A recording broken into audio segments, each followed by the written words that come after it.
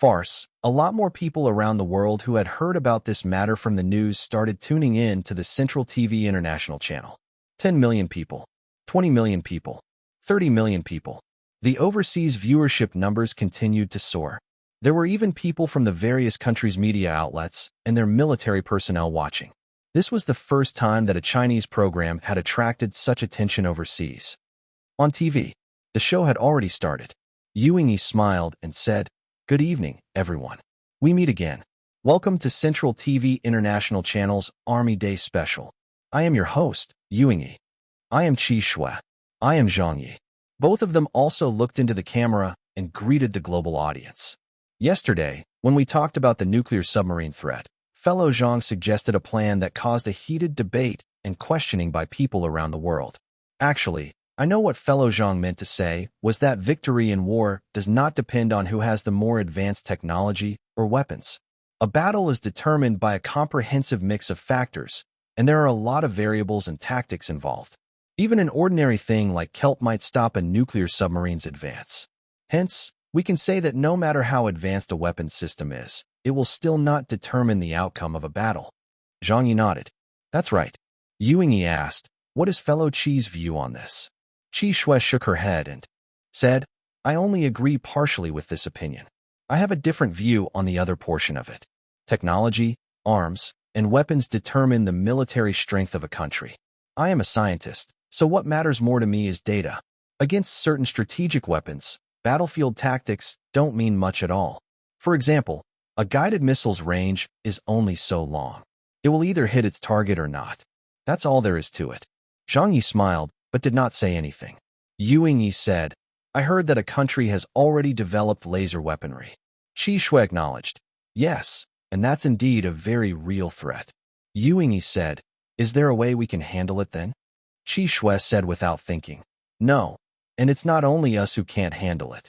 Right now in the world, no country has the capability to deal with laser weaponry. We can intercept guided missiles, we can fend off aircraft carriers, but we can't do anything about lasers.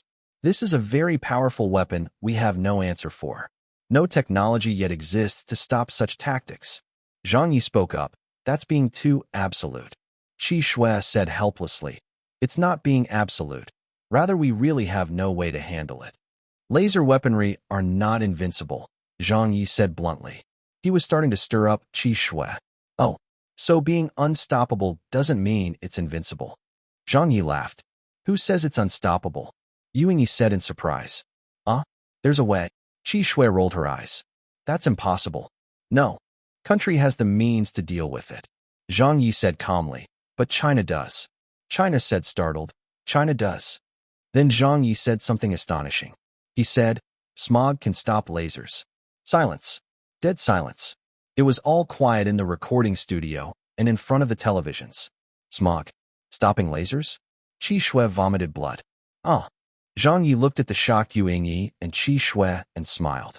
Laser weaponry is very powerful, but they also have their weaknesses. Furthermore, this weakness is very obvious. Fellow Qi should know quite well that conventional weapons cannot stop lasers. But what about smog? The largest diameter of a smog particle is 80 microns, with the majority of them between 1 micron and 10 microns. A laser wavelength is smaller than 1,000 nanometers, which is 1 micron, so it will be difficult for a laser to bypass these smog particles. Ye didn't understand at all, but Qi Shui was dumbfounded. That, Zhang Ye said, a lot of metal particles exist in a smog. If we magnified them, they would all be metallic balls. Once the smog reaches a certain density, tell me, how will the laser weaponry penetrate it? All right, even if it does manage to penetrate it in the end, the original range of over 10 kilometers would have now shortened to less than a kilometer. It wouldn't be able to hit anyone or touch any targets. With its intended targets so far away, tell me what use would laser weaponry be then? Qi Shui was speechless. The audience watching TV was speechless. Ye was truly shocked. The smog even has such an effect. Zhang Ye said indifferently. I'm not saying that the smog is good.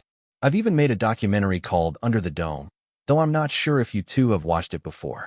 I am purely analyzing the effects of the smog from a military and scientific perspective and saying that the smog can stop a laser attack. In fact, It can even stop guided missiles from reaching its intended targets.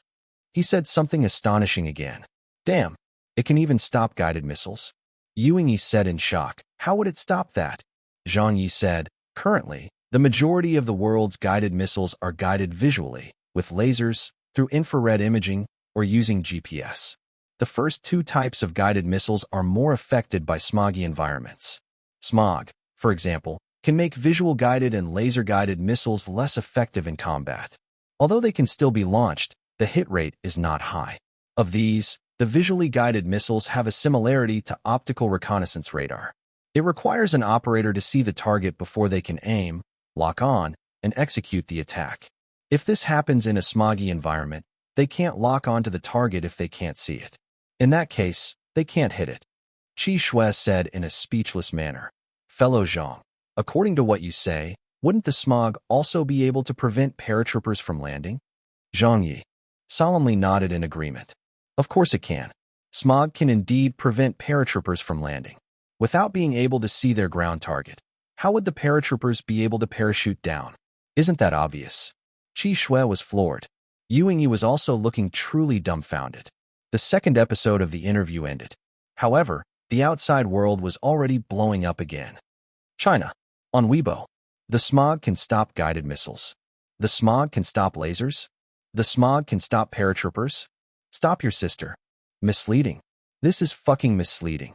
Ha ha ha ha. I'm dying of laughter. I can't take it anymore. Face-smacking Zhang just doesn't fucking give up on saying astonishing things. Fellow Qi has been totally confused by him. This fellow is too good at bullshitting. Yesterday, he claimed that kelp can be turned into a strategic weapon. Today, he's fucking saying that smog can also become a strategic weapon. Teacher Zhang, enough. This is really enough. I'm not convinced by anyone other than Zhang Ye. How can he be so comical? On the web. Oh my god. Smog. Just what is he thinking? Would this really work? Scientifically speaking, it really seems plausible. Asterisk faints asterisk. That's clearly nonsense. Do you guys really believe him? This is even more ridiculous than submarines getting entangled by kelp. This guy even calls himself a military expert. This is the most misleading military expert in history. I'll admit it. This Chinese guy has really succeeded. He has succeeded in bringing me such joy. Ha ha ha. In the future, I will really not trust anything that a Chinese person says. The whole world was in heated discussions. The whole world was laughing hard at this. On this day, another phrase went viral. Smog that stops lasers. Chapter 1623, Meteorites that destroy carriers. Chapter 1623, Meteorites that destroy carriers. Translator, Leg Editor, Leg. The next day, in the morning, at a U.S. Department of Defense press conference. The press conference was being held to answer questions on the recent public concerns about defense budget overspending and weapons exports. But before they could even answer a few questions, a female reporter from one of the well-known American media outlets raised her hand and stood up to ask a question. The female reporter asked, "Is America's latest laser weaponry really ineffective against a smog-ridden China?" The DoD official was clearly taken back. Huh? The female reporter asked again, "Is China's kelp really the nemesis of our nuclear submarines?" The DoD official was stunned. What? The female reporter raised yet another question. With China so smoggy, can our paratroopers parachute onto the mainland? Smog. Kelp. Parachute? The entire venue was quiet. The reporters at the press conference were speechless. The American people were speechless. People around the world were speechless. In the end, that DoD official did not answer the female reporter's questions during the live broadcast. This was because he did not know how to answer her. He probably had not seen the interview on the Central TV International channel. However, from the laughter of the reporters present, it could be seen that many of them knew what this was about. The program that Zhang Ye was on had attracted a lot of discussion in many countries around the world. Some people thought that he was talking nonsense, but others felt that Zhang Ye's claims were reasonable. Whether it was the smog or kelp, they all had a scientific basis to them. This was also why a lot of people didn't know what to do. Because even though they knew this guy was fucking bullshitting, there was no way they could refute his nonsense. In China, the online stores were selling their products like hotcakes again. Smog that stops lasers cup. Smog that stops guided missiles, cell phone case. Smog that stops paratroopers, mask. And so on and so forth. All of these products were sold out. On Weibo, I've had such a good laugh these past 2 days. Me too. The entire world has been tickled funny by Zhang Ye. The funniest thing to happen was the DoD's press conference. Did anyone see it? Ha ha ha ha, I watched that. Zhang Ye's bullshit has arrived in America. They really took it seriously? The US DoD officials were probably stunned by those questions. That's right. These new strategic weapons have all been made kaput by face-smacking Zhang with a single sentence. This guy's bullshitting skills are astonishing. There's still another episode tonight. Right, it's the final episode. I'm really anticipating it. Let's see what he will say today. Ha ha ha. I love Zhang Ye. I love him too. This fellow is always able to bring laughter to people. In the morning, at Central TV, Zhang Ye was on the phone with General Li. As I was saying, Professor Zhang. What is it, old Li? It's the last episode. Can you stop fooling around? I wasn't fooling around. Can't you be more serious at the appropriate times? I've always been serious. A distance away, the Central TV International Channel staff were all exuberant. This was due to the fact that their viewership ratings achieved yet another high. It was so high that it was shocking.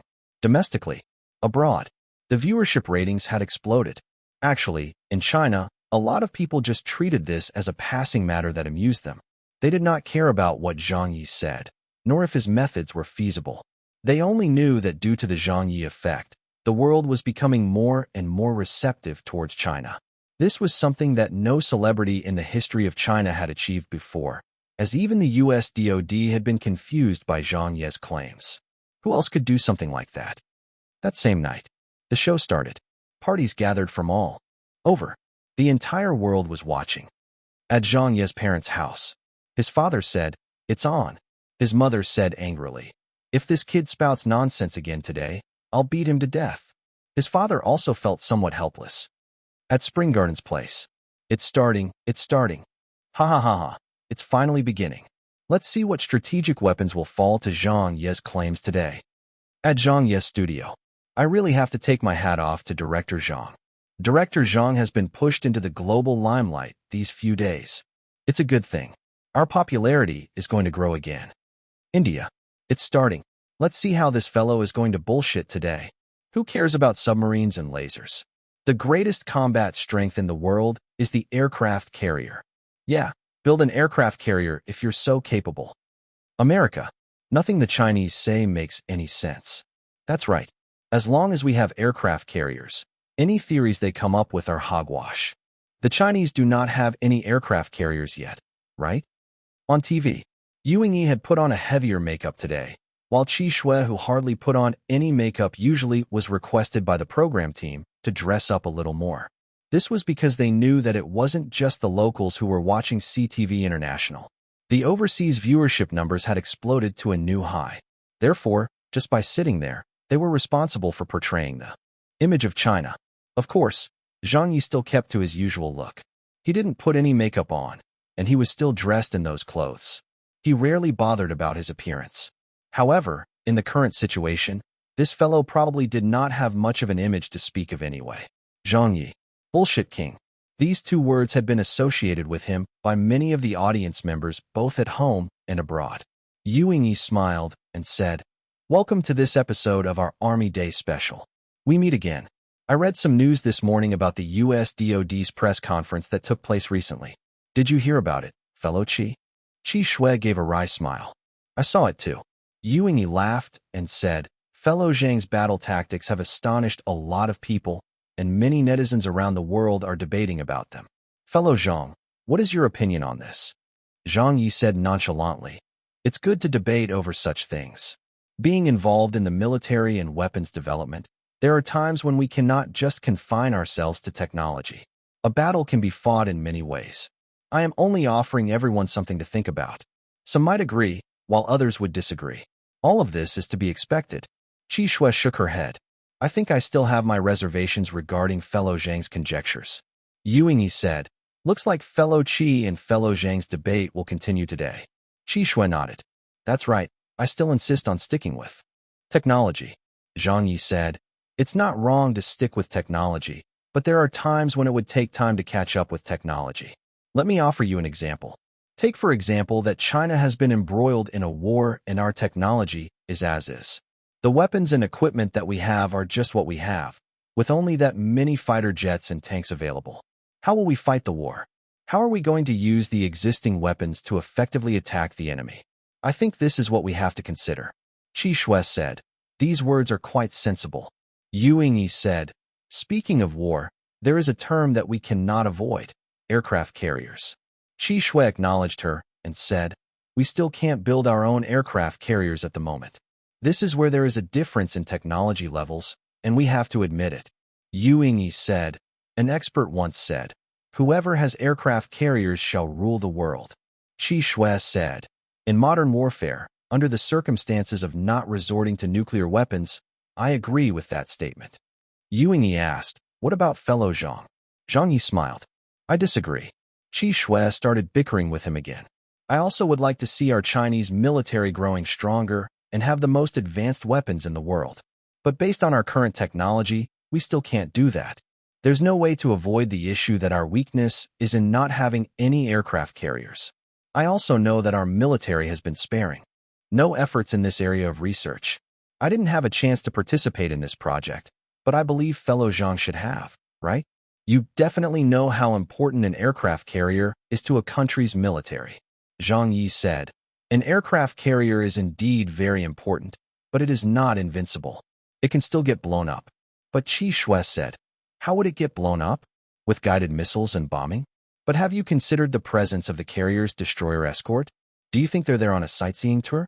There are jamming systems, interceptor missiles, and a large array of defense systems aboard an aircraft carrier. And this is not taking into account the aircraft on the carrier yet. If an aircraft carrier is so easily sunk, it wouldn't be called an aircraft carrier. Zhang Ye shook his head. I feel that you have deified the aircraft carrier. Qi Shui said in annoyance. What ways do you have to deal with them? Yu Yingyi had a bad feeling about this. Fellow Zhang has thought up another new strategy? Zhang Ye thought about it for a moment before saying, of course I have. Qi Shui wasn't convinced. What method do you have? Zhang Ye said shockingly, meteorites. In this moment, in this instant, the world fell silent again. Countless people around the world felt their jaws drop. No one could have expected this fellow to blurt out something like that. Yu Yingyi said in a stunned manner, and meteorites. Zhang Ye continued, is the nemesis of an aircraft carrier. For example, I'll provide a train of thought here. We can create a massive meteor shower to do it. But how do we create something like that? We can use rockets to transport a large number of rocks or similar materials into space. Then, with great planning, we can determine the direction that the aircraft carrier is traveling in to determine the target's location. By detonating the rocket, we can create a dense meteor shower that will strike a devastating blow to the aircraft carrier and its aircraft. Qi Shui said in shock, impossible. Zhang Ye smiled and asked, why is it impossible? What are meteors? They're just rocks. Its biggest advantage lies in the fact that it is not a guided missile and does not react to electromagnetism. So what if the aircraft carrier deploys its jamming systems? An EMP? Go ahead and try. They're just rocks, so how are you going to jam them? If they send out their destroyers to intercept the attack, those are rocks, hundreds of thousands of rocks. Try intercepting those. Even if you can intercept 10 or a 100, could you intercept 10,000? A 100,000? In the face of a meteor shower, what is the use of technology? It's basically useless. Qi Shui said, this. Yu Yingyi said, does a meteor shower have such power? Zhang Ye said, of course it does. When the rocks fall, they do so at speeds of Mach 10 to Mach 30. What does that mean? It means that even if an egg-sized rock were to fall down to Earth, it would penetrate a 15 to 20 cm thick steel plate. He gestured with his hands. What would that mean for an aircraft carrier? Even if just 5 rocks were to hit the carrier, it would immediately sink. The final episode ended its broadcast. The entire world was thrown into disarray as a result. Nobody knew how to react to Zhang Ye's bullshit. First, he talked about kelp that entangled submarines. Then, he talked about smog that stopped lasers. And now, he's fucking talking about meteorites destroying carriers? Teacher Zhang, would you die if you don't bullshit like this? Chapter 1624, China's Spiritual Military Strategist.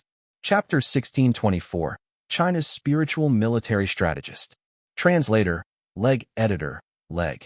On the web, countless netizens from countries all over the world were criticizing like crazy. A Japanese netizen. That Chinese guy is so full of bullshit. A Korean netizen. He really dares to talk big. Even an aircraft carrier is unable to escape his viciousness. An Indian netizen. Meteorites that destroy carriers? Why don't you just die? A French netizen. After the nuclear submarines and laser weaponry, aircraft carriers have now been given the death sentence by the Chinese as well. An English netizen. I can't stand to look at the tactics that the Chinese come up with. They're so powerful that even a carrier is not a threat to China anymore. A German netizen. Asterisk faints asterisk. A Canadian netizen. I'm fucking kneeling to China. Hey. Pakistani netizen. How impressive, my Chinese bro. You're all so powerful. An American netizen. Based on your arguments, nuclear submarines would not be able to enter your waters because of the kelp. The smog would prevent laser weaponry from hitting you, affect the visualizations of guided missiles, and prevent paratroopers from parachuting down. And now, even aircraft carriers have become paper tigers, using a meteor shower to destroy them? Fuck you. Doesn't that make China invincible to the entire world? Who else could beat you that way? A Russian netizen. Ha ha ha. A Dutch netizen. Zhang Ye, China's spiritual military strategist. A Pakistani netizen. How impressive, my Chinese bro. I'm so proud of you all. An Egyptian netizen. There's no one who can stop the rise of China. An Australian netizen. This is the first time I've seen a military expert who can speak so well. An Italian netizen. That's right. I actually thought that what he said was very reasonable, even if I know that he's just bullshitting. A Brazilian netizen. I had thought that the Indians were the best at talking big, but it looks to me that they're nowhere near Zhang Ye. Countless Indian netizens scolded, get lost. A Chinese netizen. You guys know too little about Teacher Zhang. So here's an introduction of him again. He is China's most amazing celebrity whose ability entirely hinges on his mouth. He's someone who can even play soccer and dribble the ball with his mouth alone. So you guys should be glad that this program only ran for 3 episodes. If it were 30 episodes long, all of the world's weapon systems would get taken apart by face-smacking Zhang's mouth. Not a single one of them would make it out intact. The Pakistani netizen. How impressive, my Chinese bro. You guys are so impressive. The American netizen was speechless. America, Japan, Korea, Russia, the UK, the entire world was criticizing Zhang Ye. Only the Pakistani brethren gave him their full support. On the same night, in the international news, China's television program gets the attention of many.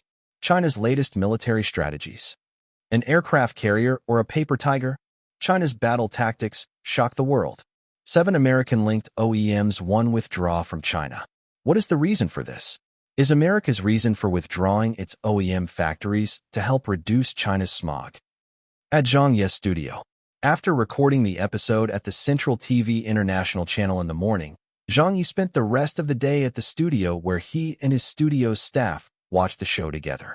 When it ended, they went online to have a look, only to discover the web filled with complaints about him. He chuckled but did not take it seriously. Little Wong sprawled out on a table. Ha ha ha. Ha Chi-Chi burst out laughing as well. How long are you going to laugh? Little Wong clutched her belly. I can't take it anymore. Let me laugh, eh? Little while more. Tong Fu laughed until he cried after seeing the comments left by the world's netizens and reading the international news. Director Zhang is amazing. Director Zhang's eloquence is unmatched in the world. But ha ha ha. I was really tickled today. Yeah, I nearly died laughing over the past 3 days. We're gonna get really popular again. There was laughter all around the studio. At this moment, Zhang Ye received quite a few calls on his cell phone from his family and friends. His mother, his eldest younger sister, his mother-in-law, Yao Jinkai, Ning Lan, Zhang Xia, and so on and so forth. His phone was blowing up with calls from everyone. It was at this moment that something major occurred. It was a totally unexpected incident that nearly made everyone vomit blood. Ha Chi-Chi was looking at the news when she suddenly shouted, "Ah, quiet. Everyone quiet down." Zhang Zhua jogged over. "What is it, old Ha?" Little Wong stopped laughing. "What happened this time?" Ha Chi-Chi spun around and looked at them. This year's Global Military Rankings Index 2 has just been published. So what if it's published? Zhang Ye said indifferently. What's the big deal? Ha Chi said in astonishment. China's military is ranked second in the world. The studio fell silent. Zhang Ye's eyes widened. Little Wang was stunned. Tong Fu was so shocked that his legs turned to rubber. What? Second? This is impossible. Haven't we always been in third place? We've surpassed Russia? Holy shit. This. At the next moment, all of the studio staff turned to look at Zhang Ye in unison. Zhang Ye nearly fainted. Damn, what are you all looking at me for? What the heck has this got to do with me? It was a coincidence, a fucking coincidence that this year's global military rankings had to, unfortunately, be published at this time. Further, perhaps due to the decommissioning of Russia's only aircraft carrier, it had caused Russia's military ranking to slide and be overtaken by China for the first time. Logically speaking, this should be quite normal. But somehow, it just had to happen at such a critical point in time. Of course, Zhang Ye knew it had nothing to do with him, and the studio staff also knew that it had nothing to do with him either. But this was not what the people thought. It was not what the world's netizens thought either. Therefore, when the military rankings were published, the entire world blew up. India. What? China is in second place. Fuck. Japan. Oh my god. Zhang Ye has brought China to second place in the world with his big talk. This doesn't fucking make any sense at all. Korea. What does China have? How can they possibly be second? Comparing their military and the number of nuclear submarines they have, Russia has nearly double of what China has. China only has how many subs? But China has kelp. The UK. Heavens. The Chinese are defying the heavens. China's spiritual military strategist has somehow pushed China into second place with his big talk. Russia must be crying. Their military strength is not inferior to China's. It's even more painful that they lost due to that mouth of Zhang Ye's. America. I'm gonna break down. How can it even be like this? Bullshitting can increase the ranking of a military too. If Zhang Ye recorded a few more episodes of the show, China would probably overtake America and become the world's leading military power. It would just be a matter of time. China. Ha ha ha. I'm dying of laughter. I'm really dying of laughter. Face-smacking Zhang is so fearsome. That mouth of his is too fearsome. Kelp, smog, meteorites. These three new killer weapons of China have pushed China into second place in the world. The world's leading military duper, Zhang Ye. This rankings index doesn't make sense at all. We should have already overtaken America and be ranked first. With a single face-smacking Zhang, we can fucking take on 10 of their aircraft carriers. That's enough, alright. Teacher Zhang is gonna get mocked beyond recognition soon. Ha ha ha. The Chinese military. Several of the generals were on the verge of a mental breakdown. This can even fucking happen. It shouldn't have anything to do with Zhang Ye, right? Even if we say that it has nothing to do with him, no one will believe it. This fellow is too good at inciting controversy. China was stunned. The world was shocked. Countless citizens around the world were in stitches. Zhang Ye's cell phone was blowing up with calls again. Wave after wave of family and friends were calling. Yao Jinkai was laughing like crazy on the other end of the line. Ha ha ha. Don't stop doing the show. Keep going at it. Whether China can ascend to the top of the military world rankings is all up to you now. Zhang Ye chided him with a laugh. Get lost. Right now, Zhang Ye was a little confused. Of course he knew that he didn't have a talent for military affairs. All of what he had said was just nonsense and only done for the program's effect. He was still putting entertainment as his main priority, so he didn't expect that the matter would get blown up so big. China has realized its dream of becoming a superpower. China reaches second place on the Global Military Rankings Index for the first time. Zhang Ye's divine assist. China's second place was all down to misleading claims. The media also joined in the buzz. Zhang Yuanqi had briefly stepped onto the international stage before, and other Chinese celebrities had also appeared on the international celebrity rankings before. Without an exception, their first task after breaking onto the international stage was to take on film projects or release an English song in order to stabilize their positions on the international rankings. Although they had all failed in the end, and no one managed to gain a foothold, one could tell just how much they valued their position on the international celebrity rankings. The first assignment after stepping onto the international stage was an extremely important one. A lot of people also thought that Zhang Ye would attach great importance to this. But in the end, it was the complete opposite. The first task that Zhang Ye did after getting onto the international celebrity rankings was to talk. Bullshit. He did so to an earth-shattering effect. He bullshitted until the world was stunned. To be able to bullshit to such an effect? Throughout the ages, only one person had succeeded. On this day, Zhang Ye's name once again resounded throughout the world. On this day, Zhang Ye had truly gained a foothold on the international stage for the first time. Moreover, he also gained a new nickname, the spiritual military strategist of the global military career field. Chapter 1625, Rising in Rank on the International Celebrity Rankings Index. Chapter 1625, Rising in Rank on the International Celebrity Rankings Index. Translator, Leg Editor, Leg. The next day, the outside world was still in disarray. At this moment, the International Celebrity Rankings Index was suddenly refreshed. On the web, the celebrity rankings have been updated. Are there any changes? There are. Wow, the French celebrities are going very strong. But the popular stars are still the American celebrities. An American celebrity has advanced a spot again. It's another newcomer yet again. The competition is too intense. What about that Chinese? That Chinese celebrity is coming up too. What? In the latest rankings index, the rankings of the international celebrities had changed yet again. An international B-list celebrity's popularity dropped, and he was downgraded to the international C-list rankings, while the top international C-lister was promoted to the B-list. Two international A-listers kept swapping places as well. Furthermore, many people around the world also noticed that the ranking of the Chinese celebrity who had caused such a great commotion in recent days had moved as well. International C-list rankings. Zhang Ye, China. C-list ranking, number 59. His previous international ranking was only number 67 on the C-list. After this recent incident, he had shot up by 8 places. There were only 100 celebrities on the C-list rankings. Being ranked around 50th meant that Zhang Ye was truly considered a middle-tier C-lister. To note, the international celebrity rankings were similar to the Chinese celebrity rankings. This meant that the upper ranks would require a higher popularity score to reach, almost to the point of exponentially doubling as it went further up. From this, it could be seen that the rise in China's military ranking and Zhang Ye's spiritual battle strategies had a great impact on his international fame and popularity. Many of the world's netizens were amazed. Incredible! The Chinese celebrity has affirmed his position. You can even increase your popularity by bullshitting? Who was it that said the Chinese celebrity couldn't go far in the international celebrity rankings? He's reached the middle of the C-list. It was an Indian who said that. What a dark horse he is. With just his mouth alone, he forcefully increased China's global military ranking from 3rd place to 2nd place.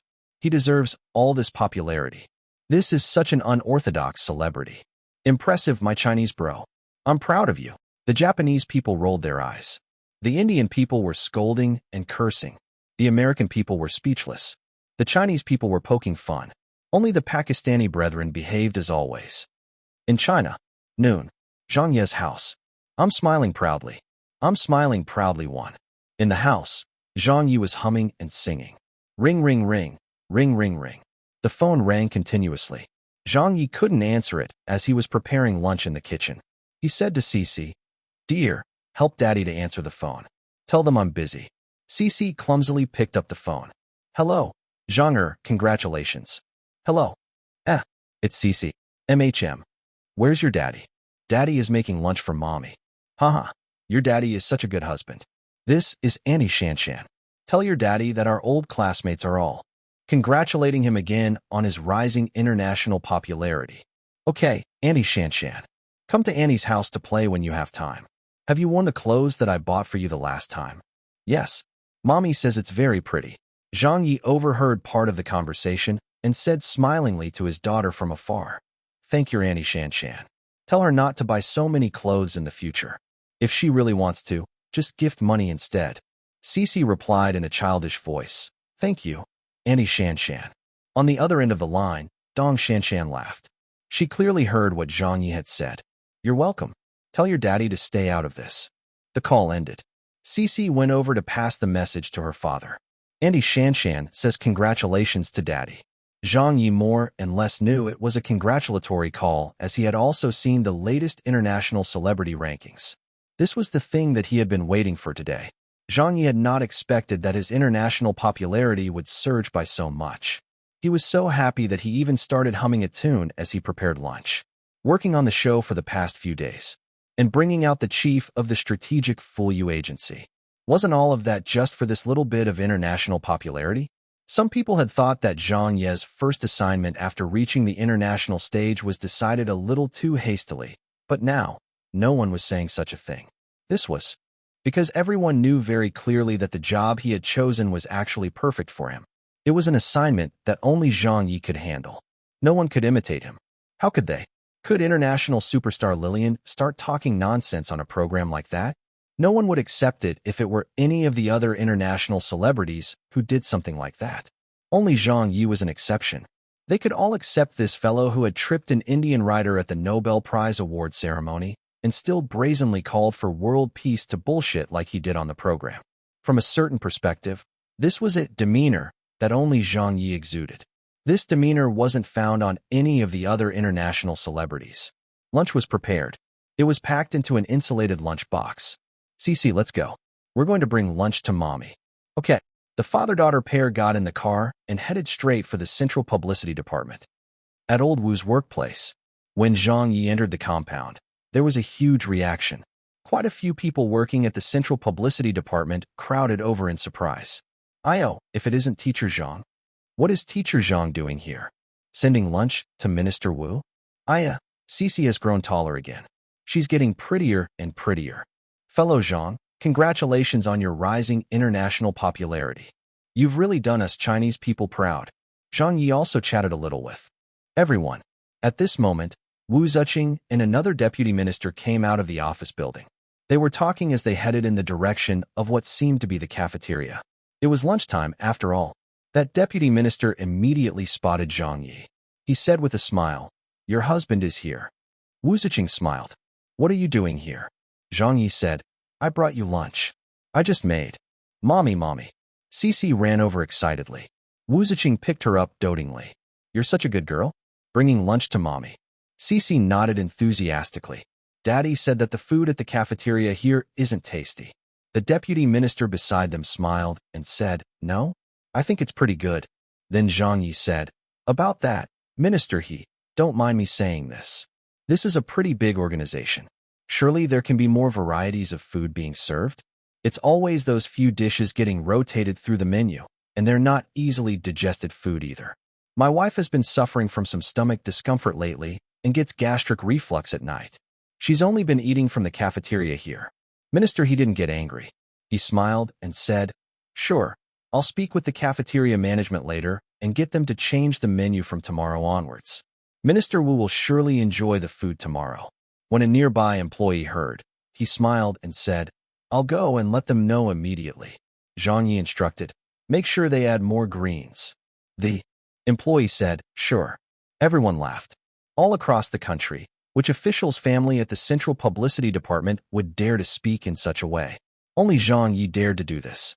This was because Zhang Ye wasn't just the family of an official, he was also China's first Nobel Prize laureate and a 2 Academies Research Fellow who had won China's highest science and technology award. He wouldn't go as far as to direct their work, but complaining a little about the food here and getting the canteen to tweak the menu was still something that everyone here would listen to and follow. Chapter 1626. The Practical Usage of Spiritual Tactics. Chapter 1626. The Practical Usage of Spiritual Tactics. Translator, Leg Editor, Leg. Upstairs. Wu Ziqing's office. "Mommy, Cici is hungry. You two haven't eaten either?" "MHM. Let's quickly eat lunch then." "Daddy, I don't want to eat these carrots." "That won't do. Carrots are full of nutrition. Eat them." "Okay." "Haha. How is Daddy's cooking?" "Daddy's cooking is delicious." "Old Wu, how does it taste?" It's quite delicious, her. Usually, it was either Wu Ziqing or Zhang Ye who would work overtime at the office. That left the family of 3 with very few opportunities to eat together. so Zhang Ye did not like to be disturbed whenever they could eat together. However, after only taking a few bites, someone knocked on the door. Wu Ziqing called out while eating, "Come in." Secretary. CI entered. "Minister Wu, the people from the Supreme Court are here." For people walked through the door. Wu Ziqing smiled. "Old Qian, you're this early?" Old Qian was startled. "Oh, you're having lunch?" "Yes, my husband brought me lunch," Wu Ziqing said with a smile. Old Qian looked at Zhang Ye and Cici with a smile. "Teacher Zhang, you're around too? I suppose we arrived at the wrong time. Sorry to disturb your lunch." Wu Ziqing stood up and tidied up a little. "It's fine. Come, let's head to the conference room to speak." But Zhang Ye wasn't having any of that. He frowned and said, "But we just started eating." Wu Ziqing smiled and said, "I'll eat after I'm done here." Zhang Ye said, "You haven't eaten all day? Can you bear it if you get gastric reflux afterwards?" Cici also tugged at her mother's sleeve. "Mommy, eat. Mommy, eat." The people from the Supreme Court hurriedly said, That's right, that's right. Teacher Zhang is right. Eating is more important." In the end, it was still the leader of the group, Old Qian, who said with a smile, "Why don't we just have the meeting here? We can discuss the matter while you eat." Zhang Yi stood up and said, "All right, you all go ahead. I'll head outside to eat." "There's no need," Old Qian said happily. "Teacher Zhang, you're not an outsider. You're also one of us legal professionals, after all." When the other Supreme Court people heard that, they realized it as well. Zhang Yi was a legend among legal professionals. In the history of the judicial examination, he was the only person to have gotten a perfect score on it. Others might not know about the difficulty of the judicial examination because they had never taken it before. But these people here were different. They had all gone through the judicial examination before, so of course they knew what that meant. As such, they were all in awe of Zhang Ye's perfect score achievement. The meeting began. As Old Wu discussed some matters with them, Zhang Ye and Cici stayed out of the way and ate their lunch. Listening to their conversation, Zhang Ye formed an idea of what they were talking about. The Supreme Court's people had come over the matter of some deadbeats. What was a deadbeat? To put it simply, they were people who legally owed money. However, these people would avoid paying their debts even though they had the money to do so. This time, there were orders given from above to crack down on such behavior. As such, the Supreme Court's people came knocking on the Central Publicity Department's door in hopes of finding some practical ways to deal with this dishonest behavior and make them pay up, rather than pursuing them through the usual legal court notices. 5 minutes. 10 minutes. They couldn't settle on a solution even after discussing for a long time. Wu Ziqing said, "What I can do on our side is to contact the newspapers, media outlets, and even Central TV and People's Daily to help publish a debtors list." Old Qian sighed. "We've also tried those ways before, but the results weren't that great. The main issue is that not enough publicity is generated this way. If we were to publish the debtors' personal information in greater detail, their privacy will be infringed, and that's not a line we're allowed to cross. Therefore, these are the difficulties that we face, and they're not easy to deal with." Wu Ziqing asked, "How many people are there on the list?" Next to them, a female cadre of the Supreme Court said, "The list of such debtors has a total of 175 names." Wu Ziqing acknowledged her. "That's quite a lot of them." Something came over Old Qian as he looked at Zhang Ye, who happened to be scooping up some food for his child. He blinked and said, "Teacher Zhang, do you have any suggestions?" Zhang Ye was taken aback. "Ah," the 4 people of the Supreme Court asked. "Yeah, why don't you suggest some ideas? This matter is too difficult to deal with. You are resourceful with lots of ideas and tactics." When they heard the word tactics, the people in the room couldn't help laughing. Zhang Ye said in amusement, "My tactics are basically just me blowing hot air." Old Qian slapped his thigh. "Even so, we're open to hearing them." Zhang Ye looked at his wife. "I'm only a family member here. Is it really appropriate for me to take part in this discussion?" "You're not any ordinary family member."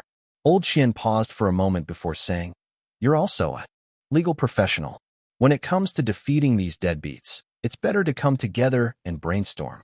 Zhang Yi nodded. "All right, I'll say a few words then. This situation that you mentioned is quite tricky, but at the same time, it is very simple as well." He remembered the many effective ways that the people in his previous world had implemented to deal with such deadbeats. Aren't they just refusing to pay up? Then you don't have to be courteous with them. If they want to act shamelessly, then you gotta be even more shameless than them. If they want to be thick-skinned, then you gotta be even more thick-skinned than them. The Supreme Court's people said, compete on shamelessness? Compete on being thick-skinned? What kind of underhanded strategy is that? Zhang Ye said, how about this? You guys contact the relevant mobile telecommunications companies and get them to attach a customized incoming ringtone to the cell phone numbers of those deadbeats. Whenever someone calls them, a recorded message from the Supreme Court will play before the call connects. It can go like, the person you are calling has been identified as a debtor by the Supreme People's Court. Kindly urge the individual to fulfill their obligations under the legal documents as soon as possible, or something similar to that. This will let them know that the person they're calling is a deadbeat. The roomful of people were amazed. Damn, this is indeed such a fucking spiritual tactic. This tactic is too wicked. Old Qian wiped at his sweat and said, will this work? Wu Ziqing laughed. I think that it makes some sense to do it this way. Then let's give it a try. Old Qian said. Zhang Ye lowered his head and continued eating. Go on, it definitely won't be a problem. Submission to the courts.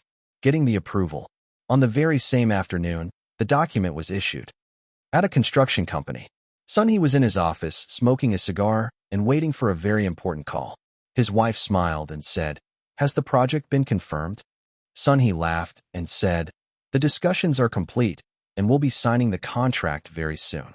His wife said excitedly, this is a project worth tens of millions of yuan. There's a lot of money to be earned from it. Ring, ring, ring.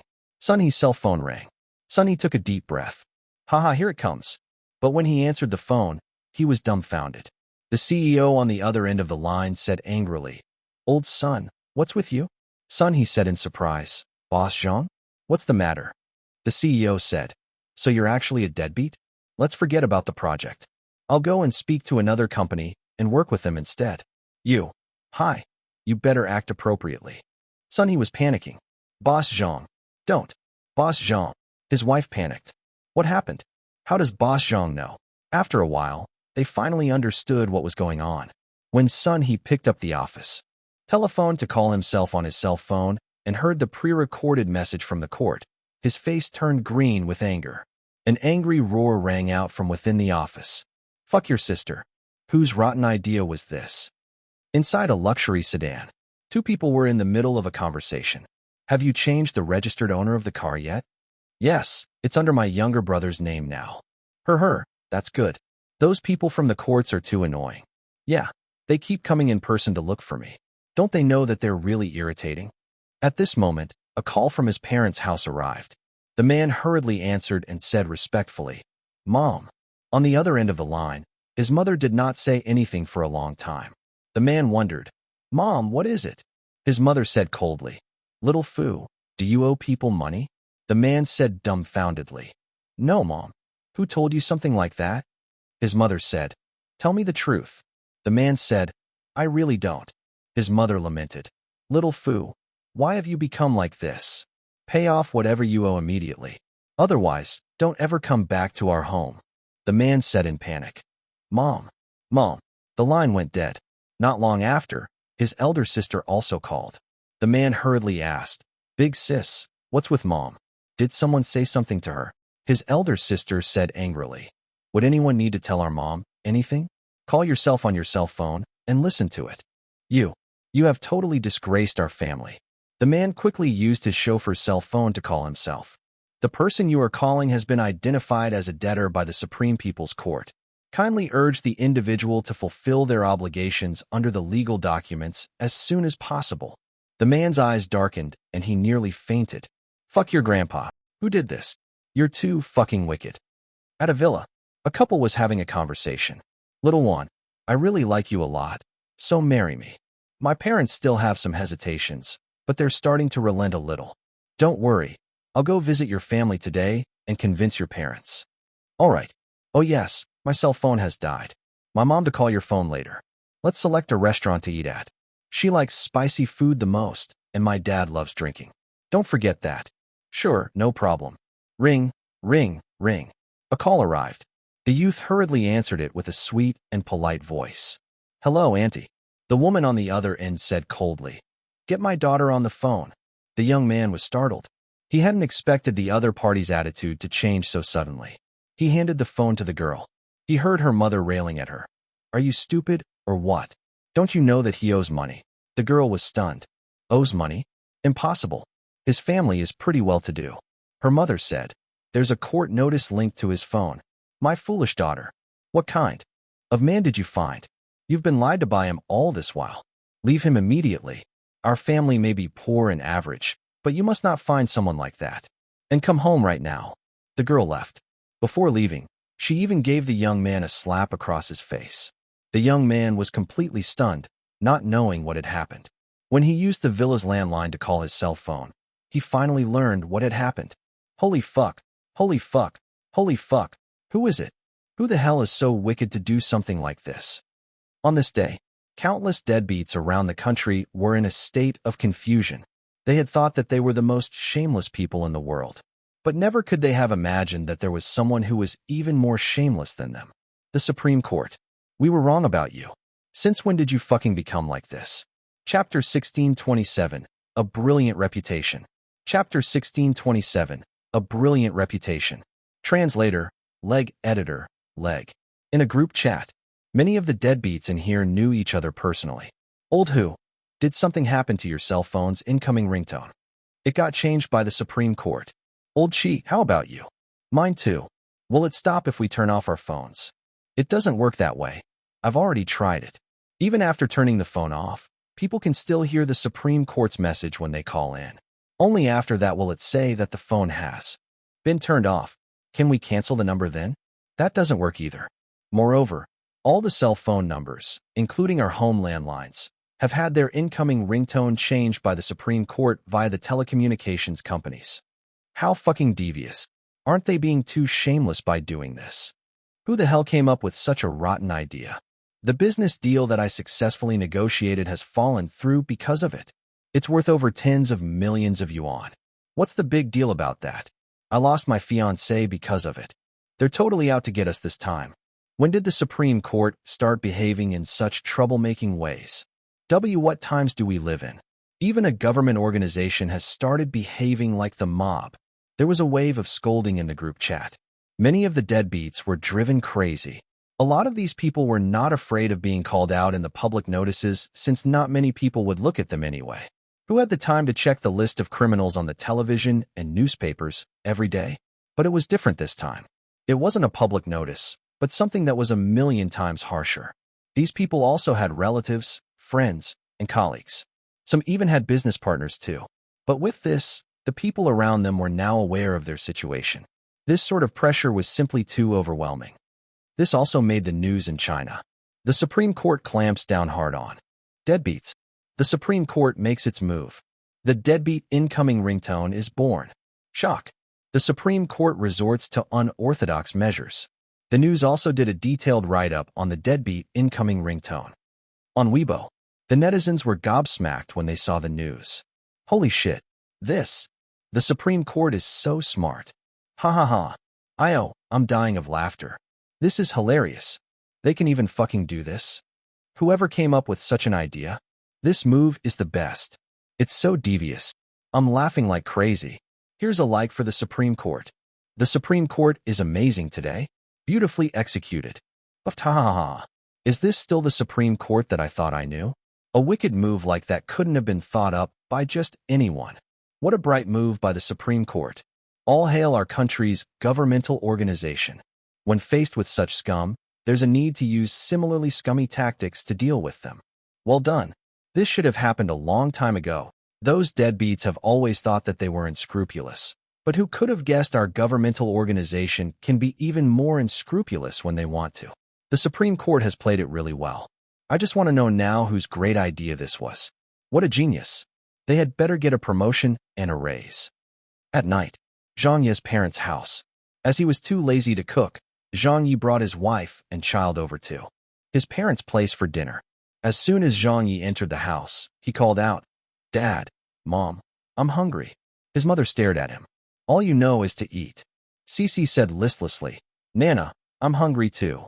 His mother dotingly said, Eat some grapes to tide you over, my dear. I'll get Pops to quickly heat up dinner." Turning around, she said, Go on now. Didn't you hear our granddaughter say that she's hungry? Wu Ziqing immediately said, Mom, I'll go heat it up. His father said, You don't have to. You've been working all day. It was time to eat. His mother, who happened to have just watched the news, said to her daughter-in-law with a laugh, Oh yes, there was news that really tickled your dad and me. That incoming ringtone for those deadbeats stunt by the Supreme Court is so satisfying to hear about. His father also laughed. That was a good idea. It was such a good idea. Wu Ziqing smiled and said, The idea was suggested by Little Yi. His mother was stunned. What? His father exclaimed, Little Yi suggested it? Wu Ziqing said, The Supreme Court's people came by to the Central Publicity Department today when Little Yi brought me lunch, so he floated the idea to them. Son. His mother looked at him. Why are you so wicked? Zhang Ye said in a speechless manner. I'm just doing a service to the people. His mother said in amusement. Those deadbeats have probably been done in by you. At this moment, a cell phone rang. It was Wu Ziqing's phone. She picked up a napkin and wiped her mouth before walking off to take the call. Hello. On the other end, it was old Qian from the Supreme Court. His tone sounded different from the afternoon as he spoke very excitedly. Minister Wu. It's me. It's old Qian. Let me give you a piece of good news. You absolutely can't imagine it. Ha ha ha. Of the 175 names on the latest batch of major debtors list, 103 of them have already repaid their debts. Furthermore, this number is still increasing as Another person could be heard talking to old Qian. Then he said excitedly to Wu Ziqing, Latest update. There are 108 people who paid up. Old Wu laughed. That's good. Thank your husband for me. Thank Teacher Zhang. He has really helped out the courts this time. Let me find a day, and I'll treat Teacher Zhang to a meal in my personal capacity. You must convince him to accept my gratitude. He then repeated, You must thank your husband for me. Old Wu smiled. All right, I'll let him know. The call ended. Old Wu came back to the dining table and said calmly, That was from the Supreme Court. 108 debtors have already paid up, so old Qian wanted to give you his thanks. He mentioned that he would like to buy you a meal someday. His father was stunned. It was that effective? Zhang Ye smiled and said, I knew it would be. Meanwhile, the various courts around the country received many calls. The deadbeats they had been chasing for repayment were now all actively looking for the courts. Beijing Municipal High People's Court. Judge Liu. Yes. I'm willing to pay up. Right now. Sure. I give up. I really give up this time. Shanghai Municipal High People's Court. Judge Zhou. Oh, it's Boss Li. How's the money coming? I've already paid up. Can you all quickly retract the incoming ringtone? Oh, I have to verify it first. There's no rush. You might not be urgent, but I am. Shenzhen Municipal High People's Court. Judge Wu, you people are too extreme. When it comes to dealing with you all, there's a need to do so. All right, I give up. I admit defeat. Can you pay up within this week? Yes. I can't. You should have done so earlier. On TV, Central TV News Channel. The host said, Today, the Supreme Court, together with the Central Publicity Department and various telecommunications companies, launched a special crackdown against deadbeat behavior. The effect is very clear, and as of now, 111 people have paid their arrears to the government. About 10 people have promised the local courts that they will make up for their arrears within the week. According to our reporter's understanding, the person who recommended this severe action that was undertaken by the Supreme Court was actually the Nobel Prize laureate, Teacher Zhang Ye. During the course of our interview with the Supreme Court, they repeatedly expressed their gratitude to Teacher Zhang Ye. When this news was broadcast, the Chinese society blew up. In the Deadbeats chat group, Holy fuck, it's Zhang Ye. That rotten idea was suggested by him. Fuck, he's too ruthless. That hooligan. That fucking hooligan. Online, the netizens were laughing like crazy. What? Face-smacking Zhang. Damn. So he was the one behind it. I knew it. I was wondering who could have come up with such a despicable strategy. Ha ha ha. So it was the rotten idea of our spiritual strategist. No wonder it felt so familiar. Your sister, Zhang Ye's spiritual tactics have finally found a practical usage, and it even succeeded. So our spiritual strategist isn't just talk. It really succeeded. Amazing job, face-smacking Zhang. This is the first time a spiritual tactic has been put into practice. Would that meteorites that destroy carriers theory work then? It just might. On this day, the reputation of Zhang Ye as a spiritual strategist became even more brilliant than before. Chapter 1628, Setting Sights on Hollywood. Chapter 1628, Setting Sights on Hollywood. Translator, Leg Editor, Leg. The next day, at the studio. Good morning, Director Zhang. Good morning. You were all over the news again yesterday. I saw it. Oh yes, Sister Hao was looking for you just now.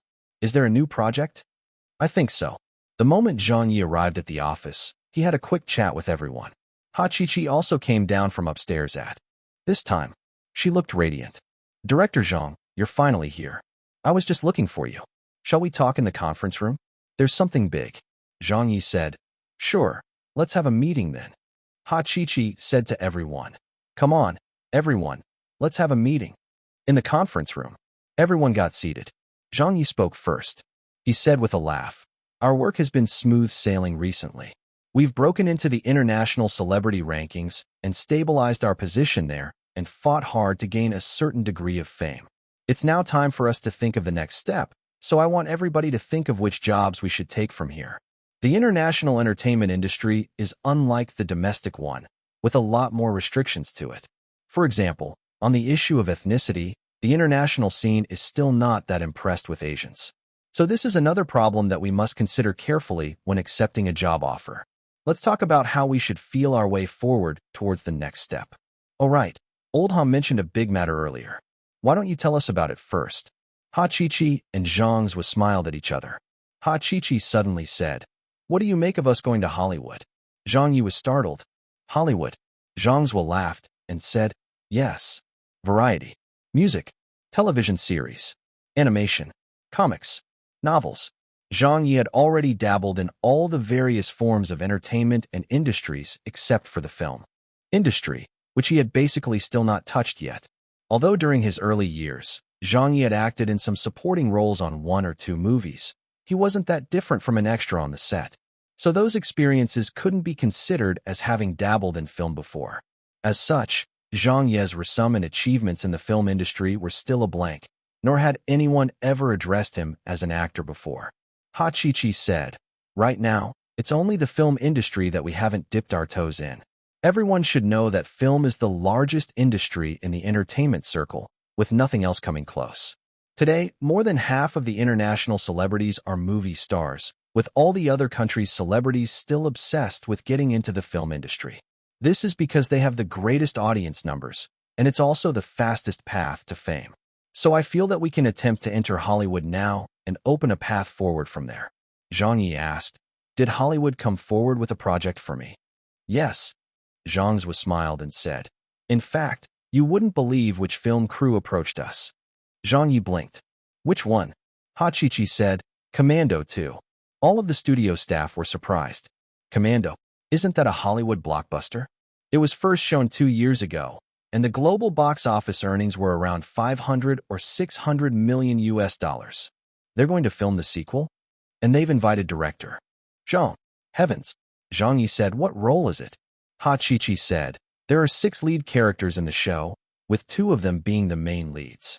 The other 4 will be supporting characters, and one of them is a Chinese character that they're inviting you to act as.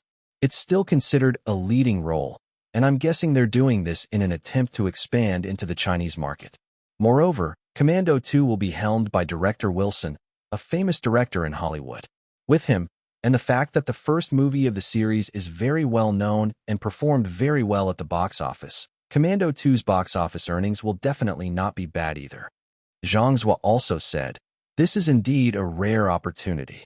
Little Wang said, Commando is one of my favorite movies of all time. Zhang Ye looked at all of them. So does everyone think this will be fine? Tong Fu nodded. It's more than fine.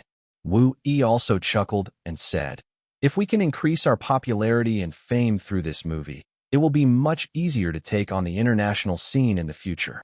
A movie? Hollywood? A blockbuster sequel? Zhang Ye nodded. All right then. Old Ha, you're in charge of the liaison. Ha Chi-Chi said excitedly. All right, I'll go and speak with them. Instantly, the studio staff were basking in this pleasant surprise. 1 day, 2 days, 3 days, negotiating the salary. auditioning, holding the contract talks. All of the relevant processes were proceeding smoothly. On the web, the news went viral. What? They're going to film Commando 2 soon? A Chinese person will be joining the production? Why did they get him? Are they thinking of entering the Chinese market? He's already acting in a blockbuster film on his first foray into Hollywood? That Chinese guy is too lucky. It's a good thing that Zhang Ye isn't the main lead. Otherwise, I would definitely not watch it. In the international news, the cast list of Commando 2 has been set. A Chinese actor will be joining the cast of Commando 2, Wilson, to direct his 10th blockbuster film. Hollywood has set its sights on the Chinese market. The outside world was bursting with excitement. But just before the movie was about to start shooting, just as Zhang Ye's contractual talks were about to be finalized, an unexpected incident happened. At a press conference, the famous American director, Wilson, bluntly said, "After negotiations with different parties, we have come to a decision to not hire the Chinese celebrity. The Chinese film market is still not mature and regulated yet. I don't wish to affect our film's production and quality just because of the overseas box office earnings in China. Therefore, after discussions with the production studio, we have arrived at a decision. The role that was originally planned for Zhang Ye will be taken over by the Japanese star Sita." An American reporter hurriedly asked, "Then why did you choose to invite Zhang Ye then?" Wilson shook his head and chuckled. "He was invited by the investors, but I have always been against it." A female reporter said, "Sita's clearly not as popular as Zhang Ye. So why did you make the decision?" Wilson said indifferently, "This is a consideration we made based on a comprehensive number of factors. We have judged that Sita would be more suitable for this role, and his acting and image are also better." The reporter followed up with, "Are you trying to hype up the movie using the name of a Nobel Prize winner?" Wilson said disdainfully, "Is there a need to hype up our movie?" The news got out. A heated discussion followed on the web. A Japanese netizen, "This is great." Another Japanese netizen, "I like Sita." An Indian netizen, "As long as Zhang Ye isn't starring in it, I'll watch it." A UK netizen, "Surely it's not good to go back on their word like this, right?" A French netizen, "Does this mean they're giving up on the Chinese market?" An American netizen, "That's not called giving up." With Wilson's reputation and the brand name of Commando, the Chinese people would still watch it all the same, even without a Chinese star acting in it. Their country's film market has always been dominated by Hollywood productions since there aren't any outstanding domestic movies. The 6 months box office earnings of their domestic movies combined wouldn't even match what a single movie of ours can earn. So the Chinese market is negligible. A Canadian netizen, "Zhang Ye has failed in his bid to enter Hollywood." An Australian netizen, her. "There's a saying in China that goes, losing the first battle, meaning getting off on the wrong foot. I'm guessing he won't have an easy time in the future." A Russian netizen, "The international entertainment circle is already a very difficult place for a Chinese celebrity to survive in. Zhang Ye has probably gone the furthest that he can." A Korean netizen, "Although I don't really like Zhang Ye either, I can say that he isn't someone who can be bullied this way. I think director Wilson's behavior was too hasty." An American netizen, her. "Since when did Koreans start speaking up for the Chinese?" The Korean netizen, "I'm not speaking up for him. I'm just trying to tell you that you guys know too little about Zhang Ye. Trying to use him to hype up the movie? Going back on your word like this?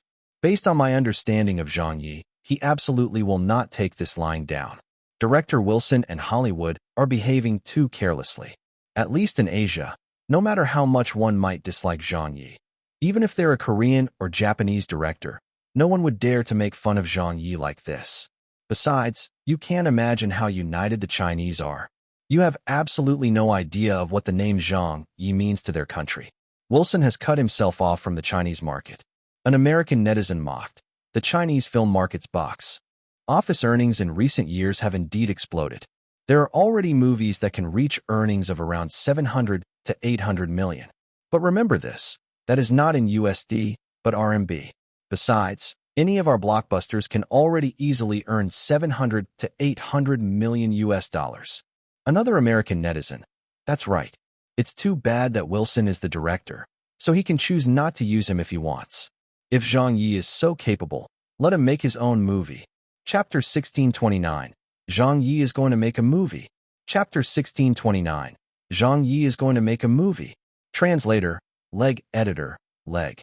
In China, be it the public, or the media, or even the entertainment circle, it blew up everywhere in an instant. On Weibo, damn, what the hell? Aren't they purposely playing with us? What's so great about Hollywood? Do you guys think you're that impressive? So you think that our Chinese market is negligible? Why don't you die instead? Don't you believe that we'll one day make a Chinese movie that will outperform your box office earnings? There's nothing that's impossible in this world. Face-smacking Zhang didn't beg to appear in your movie. If you had found him unsuitable during the audition, just leave it at that. Why would you need to announce something like that during the press conference? And you had to drag in the Chinese market by calling it unregulated? And even say that Zhang Ye's acting and image are not good enough? That Wilson must have done it on purpose. Right.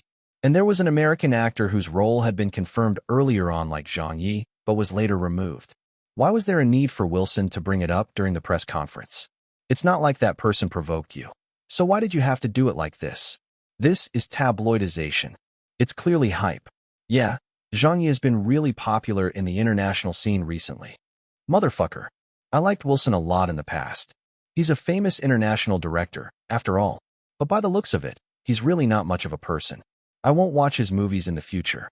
Right, I won't watch them either. Boycott Commando 2. Let them earn nothing at the box office in China. We'll fully boycott the movie. Fuck. This is so infuriating. Is there a need to boycott? Those people from Hollywood are all so snobbish and think that we Chinese people would watch a movie just because it was made by them. They're way too overconfident. What's more, they probably don't know who Zhang Ye's wife is, right? She's the head of the Central Publicity Department. Whether or not Commando 2 will get published in China is still an unknown. The film crew of Commando 2 is really asking for it. That's quite true. I've never liked Zhang Ye. However, I'm on his side this time. Supporting teacher Zhang. The citizens were furious and showing their solidarity for Zhang Ye. Following, many of the entertainment circle's celebrities and directors also stepped forward. Famous Chinese director Li Ku. Don't be putting all the blame on China.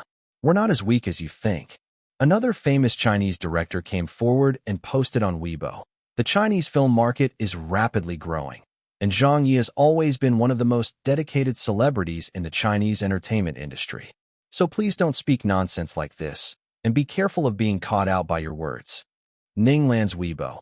Despicable people are always trying to make trouble. Heavenly Queen Su Mylan's Weibo. I hate people who disparage others to create hype. People's Daily. Xinhua News. Youth Daily. Many of the news media started targeting Wilson. China's film market is unregulated. To respect and be respected. The conceit of a Hollywood director. Hollywood's arrogance and prejudice. The incident blew up. Zhang Ye and his studio were once again pushed into the headlines of the news. At the studio, the atmosphere was a little subdued. Some people were angered. Some people were frustrated. Some people were cursing. Some people were feeling bad for Zhang Ye. Because of the offer from the Hollywood blockbuster production, their studio had turned down almost every job and worked hard to make it happen. Be it the audition or the contract negotiations, they had put in 200% of their sincerity, even asking for a very low salary. All this just to have a chance to show up in a Hollywood movie. For a time, they had thought it was a done deal. This was also the feedback given to them by the film crew of Commando 2. But no one could have expected that at the press conference, director Wilson would take a vicious stab at them. Only now did they realize that the crew of Commando 2 had no intention of hiring director Zhang at all. From start to finish, it had just been a plot to hype up their movie. They first offered an olive branch. Then they trampled it. This would completely cut off director Zhang's future path in Hollywood. Little Wong roared, "They've gone too far." Tong Fu said angrily, "Those bastards." But Zhang Ye wasn't affected. He laughed and said, "That's enough. It's not even a big deal." Ha Chi-Chi took the initiative and admitted to her mistake. She said solemnly, "Director Zhang, the responsibility lies with me this time. It was my problem because I was too eager for us to go forward." Zhang Zhe added, "I'm also to blame. I should have known such a good opportunity wouldn't just fall into our laps. We were all too anxious to succeed." Zhang Ye smiled and said, "The decision was made by me. What has it got to do with you guys?" However, Ha Chi-Chi and the others knew and could tell during the meeting when they were making the decision to enter Hollywood. Director Zhang did not seem to care much for it. It was only because of their insistence that he agreed to go for the audition. Perhaps Director Zhang already had a hunch about the offer at that time. Zhang Ye laughed and said, "All right, let's not try to take responsibility from each other over the matter. This incident has also taught us a lesson. We have never been the type of people to play by the book anyway. It's clear that we aren't suited to follow in the steps of other international celebrities, moving step by step into Hollywood by shooting 1, 3, or 5 movies and building up our popularity a little at a time. We still have to carve out our own unique path. That's the case for the domestic market and also the case for the international scene." But now Hachichi sighed. Even Hollywood isn't an option anymore. Zhang's was said, "With this negative impact, I'm afraid the Hollywood directors won't even invite us." But Zhang Ye shook his head and said calmly, "It's just making movies. It's not like we can only do that in Hollywood." Wu Yi was taken aback. "What do you mean by that?" Zhang Ye smiled. "Isn't Wilson trying to act all high and mighty with me? Since he's issued the challenge, there's no reason for us not to accept it." Hachichi said, "Ah." Little Wang said startled, "What are you planning?"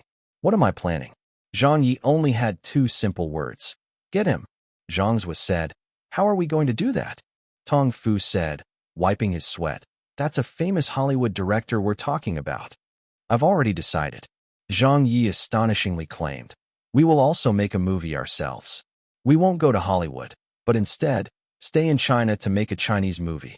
I would like to see if we can end up with the bigger box office earnings, or would it be his Commando 2's box office earnings that win? We'll find out who's the mule and who's the horse." "What? Film a movie?" Little Wang was floored. We haven't even made a movie before." Tong Fu stammered. "Why, yeah. We don't know how to do it."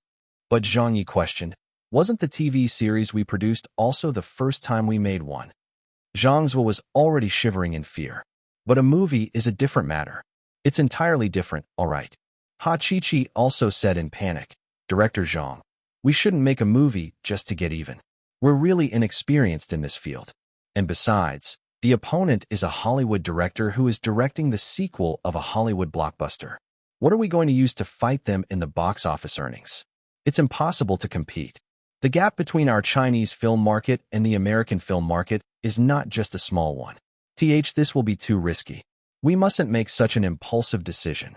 Zhang Yi smiled and said, "Actually, when you guys mentioned Hollywood and making movies, I got some ideas. What Wilson said at the press conference has made me even more certain of it. Why is it that our Chinese-made movies cannot show their face to the world? We can't do it. Why can't we do it? I'll present to our homeland a grand gift this time. Hollywood. Wilson? Commando 2? This bro is going head-to-head with them this time.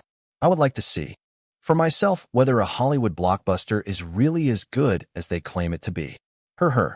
The studio staff all looked at one another. Everyone knew that they couldn't dissuade Director Zhang. Hachichi didn't know whether to laugh or cry. "What movie are we going to make then?" Zhang Yi didn't even think. "A military-themed movie." "Military-themed?" Zhang's blinked. Zhang Yi said something astonishing again. "I've even thought of the movie's name already. It shall be called Wolf Warrior 2. Silence. Dead silence. Little Wang's eyes widened. "What?" Zhang Yi said. "Wolf Warrior 2. Hachichi was stunned. "What number?" Zhang Yi said. 2. 2. 2. Everyone nearly fell to the ground. Zhang Zhe gasped and said, "Director Zhang, can you not joke with us?" Zhang Yi said nervously, "I'm not joking with you guys." Wu Yi said, "We know that you're taking it up with Hollywood, but you can't make a movie that ends with 2 just because they're filming Commando 2. The Commando series has a first movie, all right? Even if we want to film a movie, we cannot just call it Wolf Warrior 2 for the first movie of the series." But Zhang Yi said, "Whoever made the rule that the first movie in a series cannot be called 2? Wu Yi couldn't find any words to refute that. It's true that there's no such rule." Zhang Yi nodded. "Then it's decided. We'll call it Wolf Warrior 2. Everyone was at a loss for words. They didn't even know how to argue. They'd never seen this before. They'd never seen someone do things like this before, be it in China or in Hollywood. In all these decades of the global film industry, there had never been a person who did not play their cards according to the rules when making movies. Director Zhang was indeed Director Zhang. The way his brain was wired was totally unlike that of a normal person's. Chapter 1630. The funding is in place. Chapter 1630. The funding is in place. Translator, leg editor, leg. 1 day, 2 days. Zhang Ye started getting busy with raising money for the production. Call after call, he checked with everyone he could. Hello, CEO Zhou. Oh, it's Teacher Zhang, haha. I am going to make a movie. Are you interested? Make a movie? That's great. I'm quite interested. I would like to approach you to make an investment for it. Who are you working with this time? Director Li? Does Director Li still need to get investors for his films? No, I'm filming the movie myself. I'll be acting and directing. What? Filming it yourself? Yes. This. CEO Hu, there's something I would like to discuss with you. Please speak, Director Zhang. Please give me some funding. Funding? Are you making another TV series? Why would you need to make pitches for investments for your TV series? Just a word from you, and we would send the money straight on over. It's not a TV series, but a movie production. You're making a movie? Yes. If it's that, then forget it. There has been a downturn in our domestic film market's box office earnings these days, so we're not dipping our toes into the industry for now. All right, I'll ask someone else then. CEO Chun, how about it?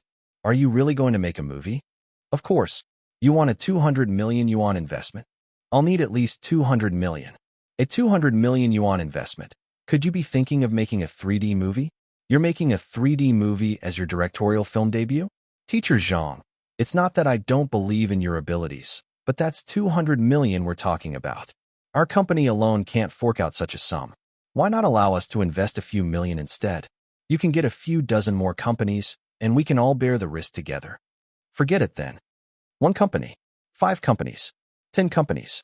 Zhang Ye had approached almost every investment company and movie studio that he knew in the entertainment circle, but he still did not manage to pull in any money in the end. Everyone was either scared off by Zhang Ye's desire to be a film director, or scared off by the title of Wolf Warrior 2, or if not, scared off by the huge investment amount needed for a 3D movie. Although some were willing to put in the money, they were at most willing to spend several million RMB as an investment sum. That would be totally useless as there would be too many investors required to raise the full sum. In that case, if every party were to point him in the direction they wanted the movie to be made in, Zhang Ye wouldn't be able to make the movie at all. No money? What could he do then? Without any money, there was nothing he could do. Back at home, Zhang Ye paced around the house with his hands behind his back. His parents and parents-in-law were also here today. His mother said in astonishment, "Kid, are you really serious about making a movie?" Zhang Ye said, "Of course I'm serious. I've even written the script already." "You've never made a movie before, though," his father said helplessly. "Even if you're taking it up with that Hollywood director, you shouldn't be taking such a gamble." Zhang Ye laughed and said, "Not only am I taking it up with them, I'm also trying to do a little something for our domestic film industry." Li Qinxin asked worriedly, "No one is investing any money in the production yet." Zhang Ye acknowledged and said, "The main issue is that I have no connections with the entertainment companies. From the moment I debuted, I've been on my own. Moreover, this is my first time making a movie, so it's very normal for the investors to not trust me. Besides, most of the investors already have their own production studios and artists, so of course they would prioritize their own people when making movies. I'm also making a 3D movie that requires more funding, so they probably have their concerns." His mother said, "Don't talk about them. Even I have my concerns." Zhang Ye said in amusement, "Mom, aren't you too distrusting of me?" His mother rolled her eyes. "You decided to make a movie at the snap of a finger, so who could trust you? If you can't pull in funding, how are you going to film it?" Wu Changhe asked. Zhang Ye threw up his hands. "I'll think of a way myself. At worst, I'll use my own money to make the movie." He did a quick calculation. Gone with the Wind has sold very well and has earned a fair bit of royalties. Up until now, it should be around 30 million. Together with the bit of savings from last time, I should be able to take out more than 30 million yuan. At this moment, Ha Qiqi, Zhang Zhua, and the others also came. Ha Qiqi asked in concern, "Did you manage to pull in any funding?" Zhang Ye shook his head and asked, "How much money does our studio have left?" Ha Qiqi was taken aback and looked to Zhang Zhua. Zhang Zhua was in charge of the studio's internal matters. He said, There isn't much money left in the studio.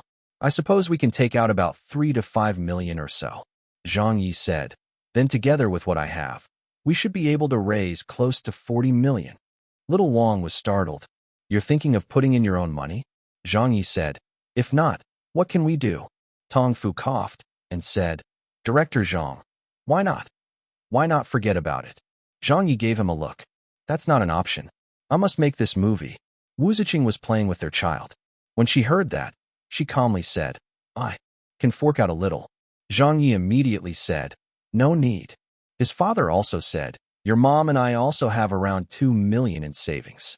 Zhang Ye said, you guys don't have to worry. Besides, that money wouldn't make a difference, so don't bother yourselves with my affairs. I'll think of something and definitely gather enough. I don't believe I can't do it. This was Wolf Warrior 2 they were talking about, the same Wolf Warrior 2 that broke the Chinese box office back in his previous world. Although Zhang Ye was taking a risk by skipping over Wolf Warrior to make Wolf Warrior 2, he had already planned everything properly. In his previous world, a lot of people went to watch the sequel without catching the original first, so it wouldn't really impact the experience. With some slight tweaking of the script, it was entirely possible to avoid any abruptness in the storyline and make Wolf Warrior 2 into a standalone movie. But what was the current situation? He couldn't even get any investors to fund the production. Even Zhang Ye did not know whether to laugh or cry. After lunch, his parents-in-law went home. On the way, Li Qinxin suddenly said, Changhe. What? Wu Changhe asked. Li Qinxin said, I have something to discuss with you. Another 2 days went by. On the web, there were discussions of Commando 2 everywhere. Commando will start filming soon. Yeah, I'm looking forward to it. It surely won't do badly at the box office. Whatever is showing during the same period as Commando 2 is really unlucky. Director Wilson's commercial effect is becoming more and more pronounced these days. Haha, there's no news from that Chinese guy either. Yeah, his international path is probably going to end here. That's true. Hollywood has shut him out, so what else can he do? If he wants to develop in the international entertainment industry, movie productions are going to be a part of it, and no one can get around that. On the road, in the car, Zhang Ye was also looking at a lot of world news. Commando 2 had already started filming, so this gave him an even greater sense of urgency. Of course, he had reason to believe that Wolf Warrior 2 could destroy the similarly themed military movie of Commando 2. But the problem was that other than himself, no one believed him. No one would dare to believe him. A Chinese movie wiping out a Hollywood blockbuster? A Chinese director destroying a Hollywood director? However you put it, it sounded like pure fantasy. Whoever heard that would also think that Zhang Ye was bragging. As such, the investment that Zhang Ye was looking for just couldn't be secured. How worrisome. How worrisome. Up ahead, he reached home. Zhang Ye got out of the car and took out his keys to open the villa's door. The moment he stepped in, he discovered that his family members were all here. It was the weekend today, and his wife wasn't at work. He washed his hands, then got ready for dinner. The entire family sat together and started eating. His mother asked, You haven't secured the funding yet? Zhang Ye said in a dejected tone. The potential funders are all too short-sighted. Wu Changhe curled his lips and said, It's because you're taking such a huge risk this time, boy. His father said with a sigh, That bold temper of his, I really wonder who he takes after. His mother harumphed. In any case, he doesn't take after me. Oh, so does that mean he takes after me? His father asked. Everyone laughed. Only Zhang Ye did not. This fellow was totally distracted thinking about the matter of the funding. At this moment, his mother took out a card and placed it on the table. Here. Zhang Ye was taken aback. What? His father said, It's your mother and my savings. There's 2 million in it. Zhang Ye clicked his tongue. I don't need it. His mother harumphed. We don't have more than that. It's all we have. Zhang Ye was about to say something. On the other side of the table, after Wu Ziqing finished feeding their daughter, she suddenly reached into her pocket and took out a bank card as well. She pushed it towards Zhang and said calmly, There's 90 million on it. Exclamations rang out all around. Zhang Ye was absolutely shocked. What? His mother's jaw dropped. 90 million? Zhang Ye hurriedly said. Damn, where did you get so much money? Old Wu casually said, From the mortgage. Zhang Ye jumped. Why you mortgaged the house? Old Wu nodded and said almost indifferently, use it. We can always pay off the mortgage when you earn back the money. But what if it doesn't make enough to pay off the mortgage? His mother asked in panic. She said in an angry and caring manner, Io, why is my daughter-in-law so foolish? This is the only place you all have to live. So how can you casually mortgage it? What if the movie fails? Where will you all stay then? What about the child? Zhang Ye said anxiously. Quickly go and cancel the mortgage and return the loan. Old Wu said, it's already been signed. Zhang Ye felt really touched, but he still said, oh, you, how could you not discuss such a big matter with me? Besides, even with this 90 million, it's still not enough to shoot the movie. You're just. All of a sudden, his mother-in-law next to him said something. Li Qinxin also took out a bank card. It should be enough with this. Zhang Ye said in surprise, Mom? What are you doing? Li Qinxin handed the card to him. There's a 100 million on it, but the money hasn't been transferred yet. The bank will credit the amount by the end of the week. Take it. His mother was dumbfounded. At 100 million, tears nearly fell from Zhang Ye's eyes.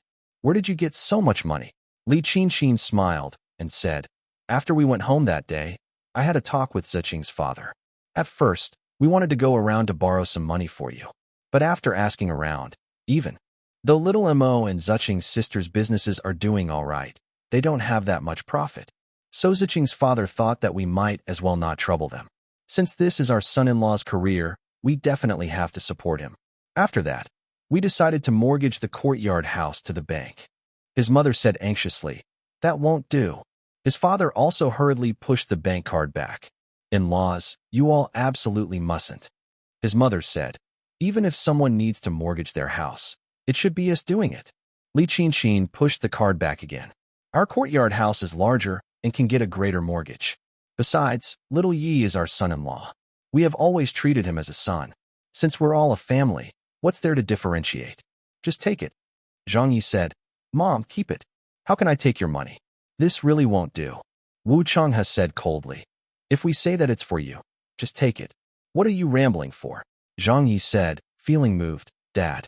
But, Li Qinxin said, seeing you going out from early in the morning until late at night to pitch investors, we don't feel good about it. We're unable to help out with other things, but we can still fork out this bit of money. Don't bother yourself with anything else, and just make sure to make a good movie. Show those foreigners in Hollywood that our Chinese movies can make a name for themselves. Zhang Yi said, Mom, his mother, his father, his father-in-law, his mother-in-law, his wife. The entire family had somehow taken out their entire family fortune and gathered 200 million for him. Right now, Zhang Yi really did not know what he could say.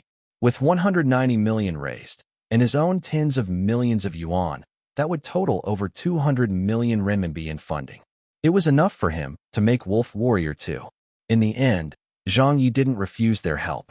He gathered up all 3 of the bank cards and said earnestly, Dad, Mom, Old Wu, I'll take the money. Don't you all worry. I will make a good movie.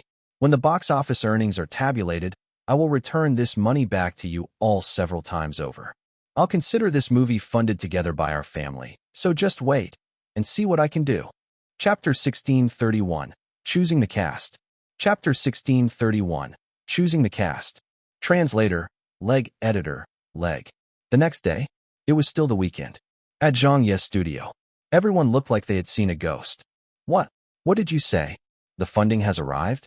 Over 200 million. It was all contributed by your family? Director Zhang, this is too risky. What if the movie doesn't do well at the box office? Then what will you do? Yeah, it's too risky. You shouldn't be putting all of your own money into it. Everyone in the studio felt extremely pressured. This was all of the savings and property that director Zhang's family had put into the movie. If they ended up losing money on it, wouldn't it mean that director Zhang's family would have to sleep on the streets? None of them had expected Zhang Ye to actually do something like this. It was a gamble to the death over the movie. Furthermore, they could not understand why he was so sure that this movie would be successful even though this was only his first time making a movie. He didn't even leave a path of retreat for himself. There's no need to talk about this anymore. Making a movie is always a risk that must be taken. Now that the matter has been settled and we have the funding as well, we can finally start the show. Everyone, quickly finish the work that you have on hand. Do whatever needs to be done, and turn down whoever we can turn down. For the next few months, we won't be doing anything else or taking any other jobs. We are going to go all out to make this movie. Our entire studio staff will form the base of the film crew of Wolf Warrior 2. Director Zhang, we don't have enough manpower. Then go hire more people. We don't have any professional filming equipment either. Then go buy some. What about the cast? I'll select them. The tasks were assigned as the film crew officially entered the preparatory phase. Although many of the studio's staff predicted that they would end up in the film crew of Wolf Warrior 2, they still turned to the heavens for an answer in their speechlessness when they heard director Zhang telling them this. A majority of them had come through from television stations and used to make television shows. But now, what had they been doing all these years? Filming documentaries, shooting music videos, shooting advertisements, making television series. And now, they had to fucking shoot a movie next.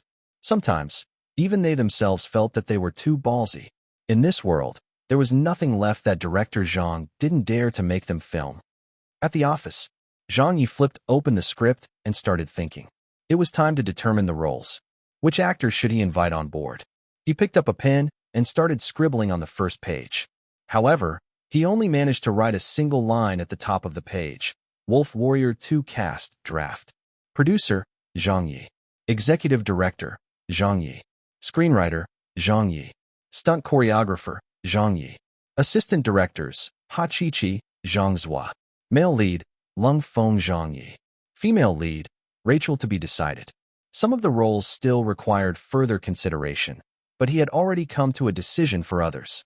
So he picked up the phone and called Yao Jiankai. Do. The call connected. Old Yao, what are you up to? I'm eating out. How's your schedule looking? I've got nothing lately, but I'm in negotiations to take part in an upcoming TV series that might start filming next month. Have you signed the contract yet? Not yet. Don't sign it then. Turn it down and leave your time for me. What are you planning? I want to make a movie. I've left a good role for you, and it's a character that only you can play. Other than you, I can't find anyone else who is suitable for it. What? You're making a movie? Then Zhang Ye made another call to action star Jiang Hanwei. Old Jiang, I would like to invite you to take part in a show. What show? I'm preparing to make a movie, and there's a role of a veteran soldier that I would like you to play. Ah, are you agreeable? Make a movie? Since when did you start making movies? I just decided on it recently. Is it an international-themed movie? No, I'm just going to make an ordinary domestic movie. The call ended. He gave Yu Qian's role to Yao Jiankai, and Wu Gang's role to Jiang Hanwei. These two were the actors he was absolutely sure about. There was no need for them to audition for their roles. This was because, during the course of filming In the Name of the People, Zhang Ye learned everyone's acting chops, how good they were, and what they could do. He was very familiar with them. An hour later, Yao Jiankai and Jiang Hanwei rushed over. Are you serious? Yao Jiankai still had a look of disbelief on him. Jiang Hanwei also asked, are you really thinking about making a movie? You're directing and acting. Zhang Ye tossed the script onto the table. The script is done, and the funding is secured. All we lack now are the actors, so why don't you both take a look at the script? Yao Jiankai rolled his eyes. Why would I read the script? Let me ask. You this first. Do you even know how to make movies? Zhang Ye laughed and said, why would I not know how to? Jiang Hanwei pointed over at two books that were on his table. Then can you explain what these books are for? The two books were, How to Make Movies. What is film? Zhang Ye was extremely embarrassed. He opened a drawer and threw the two books in. Don't be bothered by these minor details. I was just browsing through them. Yao Jiankai said in a speechless manner. You don't know a thing about making movies at all. Zhang Ye boasted. I really know how to make a movie. Jiang Hanwei was speechless.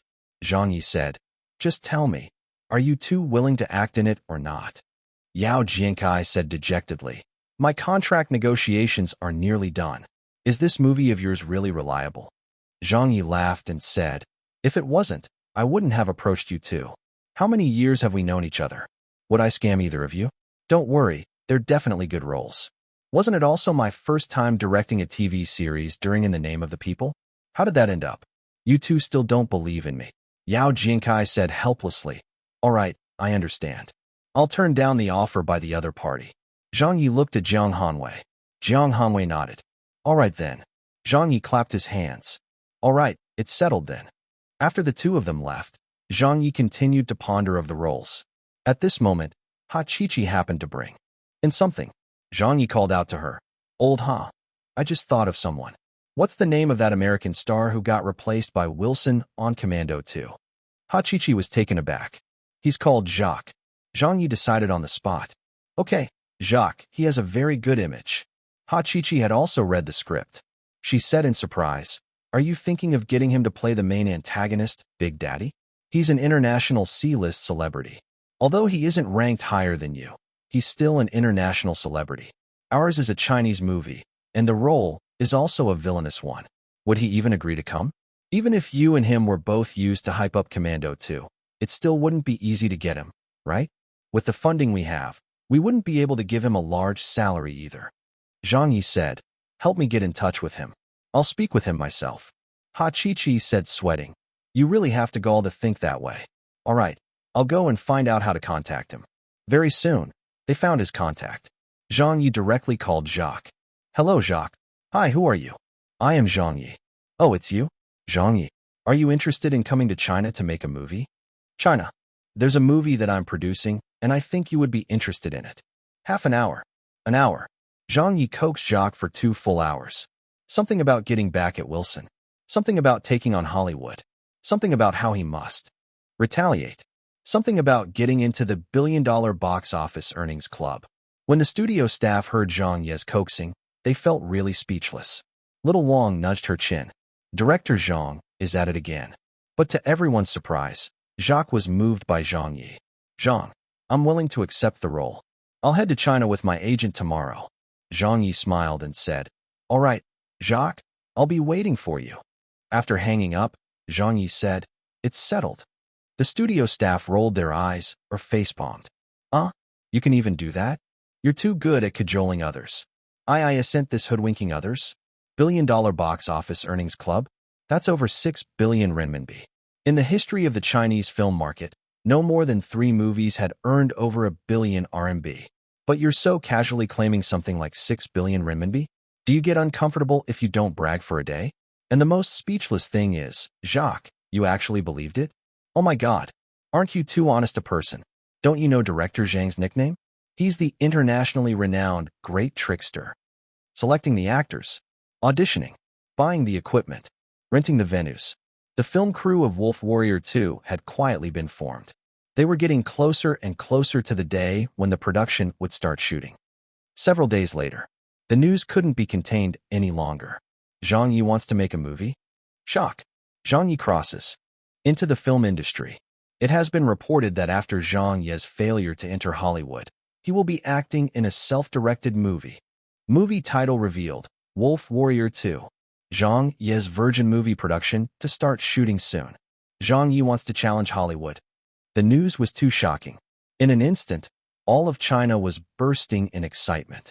On Weibo, holy shit, Zhang Ye is flipped out. Yeah, he's making a movie himself? He'll be the director? I've already said that Zhang Ye wouldn't just sit around and do nothing after getting played by Hollywood. So Zhang Ye still had such a big trick up his sleeves. Challenging Hollywood? These guts, there's really no one else like him. But why do I feel it won't work? Even if Commando 2 isn't a box office success, it still shouldn't earn less than 500 million US dollars, right? That's equivalent to 3 billion renminbi. Besides, this is the Commando franchise, and with Wilson's name as a famous Hollywood director, it should definitely surpass 3 billion renminbi.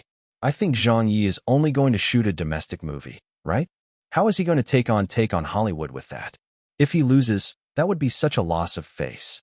It would surely affect Zhang Ye's international popularity and further prove Wilson's claims that China's film industry is not good enough.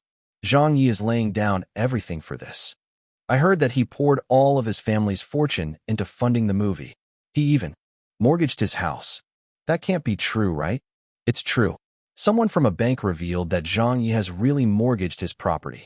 He has put all his money, honor, and reputation into making this movie. It's like he intends to fucking fight to the death with Wilson and Commando 2. Zhang Ye is a real man. But why is the movie named Wolf Warrior 2? How would I know? Yeah, what about one? Face-smacking Zhang must have gobbled up the first one. This fellow really doesn't follow the fucking rules at all. Some people were cheering for Zhang Ye. Some people were not optimistic about this movie. In just a short time, the entire country was in a ruckus. Chapter 1632. The cameras start rolling for Wolf Warrior 2. Chapter 1632. The cameras start rolling for Wolf Warrior 2. Translator, leg editor, leg. On the web, netizens from all over the world were in a heated discussion. That Chinese man is going to make a movie? Are you serious? It was reported on an international news outlet. What movie is he going to shoot? I don't think Hollywood invited him to take part in any productions, right? He's making a Chinese movie. I heard that it's also a military movie. Her. He's already an international celebrity. Why is he still doing domestic movies? He failed to step into Hollywood, so of course he could only make a movie himself. This Chinese man really has a backbone. He actually went ahead to direct a movie on his own. But what influence can a Chinese movie possibly have? Yeah, his international popularity score will surely fall sharply. Does he intend to fight against Hollywood with his box office earnings? I can laugh at this joke for an entire year. Instead of playing his part well as an actor, he had to go and become a director? Does he think that just anyone can direct a movie? Foolish. He's going to take a tumble this time for sure. Let's wait and see how the Chinese man makes a fool of himself. Ha. America, Russia, Canada, India, the Netherlands. Netizens from all over the world found this to be a laughing matter. On this day, in the morning, it was the official lensing ceremony for Wolf Warrior 2. All of the cast members were present today. Zhang Ye stood there looking at everyone, then gave a short speech. There will no incense table, no red cloth, no sacrificial ceremony for the gods today. We won't be following any of the standard practices of the film industry here, and neither do I believe in them. I've always believed that man will conquer fate. A movie is made by people, not given by the heavens, so I believe only in people. I believe in you all. I know that a lot of people in the outside world are waiting to see us make a fool of ourselves. They're waiting to step on our faces and spit on us when we fail. Many people around the world do not value us, nor value the Chinese film industry.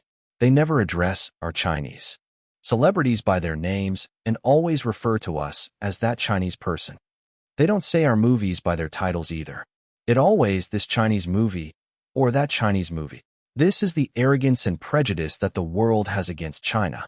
Chinese person? Chinese movie. Never mind. That is what I like too. I am a Chinese person, and I will make a Chinese movie to show them. Everyone in the audience was listening to him speak. Then Zhang Ye said loudly, Wilson? Fuck your grandpa. Commando? Fuck your grandpa. Hollywood? Fuck your grandpa. Foreign movies? Fuck your grandpa. I hereby declare, we have officially started rolling the cameras for Wolf Warrior 2. Suddenly, cheers rang out. Yao Jinkai clapped. Jiang Hanwei nodded. Dong Shanshan smiled. Jacques gave him a thumbs up. Quite a few people could feel their blood racing. In the history of all lensing ceremonies for a movie production, there had never been a person who dared to speak like that. Zhang Ye was indeed quite different from other directors. He was someone who dared to say anything and do whatever was necessary. The lensing ceremony was over. The movie started its shoot on the very same day. The lensing ceremonies of other film crews would just consist of the ceremony itself, and they wouldn't officially start the shoot on the same day. At most, they would just capture a few scenes for the sake of it, since the important and major scenes would require a lot of preparation. But it wasn't so for Zhang Ye, as his lensing ceremony really signaled the rolling of the cameras. He even chose the venue of the ceremony to be near the shooting location. After he finished his speech, Zhang Ye brought all of the cast of the film crew aboard a ship. Everyone was to follow the film crew to carry out the shoot today.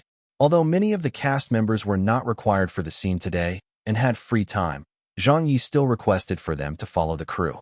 This was because he wanted to quickly get the team to gel and for them to get familiarized with the filming atmosphere and his style of directing. This was so that they could get into the groove of filming as soon as possible. At sea, the weather was pretty good. The ocean breeze was gently blowing. The cargo ship was moored at a predetermined location in the open ocean. More than 30 African extras were already ready and waiting. The speedboats, rescue rafts, diving equipment, and waterproof cameras were all standing by. Zhang Ye directed the set. I want the speedboats to maintain a distance of 20 meters at all times. The extras will run towards here afterwards. You, take a fall here, but be careful. You, after you're done filming the underwater scene, come up to the surface. I need the lifeguards to be vigilant here. Please take care of the situation. The moment Zhang Ye got down to the scene, he turned serious. It felt as though he were on adrenaline as he started taking care of all small and big matters alike on the set. The actors were all standing in the distance. This set of scenes won't be easy to shoot. It might take up to 2 weeks to complete. I don't think so. Director Zhang is well known for his speed when it comes to filming. It's not like you guys don't know that. That's true. Is this really the director's first time making a movie? That's right. I suppose it is the first time we're meeting as well. Why don't we introduce ourselves to each other? Yes, there are a lot of fresh faces here that I'm not really familiar with. Hello, seniors. My name is Sophia. My father is American while my mother is Chinese. I'm still a rookie in the industry, so please be kind to me. My name is Ricky, and I'm a stuntman from Hollywood. My name is Dolby. I'm also a Hollywood stuntman. Some introduced themselves in Chinese. Others introduced themselves in English. Each of them had been carefully selected for their roles by Zhang Ye. Some of them, like Yao Jiankai, Dong Shanshan, and Jiang Hanwei, had been approached by Zhang Ye over the phone and were friends of his who had worked with him before on previous productions. Meanwhile, others were chosen from a mass audition, like the female lead, Sophia. Then there were some like the American stuntmen who were recommended by Jacques. He knew a lot of people from the years that he worked in Hollywood, so when he heard from Zhang Ye the special requirements that he had for the American action stars, Jacques took the initiative to contact them. He even personally helped Zhang Ye negotiate their pay. Through this, Zhang Ye felt that Jacques was quite a good person. An hour, 2 hours. The preparatory work took the entire morning to complete. But when the actual filming was just about to begin, an argument broke out. No way. That absolutely won't do. Director Zhang, you're mad. I don't agree either. Ha Chi-Chi, Zhang Zhua, and the others were all getting anxious. But Zhang Ye just looked at them. Are you guys the director, or am I the director? Are we going to follow what I said, or what you said? Then he bluntly said, get ready. We'll try out a shot first. Everyone, to your positions. Ha Chi-Chi called out, Director Zhang. Zhang Ye shouted, begin. The cameras started rolling. The extras started moving. The speedboat also drove to the predetermined location. Right at this moment, all of the film crew saw the blur of a person sprint across the ship's deck. He stretched his arms out wide and jumped right into the vast ocean. Splash! The person disappeared. It was Zhang Ye. Dong Shanshan screamed. Zhang Yao Jinkai was petrified. Where is he? Where is he? Jiang Hanwei rushed over. What's the meaning of this? Where's the stuntman? Jacques and several of the American actors also started to panic. Where are the stuntmen? Where's Zhang Ye's stuntman? Why has the director jumped in? The female lead, Sophia, also started panicking. At this very moment, everyone was stunned. There were question marks all over their heads. Where was the double? Where was the double? Ha Chi-Chi said with a sunken expression. He said he didn't want to use a stuntman. Jacques hurriedly said, how is that possible? This is such a dangerous scene. Even in Hollywood, we have our stuntmen handle them. No actor would possibly jump into the sea without any protective measures. There was no diving suit. There was no oxygen cylinder. There weren't even any diving goggles. He just jumped in like that? The people on the ship were going crazy. Director Zhang, come up quickly. Where is he? I can't see him anymore. Quick, someone save him. Hurry. 1 minute. 2 minutes. After a full 2 minutes and 10 seconds, a head suddenly emerged from the surface of the water. That person grabbed onto the side of the speedboat and gasped for air. The expression on his face had already changed. The rescue rafts in the vicinity and the rescue team swarmed. They were also worried out of their minds. Zhang Ye waved it off and shouted, Tong Fu. Tong Fu, who was in full diving gear, swam over. You scared me to death. Zhang Ye reached out and took the camera. Let me see the footage. After scrubbing through it, he said, no, the angle is not right. You have to move further back. Soon after, Zhang Ye reboarded the ship. As soon as he got on the ship, everyone came over and surrounded him. Huh? Chi-Chi said, are you all right? Zhang Ye smiled. I'm fine. Zhang was shouted. Change into some dry clothes first. Zhang Ye scraped the seawater off his face. Another shot. Little Wang was so anxious that she nearly cried. It's too dangerous like this. You're taking such a big risk. Ha Chi-Chi also said, if anything happens to you, what of the film crew? How are we going to continue shooting the movie? How are we going to answer to Minister Wu? But Zhang Ye was not bothered by it. Nothing will happen. Zhang Ye didn't know what to say. Besides, why does it have to be a long take? Jacques asked Dong Shanshan, who was beside him. What are they talking about? Dong Shanshan translated for the American actors. Something about a long take. A lot of people did not understand what that meant. But when the Americans heard it, they were scared out of their wits. Jacques exclaimed, long take. Ricky nearly jumped. No. Dolby yelled, Director, you're risking your life that way. Even a Hollywood director wouldn't dare to lightly use a long take. What's more, this scene is happening in the ocean. Yao Jinkai asked, what does that mean? Dong Shanshan said, I don't know what a long take is either. Jacques and the others explained it to them. The long take is a shot where the camera would continuously roll throughout a scene without any cuts. Using this scene as an example, after Zhang Ye dived into the sea and wrestled with the African actors in the water to when he surfaced, the entire 3 minutes or so underwater would be shot in one entire take. There would be no time for him to take a breather, no cuts, and no switch in the sequence. So there wasn't a need to combine the scene in post with the different sequences shot from when he dived into the water and fought with the other characters.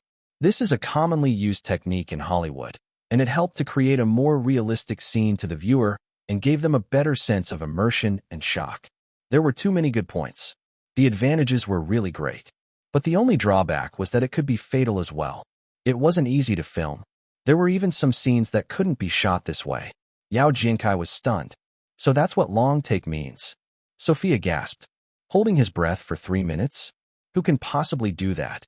Jacques said, what's more, he needs to hold his breath in an intense fight scene. You're risking your life like this. Zhang, this is not something you should joke about. No one can film a scene like that. Zhang Ye had already changed into dry clothes. Will the non-essential personnel please step back? Jacques facepalmed. Sophia said, Director. Zhang Ye shouted, one more shot. 3, 2, 1, action. The next moment, amid everyone's screams, Zhang Ye jumped into the ocean again. He held his breath, dived into the water, fought the enemies, roped them up. However, the second take still failed. This time, the shot went great. It had gone according to Zhang Ye's intentions. But the problem was with Zhang Ye himself in the end, as he was unable to hold that last bit of breath. He choked on a mouthful of water and quickly surfaced. Shooting a fight scene while holding his breath for 2 to 3 minutes was even difficult for a martial arts master like Zhang Ye. Back on the ship, a change of clothes. Zhang Ye said, again. 1 take. 5 takes. 10 takes. Everyone aboard the ship fell silent. On the very first day of the movie's filming, they were already jittery from watching. Perhaps it was only at this moment that they fully realized what Zhang Ye's earlier words really meant. It was absolutely not spoken just for the sake of it. He was really serious. He was prepared to risk his life. Jacques suddenly sighed and said, if this is how the Chinese film their movies, it wouldn't take 10 years before Hollywood gets surpassed.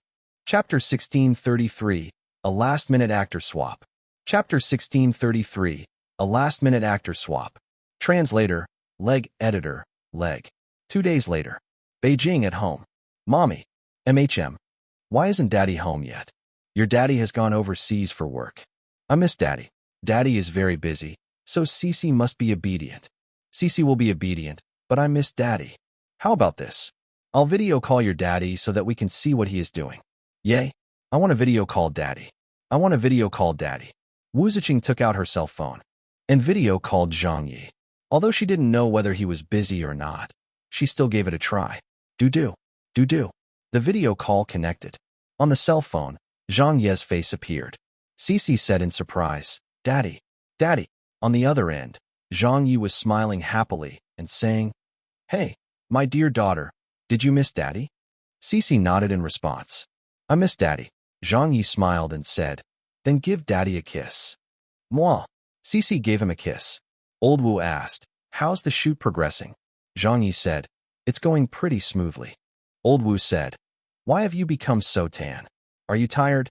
Zhang Ye laughed and said, I'm not tired. It's just that I was out in the sun a lot. It's no big deal. Old Wu reminded him. Filming an action movie is dangerous. You must watch out for your safety. Zhang Ye said, It's not dangerous at all, don't worry. After chatting for a while, they finally hung up. On the other end, at a hospital, Zhang Ye put down his cell phone and looked at the end of the bed. The doctor and nurses were helping him change his dressing while an 4 drip was attached to him. Quite a few people from the film crew were also standing next to him. Ha Chi-Chi said anxiously, Doctor, how is it? The doctor replied, Fortunately, he didn't break any bones. Zhang Ye laughed and said, See, I told you guys I was fine. You're getting all worried for nothing. What do you mean by you're fine? Zhang's was said, You scared us to death. Zhang Hanwei said with some lingering fear, It was too dangerous today. What a close shave. Dong Shanshan shook her head furiously. You're too good at lying to your family. Zhang Ye warned. It's very normal to get injured on a movie set. So what's the big deal? You guys had better not tell anything to my wife and daughter. I'm really fine. The doctor said, You'll be okay after recuperating for a few days in the hospital. But Zhang Ye said, That won't do. I'm okay already. I can leave after the 4 is empty. Ha Chi-Chi said in annoyance. You have to listen to the doctor. Zhang Ye said, I know my own body. There are still 2 more sets of scenes scheduled today. Let's hurry up and change venues after we finish with the shoot. Be it the money or time. Zhang Ye couldn't afford either of them in his current state. He had directed many shows before, but it was different this time. Movies were still too huge of a leap forward from the television series and variety shows that he used to film. Furthermore, this was an action movie that required them to shoot their scenes across China and Africa. There were simply too many things to prepare and shoot. The extras, the explosion scene, the props. All of that meant that the movie couldn't be filmed too quickly. Their funds were limited as his own family had pooled together 200 million for the production. Each day they delayed, it was money lost, so Zhang Ye had to hurry and make the best of his time. But sometimes things happened the more anxious one was. After Zhang Ye insisted on being discharged from the hospital, an incident happened. On the 3rd day after the shoot began, the film crew's final cast member finally arrived. It was the actor who would play the role of the spoiled brat, Song Chi. Due to the role's requirement, Zhang Ye had invited a very popular male idol to join the cast. Although Song Chi was not an S-lister in China, he was still a big star who was a top-tier celebrity on the Chinese A-list rankings and had many contracts on a lot of productions. He had been acting in a movie that had just wrapped up filming. This was the reason why Zhang Ye gave him the green light to join the cast only after he was done with the other production. As such, he was the last member to join the production set of Wolf Warrior 2. Zhang Ye had not worked with Song Chi before, but as his reputation online was pretty good, and with Li Ke's recommendation, Zhang Ye decided to invite him to join the cast. But in fact, this was not the case at all. On the night after Song Chi arrived with his agent and assistants, Song Chi's agent approached the directorial team. The agent bluntly said, Director Zhang, why didn't you get a double for Song Chi? Zhang Ye frowned. There are no dangerous scenes. Why would he need a double? The agent said, No one does a shoot like this. The amount of work is too great. We didn't ask for a high salary in the first place, so this won't do. Huh? Chi-Chi said coldly. Song Chi's salary is the highest on the set. Zhang Zhua also said, Isn't everyone else doing the same? The agent shook his head. That won't do. We have to ask for a higher compensation. Zhang Ye asked, By how much? The agent said, If this is how we're going to do the shoot, then the salary will have to be doubled. Song Chi's contract was worth 20 million. By doubling that, it would mean he was asking for 40 million? Zhang Ye replied, Impossible. The agent said, We don't usually take part in productions that pay us less than 40 million. It's even quite normal to get compensated 50 to 60 million for other movies, and that's currently the market price. Ha Chi-Chi said, You've already signed the contract. Why didn't you bring this up back then? Where's the logic of raising the asking price after the production is already underway? What the hell are you guys trying? The agent simply said, All right, and left. But when the actual shoot began that night, Song Chi clearly started goofing off. His expressions were rigid. His actions were slow.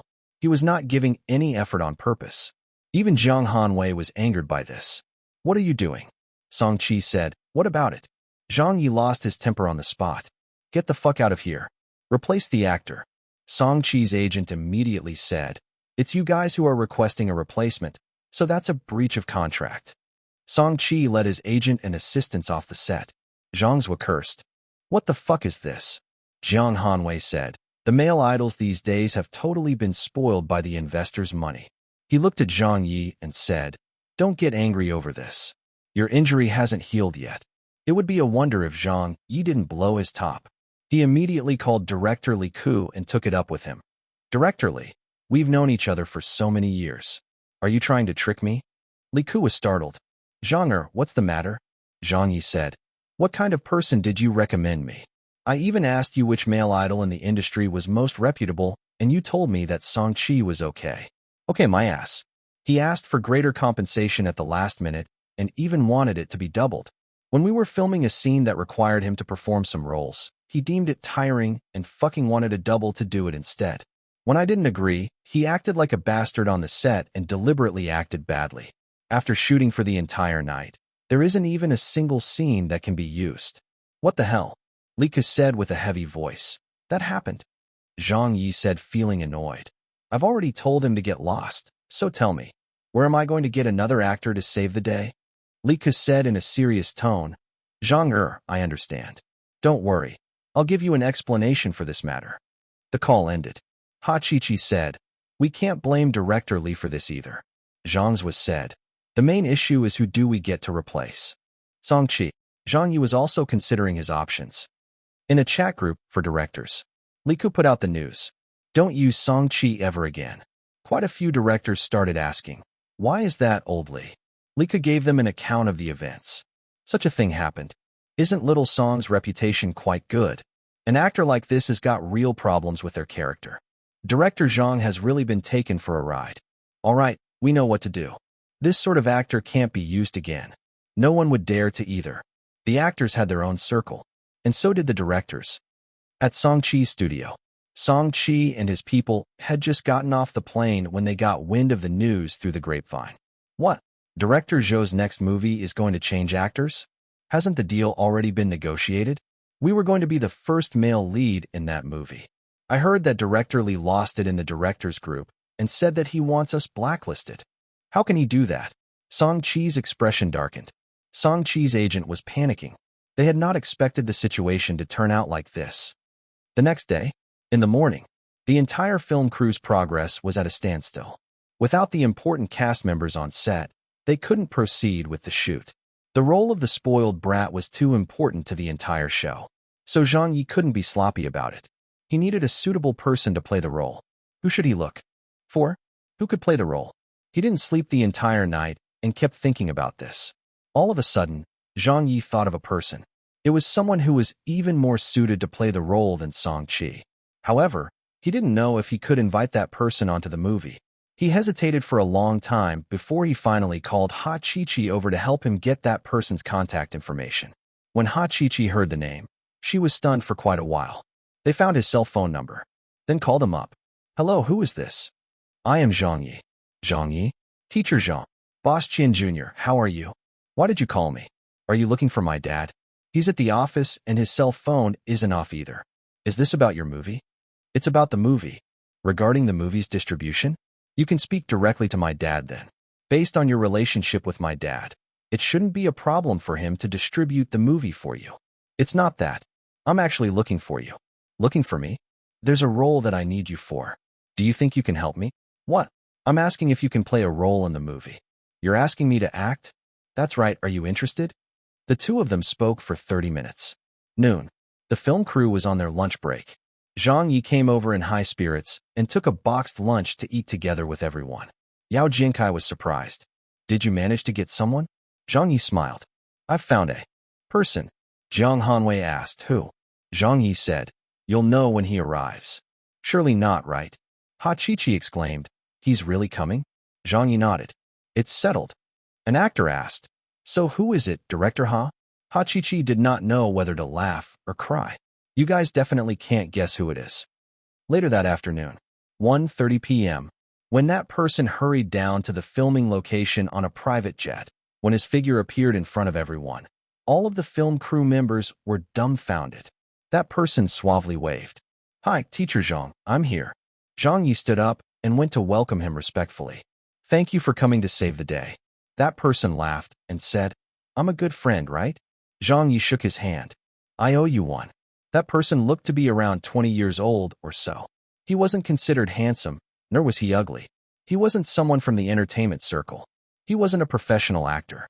However, everyone on set knew who he was. So it's him. I'm gonna faint. What's with this? This. He was known by many names. Boss Qian Jr., China's richest son, China's husband, China's son-in-law. The entire film crew was dumbfounded. No one had expected Zhang Ye to get this person. Chapter 1634.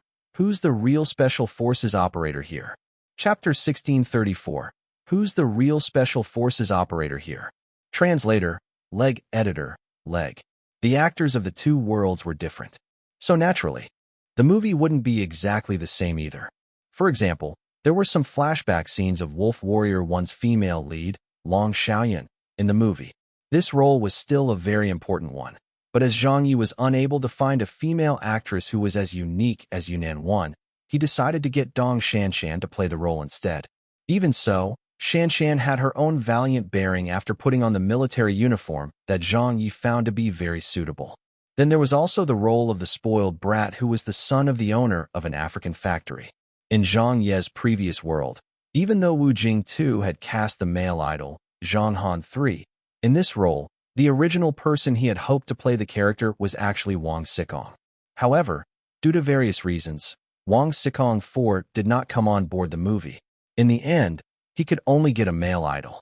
But in this world, Zhang Ye ended up getting the son of China's richest man to play the character. Even though Boss Qian Jr. was not a professional actor, he was still a true blue, affluent second generation. He would definitely be able to bring the true flavor of that in his role and play it better than a professional actor could. Besides, with his status as China's husband, his popularity was definitely much higher than most celebrities. As such, it sometimes depended on luck when it came to casting the right actor in a role. The stars had to align. Boss Qian Jr., Dong Shanshan, Yao Jinkai, Jiang, Hanwei, Jacques. Zhang Ye was very happy with this cast. This was the perfect cast to him. The next day, cut. Very good, this will do. After this set of scenes are done, get ready, everyone.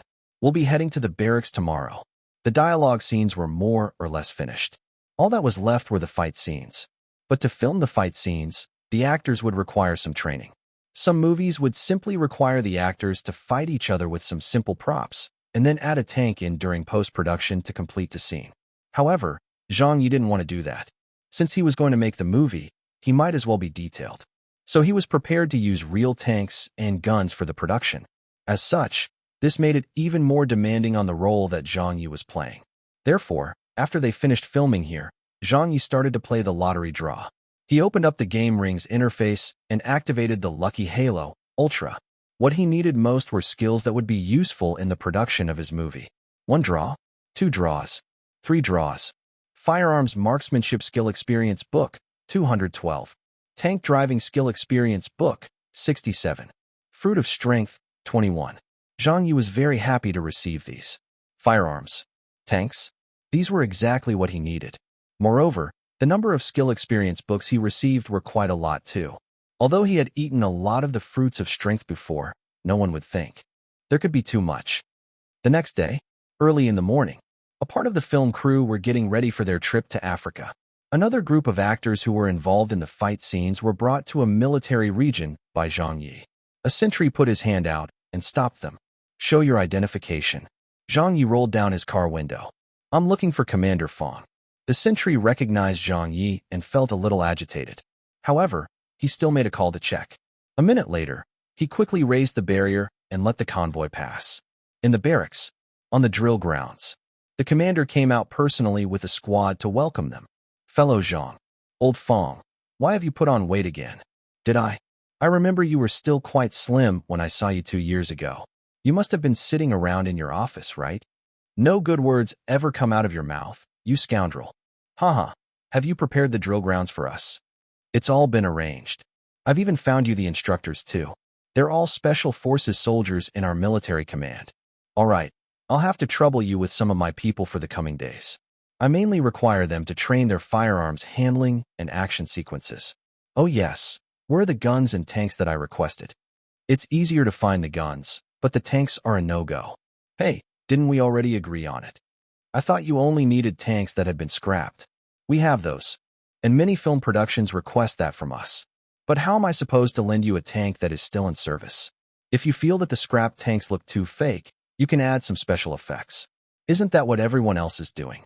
Who would use a real tank anyway? Nonsense. Do you think it doesn't cost money to add VFX?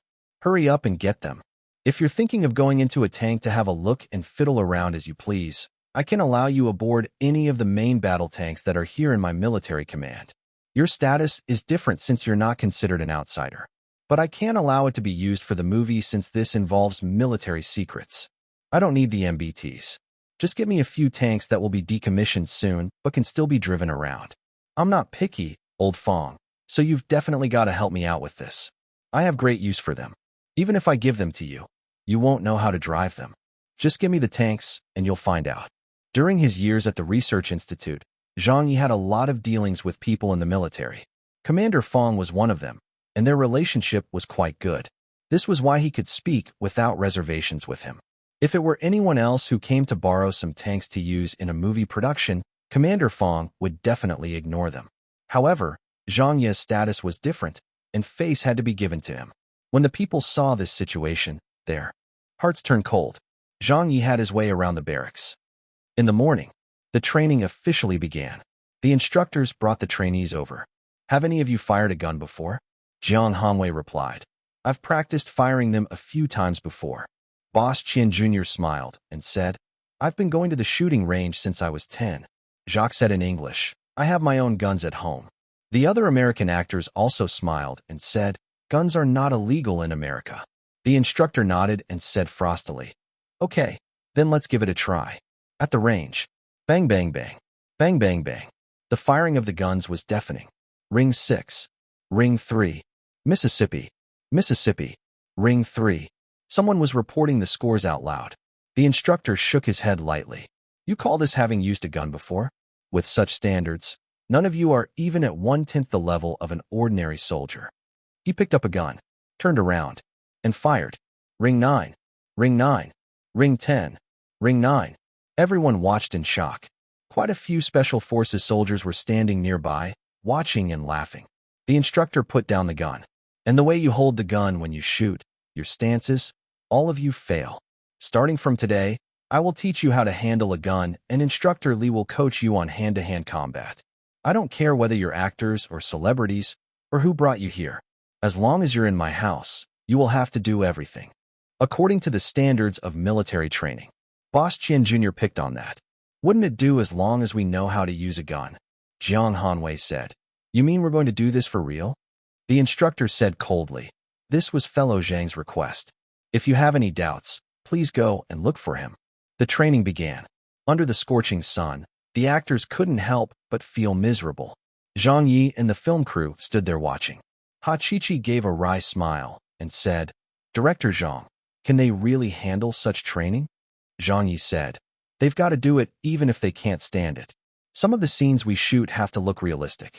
It might be easy to just get a few prop guns and film the scene, but it will be obvious that they're fake. The loading of the magazine, the shooting, all of these actions have to be done professionally. There are a lot of gunfights and fight scenes to be edited in post, so how can they not train? Little Wang said in worry. I'm only afraid that China's husband will quit the cast. Zhang Zhe was also terrified of that happening. Yeah, he's been spoiled since childhood and even takes his father's private jet whenever he travels. Furthermore, doesn't everyone in China know about his temper? Which celebrity in the entertainment circle hasn't been scolded by him before? If he really decides to quit the movie, there's nothing we can do about it. Ha Chi-Chi was a little bewildered. Come to think of it, Boss Qian Jr. doesn't treat anyone with courtesy except for Director Zhang, right? Zhang Yi laughed. I know his father. Little Wang said, so that's why. Boss Qian Jr. was indeed very polite to Zhang Yi. This was because he knew that he didn't need to care about the other celebrities in the entertainment circle since his family had a share of the entertainment industry with their entertainment companies and movie theater chain. This was why he did not have to give face to any of them. But it was different for Zhang Ye. Be it the identity of Zhang Ye's wife or the status of Zhang Ye as a Nobel Prize winner, or the relationship between Zhang Ye and his father, he would have to treat him with courtesy at all times. Zhang Ye was the only person to be personally welcomed by his father out in the yard of their house when he went over to visit them. Moreover, the entire world knew that his father, Qian Haitao, was a fan of Zhang Ye's calligraphy too, and Zhang Ye's preface to the Orchid Pavilion was still up on the walls of their home. Other than his father, no one in the family could touch it. Noon. The actors were drenched in sweat and nearly dehydrated. Zhang Ye came out from the shade at this time. Get some rest. The instructor nodded. Take a break. Zhang Hanwei gulped down 2 bottles of water. Boss Qian Jr. collapsed into a chair and didn't get up. Zhang Ye said, Great work, everyone. Please endure it. Our film crew will be headed to Africa tomorrow to shoot some scenes and won't be back for some time. I'll need you all to continue training until I'm back to shoot the scenes in China. I also hope that by the time I'm back, I'll be able to see everyone's improvement and results. Zhang Hanwei was much older and couldn't really bear this. How many days will you be away? Zhang Ye said. If everything goes smoothly, about 10 to 14 days. If progress is slow, maybe an entire month. Boss Qian Jr. got a little cranky. Director, if I may say something, you keep telling us to practice this and that. Yet you as the main lead have not been practicing at all. Zhang Ye was taken aback. I don't need to practice. Boss Qian Jr. was dumbfounded. Why don't you need to practice? Nearby, the instructor and Special Forces soldiers all looked at him. Jacques looked at him. Zhang Hanwei blinked. That's right. Why don't you need to practice? Zhang Ye shrugged without saying a word. He calmly walked to the shooting range. Looking down, he picked up a gun. Then he swapped magazines and reloaded before raising the gun to take aim. Bang, bang, bang, bang, bang, bang, bang. The soldier reported the scores in shock. Ring 10. Ring 10. Ring 10. Ring 10. There were a total of 7 shots. All of them hit the bullseye. Boss Qian Jr. nearly fell out of his chair. Zhang Hanwei was dumbfounded. Jacques was dumbfounded. Ha Chi-Chi was dumbfounded. The instructor was dumbfounded. The Special Forces soldiers were dumbfounded. Commander Fong, who was standing in the distance, was also dumbfounded. The entire drill grounds were silent. After putting down the gun, Zhang Ye slowly walked back and spread his hands, saying, I told you I didn't need any practice. Boss Qian Jr. exclaimed, Fuck, you're amazing. In the distance, the rolling of tank treads suddenly rumbled, making a lot of noise. 4 old tanks that had already been decommissioned slowly drove over. The sound attracted everyone's attention. Ha Chi-Chi, Little Wang, and many of the others were seeing a real tank for the first time. They were a little awed. They finally understood why Zhang Ye had insisted on using a real tank. A real tank and a tank that was added in with VFX were clearly different.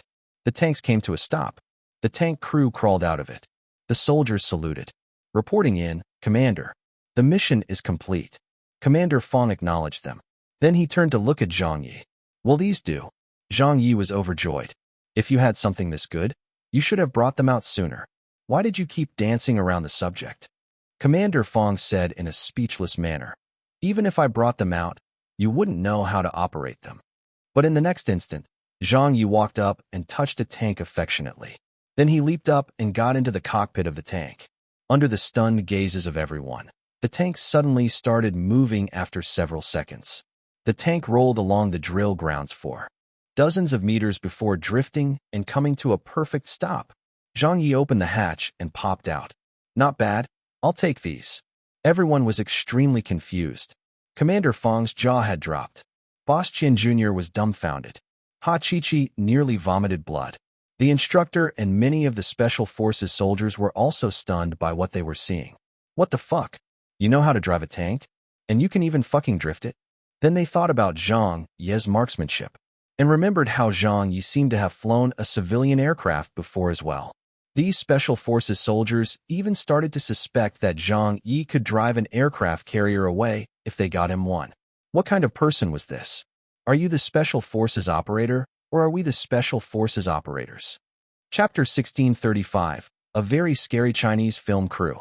Chapter 1635, A Very Scary Chinese Film Crew. Translator, Leg Editor, Leg. Soon after. All right, I'll be off then. Okay. Everyone, train hard. Ah, okay. Oh yes, Old Fong. Teach them how to load the tank shells as well. All right, I got it. Don't worry, just leave them to me. Thanks. Then Zhang Ye left with the film crew. Boss Qian Jr., Jiang Hanwei, Jacques, and some of the American actors couldn't help but stare in awe. The rest of the Special Forces soldiers were also dumbfounded. Everyone's eyes were fixated on Zhang Ye and the film crew's cars as they drove out of the barracks. It wasn't until they left that the group of people finally came back around. Looking at the target shot full of tins, and then looking at the tank that had drifted to a stop, they realized how infuriating it was to compare people. Ricky sighed. The director is ridiculous. Dolby wiped his sweat off. This marksmanship, even our SEAL teams are probably no better than this. And the tank, can it even drift like that? Jacques said in a speechless manner. What does he not know? Ricky said. The director must have specially trained in these areas. He's a military expert who is also involved in the development of military weapons, so it's very normal for him to be familiar with such weapons systems. When he heard the words military expert, Boss Qian Jr. nearly wanted to curse and swear. Dolby forced a smile. That's right. If we compare martial arts, the director would probably fare much worse than us. Jacques said. He doesn't need to know much about martial arts since we're just filming a movie. All the moves are fake and just for show. They're all choreographed fights, although I'm looking forward to sparring with Zhang Ye. When he gets back, the scenes left to shoot will all be action scenes. It'd be good to get to know each other's skills in advance so that we can try to avoid injuring the director. Boss Qian Jr. turned eager and said, when he's back, I also want to spar with him. The instructor for hand-to-hand combat said, then you will all have to practice hard in the coming days. Jiang Hanwei said in a speechless manner. It's useless even if we practice hard. Boss Qian Jr. looked over. It's useless? Jiang Hanwei asked them. You guys want to spar with him? Yeah. Jacques said. Dolby also said with a laugh. We can't beat him at shooting, nor do we know how to drive a tank. But we're action stars, and me, Ricky, and the others started out as stuntmen. What danger have we not been through? We've been sparring with real knives and guns all this time, so we definitely won't do worse than the director. They were very confident in their skills. Jiang Hanwei rolled his eyes. Then go ahead and try him. They didn't catch the true meaning in Jiang Hanwei's words, and even very eagerly tried out a few moves. Firing weapons, hand-to-hand combat, loading tank shells. Their daily training began. Several days later, Africa, in the savannah, there was a tense atmosphere surrounding the film crew. This was because there were several fearsome lions in a cage not far away. Zhang Ye stood there and kept reminding, today's scene is very dangerous. I'll repeat myself again. Sophia, the rest of the crew, all of you must watch out for your safety. Even though the animal trainers are around, that doesn't mean no accidents can happen when the cage is opened. So once the cameras start rolling, I want all of you to be ready to run for your lives. If the situation does not seem right, don't wait for me to shout. Cut. I want everyone to run to the safety zone, understand? Understood. Got it, director. Everyone answered in a weak voice. The female lead, Sophia, was in the jeep and constantly trying to control her breathing. Many of the cameramen looked pale as a sheet. Only the actress who was about to face the lions looked much calmer than everyone else. Zhang Ye got into the car and looked at her. Are you going to be fine? Sophia forced a smile. I think I can handle it. Zhang Ye said, Are you ready? I am, director. Sophia inhaled. Zhang Ye nodded. Do you know why I chose you out of so many mixed-race actresses? Sophia was taken aback. She shook her head and said, Honestly, I don't know.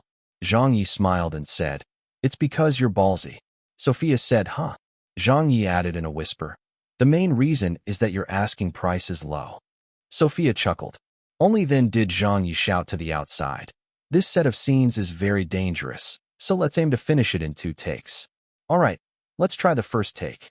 The cage was opened. The lions were let out. When everything was ready, the animal trainers left. The cameras started rolling. 2 people were speaking their lines. Sophia opened the door angrily and stepped out of the car. The camera followed her, and everything up to here was perfectly going according to script. However, at this moment, something unexpected happened. For some reason, one of the lions suddenly turned its head to look at Sophia before charging forward. The safety distance set between the beasts and the crew was 50 meters. However, the lion was too quick. Before anyone could react, The lion had already sprinted 20 meters and was getting closer and closer to Sophia. Everyone panicked. Tong Fu carried the camera and ran. The employee who was responsible for the fill lighting got so afraid that he screamed. The animal trainers ran over while hollering. The other crew members scattered and flusteredly got into the cars to avoid danger. Ha Chi-Chi yelled, "Run!" Zhang's were roared, "Sophia." Sophia was braver than most actresses. But even if she was brave, she was still a woman. She blanched. She shouted out a vulgarity she had learned from Zhang Ye in recent days. "Fuck your sister." Then she turned around and started running, but tripped over, which caused her to be even slower in getting out of the way. "Save her. Quickly, save her." "Ah, we're done for." Everyone was in a state of panic.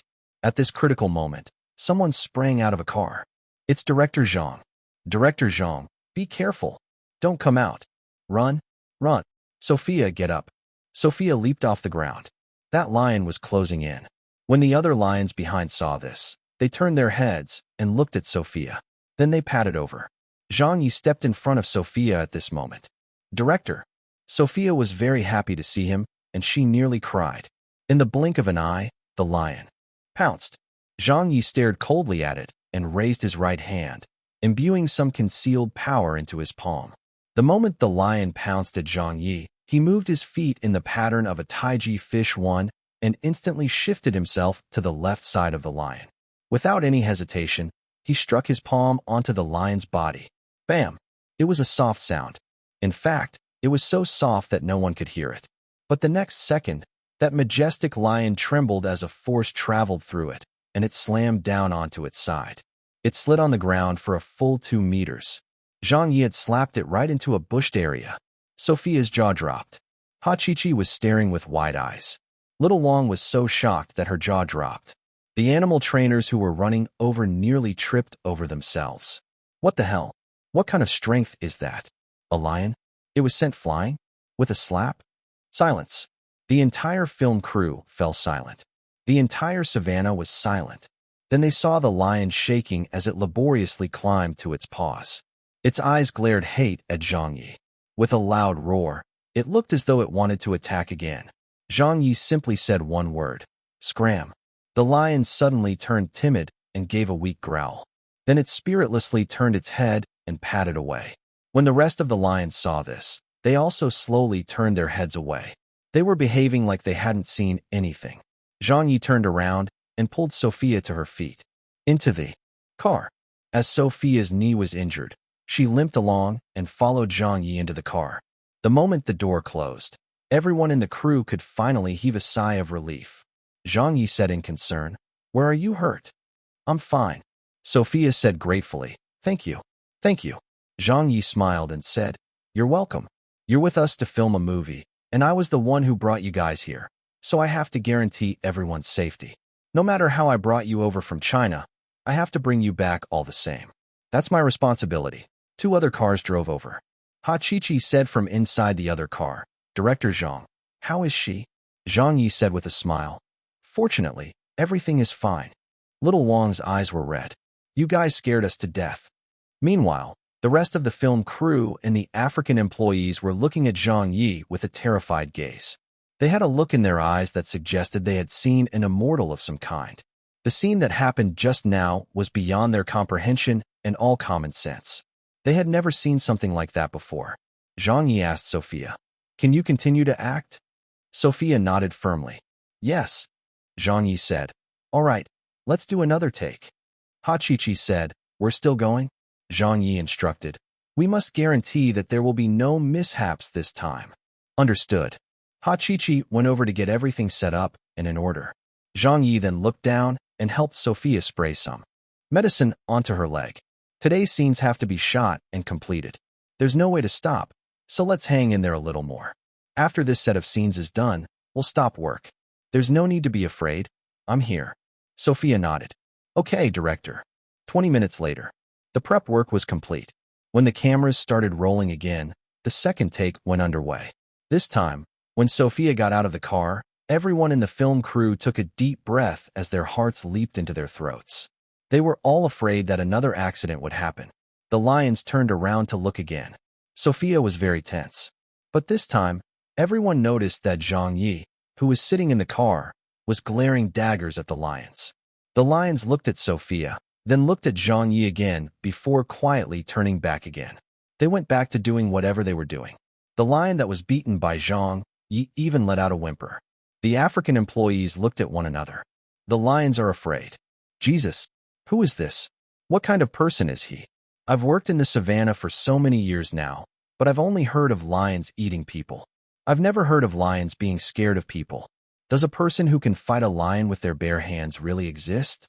I've seen something unbelievable today. This Chinese film crew is really too scary. On this day, a film crew from China had given the local African people an indelible and terrifying memory. Meanwhile, on the other side of the planet, at the barracks drill grounds, Boss Qian Jr., Jacques, and several of the others were practicing hand-to-hand combat. Zhang Hanwei had answered a call. He was stunned for a while before walking back over to the group and saying, "I just received news. The film crew just met with a mishap in Africa." Jacques was startled. "What happened?" Everyone crowded around anxiously. "What mishap?" Zhang Hanwei said. "A lion tried to attack Sophia, and there was nearly a tragedy." Boss Qian Jr. said, "What? Did she get hurt?" Zhang Hanwei said, "No, she wasn't hurt." Ricky said in surprise, "She got so lucky?" Zhang Hanwei looked at him and said, "It wasn't luck. It was Zhang Ye who sent the lion flying with a palm strike." "What did you say?" Boss Qian Jr. was stunned. Several of the nearby Special Forces soldiers were also dumbfounded. Sent flying with a palm strike. Jacques was speechless. Dolby was speechless. Everyone at the drill grounds was speechless. Zhang Hanwei suddenly got reminded of something. "Oh yes. Which of you said that you wanted to spar with him?" Boss Qian Jr. said, "Huh?" Dolby blinked. No one said anything like that. Ricky kept shaking his head. "I didn't say it either." "Did you say it?" Jacques shook his head firmly. "No. They were going crazy." "Spar? Spar your sister. You can even fucking send the king of the savannah flying with a palm strike? Who the fuck would want to spar? With you? Even the several of us combined couldn't fucking slap a lion like you did." Chapter 1636, Wolf Warrior 2 wraps up. Chapter 1636, Wolf Warrior 2 wraps up. Translator, Leg Editor, Leg. Many days later. In China, at a filming location. Bang. A loud crash rang out. Director Zhang. Director, where are the paramedics? Get the first aid kit over here. Director, how do you feel? During the filming of the tank battle scene, due to a staff member being insufficiently prepared and making a mistake, Zhang Ye got injured once again. This was the umpteenth time that Zhang Ye was injured on the set of Wolf Warrior 2 since production began. It happened so many times that even the film crew had lost count of it. Treatment, dressing, taking care of the injury. After a great deal of fussing, Zhang Ye was finally able to sit upright with some aid. He waved it off and said, "I'm fine, don't worry. Jacques, get some rest first. We still have the last few scenes to shoot, so let's finish it up in one go." Ha Chi-Chi disagreed. "You should recuperate first." Zhang Zhuo also said, "Yeah, we can't continue filming." But Zhang Yi said, "We're filming an action movie. How can you expect there to be no injuries? Don't make such a big fuss over it." Jacques said, "I watched the footage that we captured earlier, and I think it's good enough." No, the actions were not done properly. Zhang Yi had seen it as well, but he wasn't satisfied with what they had. As Zhang Yi was the executive director, no one dared to say anything more. Actually, during the filming process, a lot of the scenes were captured pretty well. At least, the film crew thought so. Even Jacques and several of the American actors also said that the quality had already reached the level of Hollywood. They felt that there wasn't a need to risk it by reshooting the scenes again because many of the shots were very dangerous to film. However, Zhang Yi did not agree. As long as he felt that the scenes had flaws, he wouldn't accept it and would insist on shooting them until he thought they were perfect. This had always been Zhang Ye's work ethic. He would either do it to his best or not do it at all. He wouldn't allow the Wolf Warrior 2 of his previous world to not even be able to cause a wave over here. He had to make his version worthy of this Chinese movie's name by recreating it in this world his way. Half an hour later, they continued shooting. Ha Chi-Chi whispered to Jacques, "Take it easy. Don't be too tough when you fight him." Jacques nodded solemnly. "I understand. Take what easy." Zhang Yi heard that and said, "Just fight as you normally would." Jacques said, "But you're Zhang Ye smiled. Same rule applies. No fake moves. Let's fight for real. Zhang Ye shouted. You're still bleeding. Zhang Ye looked down. Nice. We can save on the color dye for the makeup. Seeing Zhang Ye limping, the film crew was very speechless. Fight for real. How are you going to fight for real in your state? But when the cameras started rolling, and when Jacques and Zhang Ye started fighting, everyone knew they had gotten it wrong. Jacques was even more surprised. Bam! Jacques punched. Zhang Ye dodged sideways and kicked in response. Jacques used his leg to block it. However, Jacques ended up paling. A few blows later, the entire film crew was astonished. Only now did they realize that even though Zhang Ye was injured, even if his bleeding had not completely stopped, none of the action stars on set could outfight him, including Zhang Hanwei, who was resting off to the side. Everyone in China knew that Zhang Hanwei had real kung fu and was a true martial artist since he hailed from the Huashan sect. So in the eyes of many of the common folk, and even those in the industry, Zhang Hanwei was someone they saw as the most skilled at kung fu in China. This was the limitation of their interaction with a martial artist, after all. Although there had also been constant rumors that Zhang Ye knew kung fu, no one had seen it for themselves before. The previous incident in which he smashed 2 Korean bulletproof car windows were also thought of by the media to have been some trickery or technique that he used. But it was only now that they finally understood that Zhang Ye also knew real kung fu. In fact, it was a very high level of kung fu too. As for how high level it was, the crew members had secretly asked Zhang Hanwei this question before. Teacher Zhang, if you and director Zhang got into a one-on-one fight and both of you gave everything you had, who would win? At that time, Zhang Hanwei answered, I won't fight him. Everyone in the crew was startled. Why not? Zhang Hanwei said, because I can't beat him. It was at that time that the crew members finally understood that director Zhang was actually much stronger than Zhang Hanwei. It was as if the level of his kung fu was unfathomable. On location, there was the constant sound of fighting. Cut. This shot won't do. Jacques, didn't you eat? Another round. Cut. Another take. It was very tiring to be a director. It was very tiring to be an actor. But what did it feel like when one was the director and the male lead as well? The suffering and hard work was probably only understood by Zhang Ye. On this day, in the morning, everyone in the film crew was present. Dong Shanshan, Yao Jinkai, Boss Qian Jr., everyone who could be here was here. They were all very excited as they watched Zhang Ye, who was still filming. Everyone had a different expression on their face. All of a sudden, Zhang Ye shouted, cut. He heaved a long sigh of relief and smiled. That will do. The entire film crew burst into cheering. Jacques fell to the ground, feeling dead tired. Zhang Ye also sat down heavily and declared loudly, I hereby announce, Wolf Warrior 2 has wrapped up filming. We're done. Awesome. We've wrapped up. We're done with the shoot. We've finally finished filming. Everyone has worked hard. Director Zhang has worked hard. It's finished. Why do I kinda wanna cry? Motherfucker, me too. Everyone has really suffered these past 2 months. Some of them roared. Some of them really started crying. They had tasted suffering and bittersweet moments over the course of filming. Zhang Ye had been injured a dozen times. He suffered minor injuries 8 times and serious injuries 4 times. Jacques had suffered a spine injury and couldn't even stand up at one point. Many of the actors and crew members had fallen seriously ill. They had been attacked by lions in the savannah. They had been pushed around by African rebels with guns. They could still vividly remember everything that had happened, and it was an experience they didn't want to go through again in their lifetimes. They had suffered too much, but they still managed to get past everything with Zhang Ye's guidance. Many of them did not even expect that they would really finish filming this movie. Hugs, joy, tears. It was a jubilant scene. After catching his breath, Zhang Ye stood up from the ground with great difficulty and went around embracing everyone and thanking them. Thank you, you did a great job. Thank you, Boss Qian Jr., you did a great job. Great work, Jacques. Great work, Old Yao. But every one of them knew that it was Zhang Ye who had done the best and worked the hardest. When the lions attacked, he was there. When the rebels held them hostage, he was there. When a dangerous explosion happened on the set, he was there. Some of them might have experienced danger on 1 or 2 occasions, but it was different for Zhang Ye. He was the executive director and the male lead as well. so he had experienced all the dangers and hardships during the filming process.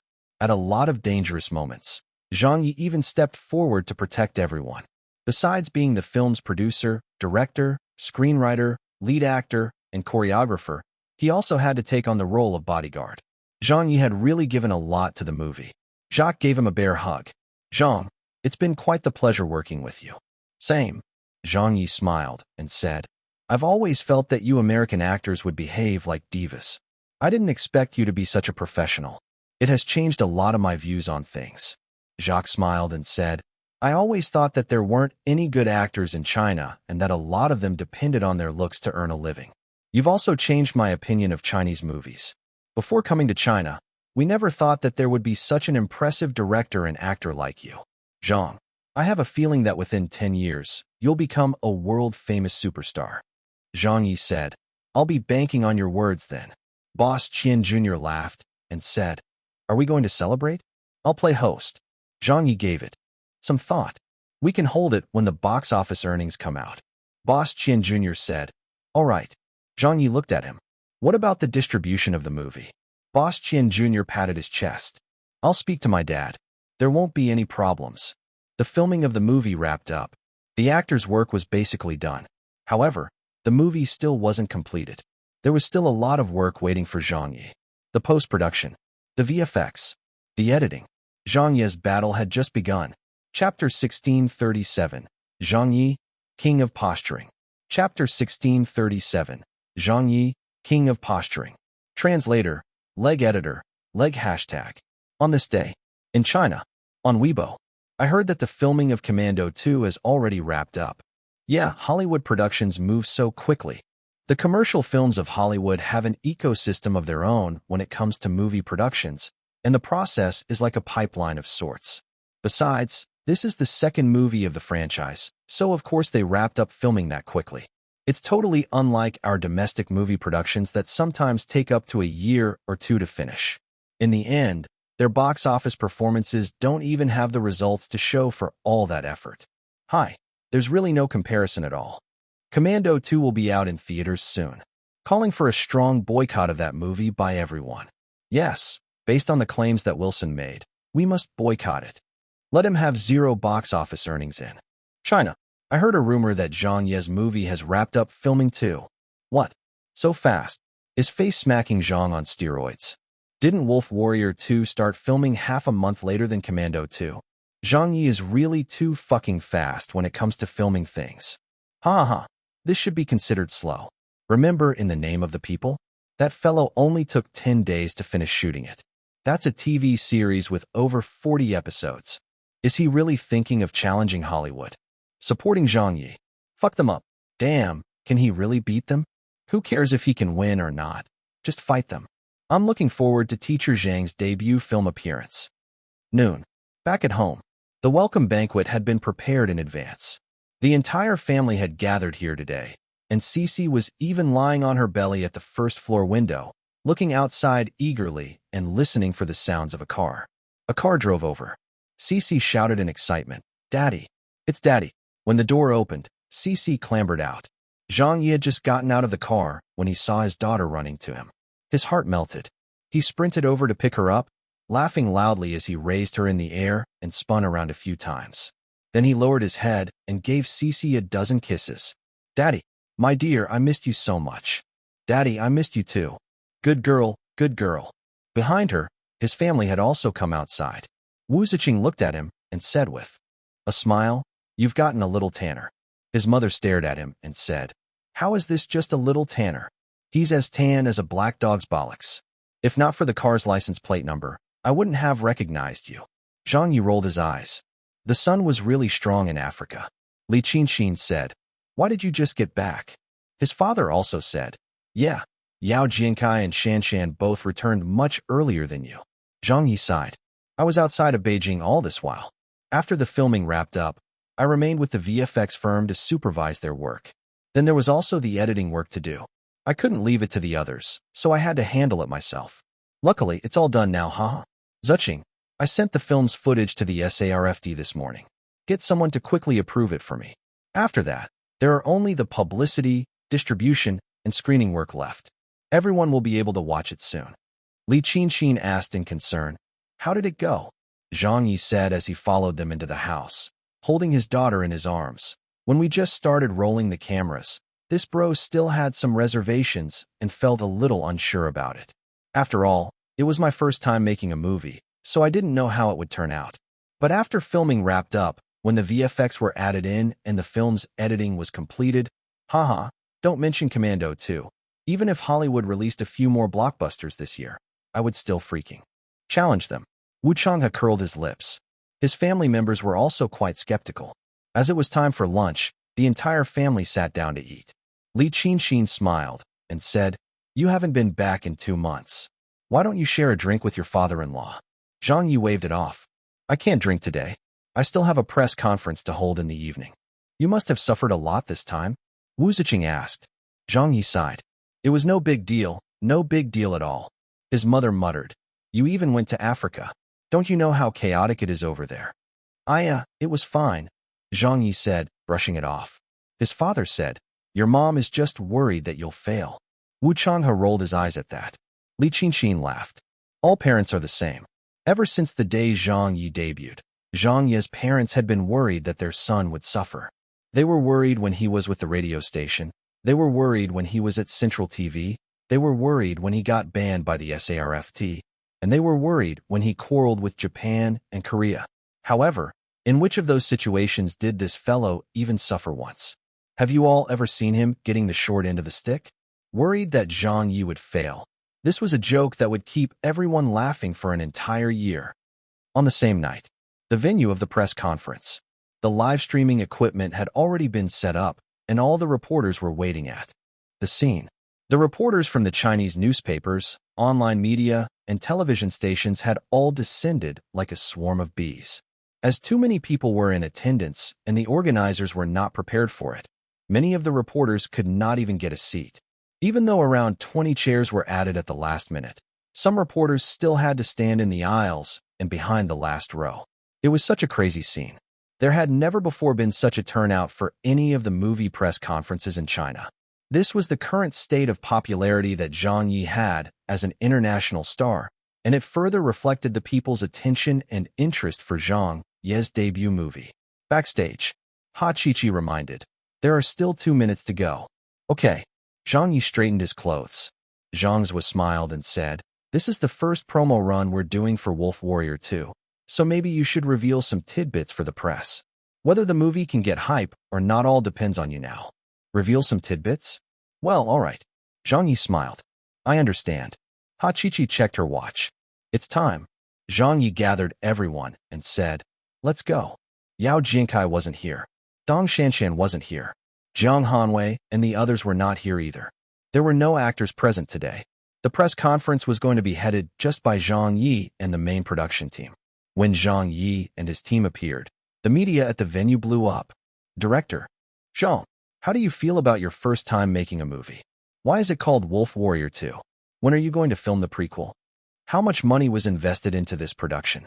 The reporters were all shouting out their questions. Zhang Ye smiled and answered them one by one. The press conference was streamed live as well, and countless citizens were watching it with anticipation. From the investment sum, to the filming process, to the actors, Zhang Ye described it all to everyone. He also bragged to the media about how good the movie was. What else was needed for a movie's initial press conference? Nothing but some self-confidence and good old posturing would do. It was only through this that everyone would feel that your movie was going to be worth watching. In this way, everyone would start anticipating it and want to go to the theaters to catch the movie. This was something that Zhang Ye was very familiar with. He couldn't be more familiar with posturing. Once Zhang Ye started posturing, it never ended. The reporters barraged him with questions. The questions gradually shifted from the movie to Zhang Ye himself. A female reporter from Xinhua News asked, "You're probably the celebrity with the highest net worth in China right now. But as everyone knows, you've never accepted a commercial appearance before. So how did you earn your money? Could you share some of the secrets to making money with ordinary people like us?" The reporters laughed. They had thought that Zhang Ye would not answer this question. But to their surprise, Zhang Ye calmly answered, "How to make money. I can talk a little about that. A lot of young people these days have goals in life. For example, It's not wrong to dream about becoming the richest person in the country and is a direction they can work towards. But it's better to set smaller goals first.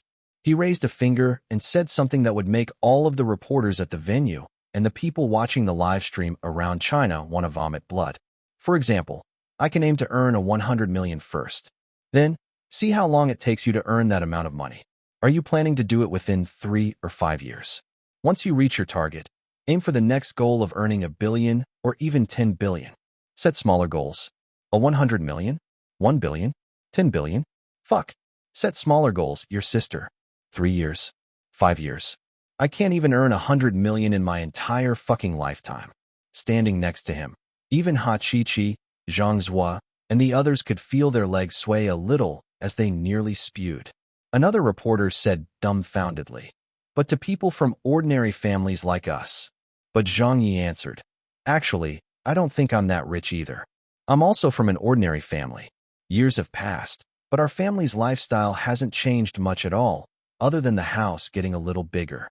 The reporters saw red. The netizens saw red. House getting a little bigger? That's a fucking villa, all right. Is that just a little bigger? And you're even claiming to be from an ordinary family? Your wife is a minister at the Central Publicity Department. Ordinary family, your grandpa. The reporters were dumbfounded and just sat there, not knowing how to continue. Then a reporter from People's Daily finally broke the silence again. "Teacher Zhang, can you tell us about the greatest mistake you've made?" Zhang Ye gave it some thought and said, "The greatest mistake in my life must be setting up Zhang Ye's studio. I had originally planned for it to be a small company and did not expect that there would be so many responsibilities. There are so many matters that I have to resolve on a daily basis, and they take up almost all of my time." Looking at the dumbfounded reporters, he said with a sigh, "In my next life, if there is one, I wouldn't want to be a celebrity, nor would I want to step up onto the international stage. I just want to do my own thing and enjoy life." The reporters were going crazy. "Fuck your sister. Why don't you just die?" Zhang's lips were trembling. Ha Chi-Chi couldn't bear to listen anymore. She hurriedly kicked him below the table. Little Wang was trying to hold back her laughter so much that she nearly teared up. Finally, another Central TV reporter stood up to ask, "Teacher Zhang, can you tell us about the most correct thing that you've done in your life? Or something that made you particularly proud? Like having such a good daughter? Or perhaps a beautiful wife?" This was a very normal question. The reporters were all thinking that he couldn't possibly talk big this time. But to everyone's surprise, they underestimated Zhang Ye. They saw Zhang Ye shake his head with a solemn look. "Actually, I'm not good with faces. I can't tell if someone's pretty or not. Frankly, when I was wooing my wife, it was mainly because her personality attracted me, since I don't know if she's considered pretty or not." When he finished speaking, all of the reporters at the venue went crazy. The netizens around the country were all vomiting blood. Even vomiting blood wasn't enough to express the emotions they were feeling right now. Will you die if you don't posture? Will you? You don't know if Minister Wu is considered pretty or not. Fuck your second grandma. Fuck your third grandpa. You win, Zhang Ye. You fucking win. On this day, all of China's citizens were left kneeling. On this day, Zhang Ye gained yet another nickname. King of Posturing. Chapter 1638. American Film versus Chinese Regulations. Chapter 1638. American Film versus Chinese Regulations. Translator, Leg. Editor, Leg. That night, at home, when Zhang Ye drove home, he saw the speechless looks of his family's faces. "Dad, Mom, you still haven't left?" Zhang Ye said with a smile. His father said angrily, "Why do you always speak so recklessly?" His mother also said angrily, "Can you not brag for once?" "Huh?" Zhang Ye chuckled and said, "Wasn't I just trying to promote the new movie?" His mother stared at him. "You're really good, huh? Aren't you afraid that your wife will punish you?" Zhang Ye laughed. "Ha ha, you still dare to laugh." His mother was infuriated. From nearby, Wu Ziqing laughed. "Mom, it's fine. Can't you see that he was just joking?" However, Cece was having none of it. She had also watched the live stream together with her grandparents. She went right up to her father and tugged on his sleeve. "Daddy, Mommy is pretty. Mommy is pretty." Zhang Ye dotingly picked her up. "That's right.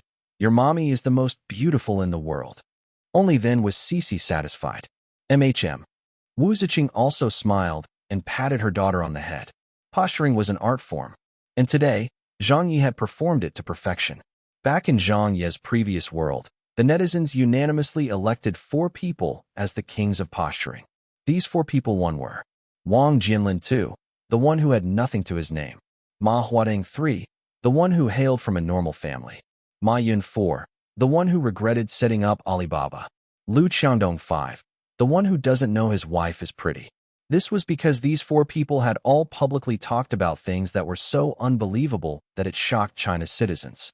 Each and every one of those words they uttered had been laughed at by the people of his previous world, with all kinds of screenshots, all kinds of emotes, and all kinds of ridicule aimed at them. And today, Zhang Ye had brought the famous words of these 4 people out to use at the press conference. As a result, Zhang Ye had become the king of posturing in this world overnight. There were absolutely no competitors at all. In China, online, the netizens were all laughing nonstop. Fuck, this fellow is too reckless with his speech. Ha ha ha ha. I'm dying of laughter. A small goal of a 100 million? I don't see any problems with that, buddy. This fellow is making me so angry that I want to laugh. If you're from an ordinary family, then maybe we all should just die. Motherfucker, not even the world can hold down this fellow anymore. He's really bragging to the heavens this time. This is the first time I've seen someone posture so shamelessly. You don't know that your wife is pretty? I can only give it to you when it comes to posturing. Buffed ha ha ha. The reporters at the scene were all crying and didn't know how to respond. This is the first time I've seen a celebrity make a bunch of reporters not want to ask any further questions. This era's king of posturing has been born. The way he postures is refreshing. Does this fellow intend to drive everyone to their graves? Yeah, he's obviously fucking showing off. If I can have a wife as beautiful as that, I would die a happy man. I can't believe this fellow had the cheek to say that he doesn't know if his wife is pretty. Oh my god, I'm gonna faint. Why don't you just go to hell? Face-smacking Zhang is beyond redemption. That mouth of Zhang Ye's. Hi, this fellow weighs 60 kilograms, but 59 of them are in his mouth. Ridicule. Speechlessness. Hilarity. The 4 famous quotes from Zhang Ye's press conference instantly resounded throughout China. Emote packs converted from screenshots of the live stream by some meddlesome netizens went viral across the country and were crazily forwarded by countless netizens. In an instant, China's netizens found themselves anticipating the screening of Wolf Warrior 2 even more. They wanted to find out why Zhang Ye had suddenly become so confident of himself. The media reports were also spreading like crazy. Zhang Ye has face blindness. Zhang Ye. I come from an ordinary family. Zhang Ye's advice to young people. Earn a 100 million first. Zhang Ye's expressions go viral. Zhang Ye's new movie has gone viral even before it is screened. Online. Offline. The news spread everywhere. It had to be said that this press conference was indeed such a success. After all, Zhang Ye had held the press conference in order to promote the movie. As a result, Zhang Ye and Wolf Warrior 2 ended up dominating the headlines overnight as their topicalities were pushed right up to the top. The next day, early in the morning, the Celebrity Goof Group was very active. This had been the chat group for the top veteran celebrities of the Chinese entertainment circle years ago and was dying out. But ever since Zhang Ye's return, it had miraculously been revived. Ninglan. At Zhang Ye, are you up yet? Shuhan. Teacher Zhang, come and chat with us. I was doing a shoot yesterday and could only watch the press conference that you held last evening today. Ha ha ha ha. It kept me laughing all morning. Amy. Genuflecting to Lord Zhang. To everyone's surprise, Zhang Ye really appeared in the chat. Sorry for incurring your ridicule. Chen Guang. This is the first time I've encountered anyone promoting their movie in such a way. Fan Wenli. Zhang that mouth of yours is beyond redemption. Zhang Ye. Ha ha Yao Jin Sai at Dongshanshan, it won't be long until the movie gets a release date. The promotions are already underway, so let's give our best. Dongshanshan. Bye. Yao Jinkai. We can't posture as well as you did. Li Ku appeared, wishing you a record box office earnings. Zhang Ye. Thanks, old Li. Li Shaoxian sent a smiley face. We also helped you promote your new movie on our Weibo. Xiaodong. I forwarded it this morning. Huadongfang. I forwarded it as well. All the best for your box office earnings. Zhang Ye. Thank you, everyone. Thank you so much. Ning Lan said in an extorting tone. If the box office earnings reach 500 million, you'll have to treat us until you're broke. Another film director also popped into the chat. Haha, I agree. Zhang Ye smiled as he typed back, 500 million? Shu Han, there's still a chance of hitting that mark. Yao Jiankai, I'll be satisfied with 300 million. In this world, in the mindset of China's citizens and the industry's people, a movie would be deemed quite good if it could cross 300 million in box office earnings. Even for Li Ku and several of the other big-name directors in China, they wouldn't dare to claim that every one of their movies could surpass 500 million, much less for a new director like Zhang Ye. But clearly, Zhang Ye did not think this way. 300 million? 500 million? He found it too little even if it was 10 times that amount. This was fucking Wolf Warrior 2 they were talking about. The Wolf Warrior 2 that had made everyone in his previous world piss their pants. However, he did not say it publicly in the group. This was because the movie had not even been released yet. For now, he didn't dare to say such big words yet. If Wolf Warrior 2 somehow didn't work out in this world, he would be humiliated. After all, he did not make the first movie and jumped straight to filming the second movie. Anxiety, anticipation, excitement. He was in a very complicated mood right now. That same day, Zhang Ye had just returned home and did not take any further rest. He brought the film crew out to do more publicity work. Yao Jiankai, Jiang Hanwei, Dong Shanshan, Sophia, and Jacques were also part of the team this time. Interviews, appearing on television, posting on Weibo. The promotional activities were in full swing. Meanwhile, in America, Commando 2's promotional activities were also launched around the world. Be it the Hollywood brand, Wilson's reputation, or the Commando franchise's influence, all of those had an immediate impact in hyping up the attention and anticipation of the movie fans of this world. The movie had already wrapped up filming. The publicity work and distribution of the movie quickly followed. The cinemas in the UK placed an importance on this blockbuster film. The cinemas in France filled their schedules with the movie. The Japanese theaters also gave the green light for it to be shown there. The Korean theaters were giving the movie a lot of publicity. The work on Commando 2 was progressing very smoothly in multiple countries around the world, all except for one country where it met with multiple obstacles. At Wilson's office, a white man came running in, huffing and puffing. Wilson said, "How's the preparation for the distribution of the movie?" The man said, "It's going very well in the other countries." Wilson nodded. "Hee, that's great." The man immediately said, "But it encountered some problems in China." "What?" Wilson frowned. "It didn't get approved?" The man said, "Yeah, it didn't. Their censorship board rejected it. They said that our movie has too many gory and violent scenes, so they didn't approve it." Wilson was floored. "Gory? Gory my ass." The man said angrily, "Yeah. Didn't a lot of Hollywood movies also get shown all the same in China?" Wilson said, "All the countries in the world approved it. All except for China? What are they trying to do?" Although they'd never placed much priority on the Chinese film market, they still knew that the box office earnings there wouldn't be too bad. At the least, it would be the icing on the cake for them. Besides, who doesn't want to make more money? As such, even though Wilson had made those outrageous claims, he wasn't actually thinking of giving up on the Chinese market. Wilson clenched his teeth and said, "Edit the movie as per their requests and send it in for approval again." The white man sulked, understood. 2 days later, another piece of news came. Commando 2's second approval submission had been knocked back as well. This time, the reason given was, the movie's runtime was too long and didn't adhere to the Chinese requirements. The film crew of Commando 2 nearly blew their top. What do they mean? The movie's too long. This can even be a fucking reason? Holy shit. How can they call a movie with a 2.5-hour runtime too long? What can we do now? Wilson decided. Edit it again. Edit it according to their requests.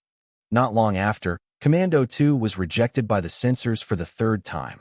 Wilson said anxiously, "How can it be possible for the movie to keep getting rejected for approval? What was the reason this time?" The reporting staffer's face had turned green with anger. They said that our ticket price is too high and that it doesn't adhere to China's requirements, so we were told that we had to lower it. Wilson was very dumbfounded to hear that. Why didn't they just tell us everything in one go? Aren't they deliberately doing this? And what has the ticket price got to do with them? Do they have any say in that? The staffer wiped his sweat away and said, "The Chinese censors have a say in everything. Wilson was so infuriated. They're taking it too far. Those goddamn Chinese regulations. Once, thrice, 5 times. Commando 2 kept getting rejected from showing in China. In the end, someone from the Directors Guild with knowledge of the matter quietly informed Wilson. This made Wilson see red. The director said, "Who oversees the approval of films in China?" Wilson answered, "The SARFT." The director continued, "And who oversees the SARFT?" Wilson answered, "I think it's the Central Publicity Department." The director asked, "Do you have any idea who Zhang Ye's wife is?" Wilson was taken aback. "Who is she?" That person said, "She's a minister at the Central Publicity Department." Wilson and the Commando 2 film crew were floored. They finally realized what was happening behind the scenes. When they decided to use Zhang Ye to hype up their movie, they offended a lot of the citizens and leaders in China. Wilson nearly cursed out loud. Fuck.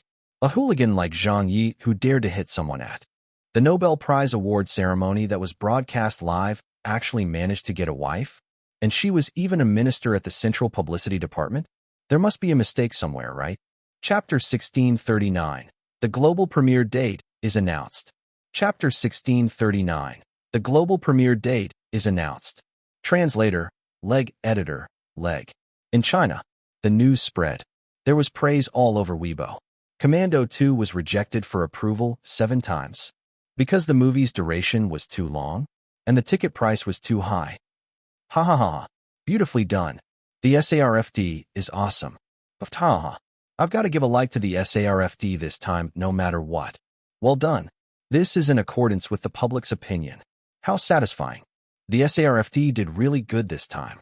It's rare that the SARFT does something that makes everyone want to clap for them. The long reach of capitalism has fallen short again in front of our Chinese regulations. That Wilson basically asked for it by saying that he doesn't care much for the Chinese market. During the press conference, he mentioned that the Chinese film market wasn't good, that it was unregulated, that the box office earnings were low. Sure then, since you people don't fucking care about it, then don't come. The Chinese market and our citizens don't welcome you either. So what if you're a famous Hollywood director? So what if Commando is a great movie franchise? So what if the entire world is giving you all face? Our Chinese people won't. Yeah, well said. Even if the movie manages to get a showing here, we will ensure that they go back with 0 earnings. Supporting the SARFT. Go fuck them up. This news has completely changed my impression of the SARFT. In the past, whenever the SARFT implemented its strict broadcast standards on imported foreign television dramas and movies, it would always make the people suffer. Many of the television series and movies that everyone wanted to watch did not get a chance to broadcast in China. When that happened, the netizens would always curse and swear at it. They felt that the SARFT was too harsh and making a fuss out of nothing, that they were being too intolerant. However, it was an unprecedented reaction this time, as every netizen in the country was unanimously praising the SARFT for their action. Well stopped. Well rejected. And just like that, Commando 2 lost its chance to be shown in China. America. Hollywood. Quite a few directors from the Directors Guild were denouncing this. China is outrageous. How can they shut out Commando 2 like that? They're destroying the market this way. Wilson, you cannot just let it slide. We have to fight back. Opposing Hollywood? Where did they find the courage to do this? Isn't Zhang Ye's new movie also showing soon? All right. We won't let him have it easy in the overseas markets either. Doesn't he intend to challenge Wilson? Isn't he thinking of competing with Hollywood? Take a big step back. Even if his movie has a 0.01% chance of breaking out, as long as his overseas box office earnings are cut off, I want to see how he can fight this fight. Does he intend to depend on the Chinese film market that will at most bring him a few $100 million in earnings? What a joke. Commando 2 will surpass his movie with just 2 or 3 days of box office earnings. And that's just based on the box office earnings in America. We don't even need the global box office earnings to beat him. The Chinese market is only so big. Without the global box office to support it, he can't turn the tables. That's right. I'll contact my friend about this. I still have some influence in the industry to speak of. Wilson, I'll help you too. Thanks, everyone. Very quickly, many of Hollywood's people took action. Many people in Hollywood had always had disdain for Zhang Ye and China. China. At the film distribution company of Qian Haitao, the richest man in China. Zhang Ye and the company's representative were seated together. The representative said angrily, "Director Zhang, there definitely won't be any problems with the movie's domestic scheduling. Don't you worry about that. However, there are some problems with the overseas distribution." Zhang Ye said indifferently, "Why is that?" The representative said, "We have distribution channels in multiple countries, as well as cooperative deals with their theaters. Although the relationships may not be that strong, we are still assured of getting some showtimes. However, a lot of people from Hollywood have suddenly shown up, including the investors of Commando 2 and people from their Directors Guild, and intervened with our overseas distribution of the movie. Many of the theater chains we had already negotiated with have all stated that they won't be importing Wolf Warrior 2 anymore. The overseas distribution has been ground to a halt as a result. If it goes on like this, our overseas showings will be so low that they could be negligible." This Boss Qian Jr. was also around today. He banged the table and stood up. "Fuck. So they want to play such a shady game, huh?" The representative said. "They're obviously retaliating." But to their surprise, Zhang Ye laughed and said, "It's fine. It's fine." The representative sounded a little startled. Boss Qian Jr. anxiously said, "Without the foreign box office sales, we will." "Are the other distribution plans going smoothly?" Zhang Ye asked. The representative said in a stunned manner, "Everything else is proceeding smoothly." Zhang Ye nodded and said with a smile, "That will do then." "Great job," the representative said, "but the foreign box office earnings will definitely take a overseas box office earnings? What hell was that?" Zhang Ye rolled his eyes. "No worries. If those people from Hollywood like to mess around, let them do it. There's no need to worry about the overseas showtimes." The representative said nervously, "No need to worry?" Boss Qian Jr. was speechless. In the media, within the industry, in the entertainment circle, everyone thought that Zhang Ye would flare up over this matter. But to everyone's surprise, he wasn't even bothered. When Zhang chose to make this movie, he had never even considered the foreign box office earnings. If there were any, so be it.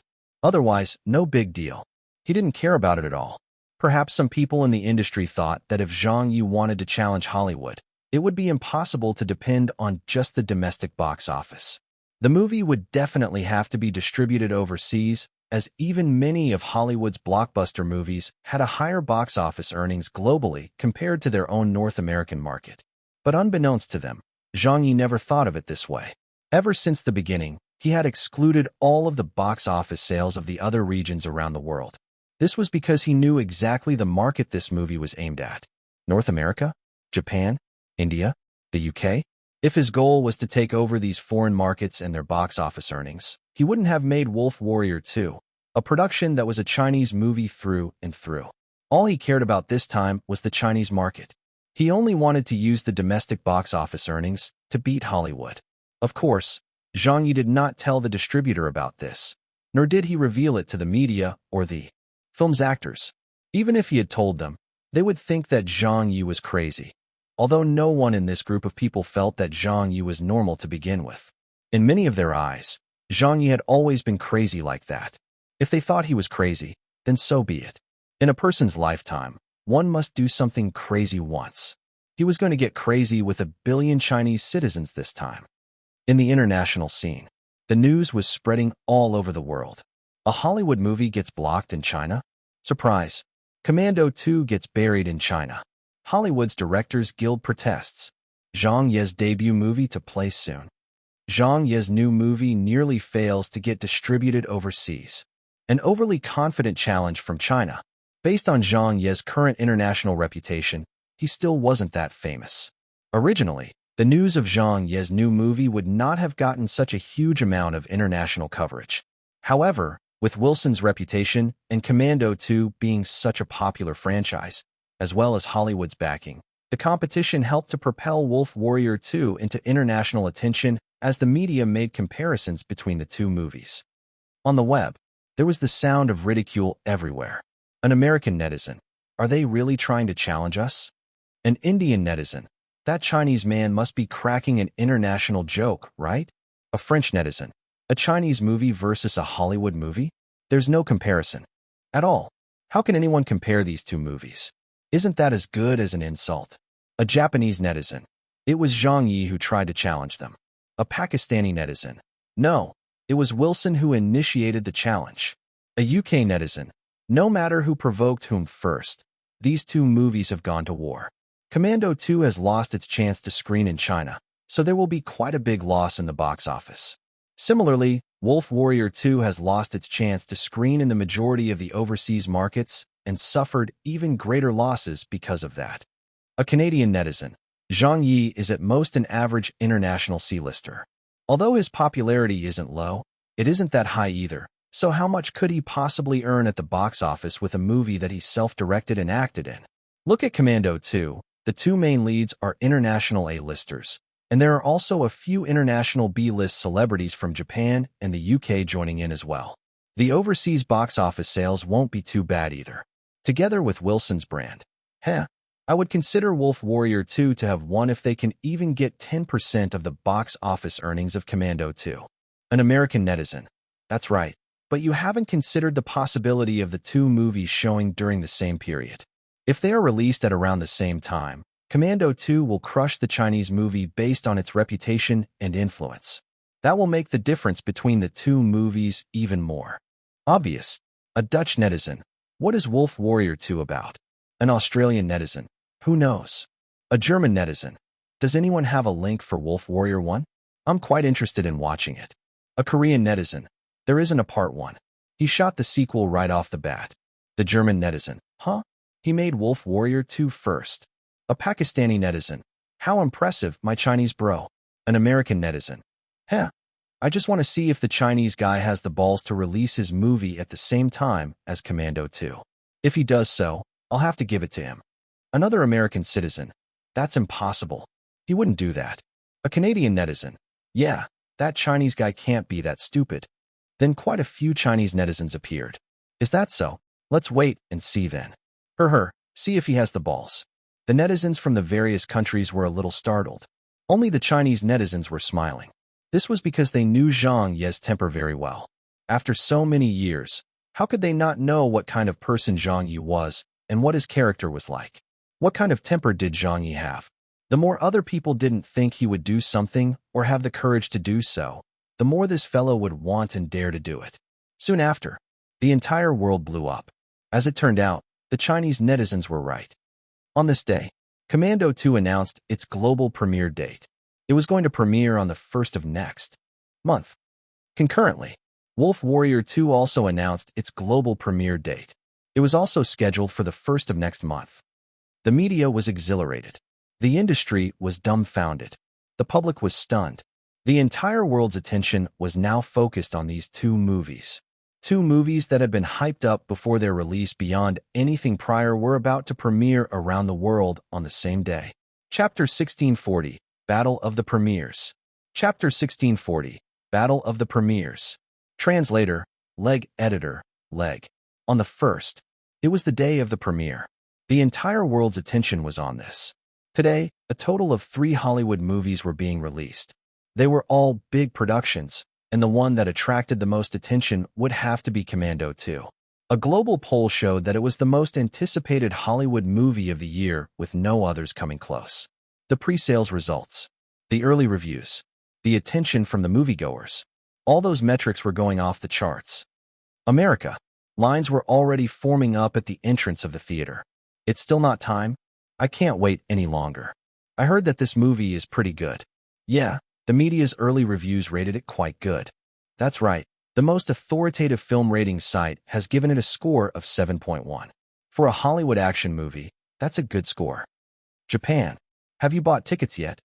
I couldn't get any tickets for today's showing. I ended up booking tickets for tomorrow. I managed to get one, haha. There's a Japanese celebrity starring in it too, so I definitely have to watch it. Korea. The pre-sale tickets have already sold out. Wilson's appeal is still impressive. Looks like Commando 2's box office earnings are gonna explode. Yup, it might end up being the global box office earnings champion this year. Yeah, no other movies in the same period have anything on it. The UK. Chinatown. Commando 2 has been released first. I think it's due to the time zone differences that Wolf Warrior 2 hasn't been released yet. I just went to the cinema. Most of the sessions are showing Commando 2. Hi. Even though Zhang Ye's new movie was said to be a global premiere, it's actually showing mainly in China. There's nothing that can be done about that. Our Chinese movies aren't popular internationally. India. Haha, let's go in now. They're playing the trailers, but it should start immediately. I'm so looking forward to watching it. It's a full house in the cinema. This shows the appeal of Hollywood movies. After today, Zhang Ye is going to end up as a joke. In multiple countries, in many of the big theater chains, moviegoers from around the world were entering theaters. Amid the enthusiastic atmosphere, Commando 2 premiered. Bang, bang, bang, smash. The movie began with a battle. Pharaoh, retreat, retreat. Already, God damn it. The moviegoers were wearing 3D glasses and staring at the silver screen as characters they were familiar with appeared one by one. Emotions surged through the audience. This was the advantage of a sequel. After the first movie established a certain degree of popularity and fame, the second and third movies were much easier to make. Memories. The protagonists went their separate ways. The squad regrouped afterwards. The entirety of the movie, which ran for 2 hours, was bursting with a classic Hollywood flavor. When the first round of the global showings ended, the moviegoers were left wanting more as they walked out of the theaters. On the web, netizens from all over the world were discussing it. I just finished watching it. How did you find it? Pretty good. Yeah, it was a really fun watch. Wilson's films are getting much better. Ha ha ha, the tickets are really worth it. I recommend that everyone watch it. I thought it was alright. The plot is still the same, so I don't really recommend it. In reality, it was okay. But since it follows the same format as Commando, the moviegoers will find the experience a little lacking. However, I thought the VFX were really good. Yeah, the CGI was quite good. Although it was not as good as I expected, I can't deny that it was a good movie. I bet that the global box office rankings are going to be dominated by Commando 2 this month. Some were calling it good, while others found it to be average. Everyone had a different opinion of the movie. Although the reviews were mixed, there was hardly anyone who rated this movie as terrible. For a Hollywood blockbuster, that was more than enough. On a movie ratings site, Commando 2's rating saw some changes. 7.1, 7.0, 6.9, 6.8. In the end, the score stabilized only after dropping to around 6.5. Although the movie's rating had quietly fallen lower from before, it wasn't by much, and the trend was still considered a normal phenomenon. This was due to a limitation brought upon by the scale and number of moviegoers who reviewed the movie, leading to the score dropping lower than when it was reviewed during the early release sessions. Even so, 6.5 was a score above the commonly accepted standard. The daily global box office real-time rankings. With the hotly anticipated release of the Hollywood movies, the rankings chart was getting updated constantly. Real-time statistics. Number 1, Commando 2. Box office earnings, $4,257,700 US. Number 2, Life of Jimmy. Box office earnings, $2,184,400 US. Number 3, Despicable. Box office earnings, $1,981,200 US. There were 100 movies on the global box office rankings, and the chart could only show that many of them. It was mainly dominated by Hollywood movies, with some British movies, some French movies, and some Japanese movies on it as well. Meanwhile, 2 of the top 3 movies had premiered globally today. The other movie was Life of Jimmy, which had been released last week and was the previous global box office leader until Commando 2 premiered. Of course, the day had not ended yet. There could still be some changes in the rankings until then. Wilson's Company. At this moment, the film crew was together and everyone was cheering. First place. The reviews are still okay. We're assured of the weekend box office earnings champion. Ha ha ha ha, this is great. Director Wilson, congratulations. You're going to exceed $500 million at the box office again. It's still hard to say. We've already earned over $4 million at the box office. In the span of this day, we should be able to reach $20 million in the North American region. Counting all the other regions, it should surpass $40 million, and that's still for the first day of release. It's just the premiere. Yeah, 500 million is definitely not going to be a problem. We can already celebrate it in advance. It's a pity we couldn't get the Chinese market, otherwise it would have been even higher. It won't be higher by much. Although it looks like there are a lot of people in China, and their market is big, the box office there isn't actually that big, so there's no need to care about it. Oh right, what's the update on that Chinese movie? Wolf Warrior 2? It's a joke. Haha. Why do you guys care about the Chinese movie? It's not that we care, but didn't it premiere on the same day as us? Our box office earnings are more or less known. All I'm curious about is the look on that Zhang Ye's face. He's probably regretting his decision. Our movie's premiere has already earned over $4 million at the box office in just 2 hours. How could he not be regretting it? Ha ha ha. The box office earnings kept soaring. The reviews were coming in one after another. Commando 2 became very popular the moment it premiered. With the popularity of Commando 2, many of the other movies that were showing in the same period got overshadowed by it. This also led to many people around the world forgetting about Wolf Warrior 2. Chapter 1641, Wolf Warrior 2 premieres. First half. Chapter 1641, Wolf Warrior 2 premieres. First half. Translator, Leg Editor, Leg. On the 1st. In China, the news of Commando 2's strong premiere made it into the country. On Weibo, the netizens were feeling a swirl of emotions. Wilson's new movie is selling well. They've earned $4 million in just 2 hours. How did they do so well in the box office? Damn, is the Commando franchise on steroids? God damn it. I was hoping it would fuck up. It looks like Wilson and Hollywood have won the bragging rights again this time. Yeah, I really can't stand that look on Wilson's face. It's so annoying. Hi, this is terrible news. Zhang Ye's new movie is in danger. Whatever, I'll just buy a ticket. Motherfucker, support domestic movies. Haha, I booked the tickets half a month ago. Whatever it is, we definitely have to watch Zhang Ye's new movie. I'm already waiting at the theater entrance. It looks like there's quite the crowd. Looking forward to Zhang Ye's new work. I'm also waiting to see Zhang Ye's crossover into the film industry and what kind of movie he can bring us. This is his first time making a movie. Beijing. At the premiere of Wolf Warrior 2, Zhang Ye and the main cast and crew were in attendance. There was also a grand lineup of special guests who graced the event that was unlike any other past movie premiere. Other than the media, other than the staff, Zhang Ye had nearly invited half of the entertainment circle. Ning Lan, Hu Dongfang, Xu Han, Chen Guang and his wife, Grandma Zhang Xia, Li Ku and 7 or 8 other big-name directors. His eldest younger sister, Chao Dan, as well as many of her internet celebrity friends. His parents-in-law, his relatives, and close friends. The entire theater was full. By rights, a movie premiere should have set aside some tickets aside for public moviegoers, but Zhang Ye really couldn't do so this time. On the stage, Zhang Ye was holding a microphone and saying with a smile, "Thank you, everyone, for coming to attend the premiere of Wolf Warrior 2. I'm really grateful. Actually, the organizers asked me to get an MC for the event today, as per standard practice." He then turned to look at Dong Shanshan, who was standing next to him. But when I thought about it, Shanshan and I are both professional hosts anyway, so surely there wasn't a need to get someone else, right? We might as well do it ourselves. Dong Shanshan added with a laugh. The crucial thing is that we can save money this way. Yup, that's right, Zhang Ye said. The people in the audience were tickled. After that, it was time for the media reporter's question and answer session. A Central TV reporter asked, "Director Zhang, do you have any expectations for your new movie's box office performance?" Zhang Ye smiled and said, "Of course I do." The Central TV reporter asked, "How much?" Zhang Ye gave it some thought. "I'll be glad if it breaks even, her." A newspaper reporter asked, "This is your and your team's first time making a movie.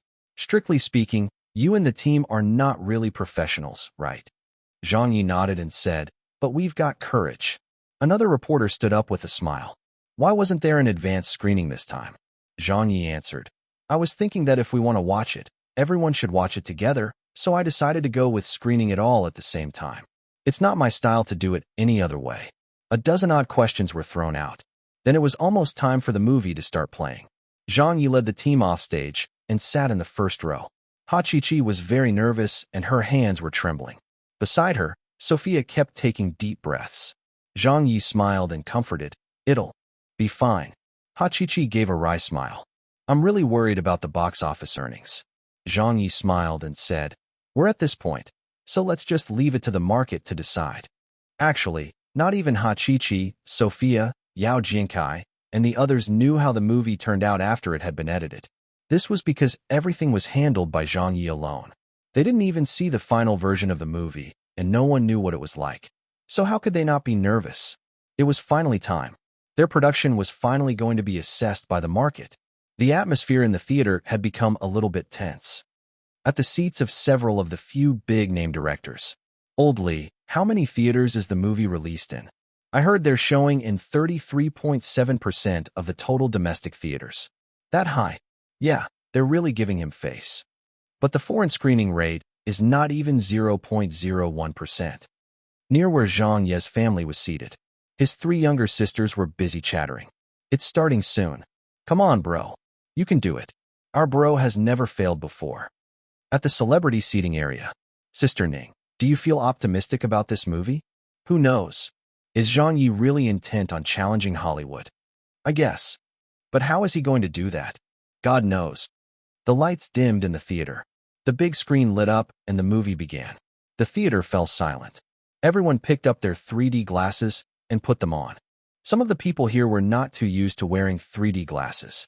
This was because, in the context of the Chinese market, even though 3D movies were no longer considered to be using some sort of complex technology, there weren't too many Chinese directors who were willing to film in 3D. The VFX could not catch up to 3D technology, and the costs were just too high. In addition, there were no Chinese 3D movies that had performed very well at the box office either. For example, his parents and his parents-in-law. Some of these people were even coming to the theater to watch a 3D movie for the first time, and they all found this to be quite a novelty. The music started playing. In the vast ocean, two speedboats were attacking. Attention, pirates alongside. Attention, pirates alongside. Take cover. All crew below deck. I repeat, pirates alongside. Initiate emergency procedures. The cargo ship was halted. The pirates surrounded it. Gunfire rang out in staccato bursts.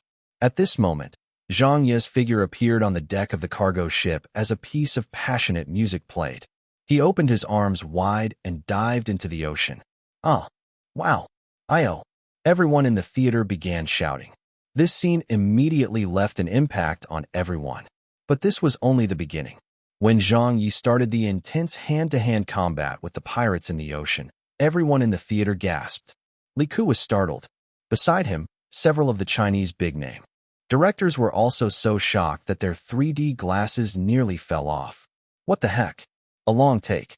It was Hollywood's long take technique. Zhang Ye, have you gone crazy? You actually resorted to doing a long take in the ocean? A layman might not know about the danger of this, but how could Li Ku and the other directors not know? The fight scene was very intense. Everyone was on the edge of their seats. 1, 3, 5. Zhang Ye bound the pirates together.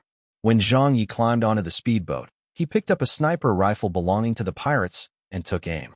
Then he fired it. There was a loud bang, and the bullet came flying towards the screen.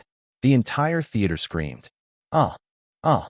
The bullet looked like it was headed straight for them. This was the effect of a 3D movie. It was just too realistic. Many of those who hadn't watched a 3D movie before were petrified. Clearly, Zhang Ye had deliberately created this scene. This was done through a combination of film and VFX techniques to bring out the 3D effect.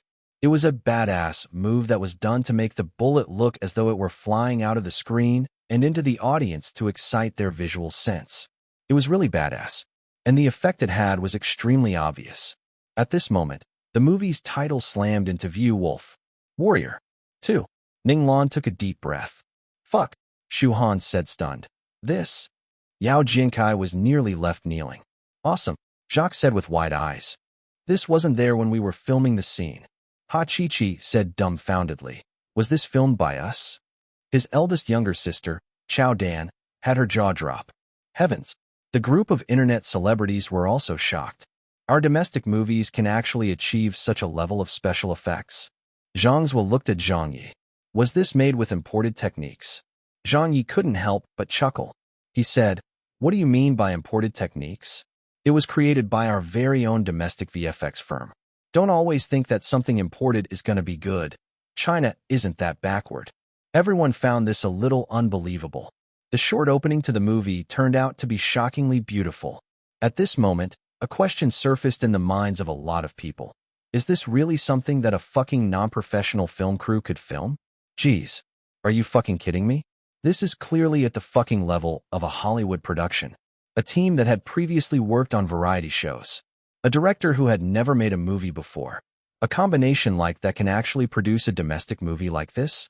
Chapter 1642, Wolf Warrior 2 premieres. Second half. Chapter 1642, Wolf Warrior 2 premieres. Second half.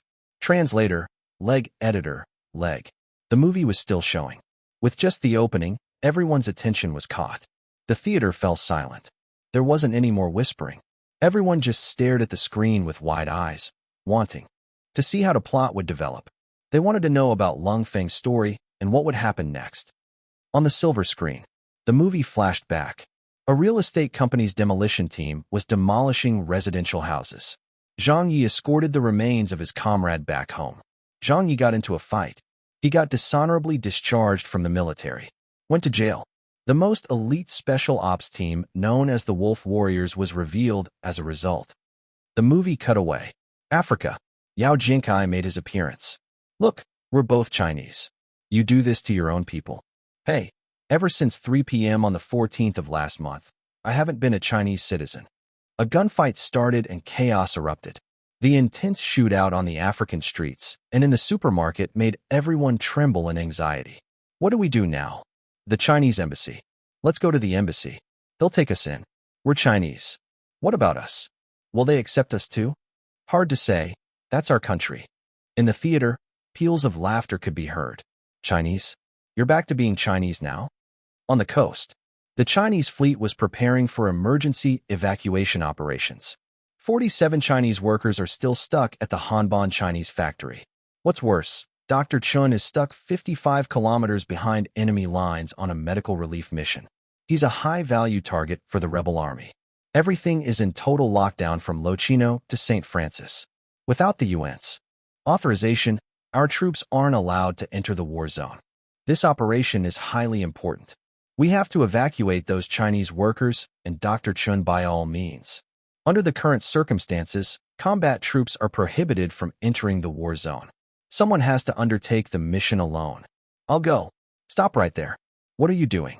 Former People's Liberation Army, Southeast Military Region, Special Operations Forces, Wolf Warriors, Lung Feng, reporting for duty. On the savannah. In the jeep. Stop the car. Stop it. Stop the car, I want to get out. The car stopped. Sophia opened the door and got out of the car. But before she could even take a few steps, she stopped in her tracks. On the silver screen, several lions were gnawing on the carcass of a zebra. Sophia coolly brushed her hair back and shrugged before turning around calmly. She slowly walked back to the car and closed the door after getting in. Your Marines are here to pick you up. Everyone in the audience doubled over in laughter. Ha ha ha. At an African factory, it was time for Boss Qian Jr.'s appearance. Seen one of these? Ever shot one of these before? This wolf here, I killed it myself with this rifle. This is a real man's toy. Don't be afraid. From now on, your safety will be my responsibility. The mercenaries attacked the factory. Oh, help me. They got my leg. You're fucking fine. Everyone in the theater was laughing. But as they watched, they saw Boss Qian Jr.'s character transform from a boy into a man. When his character viciously shot dead the mercenary built like a bull, the one-liner he delivered excited the audience. Didn't your mama tell you not to play with the wep? Bang. Didn't your mama tell you not to fuck with spoiled brats? The moviegoers were so astonished that they let out a loud wow. On the warship. Sir, we've triangulated the cell phone's signal. Sir, targets, locked on. Sir, we've received orders from high command. Fire.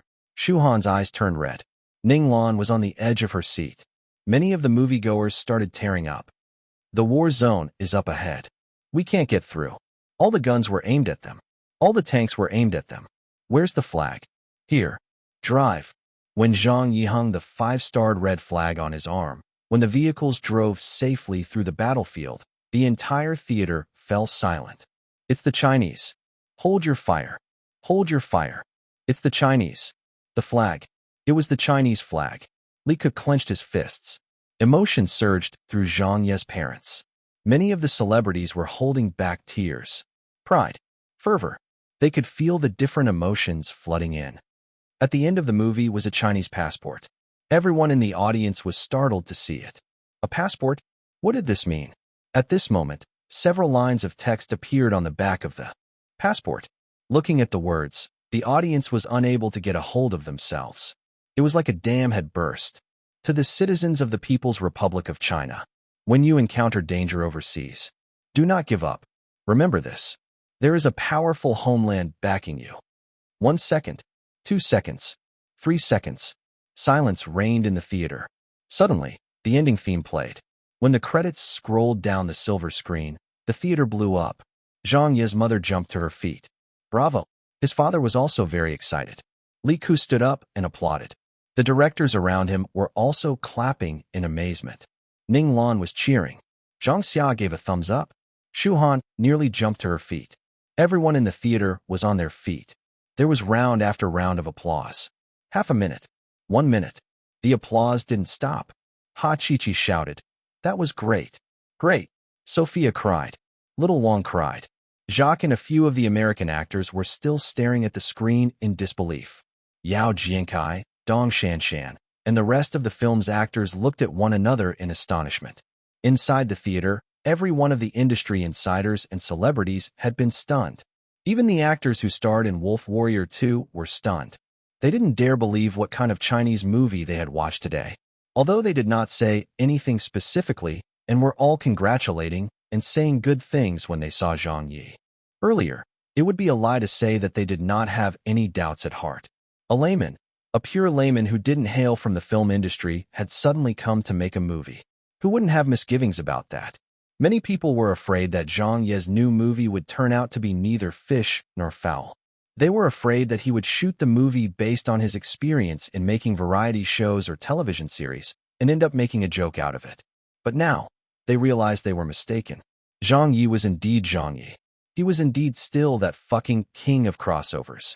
Filming, casting, acting, visuals, 3D, VFX, plot, pacing. From the start until the end, there was nothing to nitpick. It was seamless inside and out. He really could do it. He really knew how. He really knew. So this is Zhang Ye's new movie? This is Wolf Warrior 2. A movie without any male idols, yet it was an enjoyable watch. Without a Hollywood team, this kind of 3D could be achieved. Our domestic movies can even be made to such a standard. Be it the media reporters, the directors from the industry, or the many celebrities who had graced the premiere of Wolf Warrior 2. All of them were left with a very deep impression of the movie. Chapter 1643, On Fire. Chapter 1643, On Fire. Translator, Leg Editor, Leg. The movie ended. The premiere was supposed to be over. But there was an extremely excited atmosphere in the theater at the moment, and no one was leaving. Many of the Chinese reporters immediately rushed out of their seats and surrounded the main cast of Wolf Warrior 2. The female lead, Sophia. The spoiled brat, Boss Qian Jr. The main antagonist, Jacques. They spared none of them. Miss Sophia, please accept our interview. Mr. Jacques, how did Zhang Ye manage to convince you to join the production?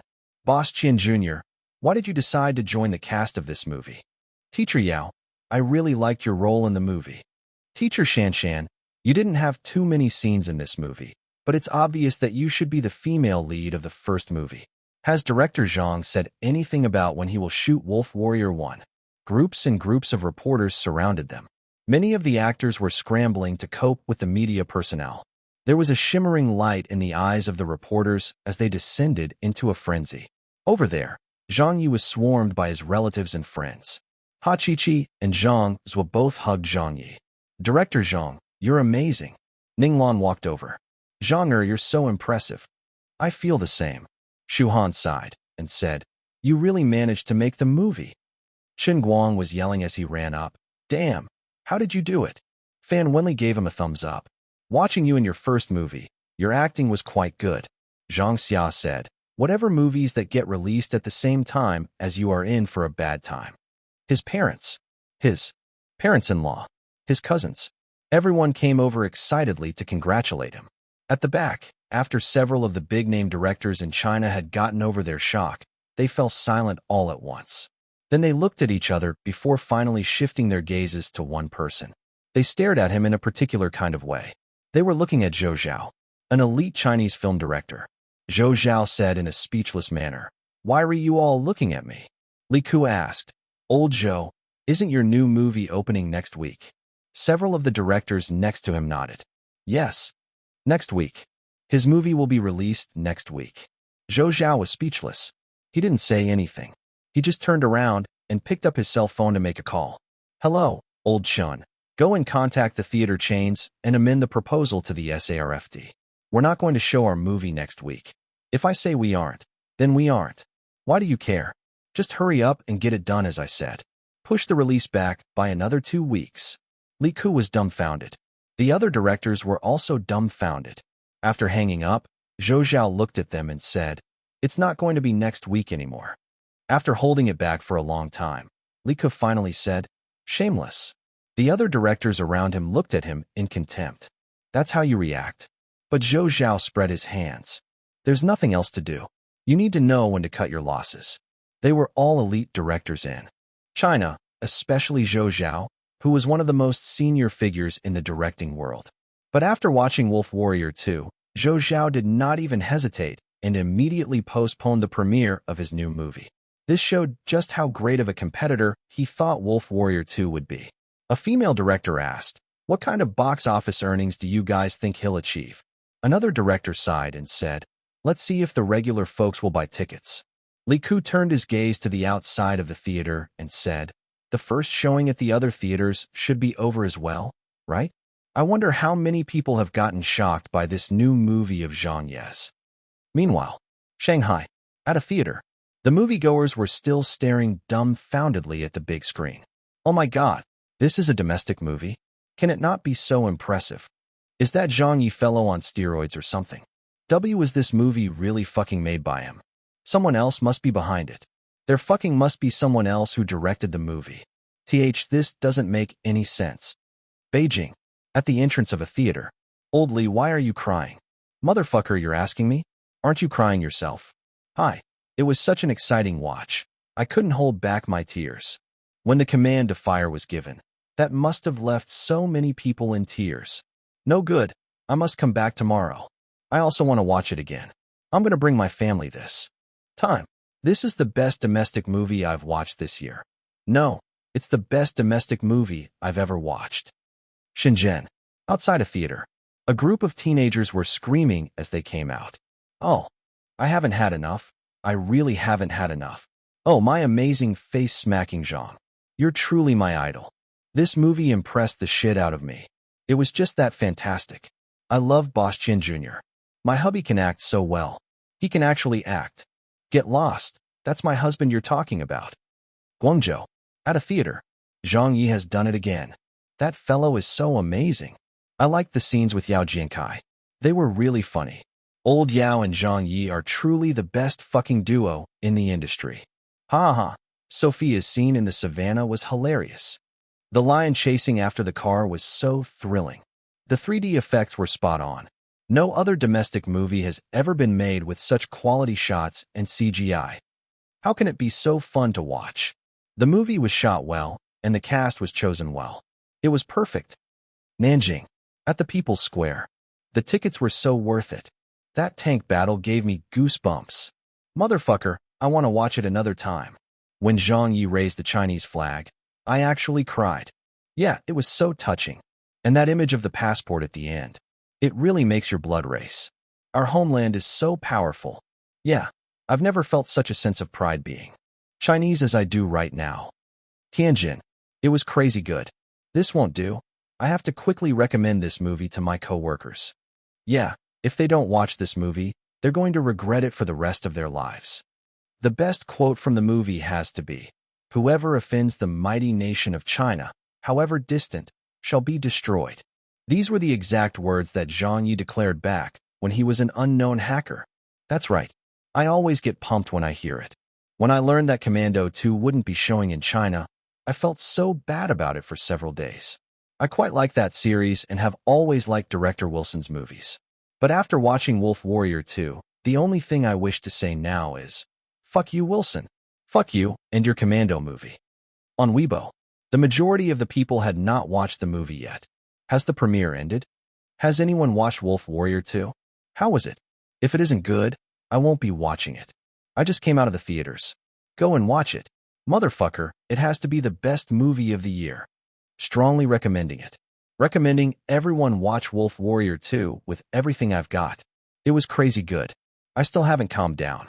I have a feeling that Zhang Ye's new movie might break the domestic box office earnings record. What? Was it that good?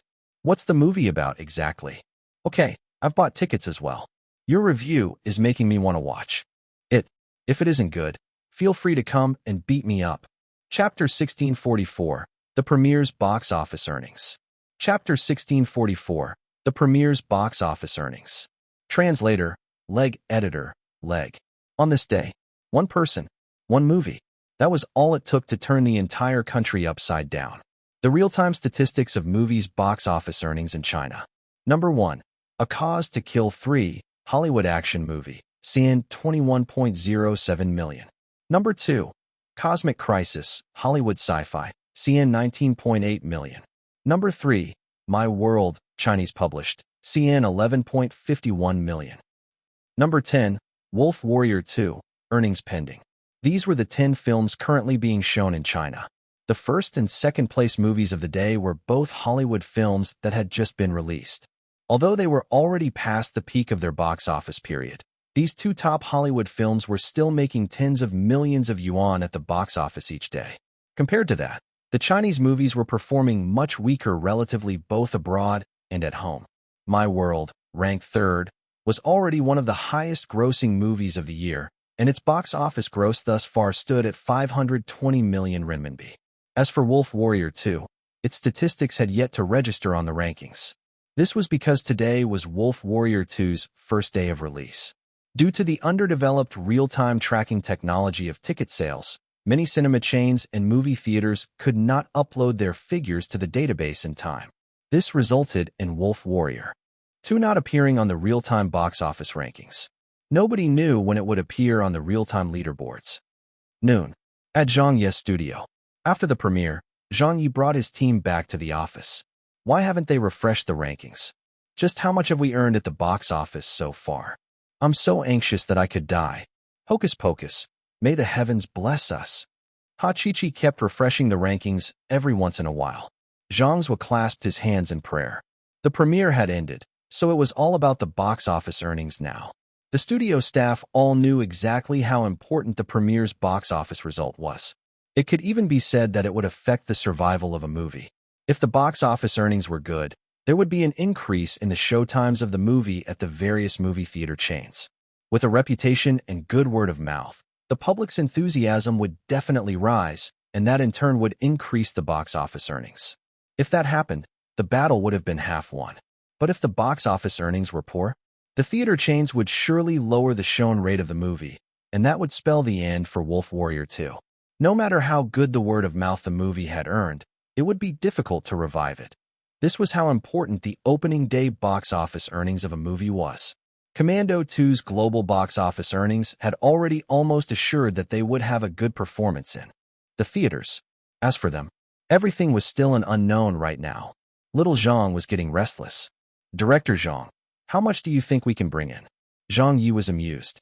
Ever since we left the theater, you've asked that me 800 times. But I'm worried.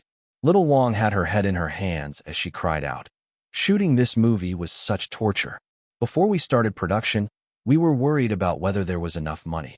After the scenes were shot, we were worried that we didn't film it good enough. When the production was finally completed, we got worried about the premiere. And now that the premiere has ended, we're starting to worry about the box office earnings. To think I used to wonder why those domestic movie directors were always unshaven. So it was because they always had such intense stress. Tong Fu felt like he had met a confidant. That's right, I seriously agree. Zhang Ye laughed and said, don't worry, because worrying won't affect anything anyway. Wu Yi also said anxiously, Director Zhang, why don't you say something reassuring? Little Zhou nodded repeatedly. Yeah, give us something to fall back on. Give us a prediction. Ha Chi-Chi and Zhang Zhou were both looking at Zhang Yi eagerly. Zhang Yi thought for a bit. A prediction? Maybe around 30 million. Little Wang said, wow, 30 million isn't too bad. Tong Fu nodded in agreement. Yeah, I'll be satisfied with 30 million. Ha Chi-Chi did some calculations on her fingers, and then said, if the premiere can bring in 30 million yuan, the final box office earnings could reach 300 million, or even 400 million yuan. That's already very good for a domestic movie. You're still a new director, so that would be a very good result and a dazzling achievement. Zhang Ye was taken aback. Yuan? What yuan? He replied, I was talking about US dollars. Ha Chi-Chi said, ah. Zhang Zhuo laughed. Her. Tong Fu chuckled. Little Wang said, Director Zhang, you sure are funny. Zhang Ye sighed. Look at how inexperienced you are. Everyone in the studio laughed at that, and their nervousness also dissipated a little because of it. No one took Zhang Ye's words seriously. At the studio of a director, Director's son, Wolf Warrior 2, seems to be quite good. Director Li and the others have given rave reviews of it. Furthermore, it seems like director Zhou Zhao has delayed the release of his new movie after attending the premiere of Wolf Warrior 2. Should we also be cautious? Are we going to change our date too? The box office earnings aren't out yet. Let's wait a while. Right. It would make us look really bad if we change the date now. Our movie is also very good. Let's see what Wolf Warrior 2's opening day box office earnings are first. At male idol Song Chi's studio, Wolf Warrior 2 has premiered. Yeah, it's showing in theaters. Humph, the box office earnings shouldn't be great, right? It's still unknown, but the reviews online seem to suggest it's pretty good. What uses word of mouth anyway? The box office earnings still have the final say on the performance. Without any male idols, how can he earn any money at the box office? Zhang Ye is too short-sighted. That's right. If he had agreed to double our Song Chi's payback then, his movie's box office performance would surely not be bad. Her. But since he couldn't bear to part with the money, there's no one he can blame for this. He can blame himself. This is what short-sightedness is. Zhang Ye is too arrogant. He always thinks that there's nothing he can't do. Japan. Commando 2 is pretty good. Yeah, I watched the premiere as well. Zhang Ye's movie hasn't been released yet. I think it has already. How are the box office earnings? They're not out yet. Her. I can't wait to see Zhang Ye make a fool of himself. India. Commando 2 was so awesome. What about that Wolf Warrior 2? Who knows? Wasn't that Chinese person thinking of taking on Hollywood? Like he could challenge them. It's more appropriate to say that he's going to get beaten up, no? Ha. America. The day's almost over. The box office earnings should come out soon. No movie can challenge on Commando 2. How's that movie the Chinese guy made? The box office sales must be terrible. The Chinese only know how to talk big. China, hurry up and tabulate the statistics. What the heck are the theaters doing? I can't wait anymore. Where are the box office earnings for Wolf Warrior 2? It's almost the cutoff time, right? Don't get so anxious. Wait a while more. We'll see how face-smacking Zhang did very soon. I think everyone should calm down. We shouldn't be thinking about challenging Hollywood anyway. It's enough to compete within our own market. For Zhang Ye to make such a good domestic movie, it's an unprecedented achievement. That's right. In any case, I've already contributed by purchasing a movie ticket. I've contributed my share too. Half an hour. An hour. It was time. Finally, the global premiere box office earnings for Commando 2 came out. At Wilson's company, someone came running in. It's closed. Wilson and the others asked, what's the final figure? That person was beaming. We got $19 million in the box office for the North American region. Together with the other countries for the global box office earnings, the premiere brought in a total of $36 million. Wilson felt very reassured when he heard that. Nice. Great. Everyone around him started cheering. That's awesome. I knew it. It was just as we predicted. No, it's much higher than we expected. Congratulations, director. An opening day box office earnings of $36 million. Even in the history of Hollywood, this would count as one of the highest grossing box office releases. Not many Hollywood movies could bring in an amount like $36 million at the box office on their first day. $36 million was equivalent to over 200 million renminbi. Looking at the global movie market as a whole, many of the better local movies that did quite well and were better performers could not beat Commando 2's one-day box office earnings with their gross box office earnings. This was the reputation of Wilson's brand, as well as the reputation of Hollywood. No one in the world could match it. Suddenly, Wilson thought of something and said with a laugh, "What about that Chinese guy's movie?" That person laughed mockingly and said, "The final figures should be calculated soon, I guess." Chapter 1645, Wolf Warrior 2 tops the box office. Chapter 1645, Wolf Warrior 2 tops the box office. Translator, Leg Editor, Leg. In China, deep into the night. It was already past midnight, but a lot of people could not fall asleep, especially those who had caught the premiere of Wolf Warrior 2. Even though none of them really believed that Zhang Ye could seriously mount a challenge on Hollywood, as that would be considered quite a fantasy. This because they all knew in their hearts just how big the Chinese box office was.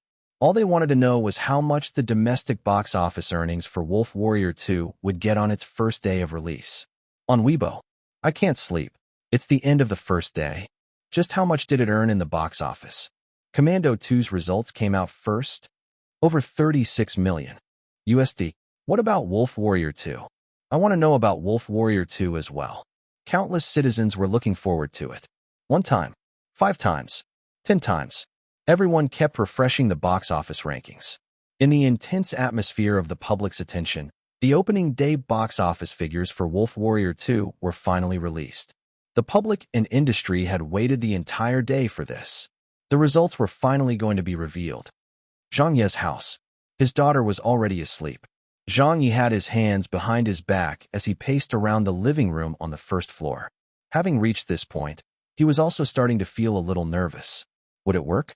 Could it really be done? The scale of this world's Chinese theater chains should be about the same as his previous worlds. There was certainly a basis for the box office earnings here to be similar, but would the movie be accepted? Wu Ziqing came downstairs with a cup of coffee. "Have some, it'll perk you up." Zhang Ye was taken aback. Why haven't you slept yet?" Old Wu smiled. "I'm not tired. You don't have to wait with me." Zhang Ye said, "Go to bed first." Old Wu sat down on the sofa. "I'm really not tired." DD. Zhang Ye's cell phone rang again. It was the umpteenth time that his mother had sent him a message. "Are the box office results out yet?" Zhang Ye replied, "It'll be out soon." The entire family knew just how important today was for Zhang Ye. This was, perhaps, the biggest turning point in his career thus far. He had bet their entire family's property on it, his reputation, and his career.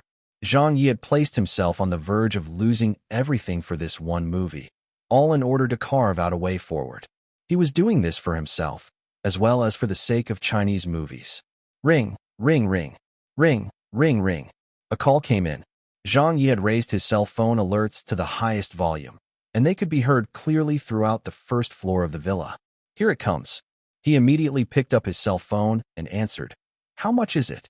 The voice on the other end of the line trembled as it read out the figure. Zhang Ye hung up and sat down slowly. Wu Ziqing gave a slight smile and asked, "How is it?" She heard Zhang Ye cackle with laughter. "Ha ha." He continued laughing for half a minute straight. When Wu Ziqing saw this, she understood. At a movie theater chain, looking at the numbers on the screen, the staff were all dumbfounded. This. Oh my God, did they get it wrong? Old Li calculated again.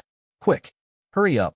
The entire country's box office statistics have already been connected to the network, and it's the same for all the other theater chains. There can't be any possibility of an error. There's no need to calculate the data again. This is the final box office figure. My God, this is crazy. It's fucking crazy. Zhang Ye has fucking played it real. Big this time. At a newspaper agency. It's still not out. We've been waiting the entire day. How are we supposed to write the draft like this? Yeah, we have to publish the report by morning. I've already completed my article. Commando 2 tops the global box office ranking. Wolf Warrior 2 sells well in China with good earnings. It won't go wrong if we write it like that. Delete that, you've gotten it wrong. What? Wrong. Chief Editor, what do you mean? Wolf Warrior 2's box office earnings have been revealed. How much is it? Did it surpass 30 million? It surpassed that figure. Take a seat before I tell you guys. We're already sitting. Just say it already. Wolf Warrior 2's opening day box office earnings are over 260 million yuan. Huh? How much? At this moment, the entire newspaper agency fell silent. At Yao Jiancai's house, Zhang Ye's call came. When Yao Jiancai put down the phone, he appeared extremely stunned. His wife anxiously asked, "How did it do?" Yao Mi was even more anxious. "So how was it? How did it do?" Yao Jiancai said dumbfoundedly. Zhang Ye said that the box office earnings were over 260 million yuan. His wife was shocked. "What?" Yao Mi exclaimed. "What the hell?"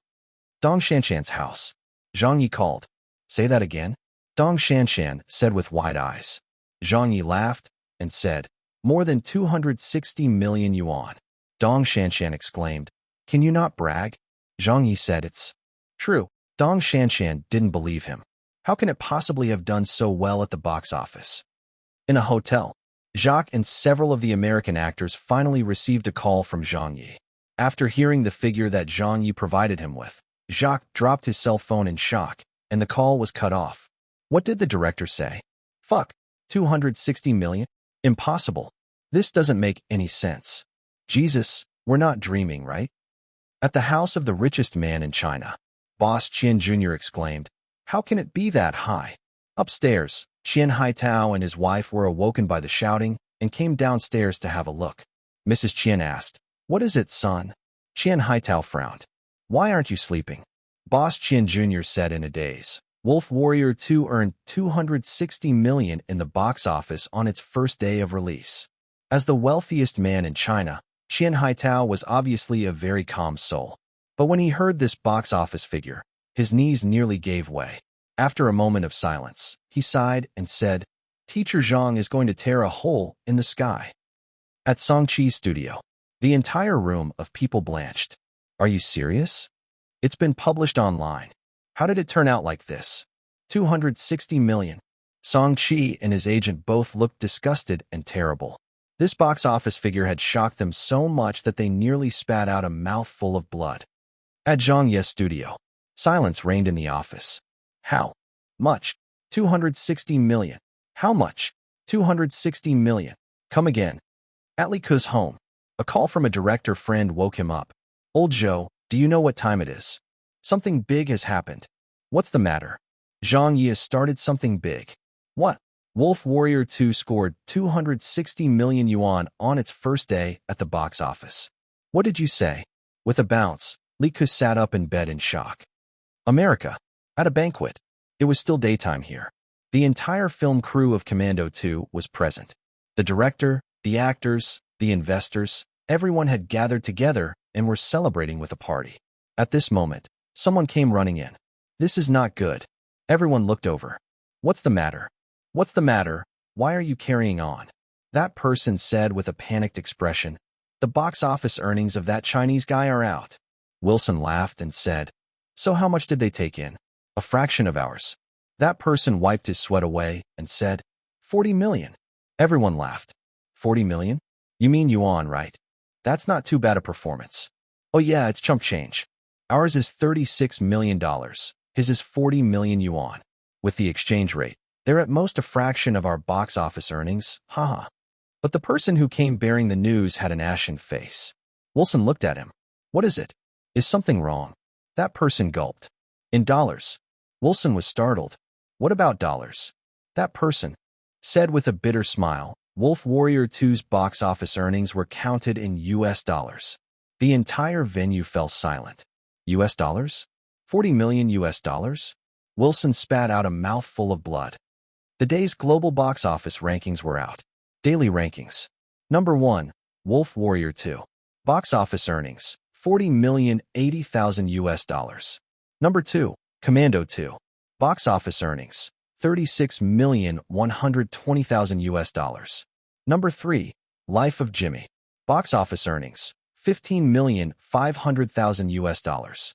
These were the calculated box office statistics for the previous day of screening and would not be updated any further. The box office rankings were set in stone. When the rankings came out, people around the world were shocked. Media around the world was shocked. The world's film industry was shocked. Something big had happened. At this moment, the entire world knew that something big had happened in the global film industry. Chapter 1646. Zhang Ye becomes famous with a single battle. Chapter 1646. Zhang Ye becomes famous with a single battle. Translator, leg editor, leg. Korea. In the film industry. This is not good. That hooligan from China is at it again. What's happening? Didn't Commando 2 get crowned as the champion of the global box office earnings yesterday? Huh. Wolf Warrior 2 took its place. Hi. I said that when Wilson used Zhang Ye to hype up his movie, it was best not to provoke that fellow since he's not someone that you can push around so easily. Look at what has happened now. The UK. Online. My God. How did it turn out like this? Yeah, how could this happen? Is the film industry going to see a change soon? Just who the hell is that Chinese Nobel Prize recipient, really? America. Hollywood. 40 million? What in the fucking hell? It must be in yuan, right? It has to be. It's in US dollars. Commando 2 has been crushed. Shouldn't he have been stifled after we blocked his global release of the movie? That was purely the Chinese market's box office earnings. India. How did something like this happen? Commando 2 has lost. Wilson lost. Hollywood lost. What's more, they actually lost to a Chinese director and movie too. Motherfucker, what the hell is going on? Australia. This slap to the face is too ruthless. Wilson has probably gone out of his mind. This is a slap to the face of Hollywood by the Chinese. The Chinese are too terrifying. No, it's that Chinese celebrity who's the scary one. Japan went crazy. America went crazy. Europe went crazy. On the day, every person in the world went crazy. All of this had happened too suddenly and without any warning. At this moment, even the international entertainment news hadn't reported on it. The entire world did not have time to react, and the media wasn't even prepared. As such, everyone who saw the global box office rankings from yesterday was all shocked. There was a very strange atmosphere in the international scene. It was as though the people of the world had encountered a ghost. Only China was different. No one could fall asleep tonight. Every household was filled with surprised shouts and exclamations. In a home. Ah, honey, what's wrong? Hubby, stop sleeping. Wake up and see this. What are you going on about so late at night? Zhang Ye has won. He's won. Won? Against who? He has totally crushed Wilson. Go wash up and sleep. You must be dreaming. Damn it, I'm serious. Look at this quick. What? At a bar. Several Chinese movie directors were holding a late-night meeting. Many of them had been woken up by calls to come here and were only just starting to find out about this big deal that happened in the film industry. Old Joe, just how? We don't know either, but the box office statistics can't be wrong. How did Zhang Ye do it? No matter how he did it, this is still a milestone for China's film industry. Right. The reason why we called everyone out this time is to celebrate that. It's very possible that the Chinese film industry is headed for good times from here on out. That kid Zhang Ye is amazing. He's more than amazing. Yeah, he might as well soar to the heavens with his opening day box office earnings of 260 million yuan. This is the first time I've heard of anyone being able to step on a Hollywood movie like that. I'm still wondering if all of this is just a dream. Did that really happen? In a group chat, the Celebrity Goof Group. Many of the celebrities appeared in the group. Ning Lan sent a shocked emote in the chat. Something big has happened. Xiaodong. At Zhang Ye, you better come right out and send me a red packet. Damn, you're going to be so popular, Teacher Zhang. You've shocked the entire world. Shu Han was stunned. At Zhang Ye, so the word that you put out about challenging Hollywood, that was really fucking true? We thought you were just joking. Yao Jinkai also emerged. I also thought it was just a joke. Chen Guang. Old Yao, give out some red packets. Li Shaoxian. Old Yao, give out some red packets. Amy. Teacher Yao, you're going to get real popular this time too. Yao Jinkai sent a sweating emote. What's this about getting popular? The box office earnings have shocked me silly. All I can feel right now is my pounding heart. I still haven't recovered from the shock. Amy, where's Director Zhang? Director Zhang? Why aren't you showing yourself? Dong Shanshan appeared. I tried calling him earlier, but I wasn't able to get through. He must be getting a ton of calls. Ning Lan. I'm afraid to say, Zhang Ye must be the busiest person in the entire world right now. Today's battle has made him famous around the world. On Weibo, the news was spreading everywhere. Late into the night, there was 10 times more activity on Weibo than in the morning. Zhang Xia, Hu Dongfang, Su Milan, famous people in the Industry. Several heavenly kings and queens. The moguls of the movie industry. Countless people were sending their congratulations. This was a grand affair for the Chinese film industry. It was a grand affair for China's entertainment circle as well. Every industry insider knew exactly what it meant for Wolf Warrior 2 to crush so many Hollywood movies to take the top spot on the day's box office rankings. The Chinese netizens were in an even greater frenzy. Oh, how cool. This is so fucking cool. Number 1 on the global box office rankings for the day. Zhang Ye has really done it. When I saw the box office results, I actually cried. It hasn't been easy at all. It really has not been easy for our domestic movies. How many years has it been? I can't believe I got to see this day. Who says that the Chinese market isn't good enough? Who said it? That idiotic Wilson really looks like an idiot now. So you think that our Chinese market is negligible? How about now? Our domestic movies' box office earnings in the domestic market are fucking greater than your gross global box office earnings. I'm so excited that I don't know what to say. It's too amazing. Zhang Ye has shown the might of our country. Wolf Warrior 2 is too heaven-defying. Face-smacking Zhang is indeed face-smacking Zhang. I knew he could do it. I just knew it. Ha ha ha. When Zhang Ye says that he will smack their faces, he will definitely smack their faces. Never has he failed before. That's the true mark of Zhang Ye. What a good day to celebrate. This is the most important day for our domestic movies. Letting face-smacking Zhang step up to the international scene was the best choice we made. He can really lead the Chinese and our Chinese works to take on the world. Unlike those male idols who keep circling the domestic market for money grabs after they've reached the top, Zhang Ye takes on any challenge. And he always wins. I wasn't Zhang Ye's fan in the past, but I'm so excited today. After being woken up by my roommate in the middle of the night and seeing the global box office earnings, my blood is racing and I can't go back to sleep. I'm so proud for Wolf Warrior 2. I'm so proud for Zhang Ye. I'm so proud that I'm Chinese. Cheers. Excitement. Screams. Every person felt an exultant sense of pride. They all knew that Zhang Ye did not have any intentions to make a movie initially. But for himself, and for the sake of the Chinese people, he wore the hat of director and took the role himself, all just to prove in practice to Wilson, Hollywood, and the entire world. Whoever offends the mighty nation of China, however distant, shall be destroyed. Chapter 1647, breaking yet another record. Chapter 1647, breaking yet another record. Translator, leg editor, leg. The next day, Sunday morning, Zhang Ye had been taking calls until very late last night. When he opened his eyes again, his parents and parents-in-law were already at his house.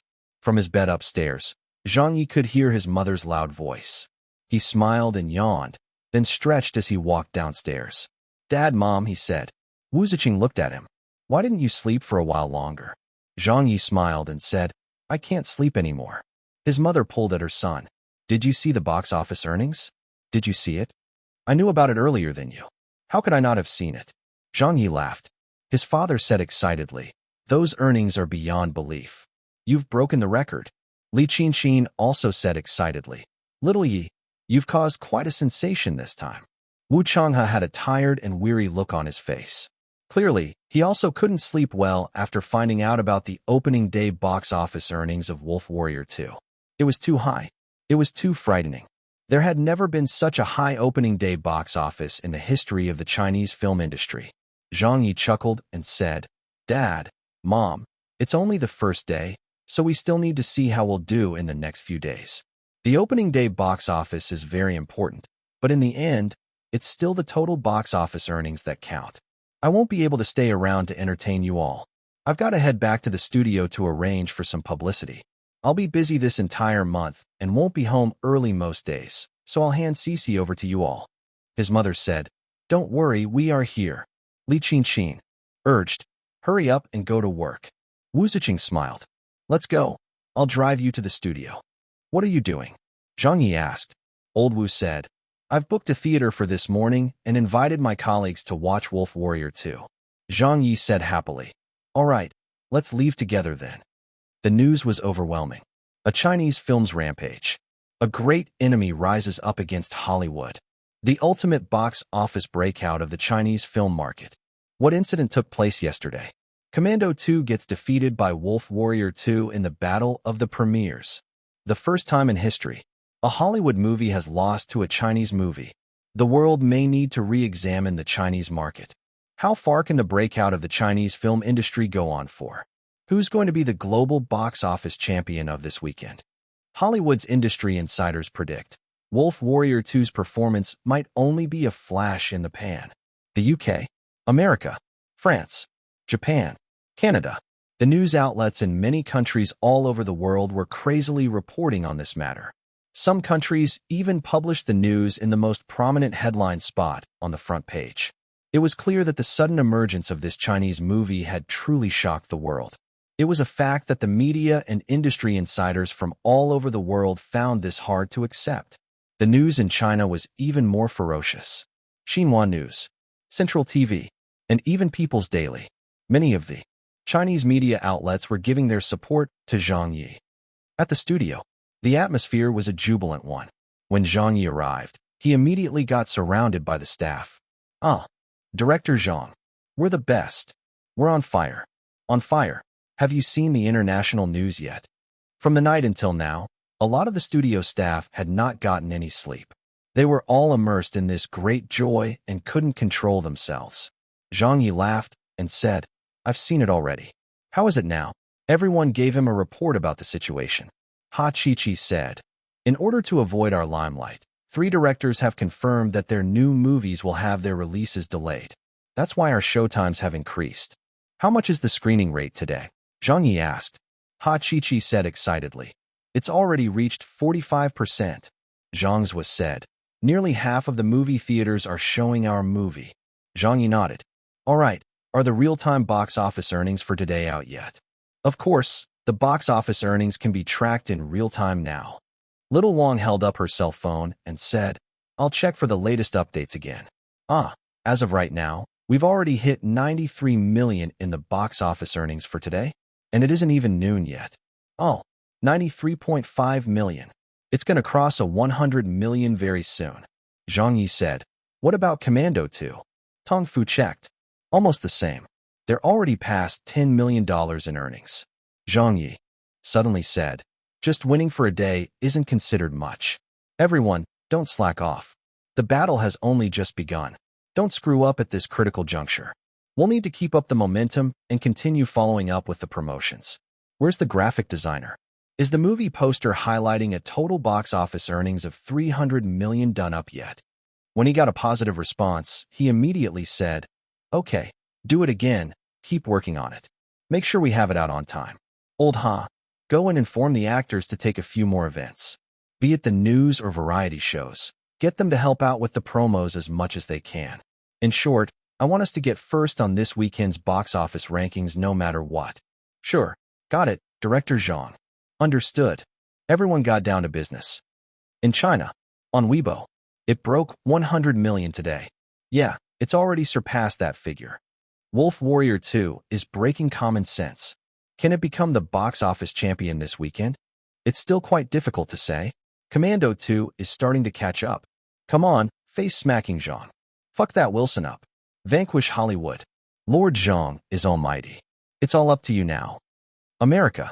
Wilson's company. We will definitely be able to catch up by today. That's right. The opening day performance doesn't mean anything. The box office earnings depend on what happens after. The weekend box office champion will definitely be us. There's never been a foreign movie that has performed better than Hollywood at the weekend box office earnings. It won't be an exception this time either. Keep up with the marketing. Increase the publicity for all major markets. We must become the box office champion this weekend, no matter how much money is required for the marketing. Wilson was getting anxious. The Commando 2 film crew was getting anxious. Hollywood was also getting anxious. On the web, netizens from all over the world had pulled their chairs up to watch the battle. This is so intense. The box office rankings have me gripped. Wolf Warrior 2 versus Commando 2. Who will win? This is a battle of honor. The quality of this Chinese movie is really scary. The outcome will be revealed very soon. Could history of cinema really get rewritten today? It won't. Hollywood's legend won't be destroyed so easily. Yeah, that is Hollywood we're talking about. It's the pinnacle of the film industry. On this day, the entire world was anxiously staring at the box office rankings. Everyone had a look of shock on their faces as they watched with trepidation. 10 million US dollars, 20 million US dollars, 30 million US dollars. The two movies were neck and neck. The media, the people, the industry insiders, China, America, Japan. There were only a few more minutes to go. Everyone was waiting for the final outcome. When the global weekend box office closed, when those numbers finally stopped moving, the entire world descended into an uproar. It blew up on the web. God, how did this happen? It won again? The Chinese won again? What is this? How could it be? Who said that Wolf Warrior 2 was just a flash in the pan? This is a Hollywood blockbuster. This is Director Wilson we're talking about. This is the sequel to Commando. How could it not even beat a Chinese movie? This is such a fucking miracle. What the hell? Impressive, my Chinese bro. You're awesome. The global weekend, Saturday and Sunday, box office rankings. Number 1, Wolf Warrior 2. Number 2, Commando 2. The Chinese movie had taken first place again. Wolf Warrior 2's Sunday box office earnings were 48.21 million US dollars, with the total weekend earnings at 88.2 million US dollars. Commando 2's Sunday box office earnings were 45.8 million US dollars, with the total weekend earnings at 81.05 million US dollars. At this moment, Wilson's face was ashen. Many Hollywood directors and industry insiders could not accept this. They could accept losing to a fellow Hollywood movie. They could accept losing to a fellow Hollywood director, but they definitely couldn't accept losing to a foreign movie. Furthermore, it was even a movie made by the Chinese. To them, this was the greatest insult they could receive. It was as though they were dealt a slap to their faces that left a stinging pain. How the hell did the Chinese movie do it? Are you people on steroids or something? Chapter 1648. Did you fly here? Chapter 1648. Did you fly here? Translator, leg editor, leg. Monday. In the morning. On the third day since the movie opened, the International Celebrity Rankings Index was refreshed. The index saw yet another astonishing change of the rankings. Zhang Ye advanced from the 59th place on the International C-List rankings by 7 places and was now ranked 52nd after his international popularity grew tremendously. It had to be said that Zhang Ye's international popularity had not moved at all prior to this. Furthermore, this was the third day since Wolf Warrior 2 had premiered. In fact, even though Wolf Warrior 2 was given a global release, its showtimes overseas were as good as negligible, and it could be considered as having only released in China. Yet that was still enough to increase Zhang Ye's international popularity by a lot. So it could be seen just how great of a feat it was for a Chinese movie to defeat a Hollywood movie in the past weekend's global box office rankings. It had completely shocked everyone around the world. The whole world had their attention on this. The media outlets of many countries were reporting about it. Something about a world-class director. Something about an international action star. All kinds of titles were attached to Zhang Ye. At this moment, the attacks from Hollywood started.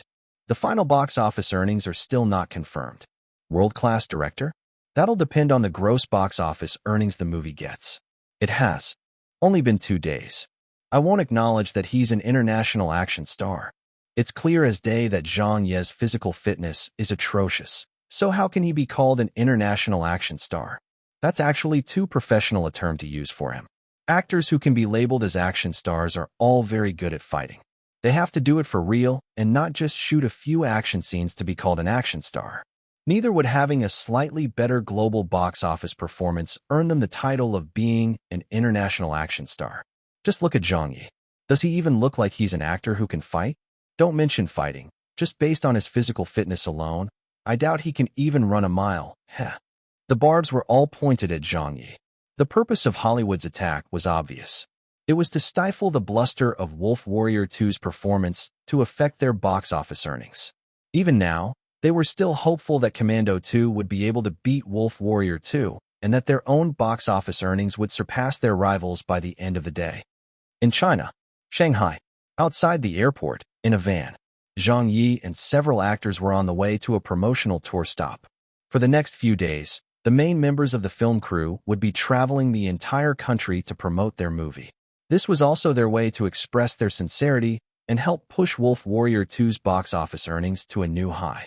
Hachichi said, "Why is there a traffic jam?" Zhang's was said anxiously. "There are news reports of major traffic jams happening all over Shanghai. This is bad." Sophia kept checking her watch. "The tour starts at 9 a.m., but it's almost 8. What if we don't make it on time?" Honk, honk, honk. Honk, honk, honk. There was the sound of honking all around, but the traffic wasn't moving at all. Zhang Ye couldn't sit around and wait anymore. "This show is our first stop and is crucial to our box office earnings, so we must not be late for it." "How many kilometers are we away from the theater?" Yao Jinkai said. "We're still more than 20 kilometers away." Hachichi checked the GPS. "The entire way is congested." Boss Qian Jr. let out a curse. "Fuck. If I knew it would have been like this, I would have asked my dad to buy a private helicopter. This traffic is delaying us. If we arrive late to our stop, those Hollywood bastards will surely seize the opportunity to attack us and claim that we don't respect the audience. The entire world is looking at us under a microscope. If there is even a small mishap, they will definitely exaggerate and blow it out of proportion." They waited another 2 minutes. The traffic was still not moving. Zhang Yi looked out to the roadside. "Where's the bike share one?" The several people in the car were taken aback. "What's a bike share?" "Oh right, that didn't exist in this world yet." Zhang Yi took a deep breath and did not say anything. Suddenly, under everyone's puzzled gazes, he took out everything from his pockets, his cell phone, his wallet, and his keys. Then, he undid the buttons on his suit and took it off. Then he reached out to open the car door and said without looking back, "I'll head over first." The several of them were dumbfounded. "You'll head over first? But there's a traffic jam. How are you going there?" At the next moment, they saw Zhang Yi sprinting forward. The people in the car were all stunned. Sophia nearly fainted. "Where are you running off to?" Boss Qian Jr. exclaimed. "The fuck? It's more than 20 kilometers away." Yao Jinkai shouted. "Did you drink this morning? You won't be able to get there even if we gave you a day." Hachichi and the others nearly vomited blood. They wanted to stop him but couldn't, so they watched as Zhang Yi disappeared running through the traffic. Jacques could not understand Mandarin and was still looking bewildered by what just happened. "Where is the director going?" Boss Qian Jr. facepalmed and said, "He running to the theater." Jacques was stupefied. "What?" On the way there, countless people lowered their car windows. "Oh my God, everyone, look at who that is. It's Zhang Yi. It's really face-smacking Zhang. What is he doing? Is he jogging? But this is the highway." At another section of the road. "Ah, Zhang Yi. Damn, I just saw a celebrity." "Ah, Zhang Yi is jumping off the bridge. Damn, he really leaped over and jumped down. What's he in such a rush for?" On Weibo, a headline began to trend on Weibo. The Weibo headline was called, "The Running Zhang Yi." The coordinates are in Shanghai. Zhang Yi is still running. Wow, I saw him too. He's run to where I am. Where's he heading? Isn't the first stop for the movie's promotional tour happening today? Oh yes, there are traffic jams everywhere in Shanghai today. See, could he be fucking thinking of running to the theater? Huh. On this morning, Zhang Yi was all over Weibo. Passing through the various sections of the highway, netizens took pictures of him and provided real-time updates on Weibo. At 9:30 a.m., the promotional tour stop event had begun half an hour ago. The traffic in Shanghai started easing up. Hachichi said to the driver, "Quick, drive. We need to hurry." Zhang Zhua asked, "Did you spot Director Zhang?" Sophia kept her eyes on the road as the car drove. "No, I can't see him at all. Who knows which way he went?" Yao Jinkai also had his face close to the car window as he looked for any signs of Zhang Yi. He couldn't have run off too far ahead in 1.5 hours. I guess he must have been running blindly and took a wrong turn somewhere. Since he left his cell phone in the car, we can't reach him either. We've almost reached the destination, so he might as well have just stayed with us and been late by only 40 minutes. Sophia said, "What will we do if the director is not there with us?" Hachichi said, "We still have to do it. We have to try to hold out for a bit." Jacques sighed. "I guess that's the only way." Zhang's was said, "When we get there, let's apologize first." 10 minutes later, the car reached the entrance of the movie theater. The crew jumped out of the car and fast walked inside. Upon seeing one of the event staffers, Hachichi and the others hurriedly apologized. "Sorry, we were late due to traffic." The staffer said, It's fine. Go in quickly, Hachichi said. Everyone must be getting impatient, right? It's our fault. Director Zhang also encountered some problems and will probably not be able to make it in time for the showing, so. The staffer said, startled. Director Zhang? Zhang's was said, we're sorry about that. But the staffer said, Director Zhang arrived long ago. Everyone was stunned to hear that. What? The staffer pointed inside and said, Director Zhang has already arrived. In fact, he even got here at 5 minutes to 9. Sophia's legs nearly gave way. Yao Jinkai stared with wide eyes. Impossible. No one could believe it, and they rushed inside to have a look. In the end, they saw Zhang Ye in the theater, holding a microphone and laughing as he said confidently, if everyone likes this movie, then please show us some support. As for the slander from those people in Hollywood, just pretend that you didn't hear it. Consider it nonsense from those bastards. The media and audience laughed. At this moment, Zhang Ye spotted Hachichi and the others. He smiled and said, all right, the main crew and actors have arrived. I'll leave the rest of the questions for them. Sophia stared in shock. Boss Qian Jr. looked like he had seen a ghost. What the hell? You're here already? How did you manage to run here? Did you fucking fly here or something? On the same night, the news broke. Wolf Warrior 2's first tour stop is successfully held. Major traffic jams across Shanghai. Zhang Ye runs to the theater. What is professionalism? Zhang Ye really lives up to the people's expectations. Running a half marathon to get to a tour stop? Zhang Ye's crazy run in Shanghai tops the trending list of searches. Some of the nosier media outlets even used the times and geolocation information of the netizens' Weibo posts to write a detailed article and track the distance and time of Zhang Ye's run on the highway to the theater. If they hadn't counted it, it wouldn't have mattered. But now that they did, it gave the entire world something to be shocked about. For the entire journey, Zhang Ye had actually run 22 kilometers in total. How long is a half marathon? 13.1 miles. Converted to the metric system, that would be 21.1 kilometers. In other words, the distance that Zhang Ye ran was actually 1 kilometer longer than a half marathon. And the time that he took to run to the theater was a shocking 59 minutes and 18 seconds. Upon checking the results of this year's international half marathon races, everyone was shocked to discover that Zhang Ye had run the best time in the world this year. Even the professional marathon runners were not as fast as him. This conclusion was frightening. It was so frightening that the world was astonished. The web blew up. An American netizen. What? A Japanese netizen. That's too fast a time. A UK netizen. Is that the best time this year? An Indian netizen. How is this possible? A Canadian netizen. This is the level of an elite athlete. A French netizen. Didn't Hollywood claim that Zhang Ye's physical fitness was atrocious? That he wasn't qualified to be called an action star? How is that fucking called having atrocious physical fitness? Just how fit is he really? A Korean netizen. Did you guys see the photos? His clothes and shoes. A collared shirt. And dress pants. Paired with leather shoes. He didn't wear any running apparel. Even like this, he was still able to run the best time of the year? People around the world didn't know how to react. Only the Chinese netizens were laughing. Did you guys just find out? This fellow isn't human to begin with. Teacher Zhang has smacked Hollywood in the face again. Right after Hollywood speaks, face-smacking Zhang slaps them in the face. Zhang Ye's physical fitness is atrocious? This is a joke that can make me laugh for a 100 fucking years. Chapter 1649. A first in the history of Chinese film. Chapter 1649. A first in the history of Chinese film. Translator, Leg Editor, Leg. On the same day, the box office earnings were tabulated. Hollywood was silenced. The global film industry was silenced. Wolf Warrior 2's third-day domestic box office earnings, CN 197 million. Meanwhile, Commando 2, which Hollywood had high hopes for, only scored a box office earnings of 81 million renminbi for the day after allowing for conversion. Previously, Commando 2 was still close behind Wolf Warrior 2 and could have surpassed it at any moment. However, it was finally showing signs of fatigue. On the web, this is too scary. The gap has been widened. Commando 2 has been affected by the Chinese movie. Zhang Ye's movie is too fearsome. It's dragged down the global box office earnings of Commando 2. Wilson has no way of catching up. Yeah, the outcome has been decided.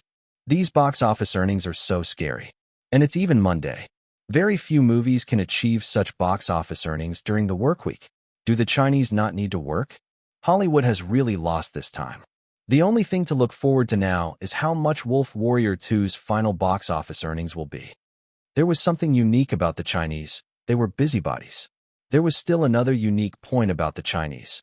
They loved being spectators when drama unfolded. Now that Zhang Ye and Wolf Warrior 2 had been deified by the masses, the enthusiasm of the Chinese for watching the movie was bursting through the roof.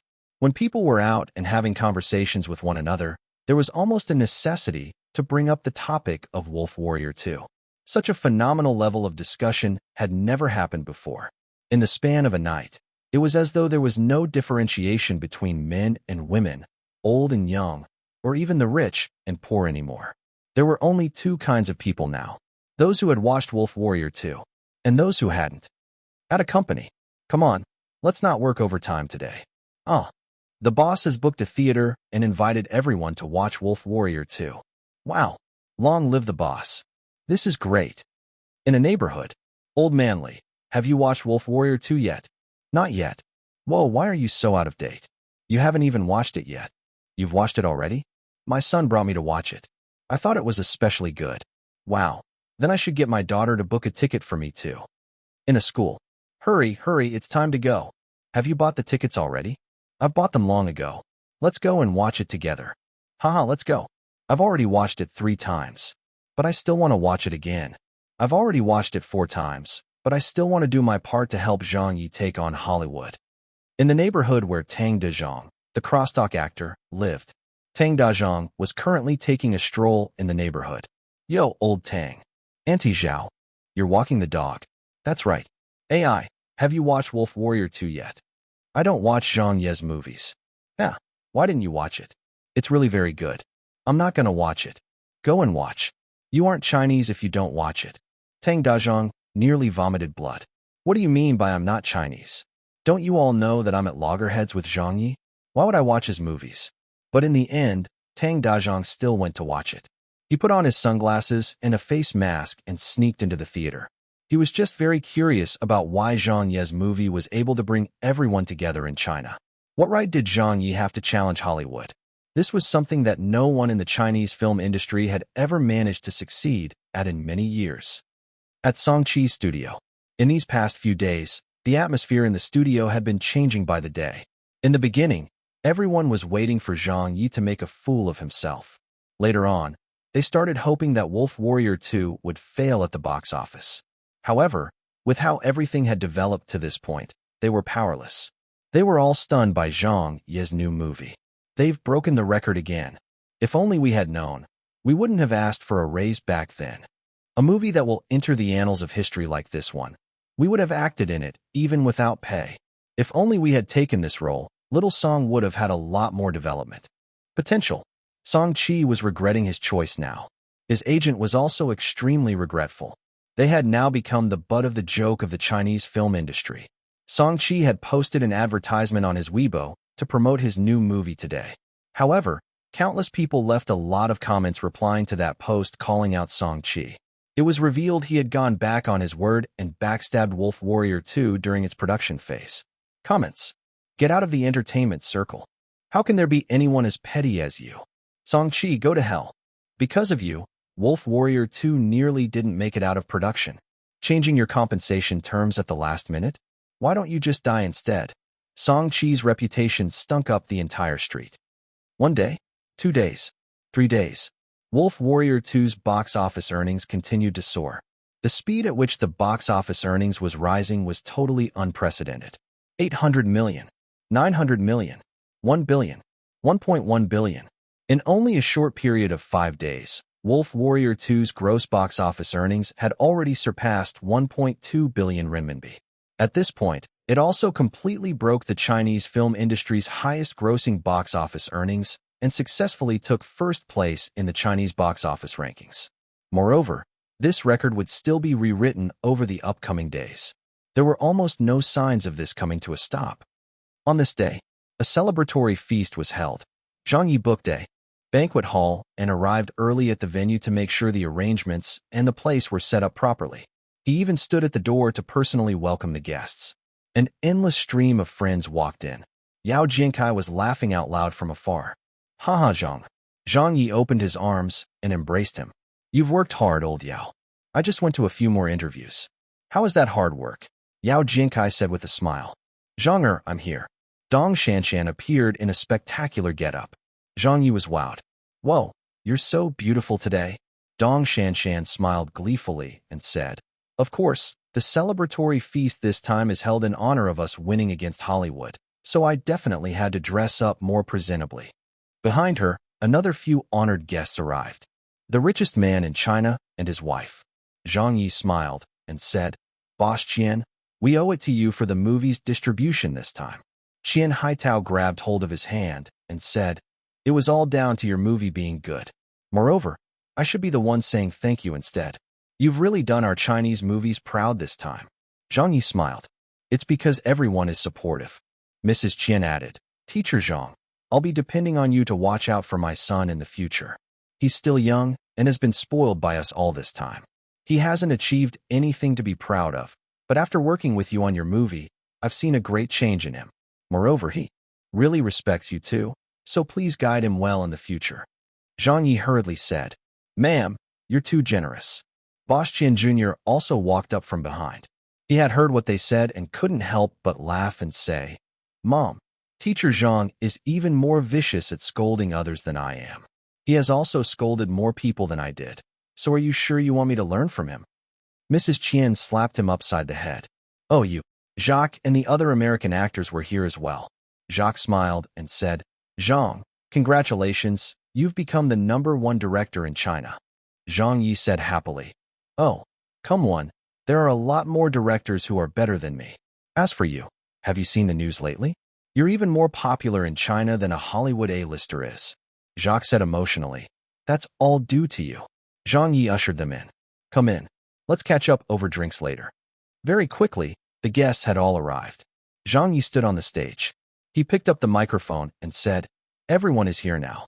There are no reporters today and no outsiders either. The only people who are present are the actors, crew, and distributor of Wolf Warrior 2. First, let me thank everyone here for their support, which has allowed Wolf Warrior 2 to achieve the results that it has. Today's celebratory feast isn't held for me, but in honor of all of you. Let me raise a toast to every one of you. I also hope that our Chinese film industry will get better and for China to get stronger. Nice. Well said. Ha ha ha, cheers. Celebrations. Cheers. The atmosphere at the celebratory feast was extremely warm. Zhang Yi was on fire. Sophia was on fire. Yao Jinkai was on fire. Jacques was on fire. The Chinese film industry was on fire. This was a celebration of the people, and an unprecedented celebration for Chinese movies. Chapter 1650, Wolf Warrior 2's final box office earnings. Chapter 1650, Wolf Warrior 2's final box office earnings. Translator, Leg Editor, Leg. 1.3 billion, 1.5 billion, 1.7 billion, 2 billion. The box office earnings grew higher and higher with each passing day. These days, Wolf Warrior 2 had dominated the global box office champion so much so that Hollywood could hardly breathe anymore. Everyone around the world could only see this Chinese movie putting on a one-man show, and no one could do anything about it. Challenge it. How would they mount the challenge? There was nothing they had on it at all. Logically speaking, the 10 days after the release of a movie was the best period for the box office earnings to grow. This was because those 10 days, which included 2 weekends, were often the most concentrated period where moviegoers would watch it during. After that, the box office earnings growth will slowly decline. This was a general rule of thumb in the film industry, and no matter how good a movie was, the box office earnings wouldn't be able to grow exponentially anymore. However, Wolf Warrior 2 broke this rule. 10 days had already passed, but the box office earnings of Wolf Warrior 2 still did not show any signs of weakening. It was as if the movie was on steroids, with the box office results continuing to soar by the day. With every new day, it created history over and over again. No one could see where the end for this movie was as Wolf Warrior 2 continued being unstoppable. America. Chinatown. There's finally a screening for the movie. We can watch Wolf Warrior 2 already. I've already watched it. It was really enjoyable. How blood-boiling. Oh my awesome motherland. France. The cinema at the entrance is showing Wolf Warrior 2. What? Come, let's go and watch it. I was still considering to buy a ticket home to catch it. This is great. Supporting Zhang Ye. Japan. At one of the Chinatowns. Wolf Warrior 2 is screening now. Even Hollywood is unable to hold down Wolf Warrior. Our Chinese movies are the best. Come on, let's go and get the tickets. We aren't Chinese if we don't watch it. Abroad. When the cinema chains in many of the countries saw this trend, they started increasing the screening schedule of Wolf Warrior 2. Some of them added a single session. Some added 2 sessions. Many of the countries were adding more sessions to their screening schedules. The movie was being shown in a lot of countries. Although the screening schedules overseas couldn't compare to the ones in China, although 90% the moviegoers who went to watch Wolf Warrior 2 were all international Chinese students, these small groups added up would still count for something. Furthermore, even if the significance of the overseas markets was different, it still helped to give a boost to Wolf Warrior 2's box office earnings. America, Korea, England, Germany, Canada. Countless Chinese citizens were headed to the cinemas. All over the world, the cinemas were ignited by the Wolf Warrior fever. In China, a lot of people were also caught by surprise. Director Zhou Zhao's office. Director Zhou. Yes. It's time that our new movie. Push it back another week. Delay it again. What else do you suggest then? Do you want to go up against Wolf Warrior 2 at a time like this? Damn, I understand. At Zhang Ye's studio, Ha Chi-Chi said in surprise, it's already the 11th day now. Why are the box office earnings still so high? The screening rate is already at 55%, but the attendance rate per session is still above 30%. Zhang's was said in shock. This doesn't make any sense at all. Tong Fu was staring wide-eyed. Are we headed for 2.5 billion? Little Wang exclaimed. What's 2.5 billion? We're targeting 3 billion. Zhang Ye smiled. We may be able to go even higher than that. Ha Chi-Chi said dumbfoundedly. There's still a possibility of even higher than that. That's enough, let's go. Zhang Ye had already put on his shirt and packed up. I just received a publicity opportunity from Central TV. Old Ha, Little Wang, go together with me. Little Wang said, aren't you resting today? Ha Chi-Chi also advised, yeah, take a rest for a day. No amount is enough if we're talking about the box office earnings, but I'm just afraid that your body can't take it anymore. Since we started production on the movie, it has already been 2 months since you've gotten any proper rest. Zhang Ye said, I don't care about that. When the movie is taken down, I'll have plenty of time to rest. Right now, we have to make the best of the box office earnings momentum. If we don't take advantage of that and do more promotions, when are we supposed to do it then? Let me tell you all this first. Actually, the box office performance right now is still far from what I was expecting. Wu Yi was taken aback. What? Tong Fu said, widening his eyes. Little Wang was stunned. This is still not within your expectations? Ha Chi-Chi said with a sweat. It's already at 2 billion renminbi. Zhang Ye said, I've already said it before, we're going for a big one this time. We've only topped the overall Chinese box office rankings now. Since we're already at this position, shouldn't we at least try to aim above that? Above that? Where would that be? Could he mean the all-time global box office rankings? On Weibo, the netizens were constantly refreshing the box office earnings. It's at 2.1 billion already. This is too fucking scary. Charge. Go a little higher. Come on, let's go and watch it for the 3rd time. Motherfucker, this bro has already watched it 6 times. I can even fucking recite all of the lines in Wolf Warrior 2 backwards now. Kneeling to the godly person who watched it 6 times. All of you are warriors. I'm not doing this for anything except to support our Chinese movie. Yeah, well said. We have never had a Chinese movie to be so proud of before. Let us give our support once more to Zhang Ye. Agreed. Count me in. Send Zhang Ye up onto the altar. Right. Send face-smacking Zhang up onto the altar. It's at 2.2 billion already. It's at 2.2 billion already. Brothers and sis, great showing. 2.3 billion. 2.5 billion. 2.9 billion. In the following days, Wolf Warrior 2 continued putting on its solo performance. The entire world was shocked at this.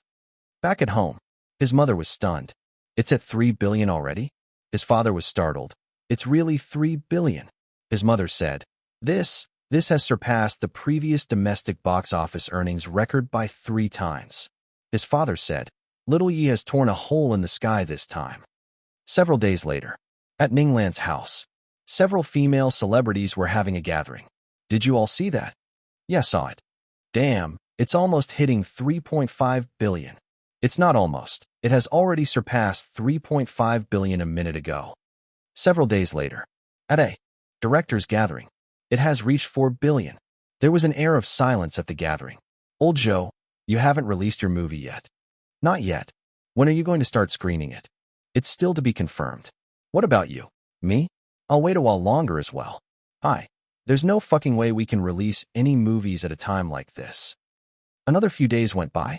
At a media outlet, it has hit 4.3 billion.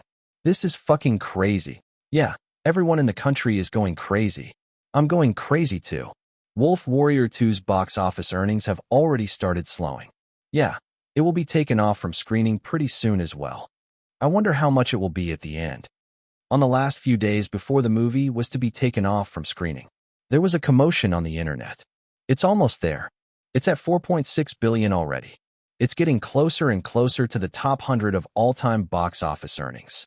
There's really hope for that. Yeah, it's really just a step away now. Heavens, we might be about to witness a historical moment. Come on, Zhang Ye. Come on, Wolf Warrior 2. It's all up to you all now. It's just a step away. On this day, Wolf Warrior 2's screening ended. There was no extension of the movie's screening.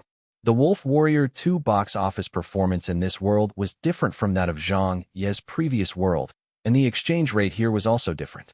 Zhang Ye knew that there were many differences between the two worlds, so of course not everything could develop in the same way.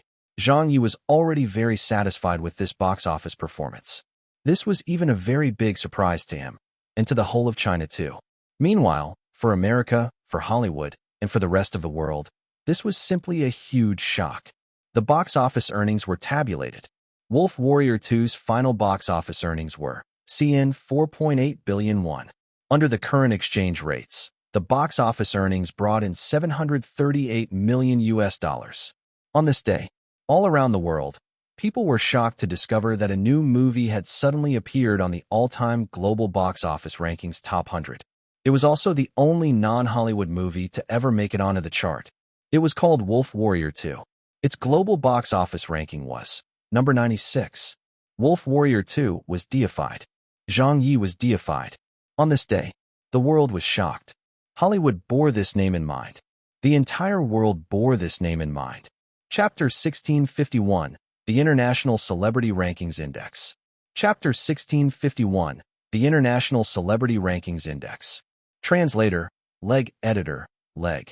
The next day, a day after the movie was taken out of theaters, on the web, $738 million US. It's ranked 96th place on the global box office rankings of all time. This is truly heaven-defying. The Chinese movie has created a miracle. It's the first time a foreign movie has defeated a Hollywood movie in history. The final box office earnings that Commando 2 took in was only $398 million US.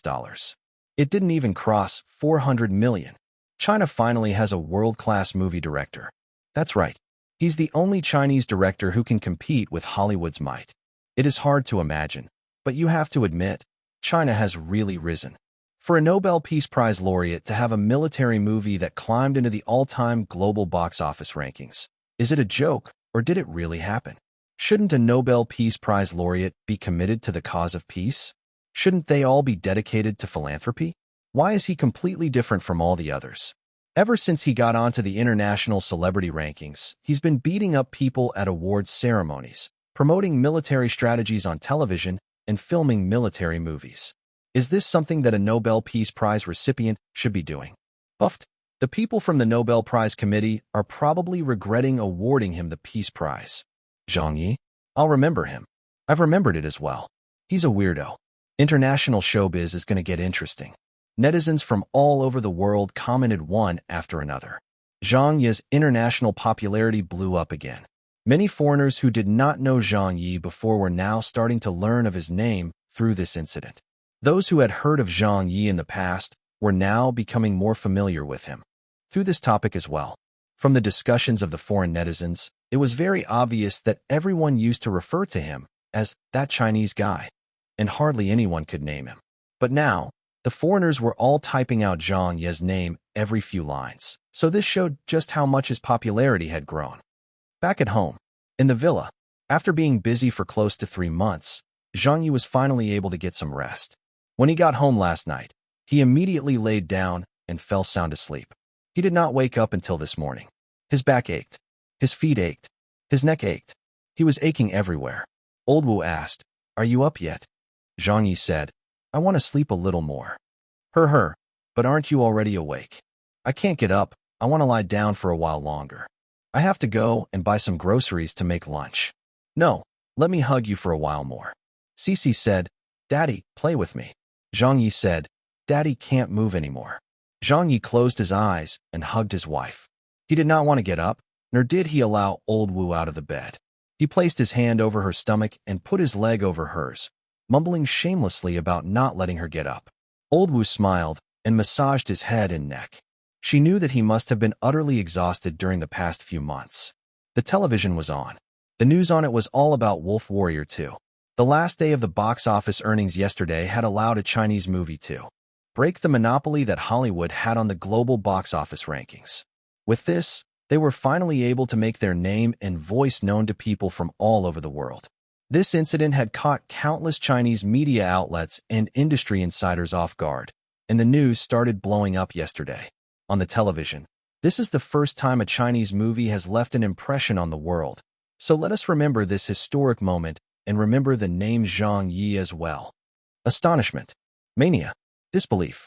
There was jubilation everywhere. This was the atmosphere in China at the moment.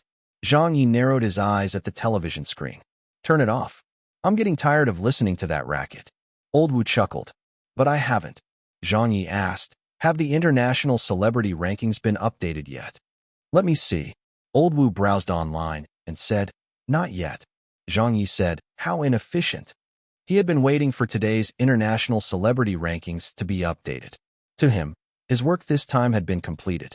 He had given his country a huge gift, given the whole world a huge shock, and given Hollywood a slap to the face. He had achieved all that he wanted to do. All that was left were his personal affairs he was most concerned about, such as his international celebrity ranking, his achievements, the news about him, how many awards he could get, all of which were directly dependent on how much popularity he had. This was also an important indicator of his results. After putting in so much blood and sweat for close to 3 months, it had better not be for nothing. Noise suddenly came from downstairs. His parents and parents-in-law were here. Only then did Zhang Ye and Old Wu get up to go downstairs. Li Qinxin said with a smile, "Little Ye, why didn't you sleep in for a while longer? You've become a national hero. Did you see the news yet?" Zhang Ye smiled.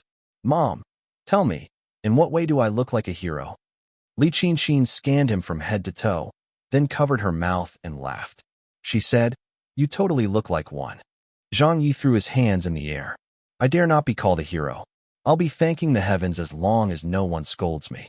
"Who still dares to scold you now?" his mother said in amusement. "Take a look for yourself online." Li Qinxin also said, "No one in the country dares to criticize you anymore. It's fine if they compliment you, but if it's anything negative, they'll immediately attract a storm. Don't you know what happened a few days ago? 2 celebrities who feuded with you in the past had pointed out flaws in Wolf Warrior 2 on Weibo. On the very same day, they were immediately taken to task by the entire country's netizens. As a result, both of them had to shut down their Weibo accounts and still haven't reopened them as of yet. Then there's also that male idol, Song Chi, the one who backstabbed the production. He has been collectively boycotted by the country's directors and is being scolded crazily by the netizens as well." Zhang Ye said nervously, "Surely not, right? No one is scolding me. Why do I not feel used to this?" His father said, "Do you know your domestic popularity right now? Chen Chen showed the domestic celebrity rankings to your mom and me this morning. You're still in first place on the S list, but you've already surpassed that male idol who is in second place by almost double his popularity score." This was indeed the truth. In the past, everyone thought that after Zhang Ye rose to become the #1 celebrity in China, his popularity would not increase by too much anymore. But no one could have expected that Zhang Ye, who had already ascended to the top of the entertainment circle, would still be able to increase his Chinese popularity score by so much. From another point of view, Wolf Warrior 2 had provided a really huge boost to Zhang Ye's popularity. Furthermore, his domestic popularity would accumulate and be counted towards his ranking on the international celebrity rankings as well.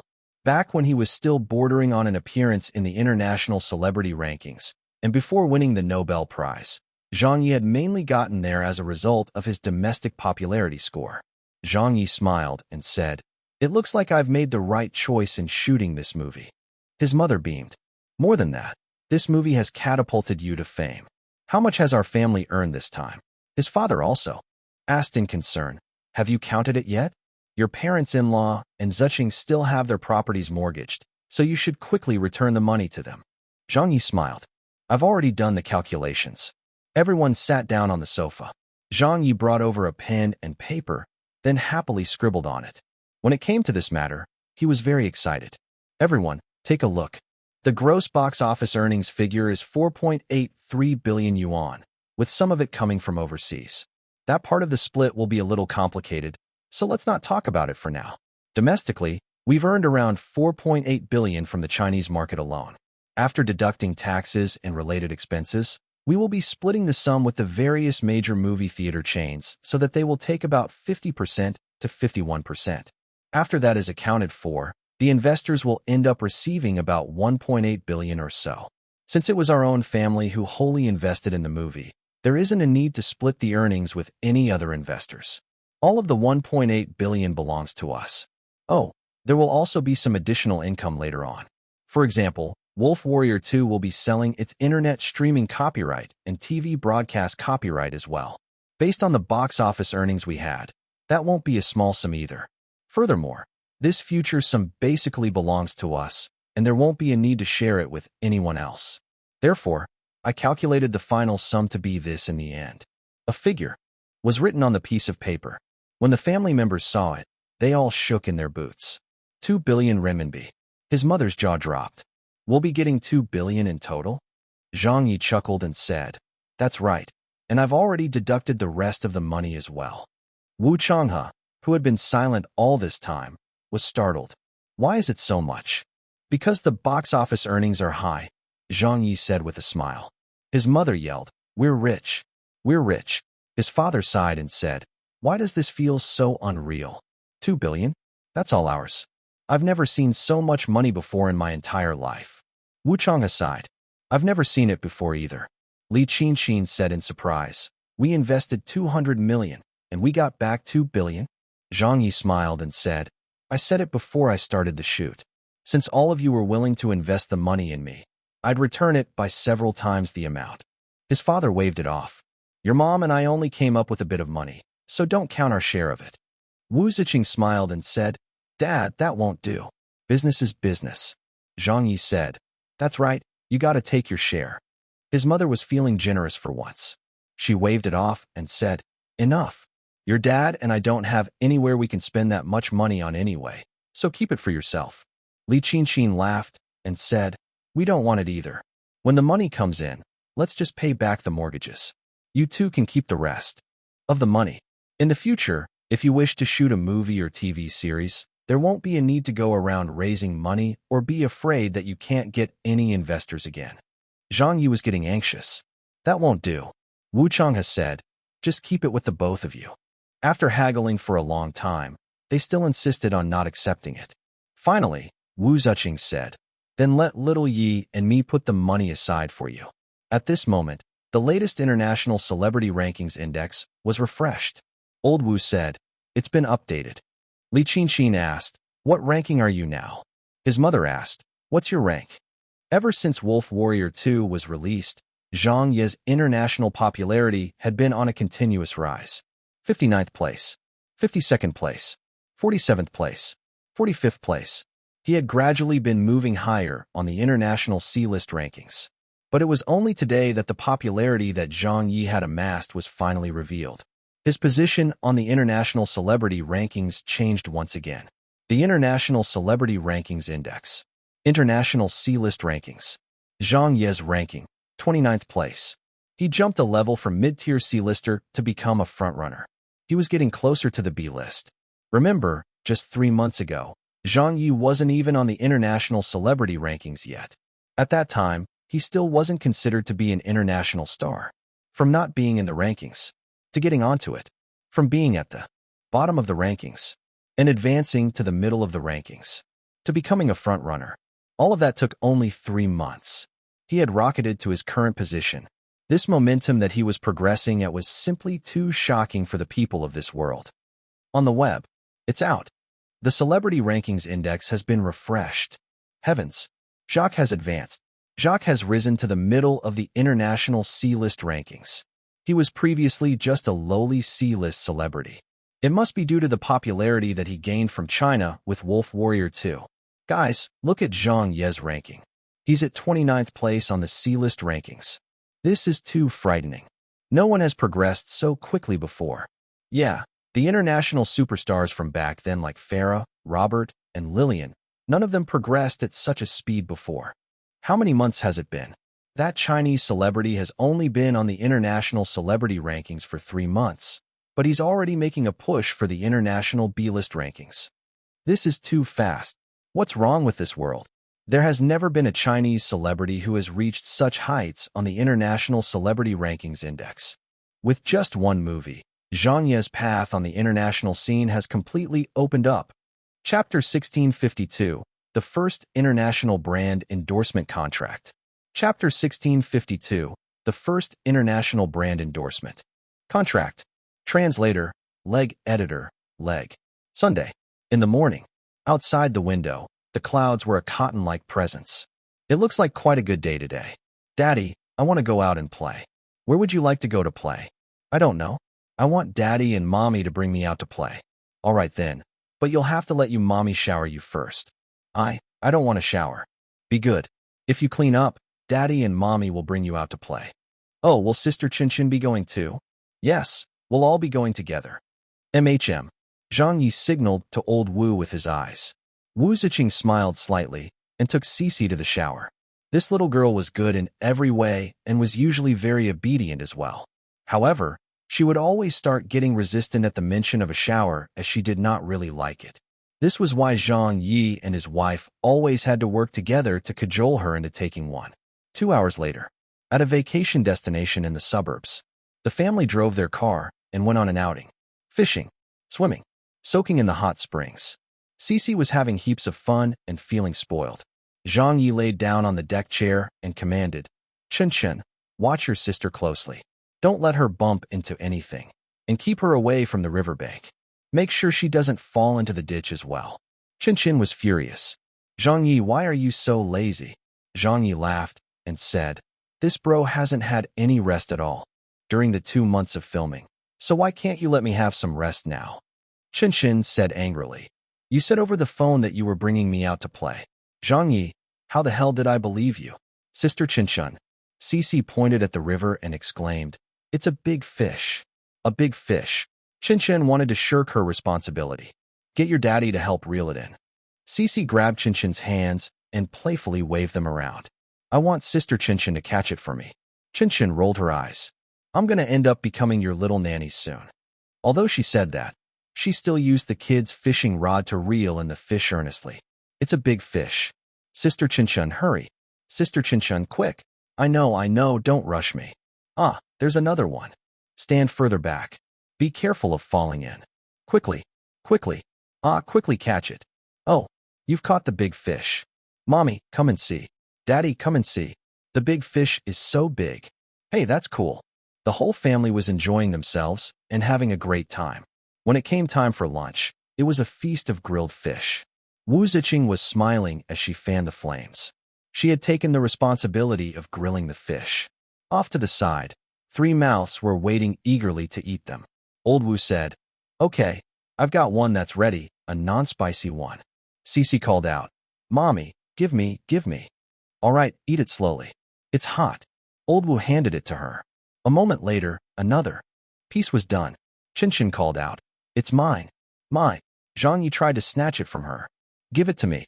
Chen said in annoyance. This one's mine. Zhang Ye said. You can have the next piece. The two of them nearly got into a fight over a piece of grilled fish. Finally, Wu Ziqing had to step in and say something. No fighting over the food.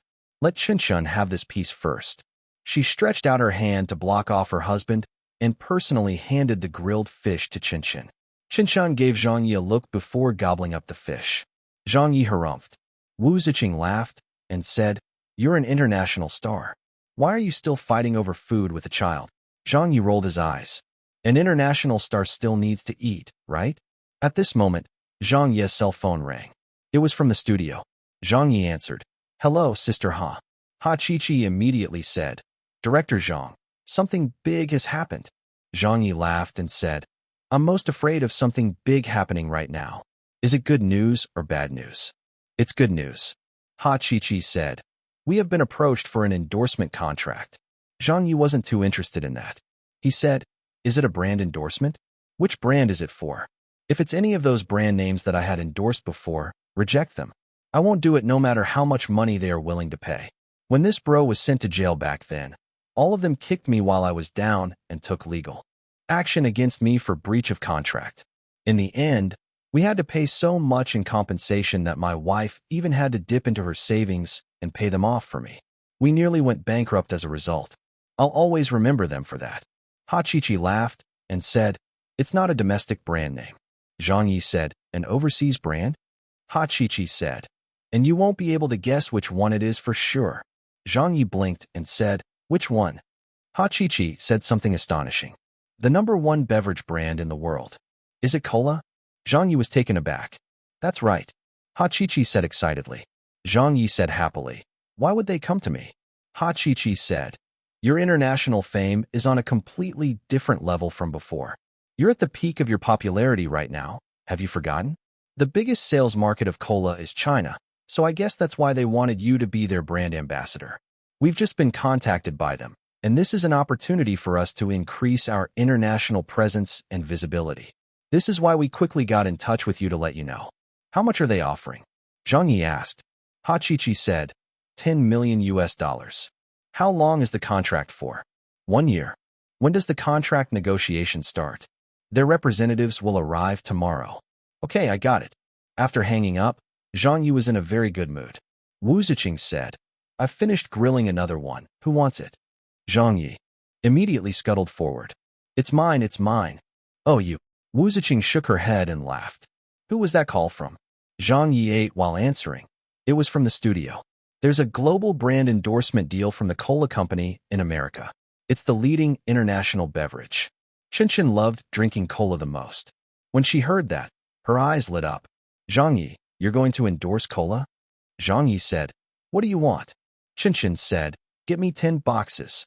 Zhang Ye laughed and said, 10 boxes? Do you want to die from drinking all of that? There weren't many cola brands in this world. Coca-Cola? PepsiCo? Future Cola? 1. https://en.wikipedia.org/wiki/future_cola. All of those didn't exist. There was only the cola company. This brand was also the largest beverage brand in the world, with no other company coming close. Usually, a first or second-tier international celebrity would be chosen to represent an international brand name like this, and the choice of the brand ambassador would be changed on an annual basis. Even for an international celebrity like Lillian, an endorsement deal from cola was considered a huge contract. This was a slice of the pie many celebrities had their eyes on. And unexpectedly, just as the current endorsement deal for the cola company was running out, the first person they approached turned out to be Zhang Ye. This one movie did open up Zhang Ye's international path. The negotiations, signing the contract, shooting the ads. Everything progressed very quickly. Several days later, the advertisements were out. A new batch of products was gradually pushed out onto the shelves all across the world. China. What? Why is Zhang Ye's picture on this cola? Wasn't it endorsed by Francis? They've changed the brand ambassador to Zhang Ye. Zhang Ye has taken an endorsement deal for a top international brand. America. There's new packaging for cola. Zhang Ye is endorsing it. This is such a big contract. Why did they get him to do it? He's become really popular. Korea. Holy shit. Look at this ad. Cola has changed its brand ambassador. Does he even have the qualifications? It looks like after Wolf Warrior 2, the entire world has changed its perception of the Chinese market. Chapter 1653. A television show that has yet to appear in this world. Chapter 1653. A television show that has yet to appear in this world. Translator, Leg Editor, Leg. Several days later. In the morning, after resting for a few days, Zhang Ye finally got back to work at the studio. Ha Qiqi smiled and greeted. Good morning, Director Zhang. Zhang Zhe greeted. Good morning. Have you finished resting? Little Wang said, giggling. Zhang Ye chuckled and said, What rest? I've been accompanying my wife and child at home for the past few days. I was either cooking or going on outings with them. It was even more tiring than working. Little Zhou burst out laughing. What a humble brag. I was taken by surprise. Little Wang rolled her eyes. Have you ever spared a thought for those lonely people in the office? You've got such a good daughter and a beautiful wife. How could you feel tired about that? Don't you know how to be content with what you have in life? Oh right, I forgot. You're face blind and don't know that your wife is pretty. Zhang Ye said in amusement. You're teasing me now, are you? Everyone laughed. Zhang Ye asked, How's the ad doing? They've started a global campaign. Ha Qiqi said, The effects are quite good. Zhang Zhe smiled and said, I've spoken with the cola company, and they've mentioned that they're pretty satisfied with it, and it's on the right track overall. Our international presence and fame are slowly building up too. Our position on the international celebrity rankings these few days has been very stable, and we didn't increase or drop in ranking as we maintain our grip on a frontrunner position. It might be quite difficult to go further up the rankings, but it won't be easy to drop down in the near future either. Ha Qiqi said pleased. We've gained stable footing in the international scene. That'll do, not bad. Zhang Ye nodded approvingly. Ha Qiqi asked, What are your plans? Zhang Ye questioned back. What do you guys think I should do? Ha Qiqi waved her hands in response. We don't dare to give any more suggestions. When Hollywood invited you to shoot a movie, we persuaded you to do it. As a result, we nearly caused a huge mess that would have sent our international popularity plummeting. So it's better that you make your own decisions when it comes to work. We'll carry out the dirty work in whichever direction you point us in. She then laughed and said, History has already proven countless times that the projects you choose will always turn out fine. Zhang Ye laughed and said, Come on, I haven't thought of anything yet either. Movies? Music? Novels? Games? What should he dabble in this time? He really had no ideas. The movie this time had indeed brought him a lot of gains, and things like fame and qualifications were earned through it as well. But strictly speaking, he also resorted to quite a few gimmicks to achieve those results. Wolf Warrior 2 had indeed entered the top 100 of the global box office rankings and shocked the entire world. But in reality, most of the box office earnings were achieved in China. Meanwhile, the people in most other countries had almost not even watched this movie. Hence, the popularity that he received through the screening of this movie was always lacking a little something and had its own set of restrictions in turn. This was also the reason why Zhang Ye would find it hard to break past the international C-list rankings in the short term. Even if he were to make another movie like Wolf Warrior 2, or another 2 or 3 movies like it, his popularity wouldn't be able to go much higher. At most, he would be able to stay at the top of the international C-list rankings. C-list? B-list? There was a fundamental difference between these two rankings. Since this was the international stage, he would of course have to do something with an international appeal and influence. It couldn't be a show that only his own countrymen would like, but something that foreign citizens would take to as well. Only by crossing that line would Zhang Ye stand a chance of advancing towards his goal of reaching the international B-list rankings. Any other talk right now would just be for naught. Noon. The takeout was delivered. Director Zhang, it's time to eat. You're still pondering about it? MHM. While they were eating, Zhang Ye was still considering this matter. He asked, We didn't receive any invitations for any projects? Ha Qiqi said with a wry smile. We really didn't. Zhang Ye wondered out loud. How is that possible? It's because your popularity right now is too high. Ha Qiqi said helplessly. That's why everyone thinks that you're too expensive to work with, and that they can't afford you. That is probably the reason.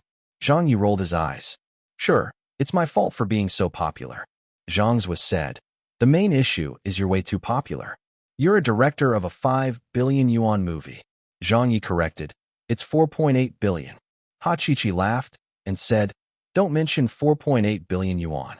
In China, even a director or actor who has had a part in an 800 million yuan production can easily call the shots in the entertainment circle. Just think, how many times have you exceeded their achievements by? But I guess we can wait for a bit longer.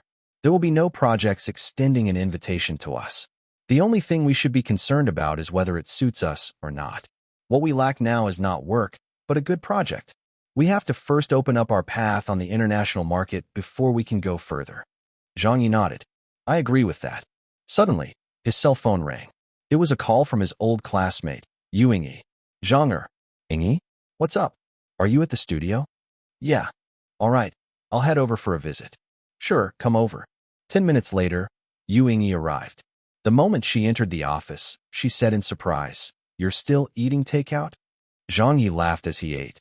Then what should I be eating? You're already worth over 2 billion yuan. So why are you still eating this? Yu Yingyi said in amusement. I would have thought that you'd be feasting on abalone and lobster every day. I wanted to come here to scrounge a meal off of you. Zhang Ye chuckled and said, The money is not in yet. I'm still as poor as I was right now. Ha Chichi gave up her seat. I've finished eating. Take a seat here, teacher Yu. Yu Yingyi smiled and said, Thanks, Sister Ha. Zhang Ye looked up and asked, What made you come to my office to visit today? Sitting down, Yu Yingyi said, Someone never visits unless they need something. So what is it? Zhang Ye blinked. Yu Yingyi looked at him. You've really done us Chinese people proud with your movie. In just a few months, you've built such a good reputation for our Chinese film industry. However, you're still a host based on your profession, and we both came through the television system. Surely you can't only be thinking of making movies now, can you? Shouldn't you also do your part and better the television industry of China as well? By making a TV show that can bring us up onto the international scene, right? Zhang Ye said nervously. Do you think it's that easy? Yu Yingyi laughed and said, It's not easy, which is why I came to you. Forget it, I'm not that capable. Zhang Ye hurriedly waved it off. Yu Yingyi said, not giving up, What do you think of Central TV International? Zhang Ye said honestly, I don't think it's much. Yu Yingyi was horrified. We're the only international channel in China. How is that not something? Do you guys have the viewership ratings to back it up? Zhang Ye asked. Yu Yingyi said coldly, We have the coverage. Zhang Ye said, What do you mean by that? Are you thinking of doing an entertainment show on CTV International? Hasn't it always been showing only politics and military programs? Yu Yingyi said, We have to keep up with the times too. Zhang Ye said, It's not easy making a TV show these days. Yu Yingyi said, You mean there are still things that you can't do? Zhang Ye laughed and said, Sister, I'm not a god. Do you think that making a show is that easy? And you even want it to be interesting to international viewers too? Do you know what kinds of shows foreigners like? Talk shows. Although I was the one who started that format, it spread overseas a long time ago. They already have their own talk shows that are quite popular with the viewers. Who still wants to watch ours? Or do you want to make a documentary? The international documentaries have higher production value than ours, and their investments are larger as well. Their hosts fly all over the world to film their footage, so how can we compete? Or do you want to make a survival show? They're so overdone by the other countries that we won't have the first move advantage, so it will be a surefire fail if we were to do them as well. This is why China does not have a share in the world when it comes to TV shows. If we wish to use our own TV shows to promote ourselves overseas, it's an almost impossible task. No one will watch any of them. It wasn't that he didn't want to make a television show to open up China's path overseas. This was something that he wished to do back then, but making television shows was different from making a movie. China's television shows had even less of a presence in the world than China's movies. After thinking for a very long time, there wasn't anything that Zhang Ye could bring to the table. As such, he said, Just forget about it. Yu Yingyi was taken aback. Wait a minute. Zhang Ye asked, What? Yu Yingyi looked at him with a puzzled face. When you mentioned that talk shows and documentaries are very popular overseas, I know that. But did you mention something about survival shows just now? Yeah, Zhang Ye said matter-of-factly. But Yu Yingyi asked, What's that? Zhang Ye was startled. Haven't you watched a survival show before? Yu Yingyi scratched her head. No, I've never watched one before. Zhang Ye said, They have such shows overseas, and they're under the exploration genre. Yu Yingyi said, looking confused, I really don't know about them. What are you talking about? Zhang Ye rolled his eyes. Why are you such a hick? Then he turned and looked at Ha Chi-Chi, Zhang Zhua, and the others. Explain it to her. However, their reactions were the same as Yuingyi.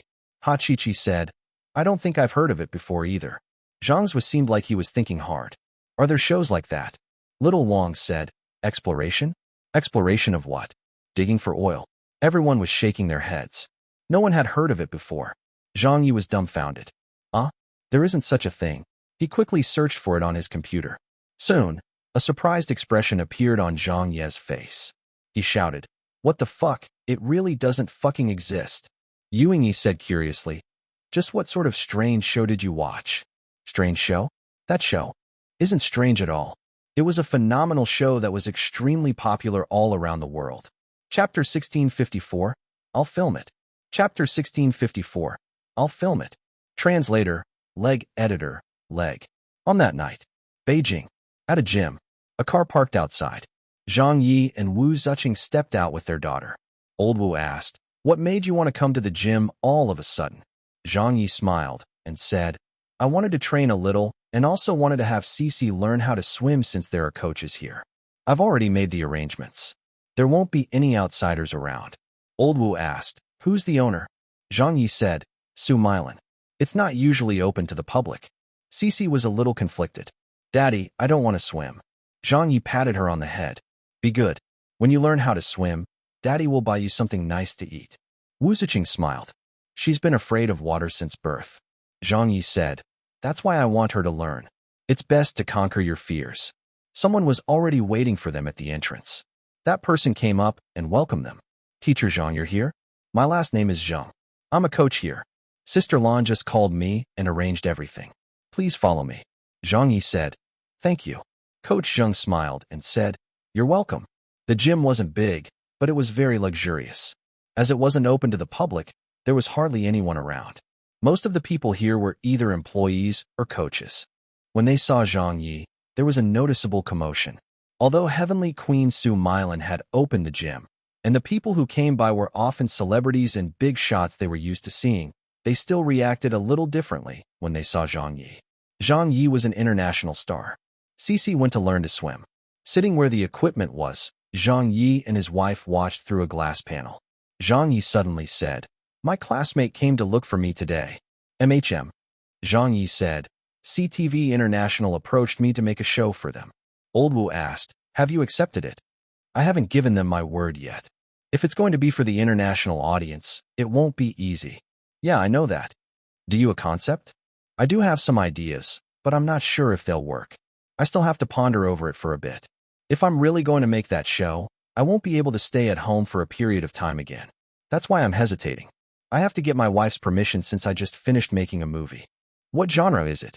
Wilderness survival. Wilderness survival? Are there shows like that? It's precisely because there aren't any that I wanted to give it a try. Any danger involved? No. Do it if you think it will work. I'll take care of matters at home. All right, I'll think about it then. Wu Ziqing stretched her arms a little. Let's go and work out as well. Zhang Ye laughed and said, Do your warm-ups. First, don't pull any muscles. Not far away. Several female trainers were arguing. I'll take them. I'll take them. Sister Chun, you've already clocked out. Can I apply for overtime today? I'm the one who's supposed to work overtime today. Don't you all dare to fight with me over it. Stop arguing already. Why don't we all handle this together? Coach Zhang shook his head and said, Look at you all, arguing over something like this. I'll take Teacher Zhang. You all can go and guide Minister Wu. Two of the female trainers went over to help Wu Ziqing. However, their eyes turned to Zhang Ye every now and then. Coach Zhang went over and said with a smile, Teacher Zhang, what kind of workout would you like to do? Zhang Ye shrugged. I'll be fine with any workout. But Coach Zhang said sternly, You shouldn't be working out like that. You don't usually come to the gym and work out with the equipment, right? You'll need someone who can guide you. Otherwise, you won't be able to achieve the full effects of the workout. It will also be easy to injure yourself that way. From your physique, you're slightly on the thin side and don't have much strength and muscle, so you've got to do a full workout. Zhang Ye said, That won't be necessary. Coach Zhang said, You really should. He raised his arms and flexed to show off his muscles. Look, All this is a result from years of training. I know that you're doing this for your movie roles, but it's still your muscles or strength in the end. It's not something that anyone would find too much of. Your physical fitness should be quite good, so let me think up a workout regimen for you. I'll also suggest a diet that you can incorporate protein powder into. If you can stick to this plan for the next 3 to 5 years, you can also have nice muscles and be strong like us. I can guarantee you that. Zhang Ye waved his hands and said, "Protein powder? Count me out." Nearby, a female trainer also said, "You have to take it, or you won't be able to increase your strength." Coach Zhang added, "That's right."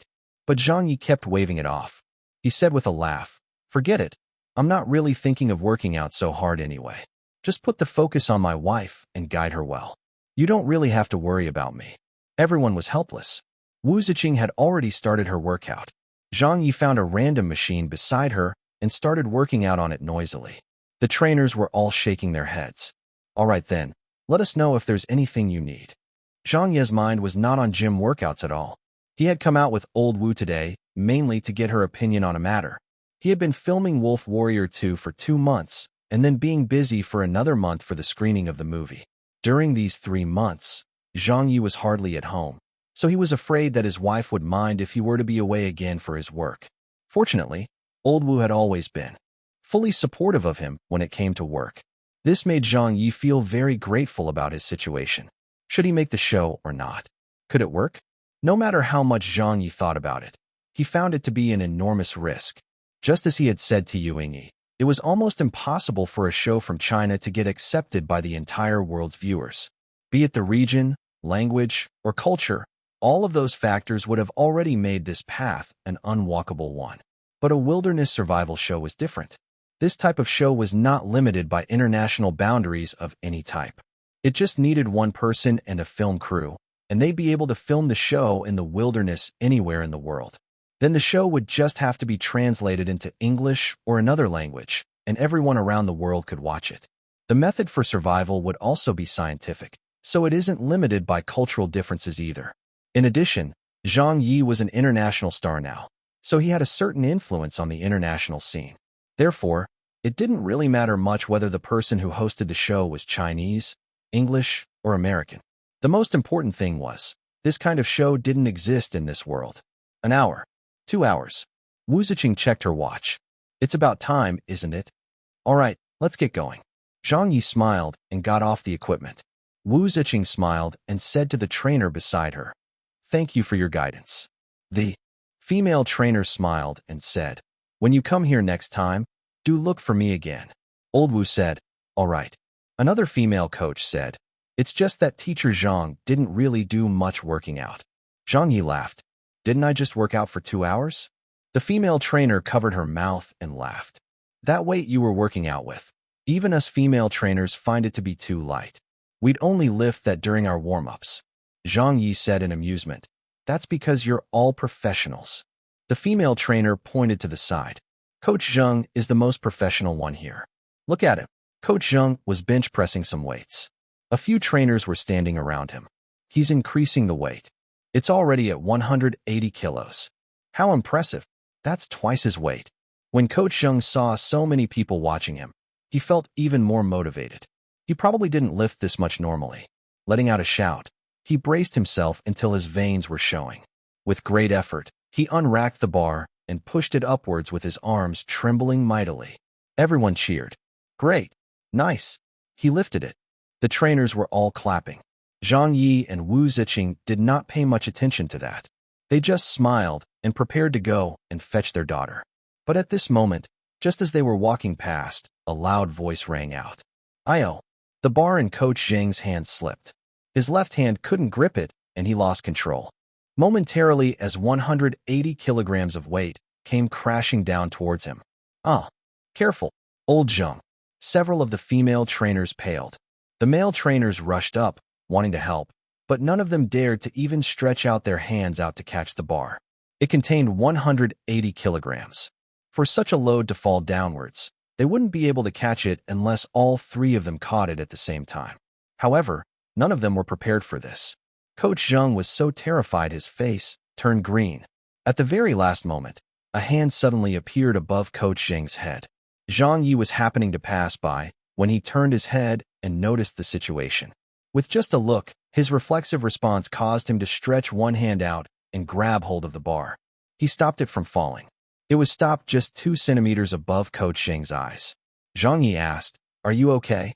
Coach Zhang was stunned. The trainers around were all dumbfounded. Coach Zhang said, "Ah, yes, I'm fine." Zhang Ye nodded before lifting the barbell up with one hand and placing it back onto the rack with a loud clang. Throughout all of this, he did not even blink at all. "Don't push yourself too hard. Take it easy." Then he left together with his wife. The two of them chatted as they walked off. Old Wu asked, "So how's your thinking coming along?" Zhang Yi replied, Her, I've already thought it through. What's your decision?" "I'll film it." "That's good. If I miss this opportunity, there won't be another chance like it. I definitely have to seize it. It's just that there's some difficulty to it. I haven't even climbed a mountain or lived in the wilderness before. I'm just afraid that my fitness isn't good enough. Work out more then." "I will." After picking up Cece, the family of 3 walked out of the gym, leaving the coaches in the gym nearly vomiting blood at what just happened. Everyone looked at Zhang Yi as he left. Then they turned to look at that 180-kilogram barbell on the equipment rack. Beads of sweat formed on every one of their foreheads. They looked at Zhang Yi like they had seen a god. A female trainer gulped. 180 kilos? A male trainer grunted, "MHM." Another female trainer said, He caught it with one hand?" Another male trainer said, "He did." Everyone knew what this weight represented. They knew even better what it meant to be able to catch that with one hand. And it looked like he did not even put in any effort.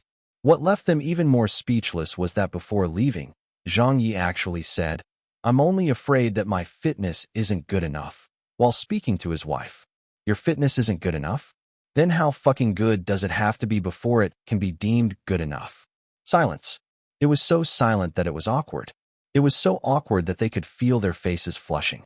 They thought about how they even suggested to Zhang Yi earlier to take protein powder to increase his strength. Protein powder? You couldn't fucking train to that level even if you took 50 kilograms of protein powder every day. Chapter 1655, Preparing to Shoot Man vs. Wild. Chapter 1655, Preparing to Shoot Man vs. Wild. Translator, Leg Editor, Leg. The next day, in the morning, at Zhang Ye's studio. The moment Zhang Ye arrived at work, he clapped his hands and gathered everyone together. "Everyone, drop your work for now. I have something to announce. Yesterday, CTV International invited us to make a show that is suitable for international audiences. I've thought about it for a whole day and finally decided that this will be our next project. I won't be taking any new jobs for the next few months, and I want everyone to make the development of this new show their top priority." Little Wang said in surprise, "What?" Tong Fu was taken aback. "We're really going to do it?" Zhang Yi smiled and said, "Really?" Ha Chi said curiously, "Didn't you say that you didn't want to do it?" "Yeah." Wu Yi said nervously. "You said yourself that it wouldn't work." China's television shows had always been stuck in a difficult spot, especially in the 3 years that Zhang Yi was serving his sentence. The bustling activity was just an appearance, but be it variety shows or documentaries or even television series, their potential had always been limited to China. None of them were able to make it out there. During these years, there was also a continuous stream of television workers who tried to bring China's shows onto the international stage. But the end results were always failures without exception. Gradually, no one attempted it anymore. But this time, Zhang Yi wanted to give it a try. Zhang Yi smiled gleefully. If it were any ordinary show, of course it wouldn't work. This show we're trying to make will be totally different. It's a genre the world has never seen before. It can even be described as unique. Believe me, if this show is produced according to my expectations, it wouldn't be too exaggerated to say that it will become popular all over the world. Whether or not a Chinese television show can make it outside of our own country will all depend on this. But I have to tell everyone this first. The show won't be easy to shoot. It's going to be extremely difficult, so I will also have very high expectations for our crew. This is an outdoor survival show that will be filmed in the wilderness. Although we also have a lot of experience filming documentaries, television series, and movies, even if we have trekked through the mountains and the countryside, this is still going to be something different. Therefore, for the film crew this time, I prefer women not to take part and stay behind in the office to work. Little Wang rolled her eyes. Director Zhang, you're discriminating against women this way, Zhang Ye said in amusement. Believe me, you definitely do not want to follow along.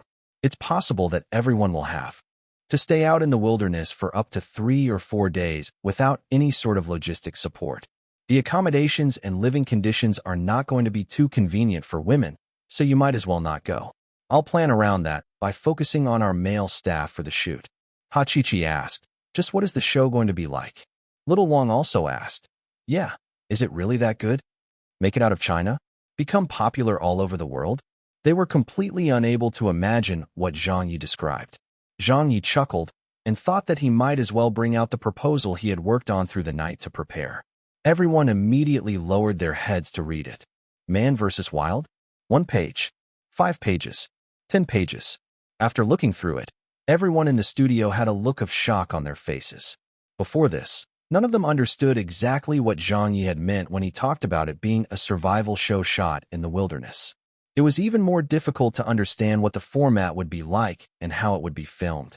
But after looking at the program proposal, they finally got a taste of what it would be like. Little Wang exclaimed, "Oh my God!" Ha Chi said anxiously, "No way. This is too dangerous." Zhang was stared aghast. "You're risking your life like this." Wu Yi said in shock. "If anything goes wrong, someone could die." Zhang Yi smacked his lips and said, "Die? I know the limits. The safety of the film crew is not a big problem since we won't have to follow along for every scene." Tong Fu said, "But who's going to be responsible for your safety? This is even more dangerous than the time we were filming the lion scene in the African savannah. If something really happens, we won't even have enough time for the rescue. According to this program plan, it wouldn't be enough even if you had 10 lives. Who the heck wrote this lousy proposal?" Zhang Yi rolled his eyes. "I wrote it." Tong Fu said, Zhang's was said firmly, "I object." Ha Chi said, "I object too." Almost everyone protested against it. But Zhang Yi said bluntly, "Objections overruled. We're going to do it. We'll prioritize the stronger guys to be the members of the film crew. Of course, it's all voluntary. Those who are afraid or can't endure hardships don't have to go. Same for those who are physically weak. Otherwise, they can't handle any unforeseen situations in the wild. After you've thought it through, register your interest with Old Ha. I want to see the list for the film crew before getting off work today. Oh yes, I will also need a dedicated cameraman to stick with me throughout. This job is going to be very dangerous as well, but our studio staff won't be able to do it since they don't have the abilities. See if there's anyone out there who's suitable for this job and employ them for the production. I don't need someone who's very good at filming, as this is not an art film. What's more important is that they are hardy and physically fit and have wilderness survival experience." Everyone kept looking at one another. Zhang Yi blinked and said, "What are you all standing there for?" Old Ha Chi said helplessly, "Understood." Zhang Yi looked at Zhang Zhua. "Brother Zhua." Zhang Zhua threw his hands up and gave in. "Whatever you say." They both understood that if Director Zhang had decided on it, there would be no point in persuading him. Zhang Yi laughed. "Come on, let's get moving. When we're done filming the show, you guys will understand why I'd rather take the risk and finish making the show. Just wait and see how this show will sweep the world off its feet. Whatever TV shows from America, the UK, or Japan, whatever talk shows, variety shows, and documentaries, they will all be vanquished. It's not going to be difficult at all." Everyone was speechless. They didn't know if Director Zhang was serious or just taking them for fools. Sweep the world? Broadcast all over the world? Was that possible? With just a survival show in the wilderness? Would anyone enjoy watching a show with a fool wandering around in the mountains? On the same day, the news of Zhang Ye's cooperation with Central TV International spread. Although there weren't any specifics and details made known, many media outlets and citizens could already guess through the existence of this news. Zhang Ye's new work was going to be revealed soon, and it was going to be in international television. Show 2. This was really big news. Ever since Wolf Warrior 2, media outlets from all over the world were paying attention to Zhang Ye's activities. To everyone's surprise, Zhang Ye, who had just become famous worldwide as a movie director, was turning back to making television shows. On the web, Zhang Ye is not going to make movies anymore. You're a movie director. Why would you be making TV shows? There's a saying in China, if you don't have a diamond drill, don't be mending ceramics one. LOL. What's there in China that's worthy enough to make into a TV show? Who knows? Do you guys have any memory of a Chinese TV show? Nope, never watched one before. Me neither. I've never heard of any. In the field of the global television industry, there has never been a share for China. China's shows don't have a shred of presence. The netizens of the various countries couldn't feel optimistic at all as all kinds of contemptuous voices rang out. In the end, they were slapped by the Chinese netizens. A Chinese netizen. Previous posters, I wouldn't refute it if you said anything else. But since we're on this topic, I have to say something about it, her. Perhaps you guys still don't know about this, but the talk shows that you love watching the most actually originated in China. The netizens of the various countries were surprised. What? Talk shows? It spread from China? How is that possible? Many of the foreigners could not believe it. Countless Chinese netizens laughed and said, "Go on and check it out. It's especially legendary." When the netizens of countries around the world heard this, they went to check if it was true. Only then did they realize that the talk show format really originated in China and that the earliest talk show first appeared there. Many of their foreign talk shows had imitated that show, and some even paid copyright fees to China to adopt the format. This discovery really shocked them. The foreign netizens. It was really from China. This is ridiculous. I'm finding out about this for the first time. There's such an impressive TV personality in China. So who was the first person to do a talk show? They were really curious. Immediately, the Chinese netizens gave them the answer. The first talk show in the world was made by Zhang Ye. The copyright money that you guys have been paying all these years were paid to him. Many of the foreigners couldn't help but yell, "Fuck." Chapter 1656. Zhang Ye turns survival specialist in double time. Chapter 1656. Zhang Ye turns survival specialist in double time. Translator, leg editor, leg. The world still did not know Zhang Ye well enough. At least, they did not know him as well as they thought they did. To them, Zhang Ye was a Nobel Prize winner, an author, and a movie director. They might also know that he was the current #1 hacker in the world. But other than that, they didn't really have a deeper understanding of him. After all, Zhang Ye's status in the international scene still hadn't reached the stage where the entire world was obsessed with his every move. As such, when they heard that Zhang Ye was actually thinking of moving into the field of television, the people of the various countries all found it laughable. They thought that Zhang Ye was a total amateur and layman. But on this day, after getting slapped in the face by the Chinese netizens, countless foreigners shockingly discovered many facts that they didn't know. He was the one who invented the talk show. Their country's television stations had actually been paying copyright fees to Zhang Ye all this while. Not only that, Zhang Ye also did many other things as well. Documentaries, educational programs, variety shows, television series, television actor, program planning, skit actor, crosstalk comedian, host, television guest, and coach. Even the world's largest program, the Spring Festival Gala, had been directed by him as well. As long as there was anything related to television, and as long as it could be shown on television, Zhang Ye had done them all. If they had to find the most professional and most legendary television personality in China, if they had to find the #1 person in the television industry, then that person would definitely be Zhang Ye. There would be no other choice. At this moment, the entire world finally found out that Zhang Ye was the most professional television personality in China. So he didn't start off by writing novels, nor did he come through by making movies. Instead, he had majored in broadcasting in university. That was the field that he was most proficient at. The #1 television personality in China.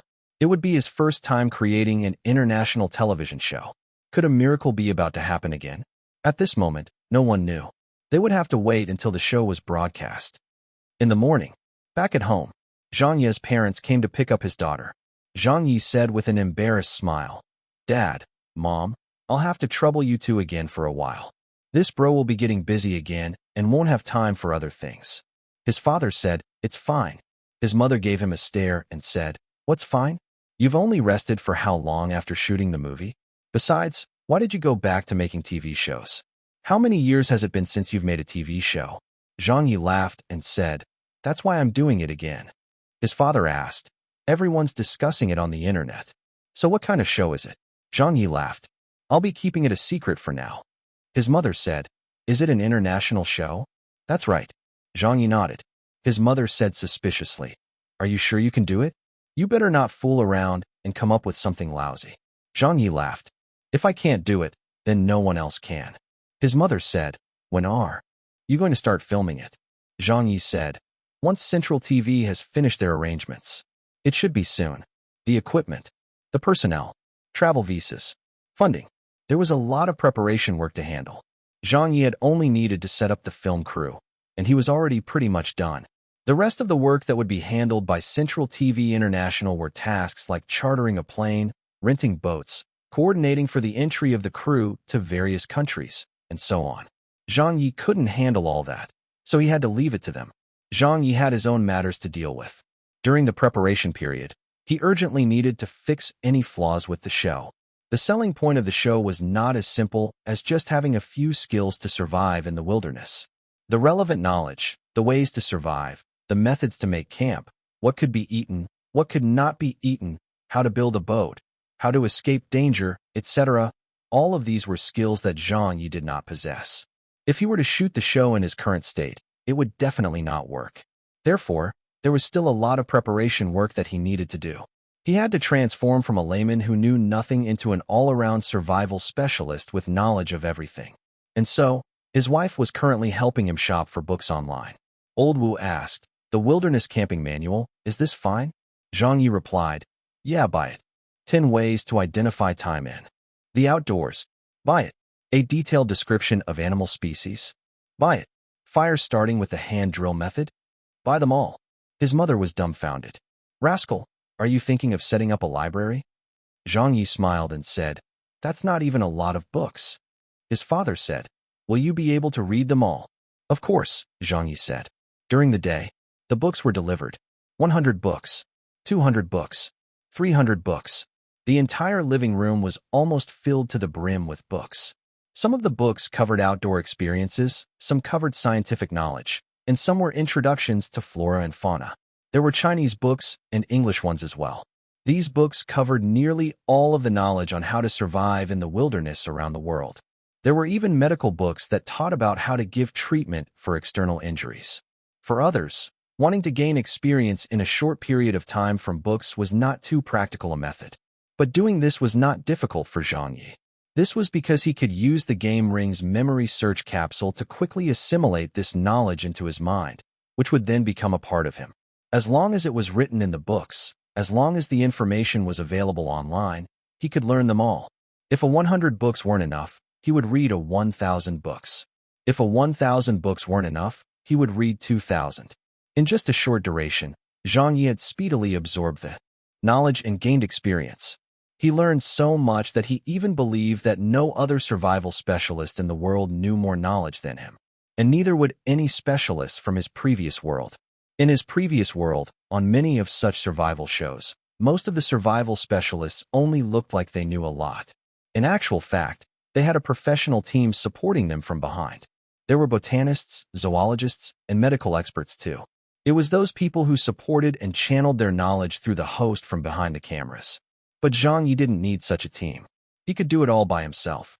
Of course, the things that involved mobility and operational skills were too difficult to learn by just reading about them in books. After all, without actual practice, there would be no accumulation of experience. This was different from looking at a plant and being able to name it. Hence, Zhang Ye opened up the game ring with the idea of getting some items from it. The virtual screen popped up. His total reputation points was at a terrifying figure. He had not used it in such a long time, and he had accumulated a lot of reputation points. Naturally, Zhang Ye did not feel the pinch anymore. This was something that would directly affect his new show, which was a very important step in his plans to go international. As such, he definitely could not be stingy. He activated the Lucky Halo, Ultra, and picked Lottery Draw 3. It was finally time to try his luck, so Zhang Ye held his breath in anticipation. He opened the golden treasure chests, large, one by one. Skydiving skill 56. Knife skills 100. Fruit of agility 33. Diving skill 128. Surgical technique 66. And so on. There was an assortment of items. In the space of a night, Zhang Ye had turned into a wilderness survival specialist like he was on steroids. He couldn't be more awesome than this. Chapter 1657. Qinshan gets into a fight. Chapter 1657. Qinshan gets into a fight. Translator, leg editor, leg. In the morning, at Sisterland's gym, Zhang Ye was here again today. His main purpose in coming to the gym was to lose some fat and bulk up. After the movie was done filming, he had begun to neglect his training. As his wife's cooking was so good, he would always have a huge appetite whenever he ate at home. His abs were almost gone, so he thought of working out to make his muscles larger and more defined again before the show started filming. There would surely be scenes in the show where he would not be wearing any clothes, so he was doing this to make sure that he would appear nicer on television and hopefully boost the ratings a little. Bench presses, squats, lat pull-downs, cardio. After he was finished the whole set of exercises, he wasn't even sweating all that much. Coach Zhang and the other trainers who were standing nearby were looking at him as though he were some kind of god. No one dared to give Zhang Ye any advice or offer him any guidance because they knew that he much fitter than they were. Even if all of them were to join forces, they would probably still not match up to Zhang Ye in terms of fitness. At this moment, Ha Chi-Chi called. Zhang Ye answered. Sister Ha, have you found someone? Ha Chi-Chi said. Not yet. The requirements for the camera operator are set too high. The ones that I'd managed to find were already some of the more outstanding ones in China. Zhang Ye shook his head. Those few definitely won't do. If they don't have any experience surviving in the wilderness, or if they haven't attempted skydiving before, how could they handle being my dedicated videographer? How are we supposed to film the aerial scenes? What about when we get into a situation that requires me to rock climb? Even though I can take a camera with me and film myself, such angles would only work once or twice in an episode. Surely I can't be doing that throughout the show, right? This is why having a dedicated videographer is very important. He's going to be more important than anyone else in the film crew, so I have to find a professional no matter what. Keep looking. Go and ask around in the circle and see if there are good ones somewhere. Ha Chi-Chi said. All right, I'll continue asking. Zhang Ye said. Hurry, there isn't much time left. Ha Chi-Chi said. Understood. Central TV's preparations were more or less completed, while his own matters were mostly settled as well. It was only the issue of the dedicated videographer that was still up in the air, so he couldn't help but feel a little anxious. Suddenly, another phone call arrived. It was from his mother. Zhang Ye picked it up. Mom, I'm working out at the gym. What is it? His mother immediately said. Qinshan got into a fight in school. Ah. Zhang Ye was dumbfounded. Who did she fight? His mother sounded very anxious. She beat up a male classmate. Her form teacher has called to ask for her guardian to head down to the school right now. The boy's father is at the school as well and refuses to drop the issue, so run on over. Zhang Ye said. All right, don't worry, I'll go over right away. His mother said angrily. You few are always making me worry. Zhang Ye didn't know whether to laugh or cry. She's the one who got into a fight. What does it have to do with me? Isn't it all because she learned it from you? His mother harumphed. After hanging up, Zhang Ye drove over to the middle school Qinshan studied at. At a school, in a middle school class. It was extremely chaotic in the classroom that was packed full of people. A tan man who looked very strong stood there refusing to leave. He was so angry he was blue in the face. Get your parents here immediately. Immediately. Let me tell you, this isn't over. Qinshan curled her lips. Her. The form teacher hurriedly said. Mengming's dad. Everything can be worked out. Several nearby teachers were also trying to persuade him. That's right. Everything can be worked out if we talk through it. Sun Kuang spat out. No, this will not be worked out through talking. How did they educate their child? Huh, such a young child, and such a young girl at that. And they actually taught her martial arts? And it's even the highly lethal 8 trigrams palm? How can her parents be so inconsiderate? I must teach them a lesson today. Qinshan snorted and looked up at him. Her classmates and the other teachers looked at Qinshan in confusion. Martial arts? 8 trigrams palm. How could a child like that possibly know martial arts? Actually, the incident in class today had given the students and teacher a bad scare. It wasn't such a big deal at the beginning, and Sun Xiaoming and Qinshan were both classmates. During the break, Sun Xiaoming, who was a rather mischievous child, had pranked a female classmate. He stuffed a caterpillar into her pencil case and frightened the female classmate so badly she burst into tears. But Sun Xiaoming was still not done. He continued running around with the caterpillar and scaring the girls in the class to the point of crying. In the end, Qinshan banged on a table and stood up, then gave Sun Xiaoming a beating right in front of their shocked classmates. When the teacher arrived, she was also dumbfounded by this scene. A petite girl chasing after a plump boy wanting to beat him up. Can you even imagine a scene like that? Only then did they realize that this little girl who didn't mix well with the class was actually so fearsome. Sun Quan roared, "Why aren't your parents here yet?" His son, Sun Xiaoming, had a bruised face and tugged at his dad, whispering, "Dad, forget it. We were just playing." Sun Quan said furiously, "You rascal, would your face be all bruised if it was just playing? Would it? And what's this? You're so big, yet you couldn't even beat a girl? You refused to learn the 8 extremities fist when you were young. So look at what's happened now. You're getting stepped on." Qinshan narrowed her eyes. "You practiced the 8 extremities fist one?" Sun Quan sneered. "Don't think that you can act all arrogant just because you have a grandmaster in your 8 trigrams branch of martial arts. I just want to know what kind of people your parents are." The teachers all knew that something big was about to happen. After his child was beaten up, this parent was looking to get revenge on the other party's parents. Listening to what had been said, these two families were even trained in martial arts? If they were to start fighting, would someone end up dying? The form teacher said in panic, "What do we do?" The language teacher said, "Call the police." The math teacher wiped at her sweat. "Something bad is going to happen." Sun Quan shouted, "I'm going to teach your parents a lesson today on how to be a person." At this moment, a young man wearing sunglasses appeared at the entrance of the classroom. He said, "Hey, who wants to teach me a lesson on how to be a person?" The protagonist had arrived. Everyone lost their wits. "It's Qinshan's parent. You go back first." "Hold him back." A few teachers hurriedly tried to protect Qinshan's parent, but they were still a step too late. Sun Quan stared hard at him, and without saying anything further, threw a punch out. "Watch my punch." In the end, the young man wearing sunglasses blocked the attack head-on. His wrist lowered as he swiftly struck back with it. After a single move, the young man wearing sunglasses did not move his feet in the slightest. Instead, Sun Quan had been thrown back 3 steps. The young man wearing sunglasses said in amusement, "The 8 extremities fist?" Sun Quan's eyes widened as he pointed at him in shock. "Damn, it's the Taiji fist. You're. He instantly knew who it was. Immediately, he thought of something else and nearly wanted to vomit out a mouthful of blood. He turned and stared at Qinshan. 8 trigrams palm. Christ, why you're the child from Rao I mean's family." Qinshan chuckled. Her.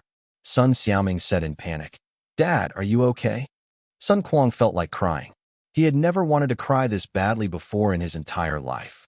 Zhang Ye, Rao I mean, as a member of the Chinese martial arts world, and as someone with a rather high rank in the 8 extremities fist branch of martial arts, others might not know what those 2 names represented to the martial arts world, but how could he not know?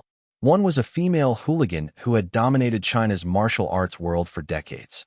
The other was a hooligan who had single-handedly swept aside more than a dozen large sections. They were the ones who ran rampant in China's martial arts world, and anyone who saw them would want to stay as far away from them as possible. What the hell? How did I manage to provoke those 2 hooligans? The atmosphere got a little awkward. Zhang Ye asked, "Would you like to go on?" "Go on, your sister." Sun Quan waved his hand and said, Forget it. I've already thought it through. We should let the children handle their own matters. As parents, we shouldn't interfere with their affairs.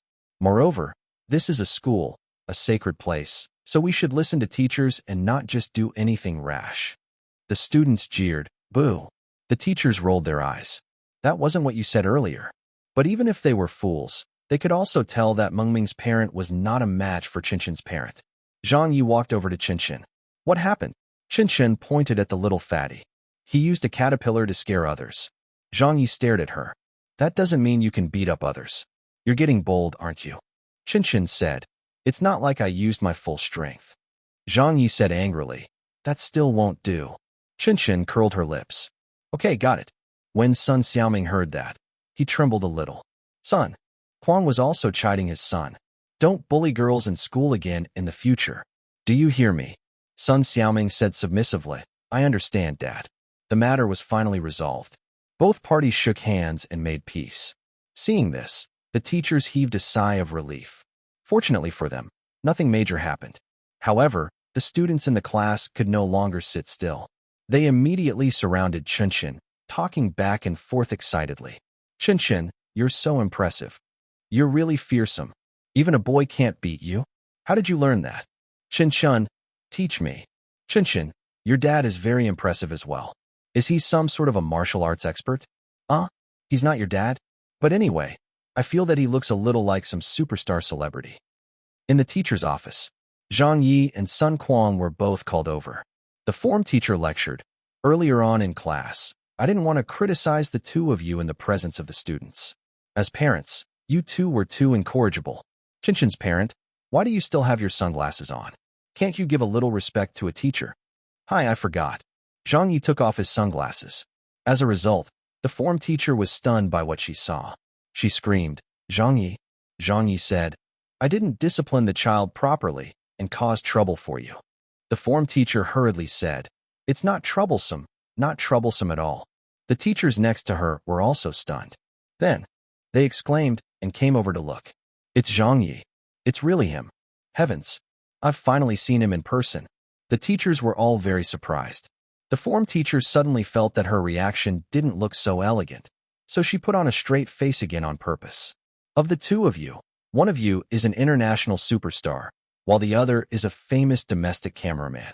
You're both persons of status, so please pay more attention to your children's education in the future. You can't slack off or spoil them, understand? Sun Quan said, understood, teacher. Zhang Yi said, blame it on us, blame it on us. The form teacher nodded in satisfaction and took out 2 pieces of paper. Sign your names here and leave your contact numbers. If your children cause trouble again in the future, I'll look for you too.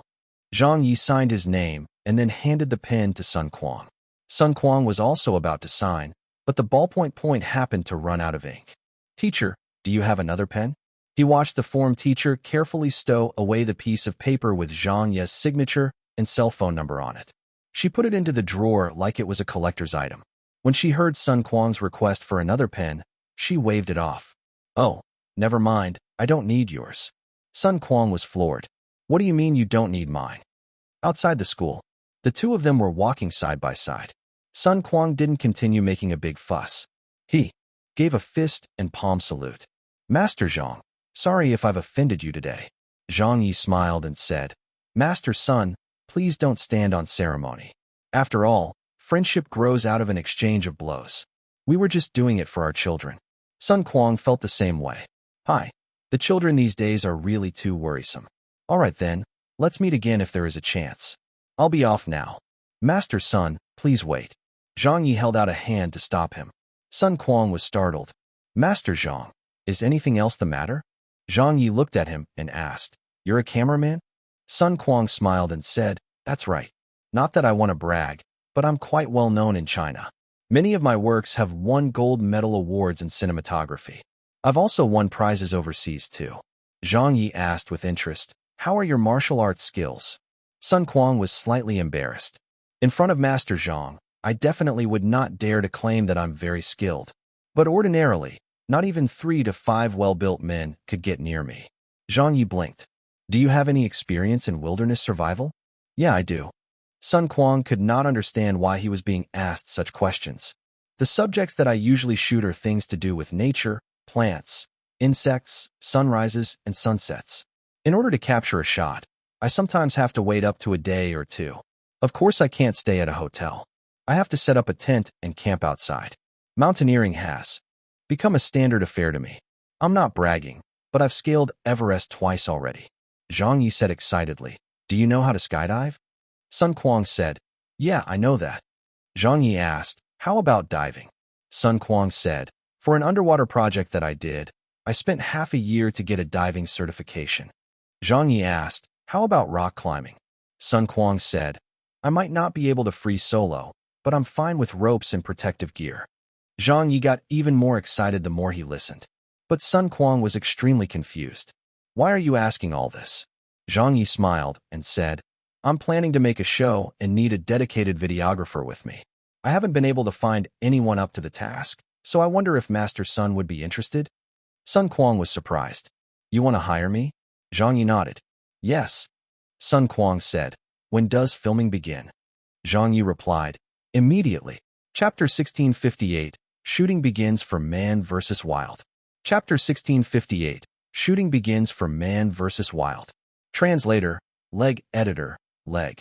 A few days later. Overseas somewhere. At a small public airport, Zhang Ye was on the phone with his family. The signal wasn't very strong, and there was a lot of background noise. He had to speak as loudly as he could. Mom, I've arrived. Be careful.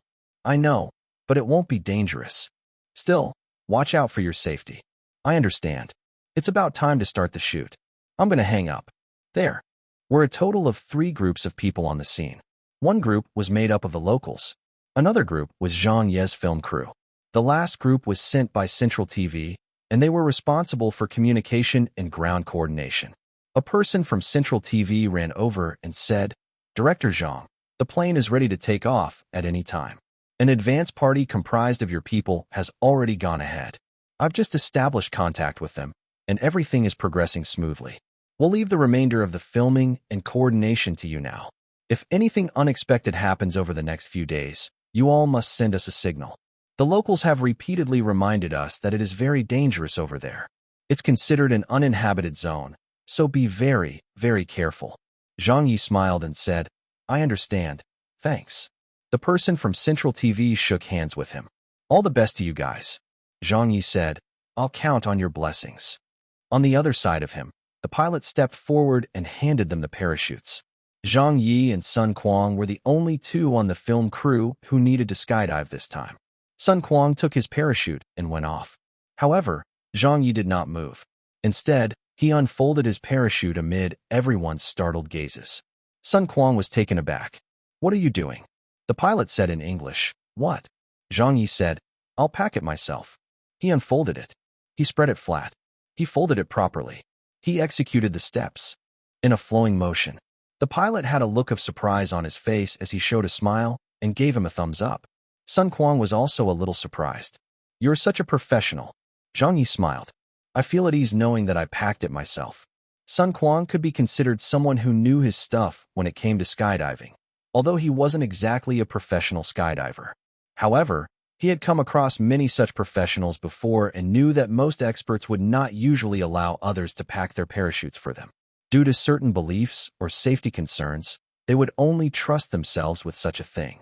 They would only feel at ease if they folded and packed it themselves. There were not a lot of such people, but Sun Kuang was clearly not one of them. That was why he a little impressed by Zhang Ye, as he didn't expect him to actually know his stuff. Soon after, the plane took off and headed straight to the filming location. In fact, they had already started the shoot while on the plane. Sun Kuang secured his recording equipment. Zhang Ye started recording his narration. Sun Kuang occasionally glanced down. It's so beautiful. Zhang Ye smiled and said, Stick close to me in a bit. There will be time to enjoy the views in the coming days. Sun Kuang confidently said, Don't worry, wherever you're going, I'm going too. I guarantee you I won't miss a shot. We're almost there. Get ready. Zhang Ye took out an action camera one. Sun Kuang said, Do you need me to put that on for you? Zhang Ye waved him off and affixed it very quickly. Sun Kuang shrugged and put on his equipment as well. The 2 of them repeatedly checked their respective gear to ensure everything was in order. The staff on the light aircraft were giving them instructions in English. It's very dangerous to do low-altitude jumps. We'll find an open site where you can land. There are crocodiles and other ferocious beasts in these lands, and all kinds of different dangers as well. So are you sure you all want to head there to film the show? I suggest that you say your prayers. I hope that we can still see you when we come back to get you. He didn't know what kind of show they were going to shoot. All he knew was that this group of Chinese people might just be crazy. Zhang Ye laughed and said, We'll make it back. The pilot shouted, This place will do. Sun Kuang started getting nervous. Zhang Ye took a breath. Let's go. The cabin's hatch opened, and a strong gust of wind blew in. Speaking of which, this was Zhang Ye's first time skydiving. Although he had grasped the technique of skydiving, this feeling was still very strange. When this fellow leaped out of the plane, his adrenaline surged as he started free falling. Wow! Zhang Ye had a smile on his face as he yelled. The blue sky, the white clouds, the jungles, the mountains. It was such an exhilarating feeling. At this moment, Zhang Ye finally entered the wilderness. He pulled the ripcord and successfully deployed the parachute, slowing his descent speed. Above him, Sun Quan also deployed his parachute. He controlled the steering and chased after Zhang Ye from behind while keeping the camera pointed at him. Sun Quan roared, "This is so fun." Below them was open ground, the best spot to land. They were even able to see the campsite the advance party of the film crew had set up. On the ground, many of the crew members were waving. Tong Fu shouted, "Director Zhang." Wu Yi shouted, "We're over here." Zhang Zhuo laughed, "Haha, they've arrived." Sun Quan was also calling out to them from above. Everyone was laughing, and the atmosphere was incomparably wonderful. Actually, before they came here, everyone was still feeling a little worried. They knew how dangerous it was in a primitive, uninhabited land like this, so they were all very nervous. But when they arrived, they realized how beautiful this place was. Having lived in the city for so many years, they had not experienced something like this before. It was a kind of release and exaltation for their souls. For a moment, everyone even rejoiced that Director Zhang had come up with such a show. Wasn't this as good as disguised tourism? Haha. But very quickly, that thought completely disappeared. This was because at this moment, Zhang Ye suddenly had an idea. Isn't this going too smoothly? A successful parachute jump? A safe landing? There was absolutely no sense of survival. Urgency that way. If one really ran into danger and was forced to parachute out into the unknown wilderness, it wouldn't be in the carefree situation that they were in now. It just wouldn't match up with the objective point of view of the show. Thus, he took a look around the area before suddenly twisting his body and shifting his weight to maneuver away from the open ground below him.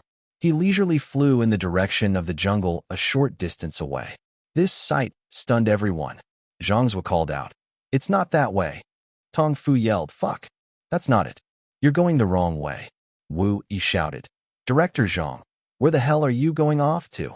Sun Quan was also scared out of his wits. "Your sister." One of the greatest dangers of low-altitude jumps is the flatness of the landing site, which is a very important factor. If the ground environment was too complex, if there were swamps, if there were seas, if there were jungles, all of those could threaten the safety of the parachutist, leading to injuries or even death. They were originally supposed to land out in the open, which would be extremely easy to pull off. All they needed to do was close their eyes, and they would land without any problems. The only issue was that Zhang Ye had to get a brain fart at this moment when he decided to drift towards the jungle that was further in the distance. Sun Quan didn't dare follow him. Instead, he hurriedly prepared for landing. When the studio staff saw Director Zhang drifting towards the jungle, they started panicking. After Sun Quan landed, everyone immediately gathered and headed toward the location Zhang Ye had drifted off to. "Director Zhang, where are you?" "I-oh." Half an hour later, they finally found Zhang Ye hanging in midair. His parachute had been caught in a tree, and his body dangled more than 10 meters in the air. Tong Fu was so scared that he was trembling. "Hurry up and rescue him." Zhang Zhuo called out, "Come down, Director Zhang." But Zhang Ye was very calm. "Why would I go down? Hurry up and start capturing this on camera." Sun Quan turned on the camera in a speechless manner. "This is ridiculous." Then Zhang Ye muttered some words and started narrating the situation that he was in. After that, he took out a dagger with much difficulty and started saving himself. If he really fell from a height of over 10 meters, even if he didn't die, he would still be crippled. So the people standing below him could not be more terrified of watching him at this moment. A few minutes passed. Zhang Ye jumped down from the tree looking pathetic. Tong Fu said, "Your stunts are too dangerous." Wu Yi said, "Why did you have to purposely get yourself into trouble? There was flat ground for you to land, but you had to choose to land in the jungle. I really have to take my hat off to you." Zhang Ye looked at them. "Didn't you guys go through the script?" Sun Quan was taken aback. "What script?" "Our show's objective is to teach others how to overcome difficulties," Zhang Ye explained. Sun Quan said dumbfoundedly, "What if there aren't any dangers?" Zhang Ye said, "Then we have to create danger." "Oh my God. You mean making something out of nothing, right?"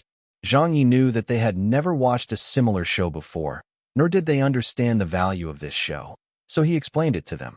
The significance of this show lies in teaching others how to survive in the wild. Over the coming days, I will show everyone the different ways of survival and also tell the audience what they should do when they get into danger in the wilderness. So we can't have everything go smoothly for us either. Whatever danger that other people go through or experience when they are trapped in the wilderness, I'll also have to experience it once myself. It's not as though a person who is truly in danger can make a phone call, and someone will be dispatched to come and rescue them. They couldn't choose where they could land after parachuting out, or find hardtack the moment they flip their bags open. That's not realistic. So from now on for the recording, I will enter a state of true wilderness survival. I want all of you to just treat me as someone who is trapped in this place and not try to help me. Sun Quan gasped. You're going to die. At this moment, they finally understood how dangerous of a show they were going to shoot. The terrain was dangerous. The environment was dangerous. The wild animals were dangerous. The director was even more dangerous. Chapter 1659, Man vs. Food. Chapter 1659, Man vs. Food. Translator, Leg Editor, Leg. In the jungle. An hour. 2 hours. Zhang Ye had already been hiking for 3 hours. His pants had been torn by the bushes, and his face was covered with dirt. There was no food or water, and his lips were so dry that they were cracked. His energy level was rapidly decreasing. This was not a state he could achieve through makeup, but an absolute effect from the reality of survival in the wild. The camera was recording. Zhang Ye said tiredly, when you lose your way in the wild, the first thing you need to do is to locate a river. That means you'll have a source of water and even food. I've been walking for several hours, but I still don't know how far I am from a water source. I might have to continue walking for another day or 2 days. I don't know. All I know is that I'm hungry, very hungry. My energy levels have depleted rapidly, and I can't take it anymore. I need to find some food to replenish my strength. Otherwise, I might really end up unable to get out of this jungle. His breathing then became much heavier. A while later, he squatted down around a patch of grass. The film crew also stopped. Then they saw Zhang Ye pull out a plant from the ground. It looked just like a bunch of grass, and there was nothing special about it. It looks like I have no other choice left. Although, not many people would eat it. I am convinced that this is edible. Sun Quan widened his eyes. Tong Fu's jaw dropped. Everyone looked at him dumbfoundedly. They watched Zhang Ye look a little unsure before stuffing the wild vegetation into his mouth. He chewed on it and began to frown. It doesn't taste bad, but it tastes a little like grass. Nonsense. That is fucking grass. You really dare to eat anything, don't you? Sun Quan said anxiously.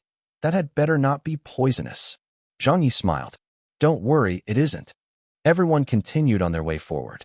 The wild vegetation was clearly not enough to fill Zhang Ye's stomach. His physical fitness was much better than everyone else's, and he had good stamina too. But because of that, his energy consumption was also much greater than most people. At this moment, Zhang Ye's stomach was rumbling with hunger. Along the way, his eyes glinted whenever he saw anything that looked edible. As he walked, he kept eating. Strange wild vegetation, strange shrubs, and even strange tree bark. Zhang Ye tried all of them at least once. This one's not bad. This tastes a little strange. Everyone looked at him speechlessly. Suddenly, Zhang Ye looked up a tree. Wait, there's a bird's nest. From this angle, I can't really see what species of bird it is. But it shouldn't be a bird of prey. I also don't know if there are any birds' eggs in it. He stood underneath the tree and observed for a long time. It's at a height of around 15 meters, and the tree trunk looks a little thin. I do not suggest climbing this sort of tree because it will be very difficult to support my entire weight. However, I'm feeling too hungry right now. I need to give it a try. The film crew said anxiously. Io, please be careful. You can't possibly climb that, right? Everyone looked skeptical. But in the next moment, Zhang Ye climbed right up the tree. With a grab and hooking his legs around the tree trunk, he began climbing while saying, this kind of tree has a very thin trunk, so one has to pay close attention to their balance. It has to be done very slowly to keep movement to a minimal extent. Io, that was a little dangerous. The trunk is starting to sway a little. Let it steady first. There's no hurry. 5 meters. 10 meters. He finally climbed up the tree. Zhang Ye laughed. Haha, how fortunate. I spotted 2 eggs, but they're not big. It's about the same size as a quail's egg, but it should be enough for me to replenish my protein intake. Saying that, he reached out to grab the eggs and held them lightly in one hand. Then he prepared to descend. But when he slid down a few meters, Due to his one-handed manipulation, he lost his balance, and the tree tidled to one side. Sun Quan exclaimed, "Careful!" Tong Fu paled. "He's falling down." Wu Yi said, "Damn." Zhang Ye fell off the tree with a loud thud.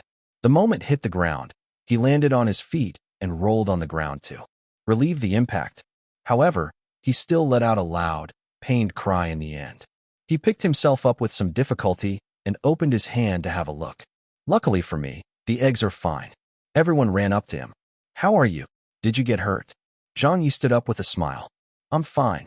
Everyone heaved a sigh of relief. Zhang Yi said into the camera, "I still haven't found a water source yet, so I don't think I'll have a chance to cook the eggs. There's only one way left." The next second, under the shocked gaze of the film crew, he tilted his back head and opened his mouth wide. Then he crushed one of the eggshells with one hand and swallowed the egg in it. "Oh, there's quite a stench, but it still tastes quite good. Maybe it's because I'm too hungry." "Not bad, another one." He also downed the second egg. Wu Yi said, "You ate that for real?" Tong Fu was a little disgusted. "Can that be eaten raw?" Zhang Yi smiled and said, "All eggs can be eaten raw." Sun Quan was impressed. "You're good," Zhang Yi said. "Come on, let's go and see what's up ahead." They walked for another hour. The film crew was exhausted, so they set up camp. Zhang Yi brought Sun Quan along to explore the surroundings. Suddenly, Zhang Yi shouted, "Old Sun, don't move." Sun Quan blinked in confusion. "What's wrong?" When the film crew came over after hearing the commotion, they were all quite shocked. At this time, Sun Quan noticed a snake at his feet. His face turned green. "Fuck!" Seeing that he was about to run off, Zhang Yi shouted again, "Don't move." Sun Quan said in panic, "What kind of fucking snake is this?" "A rattlesnake," Zhang Yi said. "It's highly venomous." "A venomous snake? And it was even a rattlesnake?" Everyone was feeling really scared, but Zhang Yi was very calm. In fact, he even looked excited. "This is a snake's nest. I can already see 3 snakes, and there should still be more hiding within the grass. Old Sun, don't move. I'll take care of it for you." Lowering his head to look around, he slowly crouched down and picked up a tree branch that was on the ground. He walked up and quickly caught the rattlesnake with it. The tip of the tree branch was Y-shaped, and it pressed the rattlesnake down in place. Sun Quan quickly ran away. Tong Fu said, "Run, Director Zhang." Wu Yi said, "Hurry up and get back over here. Teacher's son is fine now." However, Zhang Yi did not move. Instead, he bent over and picked up the rattlesnake by its tail. Bang, bang, bang. He killed it by smashing it several times against the ground. Then, he heard the familiar sound of rattling coming from within the grass. When around 5 or 6 rattlesnakes suddenly rushed towards him, Zhang Yi finally turned around and made a run for it. "Let's go. Run." When they returned to the campsite, everyone was sweating. It was too dangerous, so dangerous that they might just have lost their lives. Everyone was chattering among themselves to comfort each other. Suddenly, they remembered Zhang Yi and looked around to find him. Director Zhang? When they finally spotted Zhang Yi, everyone felt like vomiting blood. This guy was trying to make fire by drilling wood together. He actually wanted to eat snake meat. Sun Quan broke down. "Why you still want to eat that?" Tong Fu exclaimed, "That's a poisonous snake." Wu Yi said, "I'm fainting." This glutton, he didn't care about his life at all when there was something to eat. Zhang Yi spent more than half an hour before he finally got the fire started. Then he began handling and preparing the snake. He cut off its head and dug out its internal organs before placing it over the fire to roast it. His actions were all fluid and experienced. When the snake meat was done roasting, the aroma spread in all directions. Even the film crew had their appetites whetted. Zhang Yi tore off a piece of snake meat and sniffed. Then he ate it. "Ooh, it smells so good. This is really the most delicious thing I've eaten today. Compared to the grass and eggs I had, this is what real food should be like." Sun Quan rolled his eyes. "Go on and eat. You'd die from it sooner or later. Man versus wild? This is obviously closer to man versus food." At this moment, a member of the film crew discovered a paw print and immediately called out to everyone in a fluster. "Director Zhang, everyone, come and see this. What kind of paw print is it? It's so big. What animal does it belong to?" "I don't know." They couldn't identify it. When Sun Quan saw it, his face immediately changed. Zhang Yi narrowed his eyes and looked down. He reached out to feel the paw print. It's a bear. This mark should have been left here less than 2 hours ago. The film crew was dumbfounded. A bear? There are bears here? And it was just here a while ago? Sun Quan said nervously. We can't stay in this spot. Tong Fu said, hurry, let's go. On this mountain range, the bears were near the top of the food chain. However, Zhang Ye's next words scared them out of their wits. Zhang Ye muttered to himself, aren't bear paws quite tasty? Sun Quan pulled him back. Damn, you're still thinking about eating bear paws. Director Zhang, calm down. Tong Fu called out. Wu Yi hurriedly grabbed onto him. You mustn't eat that. Little Lu said, what are you trying to do? Zhang Ye laughed dryly. Haha, I was just joking. You glutton. You really don't fucking care about your life. Everyone nearly broke down. On the way here, Zhang Ye seemed to have fucking eaten everything that he came across, like grass, tree bark, bird eggs, and snake meat. Although Zhang Ye said that he was only joking, no one knew whether that was true. This guy's brain circuits had always been wired differently from that of a normal person's, so they were afraid that Zhang Ye would start hungering for bear meat so much that he would send them to their deaths together with him. This was the wilderness, an area uninhabited by people. If they really encountered a bear here, they didn't know if Director Zhang would really end up having bear meat or not. But one thing they knew was that the bunch of them would definitely get eaten by the bear first. Chapter 1660, The Bear Appears. Chapter 1660, The Bear Appears. Translator, Leg Editor, Leg. It was getting late at night. The temperature in the jungle plummeted. Zhang Ye was lying in his temporary shelter made from branches and leaves. He wore a windbreaker jacket and huddled with himself. Holding the camera in his hand, he scrubbed through the footage that had been recorded today. Sometimes he would fast-forward it, and sometimes he would pause it. With that, he was already forming an idea of which footage could be used and which had to be discarded. Although he was exhausted and did not even get a sip of water, he was still quite happy with how things had turned out. This was because they had managed to achieve many of the scenes he had wanted to shoot. The only pity was that they still lacked some terrifying and exciting scenes. There still wasn't enough tension. It was time to rest. The rest could be thought out tomorrow. After turning off the camera, Zhang Ye took out a photo of his wife and daughter and kissed them before putting it away carefully and slowly falling asleep. An hour, 2 hours, 3 hours. After some time, Zhang Ye jolted awake. Roar! His muscles tensed, and he immediately turned on the camera. He flipped over and looked outside while whispering to the camera, It's the dead of night right now. I don't know exactly what time it is, but I can hear some sounds out there, and it's giving me a bad feeling. There, it's happening again. Did you hear that? It sounds like a wild beast, but I'm not sure what it is. This is terrible feeling, and I can't help but think of the bear prints during the day. Although I try to stay as far away from the area as possible when I set up shelter, I know that bears have a very keen sense of smell. If it has really set its eyes on me, it's definitely not good news for me. The film crew was still asleep. Zhang Ye whispered, Old son, a tent in the distance moved. What is it? Zhang Ye said, Listen. The other side went silent for a moment before someone exclaimed, Holy shit. Is that a bear? Zhang Ye said, I'm not sure. What should we do? Sun Quan was flustered. Zhang Ye said, I think we should leave. The film crew was called up. As they listened to the sounds made by the beast in the distance and heard the approaching rustles, they were all terrified. Zhang Ye asked, Where's the tranquilizer gun? Wu Yi took a deep breath. It's here. Zhang Ye said, Everyone, be careful. Get ready to leave. Old son, and I will go take a look first. Sun Quan said, What do you still want to look for? Run. Zhang Ye said, With so many of us, our group is just too big. We have too much equipment, so our movement speed will be slowed down for sure. It's also nighttime, and in uncertain circumstances, do you think you can outrun a bear? Hence, Zhang Ye and Sun Quan turned on their cameras and went over. 100 meters. 200 meters. Suddenly, a dark figure flashed by in the distance. Sun Quan said in shock, Did you see that? Zhang Ye took a deep breath. I saw it. Sun Quan said, It's a bear. Then the dark figure vanished. The roars of the wild beast suddenly approached. Zhang Ye shouted, Run. Sun Quan did not even think about it. He flew after Zhang Ye and ran away. Zhang Ye said, Don't run towards the campsite. Head in the other direction. The film crew has a tranquilizer gun, so they won't be in danger. Sun Kuang said. Then what about the safety of the two of us?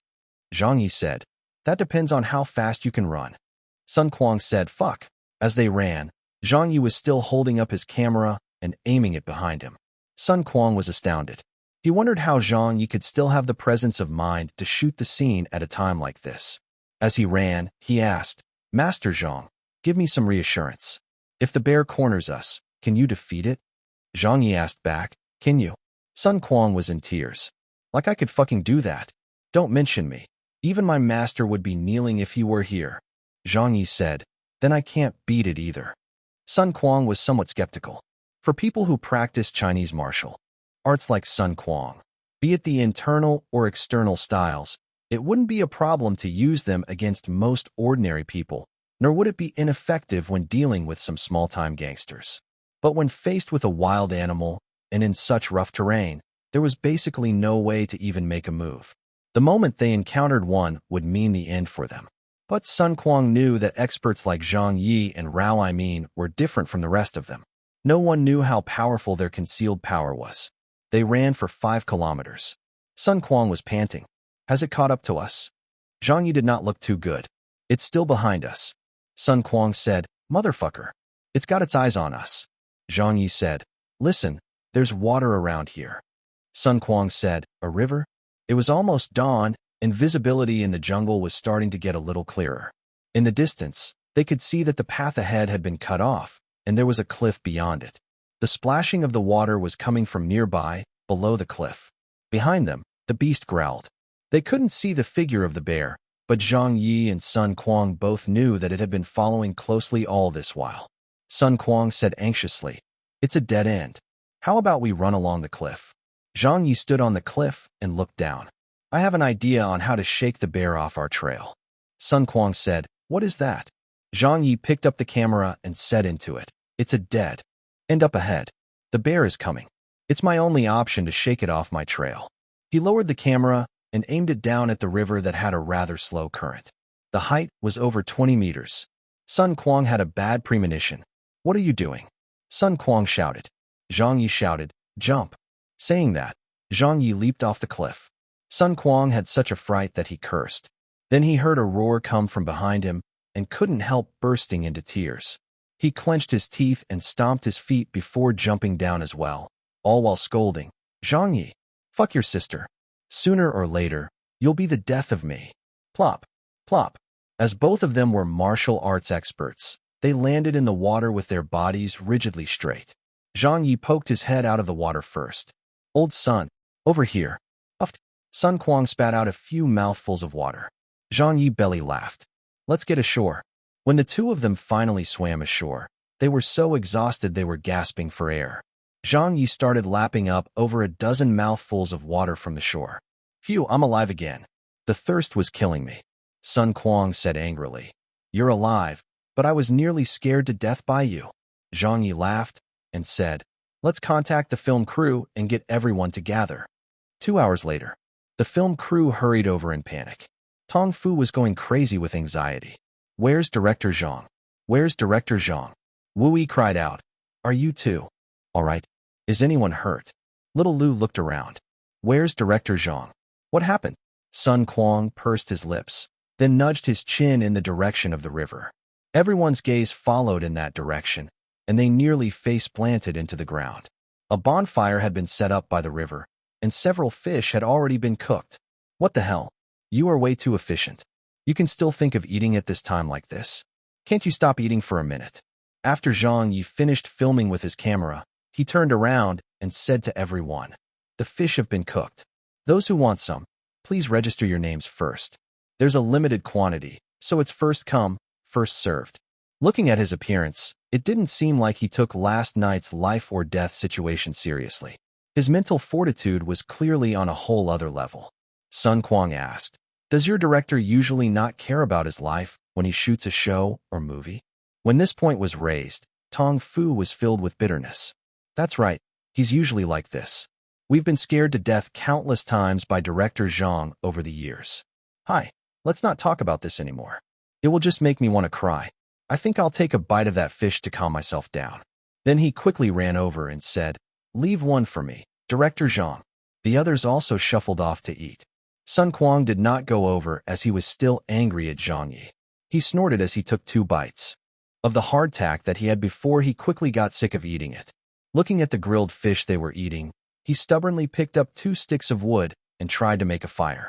In the end, he couldn't even manage to get the fire started. Sun Quan was extremely embarrassed. Throwing away the wooden sticks in his hands, he shamelessly went over and ate the roasted fish that they were having. Chapter 1661. The first episode is out. Chapter 1661. The first episode is out. Translator, Leg Editor, Leg. 2 days later. It was the weekend. On Weibo. There's nothing to watch on TV. Anyone with any shows to recommend? I have none. There haven't been any good shows recently. That's right. The variety shows these days are all the same. The domestic TV dramas aren't good either. They're all following the same plots. I'm watching an American TV series now. It's quite good. Yeah, the American and British TV series are all very exquisitely made. There are several good TV shows overseas as well. They're really enjoyable to watch. If China can also produce such quality programs someday, that would be really great. Isn't face-smacking Zhang making an international show too? I heard that they've already started shooting for the show. Yeah, I wonder how the shoot is progressing so far. I'm quite looking forward to it. Do you guys really expect face-smacking Zhang to pave a way forward for our Chinese shows? What do you think? If Zhang Ye can't do it, then no one else can. Let's see if face-smacking Zhang can perform another miracle. Beijing. Shijiao Airport 1. This was originally a military airport that was predominantly used for military purposes, and they also accepted aircraft support missions. However, a civilian flight route was approved today to fly into Shijiao Airport, and a small civilian plane was cleared to enter the airspace. On the ground, Ha Chi-Chi and the others were here. Little Wang looked up. Why aren't they back yet? Why haven't they arrived? Ha Chi-Chi was also incredibly anxious, but she said, "Don't be so impatient. They should be here soon. I wonder how everyone is doing." Little Zhou was worried sick. The people are all waiting for our new show to broadcast. If by any chance it isn't filmed well, then everyone from Zhang Ye's studio was eagerly looking into the sky. Most of them were the female employees who had stayed behind to watch over the studio's day-to-day operations. Suddenly, a plane appeared in their line of sight and slowly landed. "They're here. They're here. It's their plane." The group of them shouted in excitement and rushed forward to welcome the team back. Not long after, the cabin's hatch opened, and someone came out of the aircraft. The first to come out was Tong Fu. The moment they saw Tong Fu, the group consisting of Ha Chi-Chi, Little Wang, and the others were dumbfounded. The once fair complexion of Tong Fu had been tanned, as dark as a black dog's bollocks. He was tanned to the point where a gloss glowed from his dark skin. His hair was a mess, and it was obvious that he had not even taken a bath. His clothes were torn and his pants were tattered. The most speechless part was that he only had one shoe on his feet. The other was bare. His wife was also here today. Huang Dandan exclaimed, "Damn, hubby, what happened to you?" Tong Fu started crying and hugging his wife. "My wife. My lovely wife. Your brother Tong thought that he would never get to see you again in this lifetime." Little Wang was stunned. "Where are your shoes?" Ha Chi-Chi was shocked. "What happened to you guys?" Behind him, the second person came out. Wu Yi said, "He lost his shoes when we were running away from something." Huang Dandan said in disbelief, "But I prepared 3 pairs of shoes for you." Tong Fu cried and said, "I lost them all." Everyone was floored when they saw the film crew disembark from the aircraft. They either looked pathetic, tired, tanned, or had only one shoe on. The welcoming party could only wonder what the film crew had been through. In the end, Sun Quan and Zhang Ye also disembarked. Ha Chi-Chi rushed over to welcome them back. "Director Zhang, how was it?" Zhang Ye looked to be in an even worse state than them. He was almost unrecognizable as there were dust and mud caking his face. However, his state of mind was especially good. This was clearly where he was different from others. He laughed and said, "Haha, I'm fine. It's just that I look a bit worse off than the others. It's just that I headed straight to the airport after getting out of the wilderness.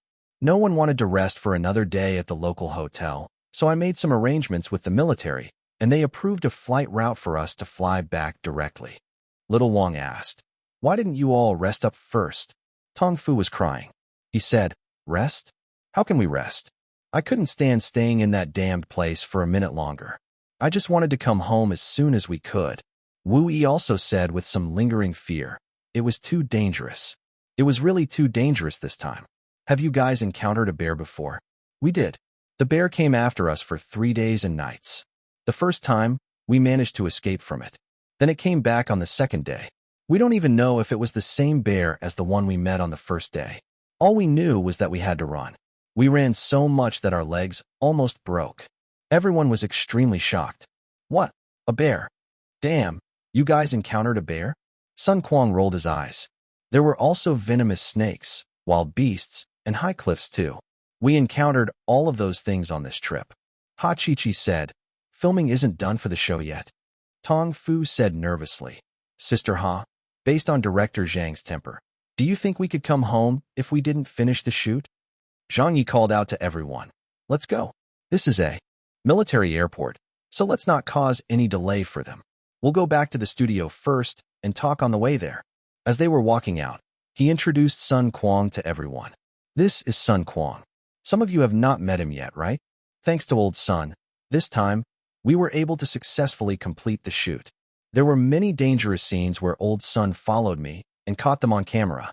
In the future, old Sun will be appointed as our studio's independent videographer. But Sun Quan said, who's from your studio? Don't drag me into this.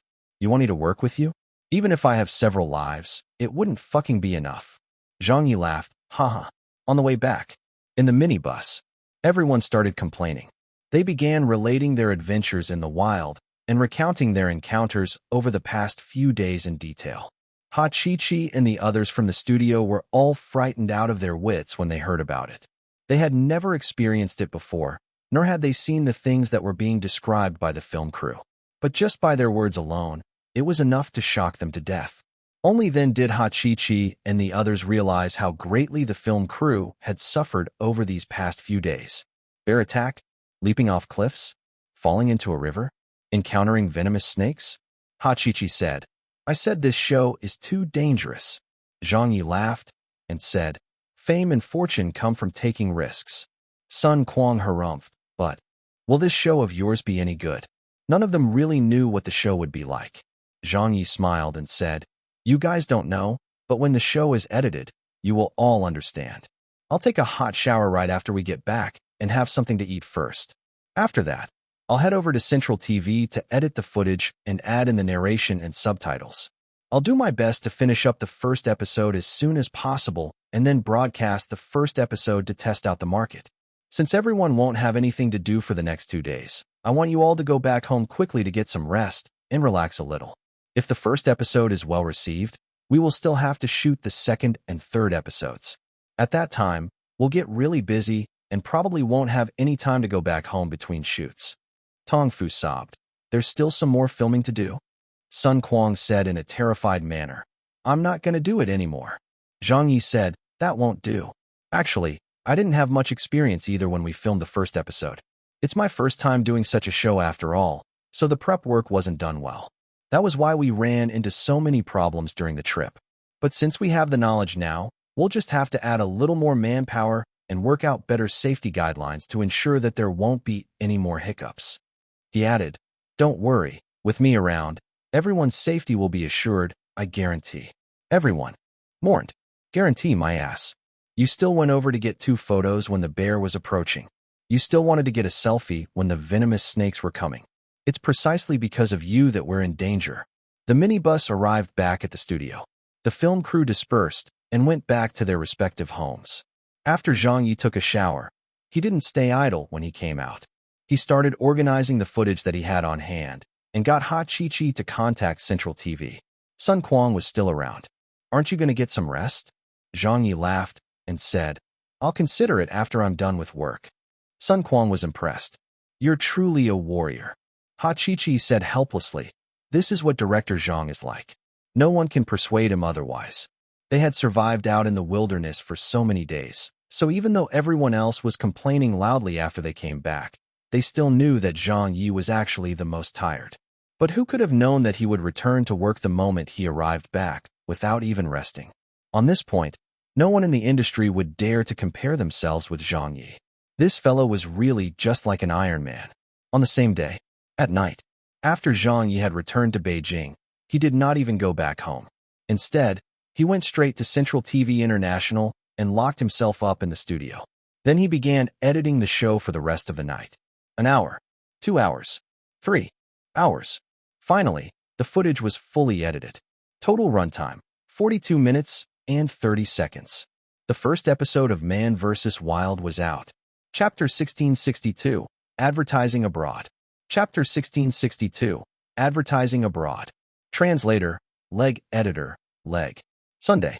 In the morning, after working all night, Zhang Ye returned home exhausted. When the door opened, Wu Ziqing was startled. "Whoa."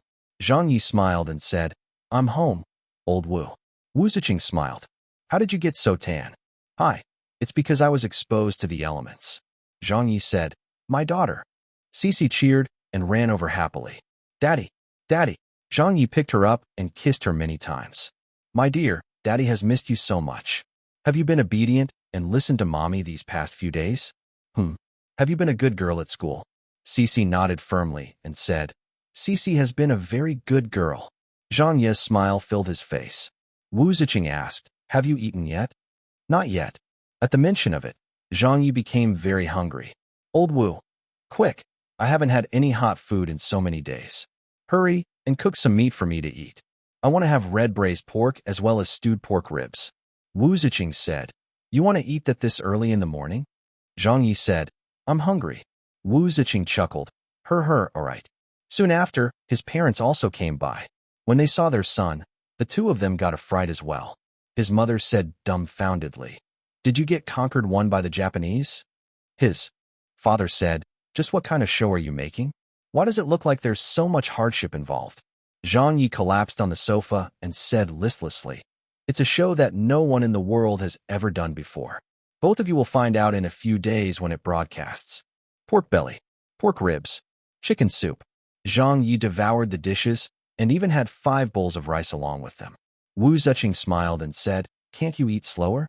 Zhang Ye didn't want to hear that. "It's tasty and oh so delicious." His mother stared at him. "You're going to get indigestion. Don't overeat." Zhang Ye pushed an empty bowl over and said as he wiped his mouth, "Another half a bowl of rice, please." His mother harumphed. "Oh, all right. Keep stuffing yourself." Old Wu smiled and served him more rice. At this moment, Zhang Ye's cell phone rang. When Zhang Ye saw the caller ID, he answered it. It was from the director at Central TV International. Director Meng's voice sounded a little excited. "Director Zhang, a few of the leaders and I have already watched the first episode of your show." Zhang Ye smiled and asked, "How was it, old Meng?" Director Meng said, "I think it's pretty good." Zhang Ye asked, "So what about the publicity for it?" Director Meng was silent for a moment before saying, "Our Chinese TV shows have stayed quiet for too long. This time, we should try to pull off a big one. I've already fought to get the advertisements broadcast in over 10 countries. If we can get even more funding approved, we'll be showing the ads in up to 20 countries. Advertisements? Abroad?" It was the first time that Zhang Ye had heard of something like this. He knew that Central TV was famous for being tight-fisted and would rarely do any advertising for their own station's programs, much less advertising abroad. Zhang Ye was surprised. "How much does that cost?" Director Meng smiled and said, "Teacher Zhang, you know what we've always been hoping to achieve, and I know that is also what you want to get done.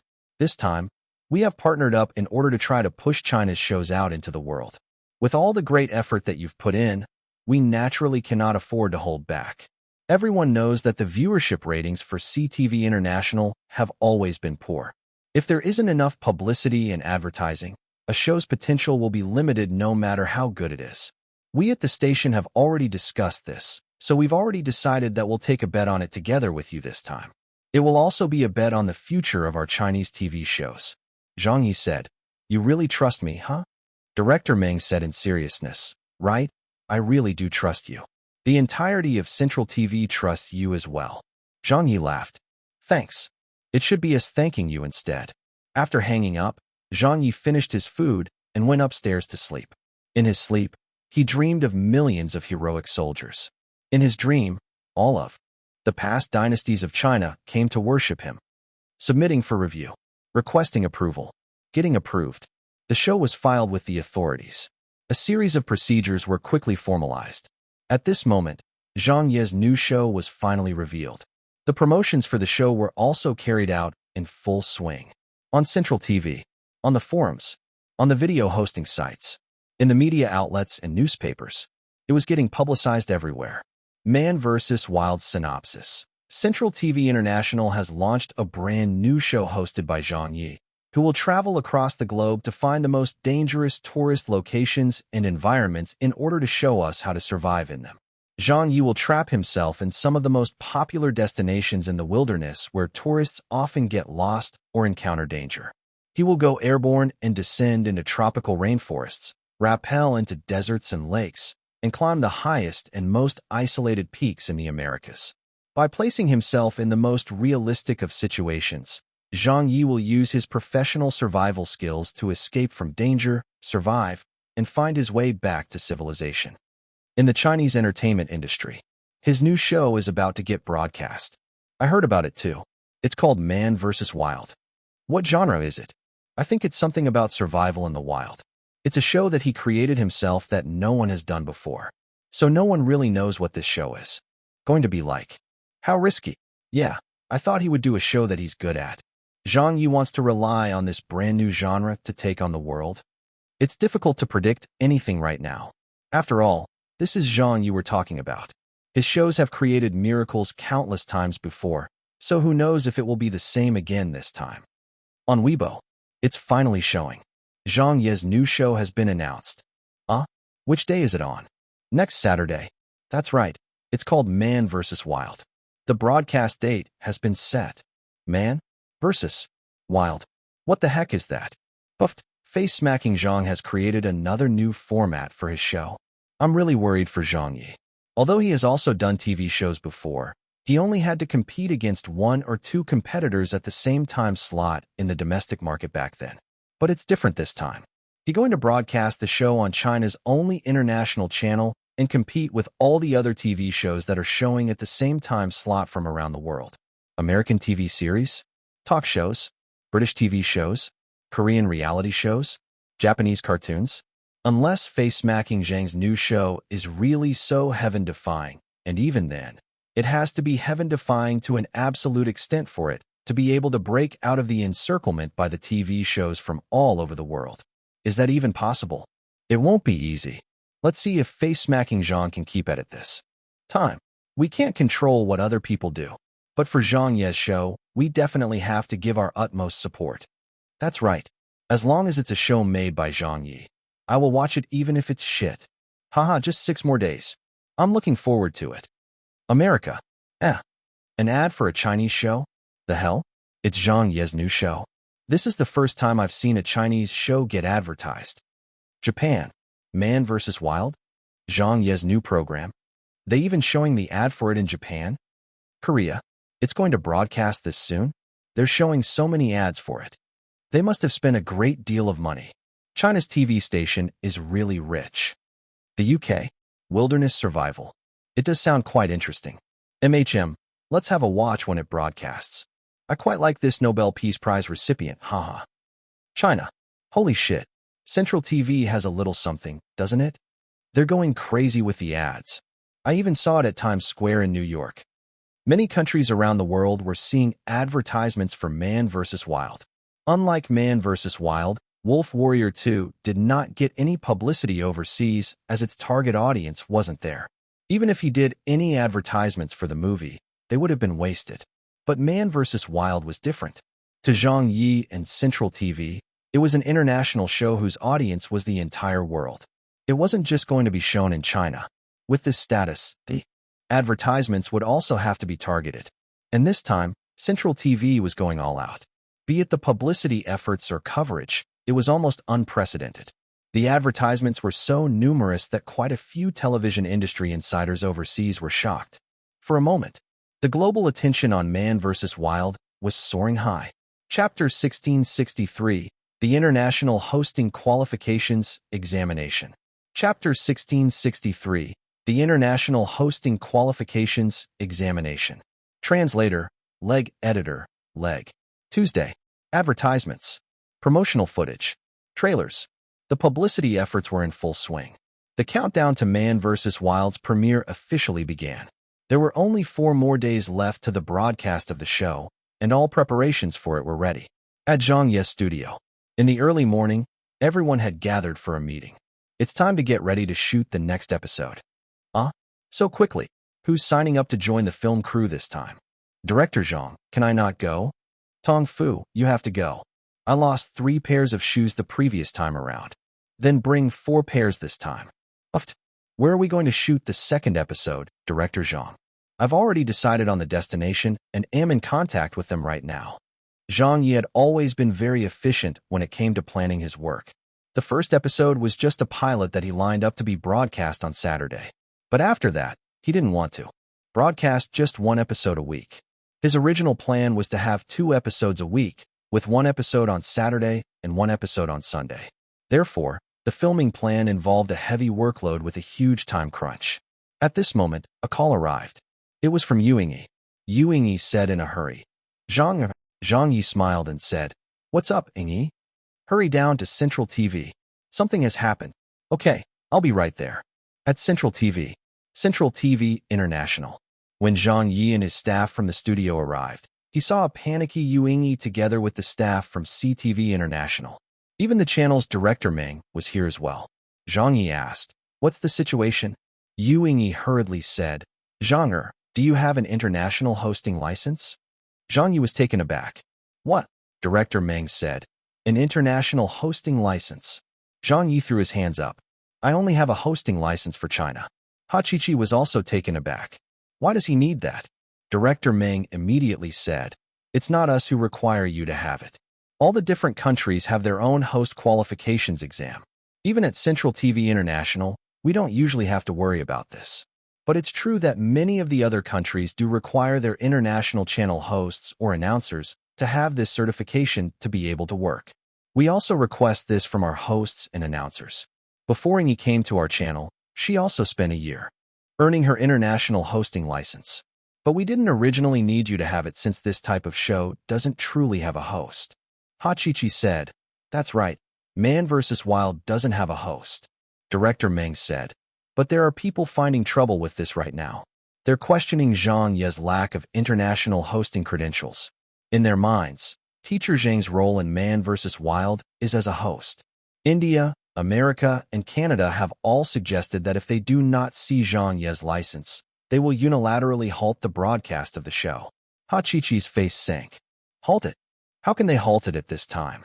Zhang's was said angrily. Little Wang said in a rage, "This was clearly targeted at us. No one had expected this to happen when the show was about to be broadcast." Zhang Ye said, "Is there any way to remedy this?"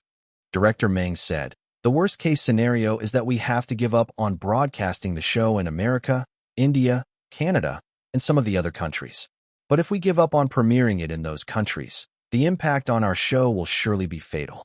The viewership ratings will be greatly reduced, and all of the previous publicity efforts would have been for naught. This loss will be difficult to bear for us.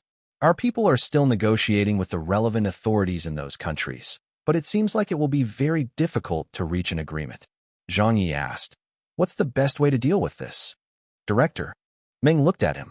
"The best way would be for you to obtain an international hosting license." Zhang Ye asked, "How often is the exam held?" Yu Yingyi knew about this.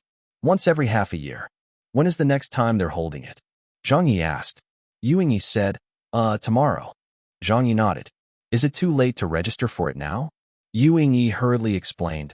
"The designated exam center in China this year is in Shanghai. There's still time to register for it, but the international hosting exam is different from the one we took for the domestic license.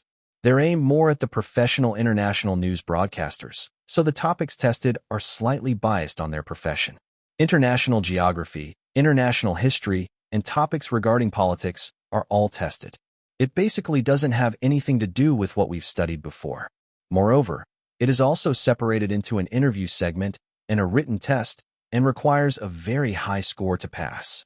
Next to them, another male host from CTV International smiled bitterly and said, "That's right. I prepared for it for a year and took the exam 3 times before I passed. The questions are extremely difficult. Ingy managed to get it faster than me, but even she took 2 tries. Many of the other professional hosts in the country can't pass the exam even after many attempts. Zhang Ye smiled. No problem, just help me register for it. Director Meng glanced at him. Can you handle it? Zhang Ye said indifferently. Don't worry, old Meng. Yingyi clenched her teeth. I won't be going anywhere today. Let me guide you on how to study for it. Zhang Ye said happily. No need for that. Just recommend me the relevant books to study for the exam. Director Meng sighed and said, We're depending on you. Registration, purchasing the books, booking tickets to Shanghai. They could only do this. The rest was up to Zhang Ye himself. No one else could help him with this matter. On the same day, the international news started spreading. Man vs. Wild faces a broadcast suspension. Zhang Ye doesn't have an international hosting license. Multiple countries demand the halt of show's broadcast. China's show faces an international stranding. China's show gets besieged by multiple countries. Zhang Ye applies for this round of the International Hosting Qualifications Examination at the last minute. On the web, people from all over the world were watching the commotion. An Indian netizen, ha ha ha, he deserves it. An American netizen, Zhang Ye's new show is done for. A UK netizen, someone must be deliberately targeting him, right? A French netizen, many of the program and talk show hosts in America also broadcast their shows internationally, but why don't I see anyone asking for their international hosting licenses? If it's not something they themselves can enforce, what gives them the right to demand a Chinese host have it? Handling matters in such a way is shameful. A Dutch netizen, that's right. The famous American talk show host, Jeff, has not been able to earn his international hosting license in 2 years. However, he's still doing great in his job as a host. A German netizen, I heard that this is the most difficult exam for a host to take. A Finnish netizen, Zhang Ye has already registered to take the exam. A Thai netizen, the exam is taking place tomorrow. Even a god couldn't pass it if they decided to take it on a whim. A Korean netizen, not necessarily.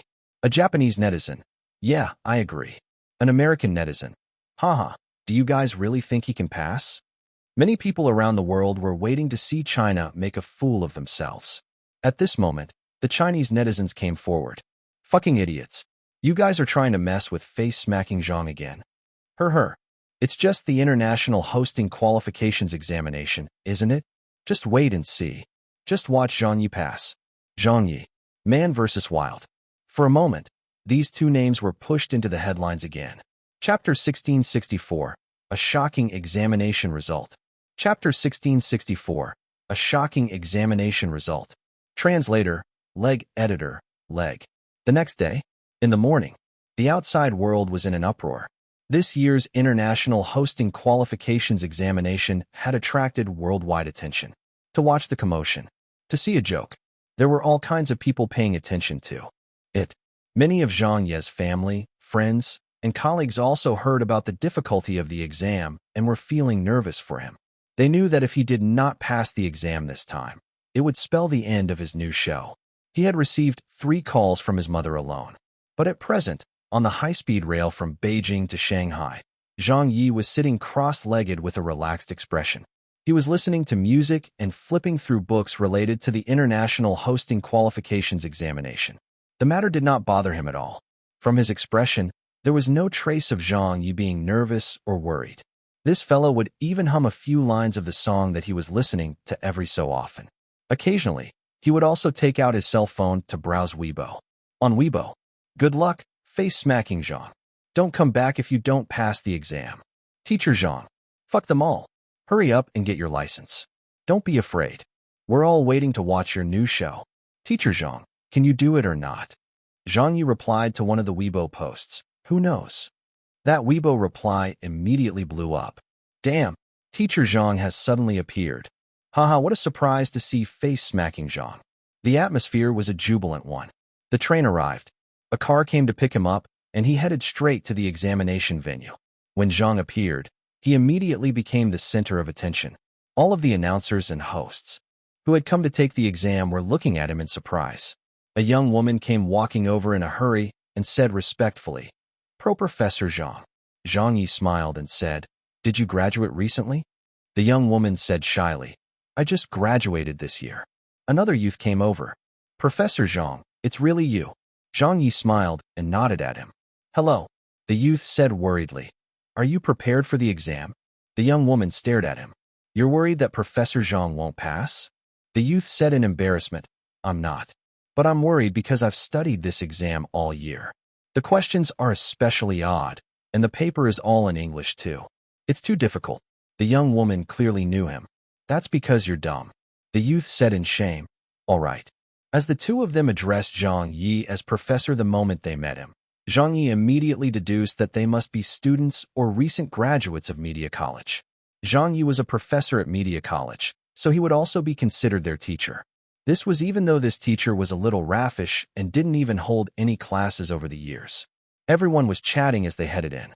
There was only one examination venue, and the number of people taking part in the exam this time was 27. There weren't many people here, as many people had already given up on taking it after failing the exam several times. There were both Chinese proctors and foreign ones. The exam was the same throughout the world in every country and was in English. It was time. The exam began. When Zhang received his exam, he smiled and started answering the questions. An hour, 2 hours, 3 hours. The written exam, handing in the exam, lunch, lining up, going through the interview segment. When Zhang Ye came out of the venue, it was almost dark. There were still a lot of things to handle back in Beijing, so he had no time to check the answers, nor pay further attention to any exam-related matters. He just took the high-speed rail straight back to Beijing. The next day, in the afternoon, because of the small number of candidates who took the exam, the results came out very soon. The International Association for Broadcasters and Announcers had already published the results and passing candidates on its website. Every person who had obtained the international hosting license would have their names appear on a dedicated page of the website. Currently, there were only 239 people in the world who had obtained a certificate of qualification as an international host. Some of the countries had 8 to 9 of such hosts in total, while a few countries didn't even have anyone with the qualifications to be an international host. From this, it could be seen how valuable the license was. On this day, the website nearly crashed. Countless people from all over the world had come to check the results of the examination. At home, Zhang Ye's parents had Chunchen take control of the computer. Did he pass? How many points did your Uncle Zhang score? It's out. Have a look at it yourselves. Ah, what? At Central TV. Is it out? Why haven't they announced it yet? The scores are out. Where? Where is it? Did he pass? Holy shit. This score. Media College. Oh my god. Something big has happened. Quickly come and have a look at Professor Zhang's score. What the hell? Awesome. This is too fucking awesome. Dong Shanshan's house. Yu Yingyi and she were having a chat. I wonder how it went. I think the scores have been announced. Damn, they're really out. This madman. I should have known. Why did I bother worrying about him? Just how on earth did this guy take his exam? The scores were announced. The results of every country's candidates were published. Emerson, written test, 167 points. Interview, 75 points, passed. Zhang Fenghua, written test, 148 points. Interview, 69 points, failed. Arthur, written test, 154 points. Interview, 62 points, failed. This was a list containing the results of several hundred candidates who took the exam. The majority of everyone's scores were spread between 160 to 250 points, although there were also some who didn't do well and only had a combined score of 120 points for the written test and the interview. This exam had 250 points as the maximum score for the written test. The interview segment had a maximum score of 100 points. For most of the candidates, reaching a combined 240 points would mean that they had passed the exam. But of course, there were also special circumstances. If one did outstandingly excellent on the interview portion, the requirements for their written test could be adjusted lower. The scores densely populated the list. But currently, the entire world's attention was only focused on one person's results. When they saw this person's result, nobody could believe their eyes. Zhang Ye's result. Written test, 250 points, full marks. Interview, 100 points, full marks. Total score, 350 points, full marks. He had scored perfectly for the written test and interview segment. On Weibo, Everyone was exclaiming, "Ha ha ha! It's a perfect score! Oh my awesome Zhang!" Face-smacking Zhang is smacking faces again. 666. There's no problem at all, buddy. I'm doubling over with laughter. This is who Zhang Ye is. I'm laughing as well. There were actually some foreigners who thought that he wouldn't pass the exam. They must not be in the know about how Zhang Ye had scored perfectly in the judicial exam back as a host. On the web, the people of the world were stunned. An American netizen, "What the fuck?" An Indian netizen, "How on earth did he take the exam?" A UK netizen, "Full marks?" A Canadian netizen, "He really managed to pass it?" A Japanese netizen, "I knew it." An American netizen, "This is the International Hosting Qualifications Examination. It's known as one of the most difficult exams in the world, but he can still get a perfect score on it." A German netizen, "He didn't even have a full day to prepare for it and went to take the exam directly, yet he still managed a perfect score. This Zhang Ye is too smart. It looks like there's no fault in labeling him as the smartest person to exist in a few hundred years." Those who were waiting to see him make a fool of himself had wishful thinking. On this day, on the website of the International Association of Broadcasters and Announcers, Zhang Ye's name was right at the top. The list was ranked according to the results of the exam candidates. Ever since the International Hosting Qualifications Examination was implemented, Zhang Ye was the only person in several decades to have scored full marks on it. Chapter 1665, Premier Broadcast. Chapter 1665, Premier Broadcast. Translator, Leg Editor, Leg. 2 days later, Saturday, China was filled with anticipation. The premiere episode is about to begin. There's only one more hour before it begins. I really want to see it. Hurry up and start already. I've been waiting all morning. Zhang Ye, go for it. I hope to be surprised. Face-smacking Zhang has returned to doing entertainment programs after so many years. I wonder if it will still be as brilliant as before. We'll find out soon, won't we? Back at home, old Wu was taking the day off today. His parents were also here. Wu Ziqing smiled and said, "Aren't you going down to Central TV?" Zhang Ye was leaning back on the sofa and amusing his daughter. "I'm not going. Let's watch together at home as a family." His mother had already switched the channel in anticipation. "Why isn't there anything on TV?" His father said, It isn't time." His mother asked Wu Ziqing, "Ziqing, have you told your parents to watch?" Wu Ziqing smiled. "I've told them about it already. They know what time it will be showing, so I suppose they're also watching it at home right now." His mother smacked her lips and said, "Why do I feel a little nervous?" "Mom, I'm not even nervous, so what are you nervous about?" Zhang Ye was amused. "Just relax and watch it normally. Since I dared to bring this show out, it will definitely be a good one. Don't you worry." His father was in high spirits. "It's starting." His mother hurriedly sat down. "Stop talking." Countless pairs of eyes. Countless discussions. The media, public, industry insiders, and even viewers from countries all over the world were attracted by the advertising and news. Their curiosity for the show had peaked. Some people were already waiting in front of the television early in the morning, while it was nighttime for others. Some people in China also turned on their televisions and switched it to Central TV International, a channel they had never paid attention to before today. Under everyone's attention, Man vs. Wild finally premiered. This was the first time that China had brought out a show they wanted to show to the whole world. On the screen, Zhang Ye appeared. "I'm Zhang Ye. Some people say that I'm a host, and others say I'm a writer, film actor, movie director, singer, mathematician, and hacker. I won't deny any of those, but I know that there is still a title I have that nobody knows about. I am a wilderness survival specialist. Now, my challenge is to go alone into one of America's deadliest places, the Rocky Mountains. Millions of people visit them every year. 2,000 don't return alive. I'm going into one of the most remote areas in the Rockies with only the clothes I'm wearing to show you how to be an ultimate survivor." On the plane, the wind was whistling. I'm flying 3,000 meters above the Rockies, somewhere near the Canadian border. Since most people who end up in trouble here are caught by surprise, my team has arranged one for me. At any moment, the pilot will tell me to jump. Where? I don't know. I don't have a map, spare clothing, water, or food. Not even a cell phone. My mission is simple. Use all my skills to get out alive in under 3 days. The cabin's hatch was opened. Zhang Ye parachuted down. "Oh, it's a jungle. This is a very dangerous position to be. God save me. Damn, I'm stuck in a tree. Phew, I'm lucky to still be alive. I have to find a way to leave this place. I'm at least 10 meters up. If I jump, I'll break my legs. There's only one way out of this, and it's something I've never done before.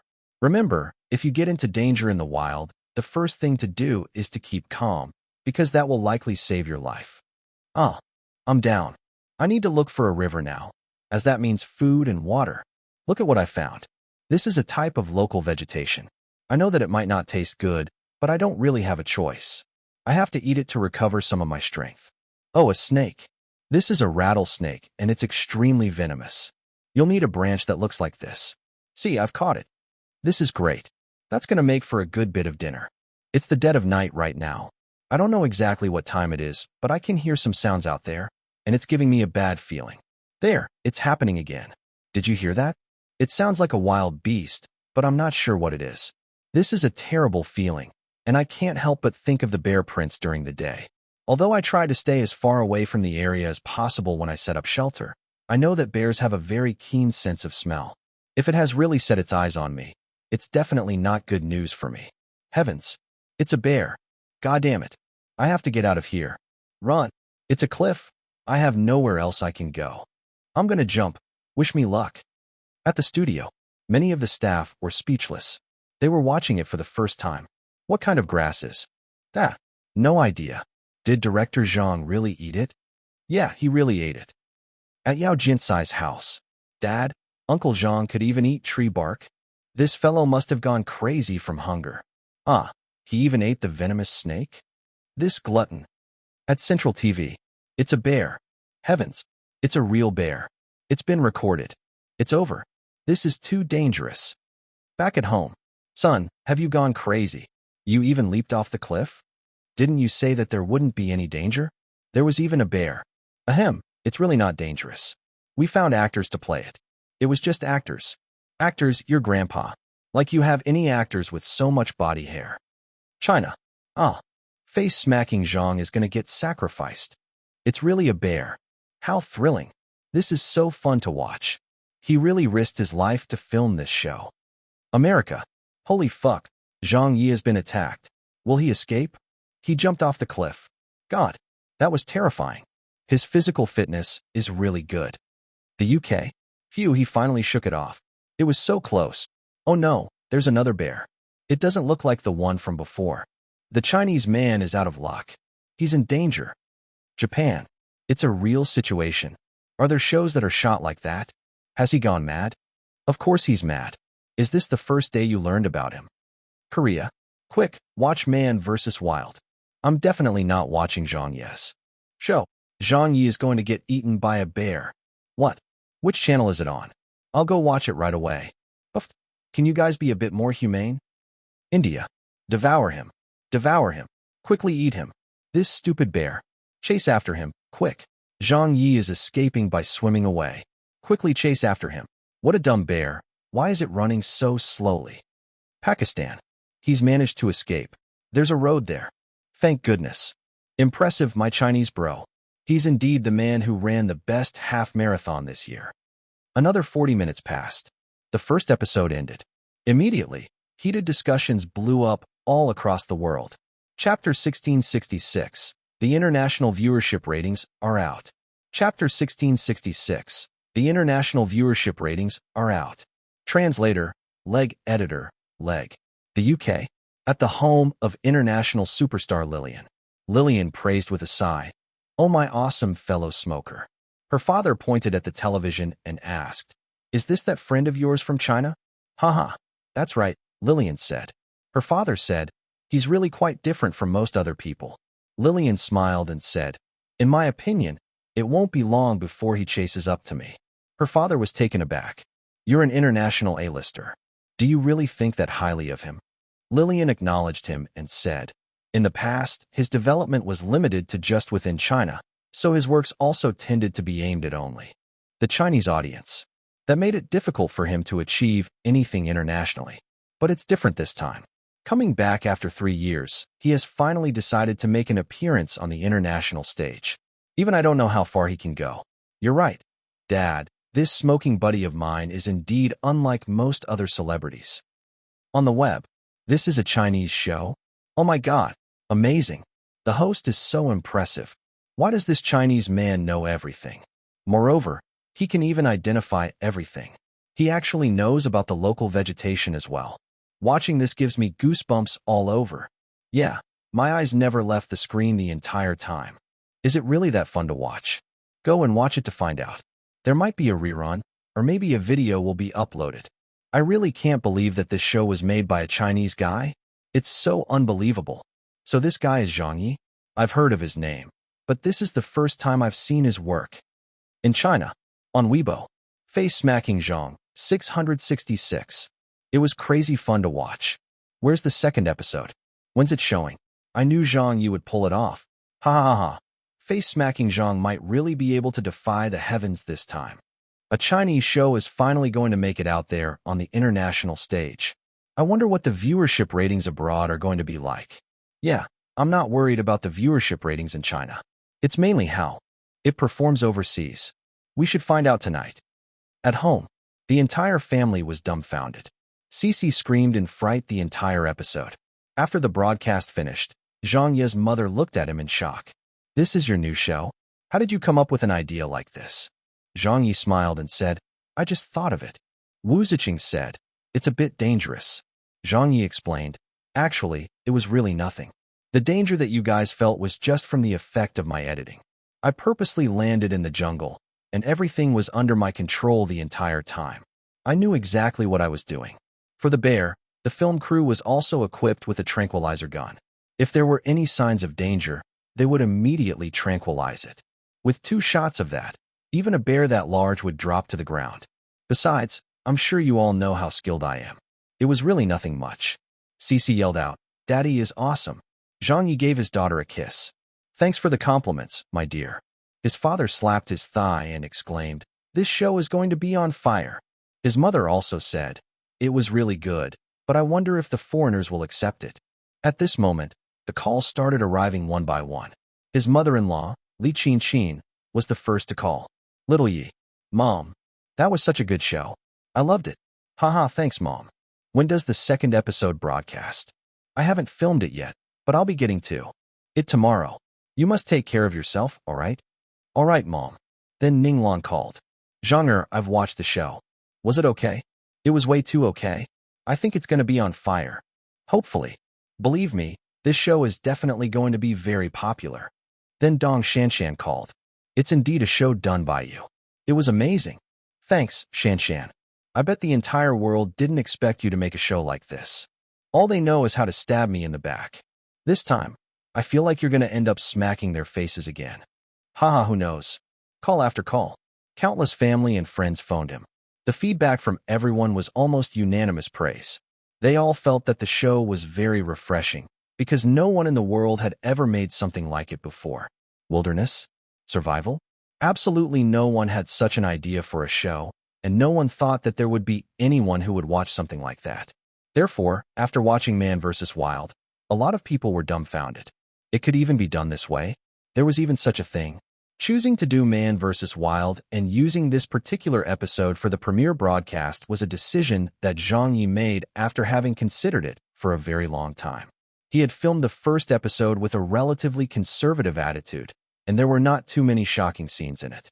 He did this mainly because he wanted to use it to open up the global television market and pull in the viewers first.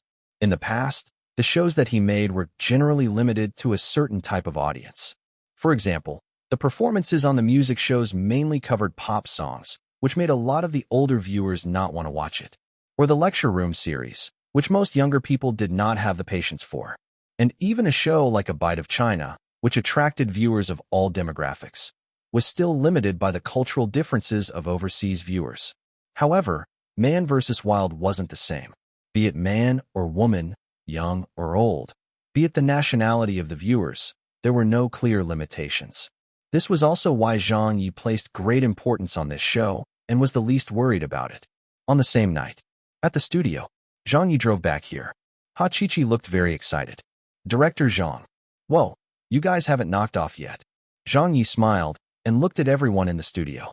Almost all of the staff were still around, and no one was rushing to knock off yet. Zhang's was said anxiously. Why would we want to knock off so early? Everyone is waiting for the viewership ratings to come out. Zhang Ye asked, so are they out yet? Little Wang said, they'll come out soon. Zhang Ye said, how about the stats from the overseas market?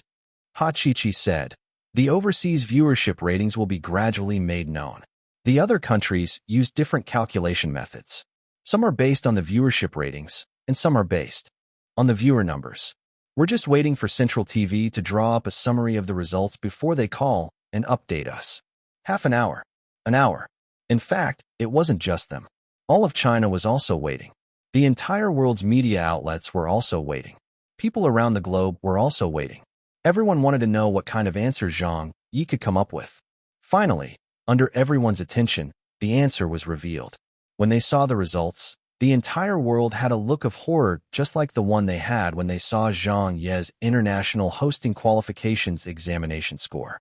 To say nothing of them, even Zhang Ye and his studio staff were all dumbfounded as well. Man vs. Wild's global viewership ratings, or viewer numbers, ranking for the day. China, number 1. The UK, number 4. America, number 6. France, number 5. Japan, number 3. Korea, number 4. India, number 9. Canada, number 7. Pakistan, number 2. An international channel had actually made it into the top 10 of the viewership ratings or viewer numbers rankings of so many different countries. It had to be known that all of these countries had their own television shows, as well as many television channels on their own countries' networks. Among the dozens of channels and hundreds of television shows showing in those countries, the performance of Central TV International's Man vs. Wild was too shocking for the rest of the countries to handle. Chapter 1667. It's time to go wild. Chapter 1667. It's time to go wild. Translator, Leg Editor, Leg. At the studio, the viewership ratings for each country was compiled and sent over. Another one has been made known. The ratings for Australia are out. What place did we get? We're in 9th place. The viewership ratings for the Netherlands are out too. How did we rank in the Netherlands? We're in 6th place. Heavens! The rankings were not limited to entertainment programs alone, but also included all other programs like variety shows, television series, and even documentaries that broadcast on the same day in each country. Therefore, the importance of the viewership rankings for the various countries was obvious. There were screams of astonishment everywhere in the studio. Nobody could believe their eyes and ears. Ha Chi looked at the datasheet and said in shock, we're ranked within the top 10 in almost every country? Even in India, we're in 9th place? How can it possibly be that high? This makes no sense at all. This is only the first episode. How can the premiere episode achieve such high viewership ratings? It would be understandable if this was just the domestic viewership ratings since we already have a certain level of influence back home. But what's with this situation overseas? They're giving so much face to us. Since when did we also become so influential abroad? Zhang Ye was stunned. It's like the show is on fucking steroids or something. Little Wang was roaring with laughter. How awesome. It's awesome. Tong Fu said pleasantly surprised. Director Zhang, you're simply godly. Zhang Ye also laughed. I guess it wasn't too bad. Wu Yi slapped his thigh and said loudly, we were initially hoping that the show would make it beyond our country's shores. But damn, with the results we've gotten, it's no longer going to be as simple as that. This has totally exceeded all our expectations. Even a rocket couldn't have propelled it out China's doors so quickly. This sort of result can be hailed as one of the top few achievements in the global television show industry. Sun Quan was also here today. Right now, he was also somewhat stunned by the developments. The publicity, the show's quality, the show's innovation, Zhang Ye's fame. All of these factors had blown the doors off. All of the preparation and effort they had put in was repaid to them through the viewership ratings. At Central TV, screams rang out through the international channel. Look at this. Oh, the viewership ratings have blown up. The show has made it into the top 10 all around the world. Heavens, is this really happening? Can someone pinch me? I'm not dreaming, am I? We actually got to witness a day like this. It has broken all the records. All of the statistics for Man vs. Wild have broken the records for a Chinese TV show. It has broken the domestic records and also broken the overseas records. I knew we were right to bring director Zhang aboard to do the show. In the Chinese entertainment industry. What the hell? He really did it. Yeah, this fellow really managed it. He's really brought a Chinese TV show to the international stage. How impressive. This battle was well fought. I'm so proud. On Weibo. Invincible. Face-smacking Zhang is truly invincible. First, he did it with a movie. Then he did it again with a TV show. 666. Face-smacking Zhang has gained another achievement to his name. Ha ha ha ha. Beautifully done. The entire world has probably been dumbfounded by what happened. Zhang Ye has made history again. On the web, it has such a high viewership rating. It placed 6th on the American viewership ranking. How did they come up with that number? It actually exceeded the viewership ratings of so many other American TV series. 2 talk shows have been swept aside by him as well. The results are a little shocking. But I have to say, this show is indeed quite enjoyable to watch. Is that Chinese man unstoppable? The media outlets of the various countries. A Chinese TV show shakes up the industry. Man vs. Wild ignites a heated global discussion. Yet another counterattack by Zhang Ye. A new, global rising star. Man vs. Wild innovates a new genre for TV shows. Rave reviews received in many countries. A media outlet reported the following. According to an analysis by a panel of international experts, the popularity of Man vs. Wild was quite expected. This is a completely new genre that matches very well with the discipline of television shows and includes adventure, knowledge, and food, making it very easy for the audience to relate to the host's perspective as they go with him on an adventure. They might even experience the same sense of danger that the host is experiencing. This show has opened up new grounds for future shows and has to be praised. The father of talk shows is worthy of his reputation. There was a sense of exhilaration in China. The world was in an uproar. Man vs. Wild became very popular just like this. The heaven-defying results that the premiere episode had achieved was an occurrence that was considered extremely rare in the global television show industry. On the same day, the International Celebrity Rankings Index was refreshed. On it, it could be seen that Zhang Ye's popularity had blown up once again. On the index, he had climbed 5 places up on the international C-list rankings in one shot. This rate of increase was shocking for many of the international A and B listers. As such, more and more international stars and people from various countries started taking note of Zhang Ye. In the past, when Zhang Ye first made it into the international celebrity rankings, many of the international celebrities did not pay much attention to him. But at this moment, no one could ignore him anymore. This was only the first episode, so who knew how much more popular Zhang Ye would get when a complete season of Man vs. Wild had been broadcast? The next day, in the morning, at Zhang Ye's studio. Right now, attention from all over the world was focused on them. Countless eyes were watching and waiting to see how their show would turn out. Zhang Ye's luggage was already packed. We're going to shoot the 2nd episode today, followed by the 3rd episode after that. I seem to remember that many of you had wanted to quit the show previously, so how about now? We'll be setting off very soon, so there's still time to think about it. Once we get to the wild, you can't come back even if you want to. Tong Fu was the first to call out. Why would we want to come back? Let's do it. Wu Yi said. Who says we're quitting the show? Let's do it. Zhang's was said. I want to join in this time as well. Zhang Yi looked around. Where's old Sun at? The door opened. Sun Kuang had arrived late. I'm here. Zhang Yi laughed and said, I thought you had run away. Sun Kuang rolled his eyes. With viewership like this, I'll have to take part in the filming even if I don't want to. So what if it's a little dangerous? I'll just have to be more careful. If I miss this opportunity, I will regret it for the rest of my life. Seeing everyone looking at him in surprise, Sun Kuang couldn't help but chuckle. This might be the one and only time that China has a TV show that can be proudly shown to the world. I may not be brave, but I'm not dumb either. Let's just go ahead and do what needs to be done. I'll be going all out this time. Zhang Ye laughed and said, the first episode's viewership ratings don't mean much. Whether or not a show gets popular depends on the long-term development. A good start is a good thing, of course, and that tells us that we're already halfway to success. The other half will be decided by the rest of the show. Let's put in more effort and aim to bring the viewership ratings to the next level. Little Wang said, it can still go higher? Zhang Ye nodded and said, let's give it a try. Tong Fu was exuberant. That's right, we never aim for second place. Wu Yi laughed heartily. Yeah, if we have to aim for something, it would be for the top of the world. Zhang Ye raised his arm and waved, saying, Let's go, bros. It's time to set off. The first episode had been filmed in a rather conservative manner.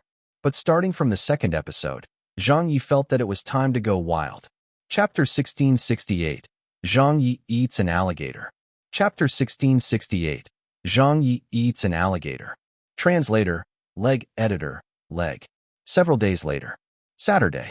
Many viewers around the world had turned their televisions on. It's about to begin. It's time for the second episode. Yeah, I've been waiting an entire week for this. I wonder if the second episode will be as good as the first episode. I didn't watch it last week, so I definitely have to watch it this week. Is it really that good? You'll find out after you watch it. Is it broadcasting on Central TV International? Yes, it's on the only international channel that China has. All right, it's starting. What? A swamp?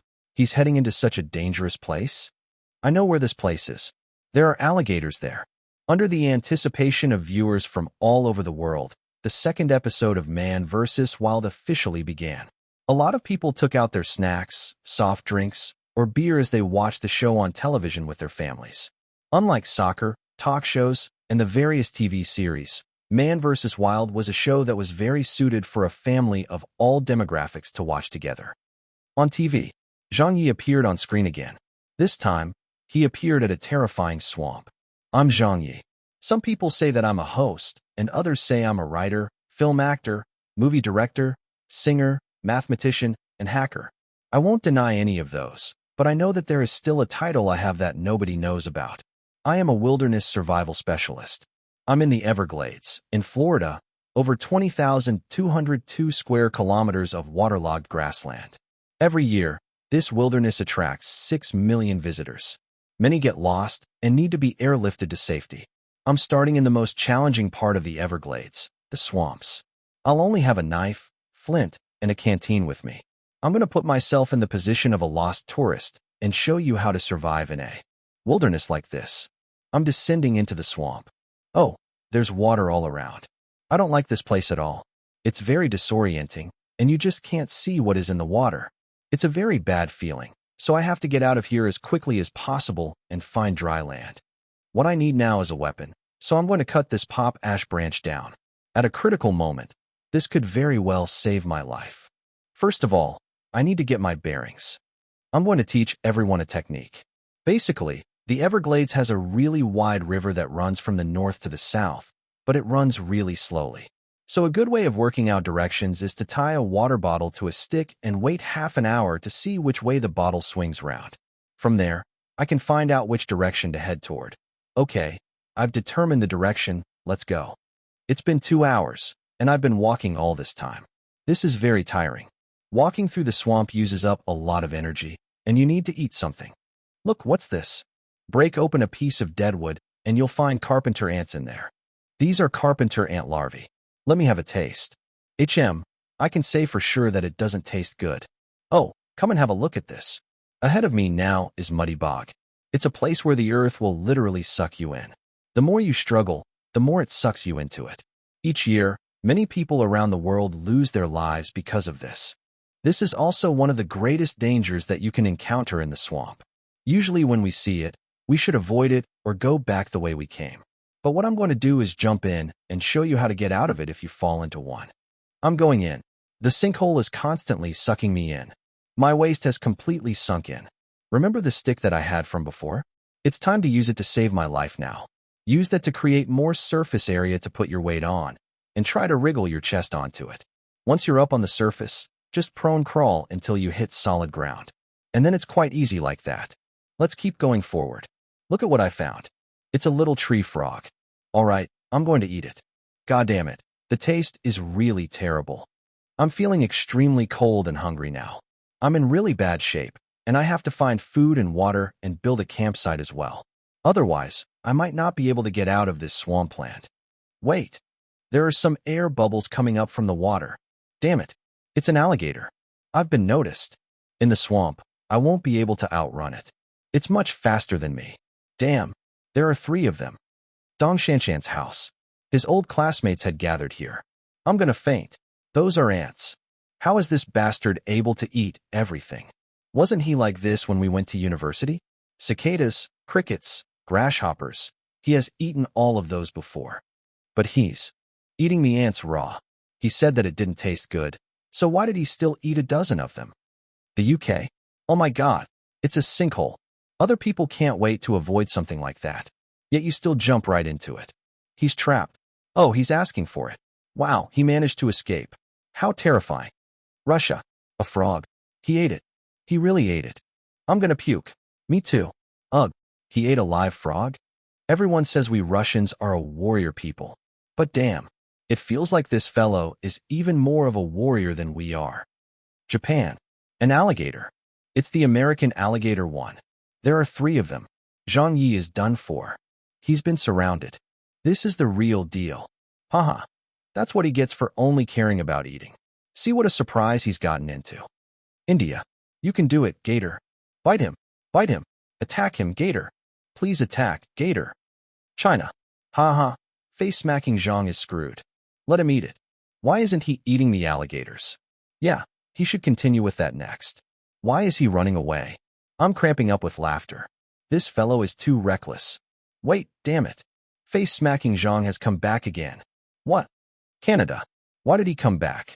The gators are still there. One of the gators dropped out of the group. Oh my God. Zhang Ye. He's back for revenge. He pounced on it. My God. He pounced onto the back of the gator. He held its mouth shut. Korea. Holy shit. He killed the alligator. What is he trying to do? He's skinning it. Oh my God. He's going to eat the alligator. He really ate it.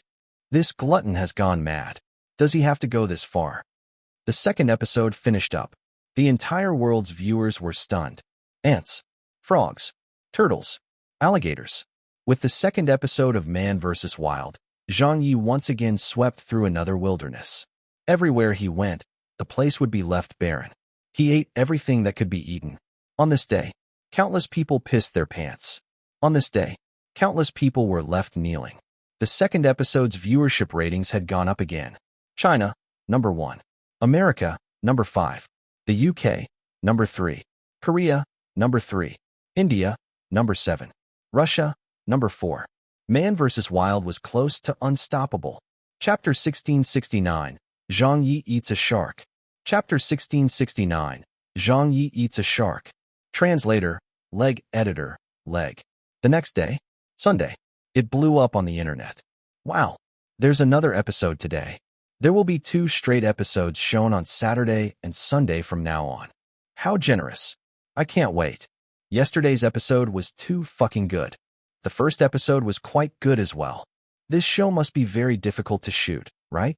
Doesn't Zhang Ye need to rest? Start broadcasting already. I'm dying from the wait. I'm also dying of anticipation. I want to see how reckless face-smacking Zhang can be again. Today. Ha ha ha ha. This glutton will get into trouble sooner or later. Yeah, he even dares to eat an alligator. I really have to take my hat off to him. It's starting. Wow, they're off to an island for this episode. What a beautiful place. The entire world had its attention on this. After the massive round of heated discussions and word of mouth for the first 2 episodes, the number of viewers watching Man vs. Wild around the world surged even higher. More and more people were waiting at their televisions with the channel switched to Central TV International. It was as though this show had a magical touch. After only broadcasting 2 episodes, it had captured the attention of the entire world. On TV, it was Zhang Ye's standard introduction again. I'm Zhang Ye. Some people say that I'm a host, and others say I'm a writer, film actor, movie director, singer, mathematician, and hacker. I won't deny any of those, but I know that there is still a title I have that nobody knows about. I am a wilderness survival specialist. I've come to a deserted island in the Western Pacific. The scenery here is beautiful, but danger is lurking everywhere as well. I'll be showing everyone how to survive in a wilderness like this. Oh, this place is so beautiful. Look, the ocean, the blue sky, and the beach. I would really love to lie down on this beach to enjoy the beautiful scenery, but I know that's not going to happen. The mistake people often Make is that they wait too long to take action towards their survival. The time to act is when you're feeling strong and feeling fresh. My priority right now is to orient myself and work out my options. Let's go. There's nothing here. This island is too small. There are no coconuts, no fresh water, and no food. I'm already hungry, so I must start looking for food. Look, what's this over here? Oh, there's a giant larva one in here. All right, this is it. I'm going to have to replenish my protein. Damn, this tastes really bad. Hey, have a look at this. There's an island opposite and is separated by the sea. This is a twin island, and the island on the other side looks much larger, so there should be more resources as well. The chances of survival over there will be much higher. I've already decided I'm going to try to get to that island. What I need to do is build a simple raft to get there with. I'm going out to the sea. Wish me luck. I'm almost there. I can already see the opposite shore. Oh damn, it's a shark. It's hitting the raft. The raft is gonna sink. Damn, I'm gonna have to swim over. Hurry, hurry, hurry, hurry. A shark just swam past my leg. It's coming after me. I've finally come ashore. I'm so exhausted. I need some food. I've got terrible luck. There's no food on this island either. All I see is a few sharks swimming around in the shallow waters. It seems like they've gotten trapped after trying to chase me. I can't go out to the sea to catch any fish, and there's no food sources on this island either. My biggest problem right now is hunger. What should I do now? It looks like I have no other choice. Come on, I'm going to try to pull a shark onto the shore. At Peking University. How beautiful. I have an urge to go on an adventure too. What's Professor Zhang eating this time? It's larva. Ugh, I'm gonna puke. Me too. Japan. Why does he eat everything? He can even eat the larva raw? He's so impressive. I'm convinced. In Germany. He going to the opposite shore. The raft's very well made. This Zhang Ye really has the skills to survive in the wilderness. He's impressive. A shark. There's a shark coming. The UK. Oh my god. There are 4 of those sharks. No, there's 5 of them. They're chasing up to him. The raft is sinking. Zhang Ye is in danger. India. Eat him. Bite him. Get him, shark. Attack him. Chase after him. Do it. China. Danger. Oh my god. Those are real sharks. Hurry up and swim. Face smacking Zhang. Who told you to brag? Now look who's the foolish one. Hurry up and run. He's back on shore. He's safe now. Thank God. I got such a scare. America. There's no food. He has no way out. Haha. He's not going to make it past this episode. If there's no food, he'll starve to death. He deserves it. If he's so great, maybe he should try eating a shark. Haha. Wait. What is he planning? Fuck. He's really going to eat a shark. Korea. He's gone back to the beach. What is he trying to do? Oh my heavens. He's trying to catch a shark. This fellow has gone mad. Canada. Jesus. He really went for it. He's gone into the sea. This Chinese man is too fearsome. That's a shark, all right? You should be counting your blessings that it doesn't eat you. So why are you trying to eat it instead? Australia. You can't catch a shark. He's got huge balls. Holy shit. Look, it's been caught. He caught it. The Netherlands. Wait, no. It slipped from his hands. He didn't manage to catch it. One of the sharks got away. He has his eyes on another one. Even the sharks are running away when they see him. Is this fellow still human? He's caught one again. Fuck. He pulled it ashore. China. He ate it. He ate the shark. I'm gonna faint. He really fucking ate it. That's a shark. That's a motherfucking shark. I thought that he wouldn't dare to eat it, but I was wrong. Lord Zhang, I'm kneeling to you. I'm fucking kneeling as well. That was so fucking barbaric. Man vs. Wild's 3rd episode rolled credits. On this day, the entire world had been astonished by Zhang Ye once again. The entire world had been convinced by this Chinese glutton's spirit once again. They had never seen a person like him before. They had never seen someone as daring as him before. Just like he had done on the 1st and 2nd episodes, anywhere that Zhang Ye went to, the place would be left barren. He ate everything that could be eaten, including a shark, and even larvae. The scenes, the atmosphere, the tension, all of it was shockingly astounding. Countless viewers around the world started to look at Zhang Ye in a different way. They were really starting to suspect that an alien was actually under the skin of this person. On the same day, the global viewership ratings were published. Everyone was once again dumbfounded by the viewership ratings of Man vs. Wild. China, number 1. The UK, number 2. France, number 2. America, number 4. Japan, number 2. Korea, number 2. India, number 5. Canada, number 3. Man vs. Wild had actually made it into the top 3 most viewed shows in many countries. Chapter 1670. Help me up, I can still take another bite. Chapter 1670. Help me up, I can still take another bite. Translator, leg editor, leg. America. At a television station. Damn it. Our show's viewership numbers have dropped again. It's such a huge drop. Ugh. Everyone has gone to watch Man vs. Wild. That show is too good. Many of our American shows and series can't even beat it. That's not necessarily true. We can always copy it. That's right. We can do a similar survival program. It's too late now. Putting aside the fact that an identical show almost always isn't as good as the original. Just who do you guys have in mind to invite as the host? Anyone would do. There are so many survival specialists in the world. But can they eat alligators? Can they eat sharks? So tell me, who can we get? Well, all right then. At this moment, the global television industry was in a state of helplessness. Back then, they hadn't even considered Man vs. Wild to be an opponent. But now, they ended up not daring to go against Man vs. Wild. The industry insiders from other countries could not do anything about Zhang Ye. They could not even imitate his style.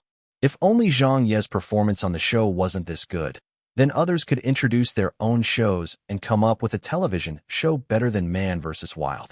However, Zhang Ye did not give anyone the chance to do so. He immediately stunned the entire world with his abilities and took only 3 episodes to capture the hearts of countless viewers around the world. There were many survival specialists in the world, but only one who behaved so recklessly, and that person was in China. The next day, in the morning, at Zhang Ye's studio, Director Zhang. Good morning, Director Zhang. Have you seen the viewership ratings yet? The 3rd episode has broken records again. We're practically unstoppable now. The international celebrity rankings have been updated. Where is it? Where is it? What rank is Director Zhang now? Today, the international celebrity rankings index was refreshed again. On the rankings, Zhang Ye's international popularity soared once more. With unstoppable momentum, he advanced another 4 positions and planted himself firmly among the frontrunners of the international C-list rankings. Several famous international hosts from America and the UK who were at the top got surpassed by Zhang Ye. Overnight, Man vs. Wild became very popular. Overnight, Zhang Ye also became very popular. Zhang Ye smiled and said, "We've edged closer to the international B-list rankings once more." Ha Chi-Chi said excitedly. It might not be long before we really get into the international B-list rankings. Many viewers around the world and the media have high praise for our show, but I feel that it's still not the peak. The results from here on out could get even more astonishing.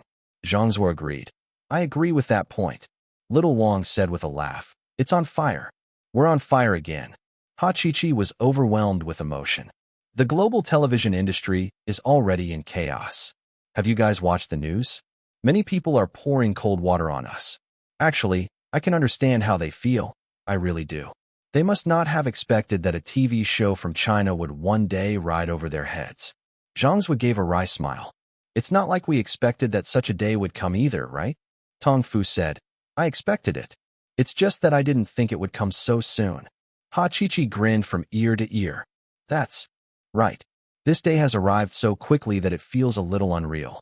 When I woke up this morning, my family told me that I laughed myself awake. Zhang Yi smiled and said, Then we ought to shoot the next episodes even better. Wu Yi said, Don't you worry about that. We're all ready. Zhang Yi said, Let's get ready to set off then. I'll be counting on everyone to put in a little more hard work. Tong Fu said with a grin, It's not hard work at all. We've already gotten used to it. The office door opened. Zhang Ye's mother was here as well. His mother said, You're leaving again? Zhang Yi nodded and said, The itinerary has been established. His mother smacked her lips and said, Be careful. I know, Mom, Zhang Yi said. His mother instructed, Don't keep eating anything that moves. When she said that, the studio staff broke out into laughter. Zhang Yi was also amused. All right, I'll heed your words. Of course, it wasn't clear whether those words really had an effect on this fellow. Without getting much rest, the film crew was about to set off again. Film, film, film. The studio staff only had one thing on their minds right now, and that was to film Man vs. Wild to the best that they could. This was the first television show they had that went global, as well as the first Chinese television show that made it abroad. Everyone's eyes were on them, and they needed to live up to the expectations by presenting the best show they could to everyone. As for how high Zhang Ye could lead them, they no longer cared. Several days later, the 4th episode was broadcast. It's starting. Quick, let's watch it. What the hell? It's a volcano. It's getting more and more dangerous each time. What kind of bug is that? Heavens, Lord Zhang. Why are you catching bugs again? Your sister, you just parachuted down less than a minute ago, and you're already thinking about food. Lord Zhang is going to sweep clean the volcanic valley.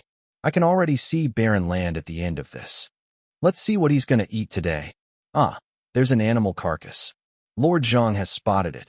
Damn, how long has it been dead for? He's dug the eyes one out of the carcass. Could he fucking be thinking of eating them? Damn, I refuse to believe that he'll eat them. He ate them. Yeah, he ate them. I'm gonna faint. I'm gonna puke. I've already puked. The 5th episode was broadcast. It's a spider. R.I.P. The spider and its family won't be able to escape this killer. Haha, it's gonna get roasted and eaten by Zhang Ye. He didn't roast it. He ate it raw. He swallowed the spider raw. Oh my god, does this guy have an iron stomach or something? He's putting his will to survive ahead of everything else. On this aspect, Zhang Ye is showing that he's really dedicated to his job. I don't think there's another person like him. Watch this. Face-smacking Zhang is down on his knees. Zhang Ye is down.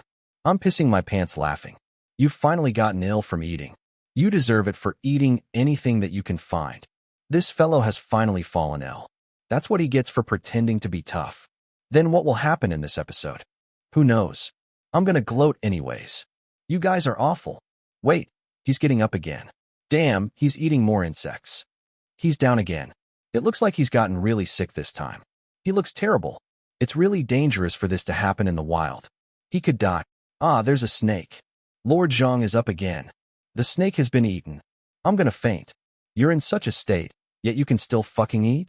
You just can't forget about eating even though you're already this sick, can you? Zhang Ye says. Help me up. I can still take another bite. Man vs. Wild continued to be a global hit. At times, there was tension. At times, there were screams. At times, it was shocking. At times, it was hilarious. Perhaps this was the charm of the show. Chapter 1671, A Man vs. Wild Special. Chapter 1671, A Man vs. Wild Special. Translator, Leg Editor, Leg. 5 episodes. 10 episodes. 20 episodes. 1 month. 2 months. The show was getting more and more popular. Zhang Ye's international popularity was also ever-changing. He was advancing every week on the international C-list rankings. 24th place on the C-list. 20th place on the C-list. 11th place on the C-list. Everyone knew that the higher one was on the international celebrity rankings, the more popularity they would need in order to advance.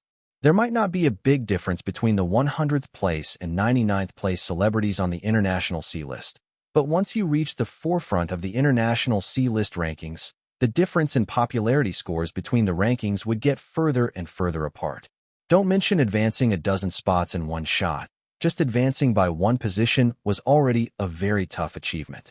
The other international celebrities were not idle either and would definitely not be waiting for the others to catch up. But even so, over the past 2 months, Zhang Ye still managed to advance close to 20 places. This was obviously a very shocking matter. However, a lot of people did not feel too surprised about it. In these 2 months, the international entertainment circle had seen drastic changes and many excellent works had emerged. Novels, songs, movies. Some newcomers rose to fame. Some washed-up celebrities returned for a second shot, while some popular celebrities fell off their altars. But when it came to the television show industry, only Man vs. Wild was worth a mention. Ever since its premiere broadcast, it had monopolized the entire television show industry. During these 2 months, Zhang Ye might not have had any contributions in other areas, like writing a novel, composing a song, or making a movie. However, his work in the television industry alone was more than enough. With Man vs. Wild, he had given more than what was necessary. Currently, Zhang Ye had ascended to the top of the global television industry. On this morning, at the studio, Hachichi was at a loss. Are we really going to end it? Zhang's was said anxiously. Do reconsider, Director Zhang. Yeah, we have only done 20 episodes. Little Wang yelled in protest. Although it has achieved heaven-defying viewership ratings around the world, there are still many countries where it hasn't reached the top. Shouldn't we at least make a few hundred more episodes? Zhang Ye was amused. A few hundred more episodes? Can you really grasp the concept of what a few hundred episodes entails? For just 20 episodes, we've already spent 2 months working on them. Are you saying that we shouldn't be working on anything else for the next few years and only shoot Man vs. Wild? First, we don't have the time, and second, viewers will get tired of it. Even the best shows shouldn't be watched so often, and there will be a time when viewers get weary of it. I've seen the viewership ratings, and I think that the numbers for the past few episodes have peaked. There shouldn't be much room for growth. In fact, yesterday's episode is already reflecting a downward trend, so that indicates the show's momentum has already reached its limit. Tong Fu said, Are you really willing to give it up? Let's just end the first season here. Zhang Ye smiled and said, When the viewers are no longer tired of the show, who knows, we might go on to shoot a second season. However, we can't tweak the format much further, so making more episodes is actually rather pointless. It would get very repetitive, and that's not how I like it.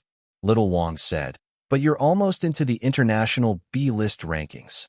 Yeah. Hachichi took a look at the rankings. You're already in 11th place. Zhang Ye smiled and said, I can bear with not being home much for 2 months, but are you guys up for that physically? Tong Fu had gotten very tan.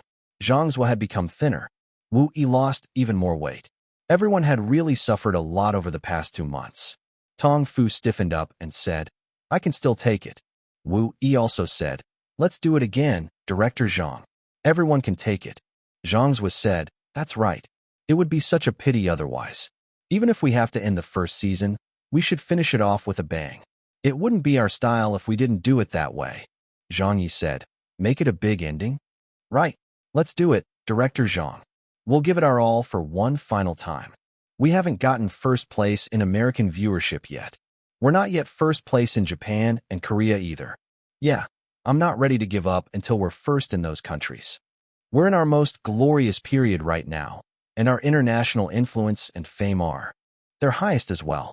If we don't fight for it now, who knows when we'll get another chance. Everyone started expressing their views on the matter. Zhang Ye had his own way and style when it came to doing a show. For example, the original version of Man vs. Wild in his previous world was indeed made up of several dozen episodes and ran for several seasons. But Zhang Ye did not do it the same way because he felt that it was sufficient to extract just the most interesting and exciting parts of the show. If he shot more than what was required, it would only become a burden to his reputation and hasten the viewer's fatigue of the show. Therefore, he felt that it was good enough to finish the show here. However, his studio staff were also right in their views. There really weren't too many opportunities to reach the top of the global television industry. Blinking for a bit, he suddenly had an idea. Zhang Ye said, You guys really want to finish this off with a bang? Everyone nodded their heads. Zhang Ye acknowledged. All right, then how about this? We'll still go ahead with our original plan to finish up Man vs. Wild, but we will add in a few more episodes at the end and call it the Man vs. Wild special. Hachichi was taken aback. A special? Little Wang said dumbfoundedly. What do you mean? Tong Fu said, Yeah, special in what way? Zhang Ye smiled. I'll invite some celebrities to come with me to survive in the wilderness. Ah, this is good, this is good. Damn, what a wonderful idea. This will definitely work. When everyone heard that, they couldn't be more excited. They didn't know who Zhang Ye would invite, but just the thought of it was already something to look forward to. If the special was filmed well, they would definitely give an additional boost to the viewership ratings that had already peaked. As long as the celebrity guest lineup was good, it would surely work. On the same day, Zhang Ye made a few calls. It was very important to find the right celebrity guests. As his social network wasn't good and he didn't know a lot of people, there were only a few people he could think of. America. Jacques was currently on set for the filming of a show. Hello, director. Jacques, what are you doing? Haha, I'm filming a show. I heard that you've taken roles with several Hollywood productions, and their box office earnings are quite good too. I haven't congratulated you for that yet. Hollywood is placing more and more importance on the Chinese market. The slap that Wolf Warrior 2 dealt them has woken them up. Actually, it's only because of my popularity in China that I managed to secure several good offers. Speaking of that, director, I really have you to thank for it. You're welcome. Oh yes, I was looking for you regarding business. Please, go ahead. Do you want to come on Man vs. Wild? Huh, are you interested? Doesn't that show only star you? I've added in a special episode and would like to invite a few celebrities to join me on my adventures. Haha, of course it won't be a problem for me. All right, it's settled then. Set aside your time for me. We'll start filming next week. All right. England. Lillian's house. A call arrived. Hi, fellow smoker. Lillian, what are you up to? I'm just at home. Whoa, you don't have any events today? I gave myself a vacation. Can you hear it? I'm watching Man vs. Wild right now. I didn't have time yesterday, so I'm watching the rerun today. How do you find it? It's quite good. Are you interested in being my guest then? Guest? For Man vs. Wild. Yes, but I wonder if I can convince an international superstar like you to take part in the show. Your show is so popular around the globe, so it shouldn't be difficult for you to invite a guest on the show, right? I'll take that as you're willing then. Sure. China. At Heavenly Queen Su Milan Studio. Sister Lawn. Zhang Ye, what made you think of calling me? We haven't met in a while. Want to get together? Are you sure you have time for that? Don't you have to go out into the wilderness? I'm waiting for you to go with me next week. What do you mean? I'm doing a special episode and would like to invite some celebrities to survive in the wilderness with me. Oh, so how about it? Who have you already invited? Jacques and Lillian. Your show has gone international. Will it be okay if I go? What's there not to be okay about? You're an Asian heavenly queen. But beyond Asia, who would know me? That might not be true. Even if they don't know you now, they'll know you soon enough. So then, I'll take it that you've agreed? I'll fill you in with the details when we meet up. Okay. The call ended. Her studio staff all looked over not knowing what was going on. Sister Lan's agent also asked, was that from Director Zhang? Su Milan nodded. Her agent asked, what was that about the wilderness? Su Milan laughed and said, he's going to do a special episode and would like to invite me as one of his guests to go on a wilderness adventure with him. Her agent was stunned. Zhang Ye's inviting you to go on Man vs. Wild? Who are the other guests? Lillian and Jacques, Su Milan said. Immediately, the studio's staff screamed in excitement. Lillian's going too? That's an international A-list superstar. Oh, I nearly forgot. Director Zhang and Lillian are friends. Has Director Zhang really invited us? Director Zhang is such a loyal friend. Yeah, Man vs. Wild is such a popular TV show around the world. If we can also appear on it, that would mean global exposure for us. Heavens, we finally have a chance to step onto the international stage. Director Zhang is a true friend. Director Zhang is definitely one of our people. He actually thought about us when a good opportunity arose. Chapter 1672. I thought. You people were vegetarians? Chapter 1672. I thought you people were vegetarians? Translator, leg editor, leg. Several days later. The news spread. China. The first season is coming to an end? No, I haven't had enough of watching it. Yeah, give us some more episodes. We still haven't seen face-smacking Zhang eat an aircraft carrier. America. What? A Man vs. Wild special? What does that mean? I heard many celebrities will be guest starring. Are you serious? The UK. Lillian's going too? The UK's most beautiful woman is participating in Man vs. Wild. Jesus, I have a bad feeling about this. Me too, but I'm also looking forward to it at the same time. Good luck, Lillian. Lillian, you must endure. Japan. There are so many celebrities participating. I must catch the upcoming episodes. I like Su Milan. I love Lillian. My goddess. Korea. He even managed to bring Lillian onto the show? It seems like Zhang Ye's got a pretty big influence. It's also because Man vs. Wild is super popular. Jacques is another tough guy. Let's see what kind of sparks fly when he meets Zhang Ye.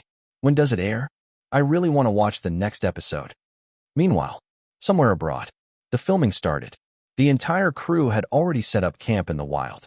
Zhang Ye was recording his opening narration. Today, I'll be welcoming yet another adventure. But unlike before, I'll be doing it together with a few friends of mine. For the next 3 days, I'll be trying to survive together with them and find our way back into civilization. This will be an extremely tough test for them, as well as for me. So please wish us luck.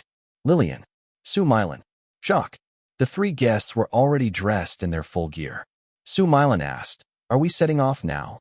Zhang Ye smiled and said, "Yes." Jacques looked left and right. "You guys are doing this for real?" "What do you mean by for real?" Zhang Ye asked.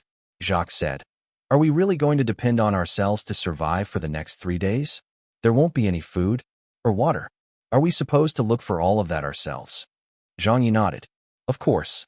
Su Milan smiled and said, "That seems like quite a challenge." Lillian spoke at this moment. "Zhang, did you bring any cigarettes?" Zhang Ye said in amusement, "Believe me, in another 2 hours, you won't be thinking about smoking.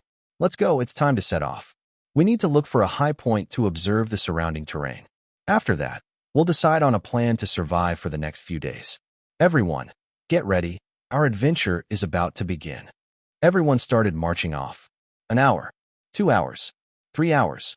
Zhang Ye had to shoulder the responsibility as the team leader and take care of his teammates at every point in time. This was also quite a challenge for him because the team was made up of people who had no experience in surviving in the wilderness. They usually ate and drank well and were all more pampered than the last, so this made the challenge even harder for him. On the first day, the performance of his teammates was already leaving him speechless. Zhang Ye smiled and said, "Look what I found." Su Milan rolled her eyes and said, "It's a bug." But Zhang Ye said, "No, this is protein." Lillian had a look. "Nah, that's just a bug." Zhang Ye corrected her, "It's food. Come and have a taste." Lillian flipped her hair. "I wouldn't eat something like that even if you tried to kill me." Su Milan also said firmly, "Count me out as well. I'm a vegetarian." Zhang Ye blinked.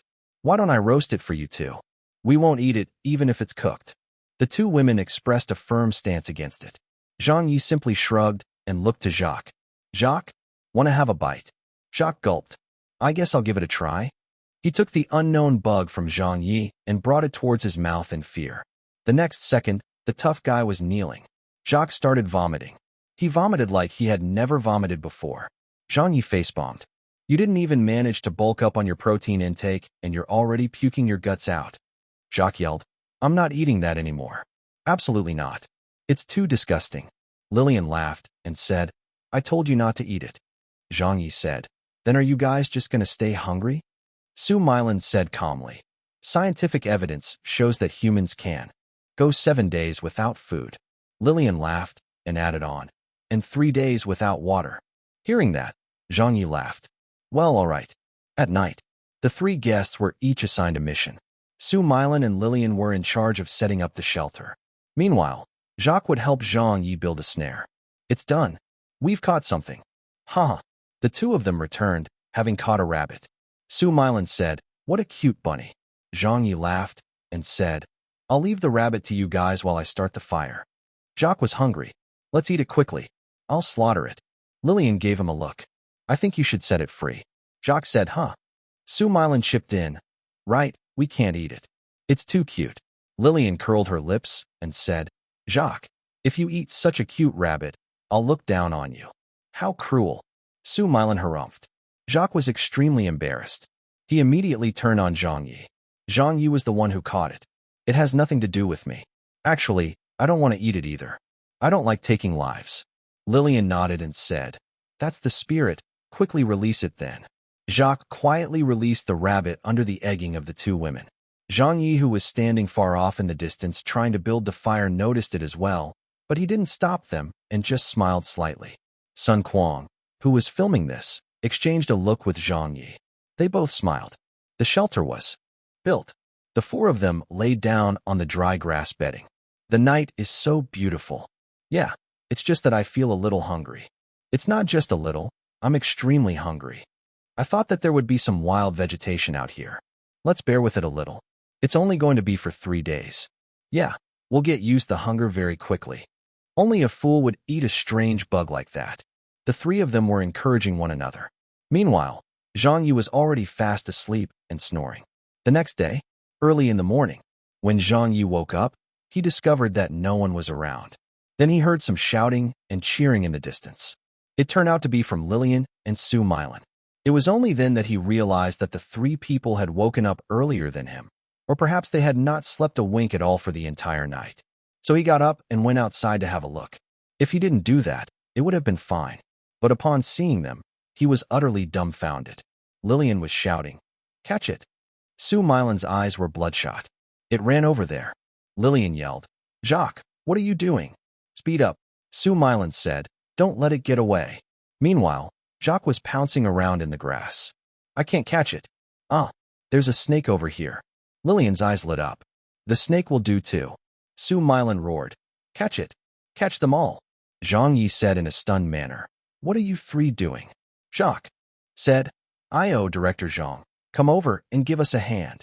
Su Milan said, "Why did you only just get up?" Lillian said, "Catch it, Zhang. We're all depending on you for breakfast." Sun Quan was capturing the entire scene from the side. He was laughing hard as he filmed them. This scene had tickled him pink. Zhang Ye said in amusement, "I thought you people were vegetarians." "What vegetarians?" Lillian swallowed and said, "If we have to eat meat, we'll still eat meat." Zhang Ye asked again, "Didn't you say that scientific evidence shows that humans can go 7 days without food?" Su Milan said, "Science can be wrong sometimes." Zhang Ye was speechless. Feeling helpless, Zhang Ye could only help them out. When the expert got down to work, it was clearly very different from these amateurs.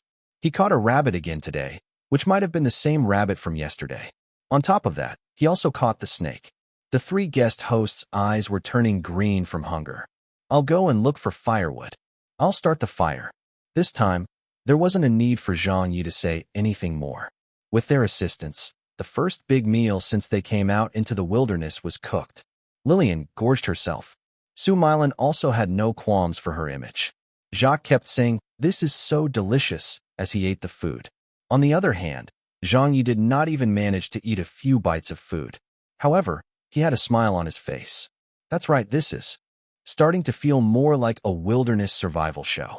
Chapter 1673, Zhang Ye's First English Song. Chapter 1673, Zhang Ye's First English Song.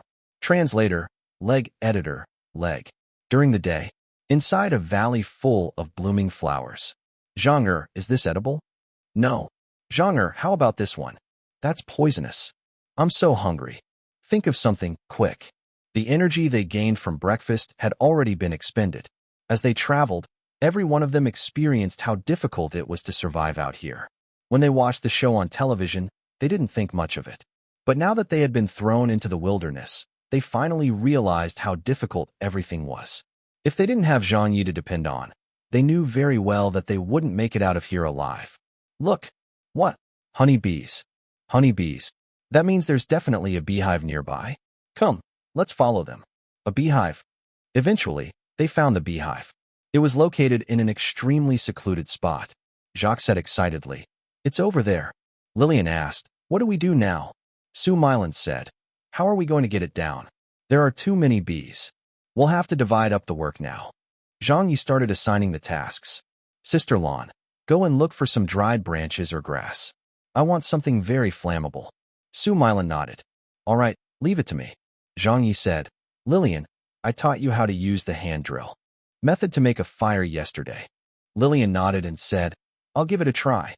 Zhang Ye said, "Jacques, you and I will go up to the beehive." Trembling, Jacques said, "We won't get stung, will we?" Zhang Ye said, "That's why we'll need to prepare some clothing to cover up any exposed areas on our bodies." "Okay, I'll go look for some," Jacques said. Soon after, some dry grass was set on fire. Zhang Ye and Jacques brought the burning grass towards the beehive. Su Milan said, "Come on, you guys can do it." Lillian called out to them, "Be careful." Every one of them was extremely hungry, so they were drooling at the thought of feasting on the honeycomb, smoking the beehive, baking it with fire. The bees started escaping in all directions. Zhang Ye found an opportunity and used a tree branch to pick up the hive before turning around with it and running off. As he ran, he called out to Jacques, "Hurry, run, run." Jacques scampered down the tree but stumbled. Su Milan blanched. "Get out of there." When Lillian saw the bees flying towards them, she turned tail and fled as well. 10 minutes later, at the campsite far away, the four of them returned. Zhang Ye, Jacques, Su Milan, and Lillian had all been stung by the bees. Some of them had been stung a few times, and that was already relatively little. Zhang Ye, being at the front line, had been stung over a dozen times, and his face was swollen. It was especially bad around his eyes where the clothes could not cover. But at this moment, none of them cared about this. They were all staring at the beehive while salivating buckets.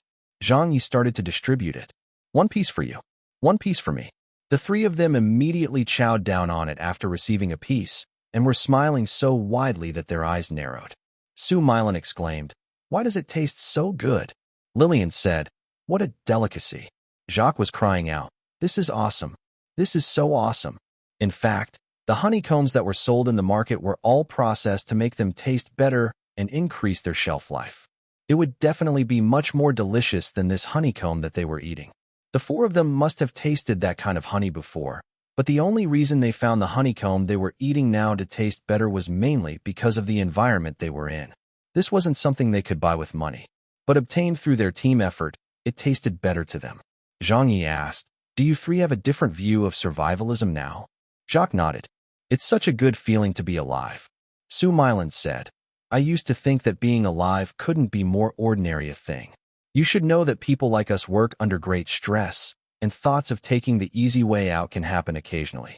But in these 2 days, I haven't felt that way. Being alive, it's such a sacred thing." Zhang Yi said, "Do you know what place this is?" Jacques was taken aback and shook his head. Su Milan also shook her head. Only Lillian answered, "A war took place here." Zhang Yi nodded. "This place has been through a war. Several thousand lives were lost due to an artillery barrage, and many of those who died were children and young soldiers no older than 18. They were all laid to rest here forever." No one said a word. There was silence. The atmosphere was a little grim. All of a sudden, Zhang Yi bent over and crouched down.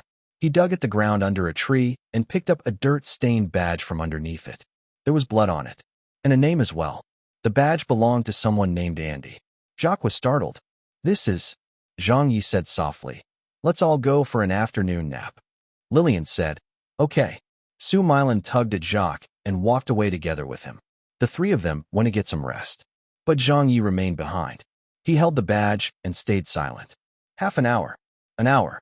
The celebrity guests who were sleeping soundly were suddenly awoken. "Hear that?" Su Milan said. Lillian said, "What's that sound?"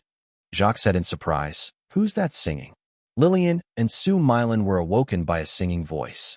They came out from the campsite and checked around the area to look for the source of the voice. Then they saw Zhang Yi in a sight they would not forget for the rest of their lives.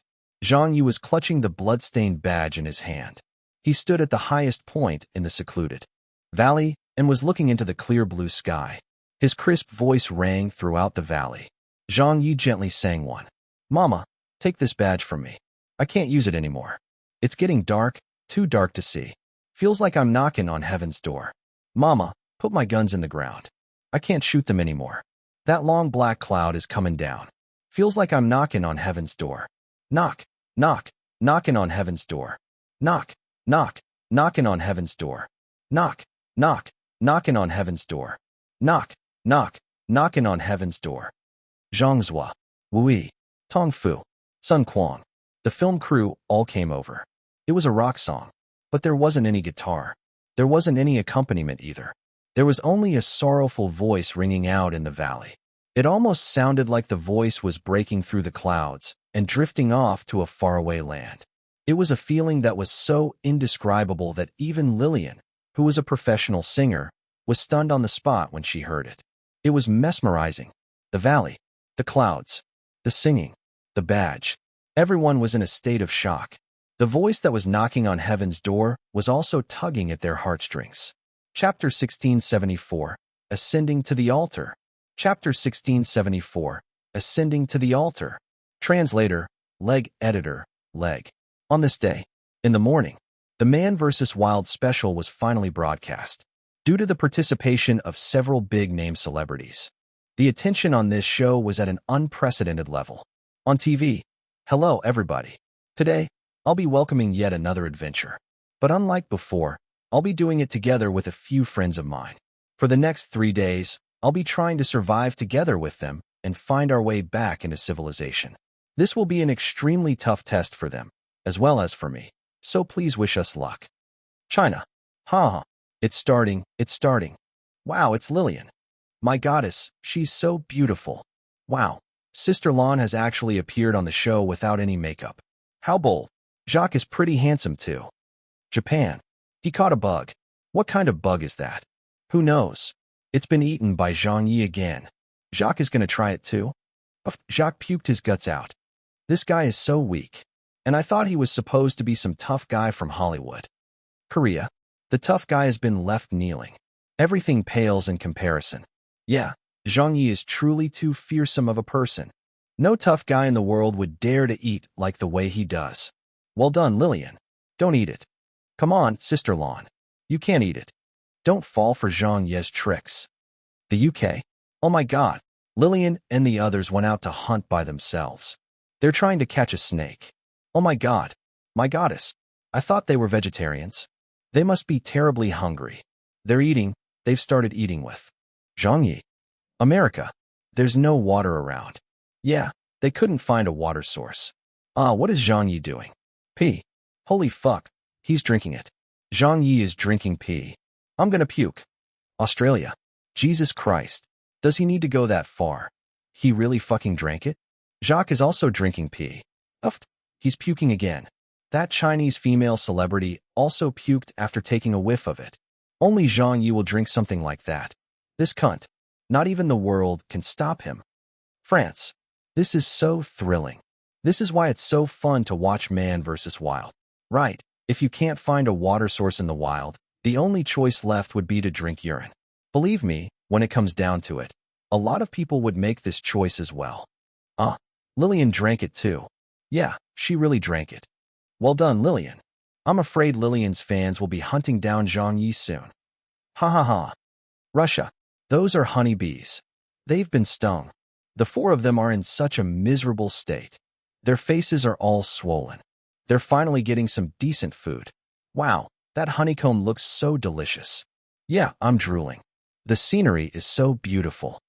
In Germany, it's a badge. There's even blood on it. I remember where this place is. It's the place where young soldiers were once deployed.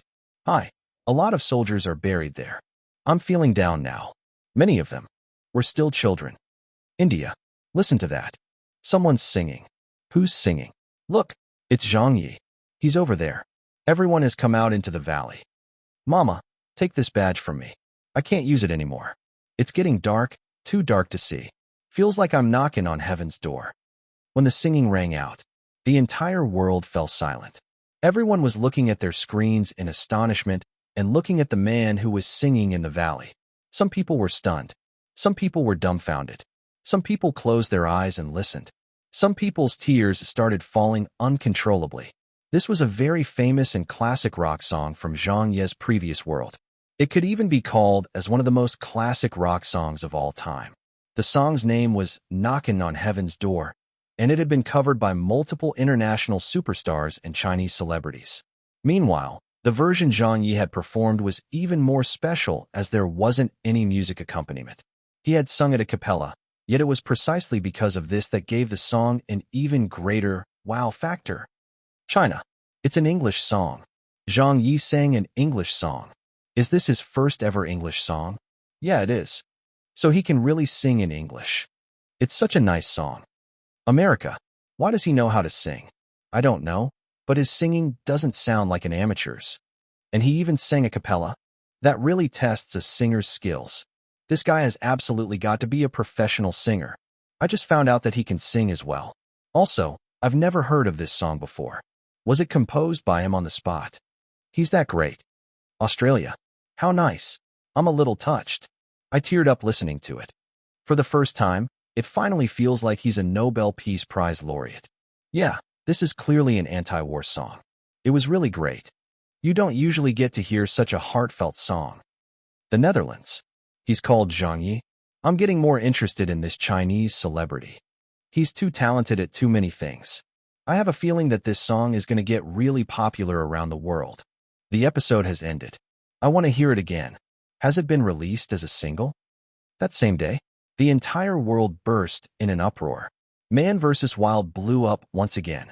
Knocking on Heaven's Door also unexpectedly became very popular across the world. This was something that Zhang Ye and the staff at his studio had not expected. When Zhang Ye sang the song, he had done so spontaneously and did not plan on recording it as part of the show. But at that time, the film crew had brought over their cameras when they heard the singing. So when Zhang Ye saw that it wasn't too badly performed, he included it in the final cut of the episode. He had not expected such a great reaction to it. This song was actually getting spread around by countless people, celebrities, and media outlets all over the world. At the studio, everyone was dumbfounded. Ha Chi-Chi exclaimed, "The song is getting spread everywhere." Little Wong said in shock, "This is so crazy. Does this make it a package deal?" Zhang Zhe was very amused. "We were just working on a TV show, but it ended up launching director Zhang's international music career as well." Tong Fu said gleefully, "This song's arrival is so timely." When director Zhang beat up someone at the Nobel Prize award ceremony and stirred up so much trouble, the Nobel Prize committee must have hated him to the bone. With the release of this anti-war song, we can finally consider ourselves acquitted. On the same night, the viewership ratings were released. America, number 1. Japan, number 1. China, number 1. Korea, number 1. The UK, number 1. Man vs. Wild had actually gotten first place in the viewership ratings ranking across multiple countries. Chapter 1675, Ascending to the International B-List Rankings. Chapter 1675, Ascending to the International B-List Rankings. Translator, Leg Editor, Leg. Online. It has ended. The season has ended. It was such a great show. Yeah, I've never watched such an exciting show before. It got first place in the viewership rankings of multiple countries. The show's viewership ratings are so scary. I can't bear to see it end. I really hope that it will continue airing. Let's congratulate Zhang Ye. Face-smacking Zhang has really done it this time. Did you guys see what the foreign media wrote about him? Haha, I saw it. The man at the top of the food chain. Uffed, that's a really apt nickname for him. There's really nothing that this fellow doesn't dare to eat. On this day, from the premiere broadcast to the season finale, after a full 3 months of broadcast, Man vs. Wild finally came to an end. When the special final episode ended, a celebratory feast was finally thrown. It was only then that everyone could afford the time to gather and celebrate this historical moment. Be it for Zhang Ye, for Central TV, for the industry, or for China, this was a show that would go down in the annals of history. The people from Central TV, the industry insiders, they were all here today. Director Meng came over with his glass raised. "Director Zhang, congratulations." Zhang Yi laughed and said, "And the same to you." Director Meng said, "Come, let me toast you." Zhang Yi said, "No need to be so polite, Director Meng." Yuan Yi stood up. "Zhang, let me toast you as well." Zhang Yi clinked glasses with her. "All right."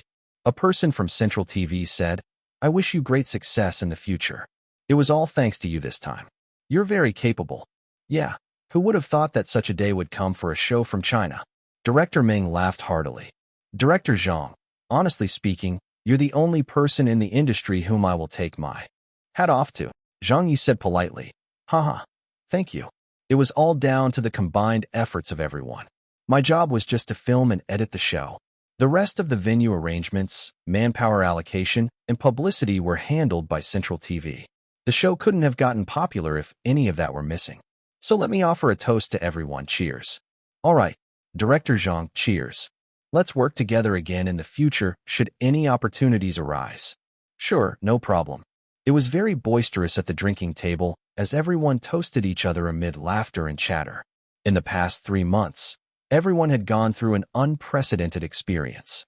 This feeling of them rising up above the clouds was simply too fantastic. The glory and pride that they had earned was simply something that could not be bought with any amount of money. Zhang Yi was also very happy today. He drank around 8 glasses of rice wine all by himself, and no one could stop him. To tell the truth, it was very risky for him to make this show in the first place. Back in his previous world, Man vs. Wild was actually a foreign television show, and Zhang Yi had forcefully ported it over to adapt into a Chinese show. Now that he had gained such good results, He was also very surprised by it himself. It could be said that in the many years since his debut, this was the project that brought him the most popularity. The stars had aligned perfectly for him this time. Ewing smiled and asked, "Have the international celebrity rankings been refreshed yet?" Zhang Ye checked his watch. "I don't think it has. It's about to be updated." Ha Chi-Chi said anxiously, "I wonder what it will be like." A person from Central TV said, "It definitely won't be a problem." Director Meng said, "Just 3 days ago, Director Zhang reached 3rd place on the C list, right?" Ha Chi-Chi nodded. "That's right." Director Meng looked at Zhang Ye. "If you manage to break into the international B list, you're going to create history again. China has never had a celebrity who reached the heights that you're at. Not mentioning China. Even for the other celebrities from other countries, there aren't that many of them who can reach the international B-list rankings either." Zhang Ye laughed and said, "Who knows what will happen? Let's just wait and see." The international B and C-list rankings were two entirely different concepts. Even if someone was ranked at the top of the C-list, they were still just a C-lister. They would still be lacking by a tier compared to a B-lister. This time, Zhang Ye had used Man vs. Wild to ascend to the top of the global television industry. So of course he also wished that this show could push his popularity up by another level. He and his staff at the studio had had their eyes on the international B-list rankings for a very long time and had been waiting for this day since then. It was such a rare opportunity. Zhang Ye was also hoping that he could muster up and break through to the next level in one shot. If he were to miss out on doing so, it might be a very long time before he could make another attempt on ascending to the international B-list rankings. There might not be such a good chance again within the year. The popularity rankings were about to be updated. Zhang Ye was full of anticipation. The studio staff were starting to get anxious as well. America. It's out. The International Celebrity Rankings Index has been updated. Let me see. Oh my God. This. Japan. The index has been published. What ranking is Zhang Ye at? Have a look for yourself. He's not on the C list anymore. Korea. He's made it into the B list rankings. The International B list rankings. Heavens, China has finally gotten an international B-lister? China. He really went up. Ha ha ha ha. Lord Zhang is almighty. I knew it. At Zhang Ye's maternal grandma's house. He did it. He succeeded. Little Yi is an international B-lister now. Are you serious? Look at it yourself. At the celebratory feast. Ha ha ha ha. You've ascended to the B-list. You've done it. You've really reached the B-list rankings. Director Zhang, it's your treat. We're going to continue eating tomorrow, and it's going to be your treat. The International Celebrity Rankings. The results were finally revealed. Zhang Ye's name had disappeared from the International C-list rankings. By the time the index was updated, his name was among those in the International B-list rankings. Although he was in last place.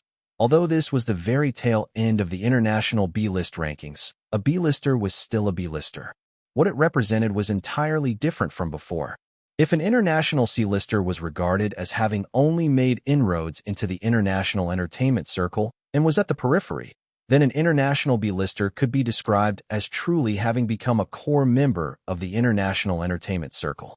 The title, popularity, status, qualifications, all of that was on a different level. The media erupted. The entire world was in a heated discussion. The International Celebrity Rankings Index has been updated. The man at the top of the food chain has ascended to the International B-list rankings. China's first international B-list celebrity. A Chinese celebrity's popularity soars. Zhang Ye's path of defiance. Zhang Ye, an all-around artist? Just how far can Zhang Ye keep going? In the past few months, Zhang Ye's international popularity had been skyrocketing. His popularity score was ever-changing by the day. On the day the season ended for Man vs. Wild, he finally broke into the international B-list rankings and completed a major milestone in his career. To the staff of Zhang Ye's studio, they had long heard from Zhang Ye himself that his final goal was to reach the highest spot in the international entertainment circle. At the time, they just listened to it as a joke and weren't too bothered by it. But they realized now that Zhang Ye had actually been serious at that time. Over the years, he had really made it to the spot that no one else dared to aim for. The International B-list rankings. This was just like a dream. Chapter 1676. Taking on Hollywood. Chapter 1676. Taking on Hollywood. Translator, Leg. Editor, Leg. Several days later. Overseas, on an island. This was a world-famous vacation resort. Today, Zhang Ye had brought his wife and daughter, his parents, his cousins, his parents-in-law, and his staff from the studio here for a vacation. The whole lot of them booked all of the rooms at the only hotel on the island. Blue skies, white clouds, crystal clear seas, the sand, the coconut trees. Everything was very beautiful. Wow, this is so beautiful. Boss, isn't this a little too extravagant? Haha, everyone, let loose and enjoy yourselves. We're on vacation for the next few days. Oh yeah, long live the boss. Director Zhang is so generous. We can finally get a vacation. I love the sea. This is such a nice place. We're the only ones here. This is so awesome. Everybody was intoxicated by the beauty of this place. Some of them went straight out to sea to swim, while others returned to the cottage by the sea to sort out their luggage. Chao Dan, Zhang Ye's eldest younger sister, even started live streaming while taking a stroll along the beach. She was fiddling around with her cell phone on a selfie stick as she chatted with her fans on the stream. It was getting really boisterous all around. Zhang Ye smiled and said, "Dad, Mom, how do you like the place?" His father nodded. "It's so beautiful." His mother muttered, "Just how much did all of this cost?" It's not much," Zhang Ye said. Li Qinxin smiled and said, "Sister-in-law, want to go for a swim?"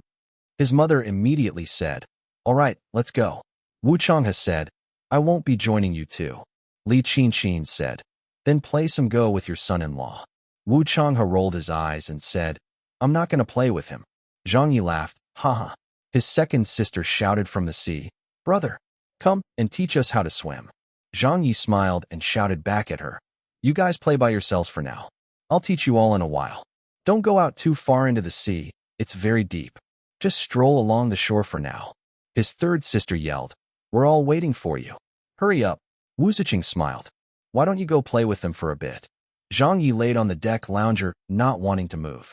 "I'm so exhausted from the past few months, and I have yet to recover. Let me relax a little first." He gave a lazy yawn and said, "I'm so sleepy."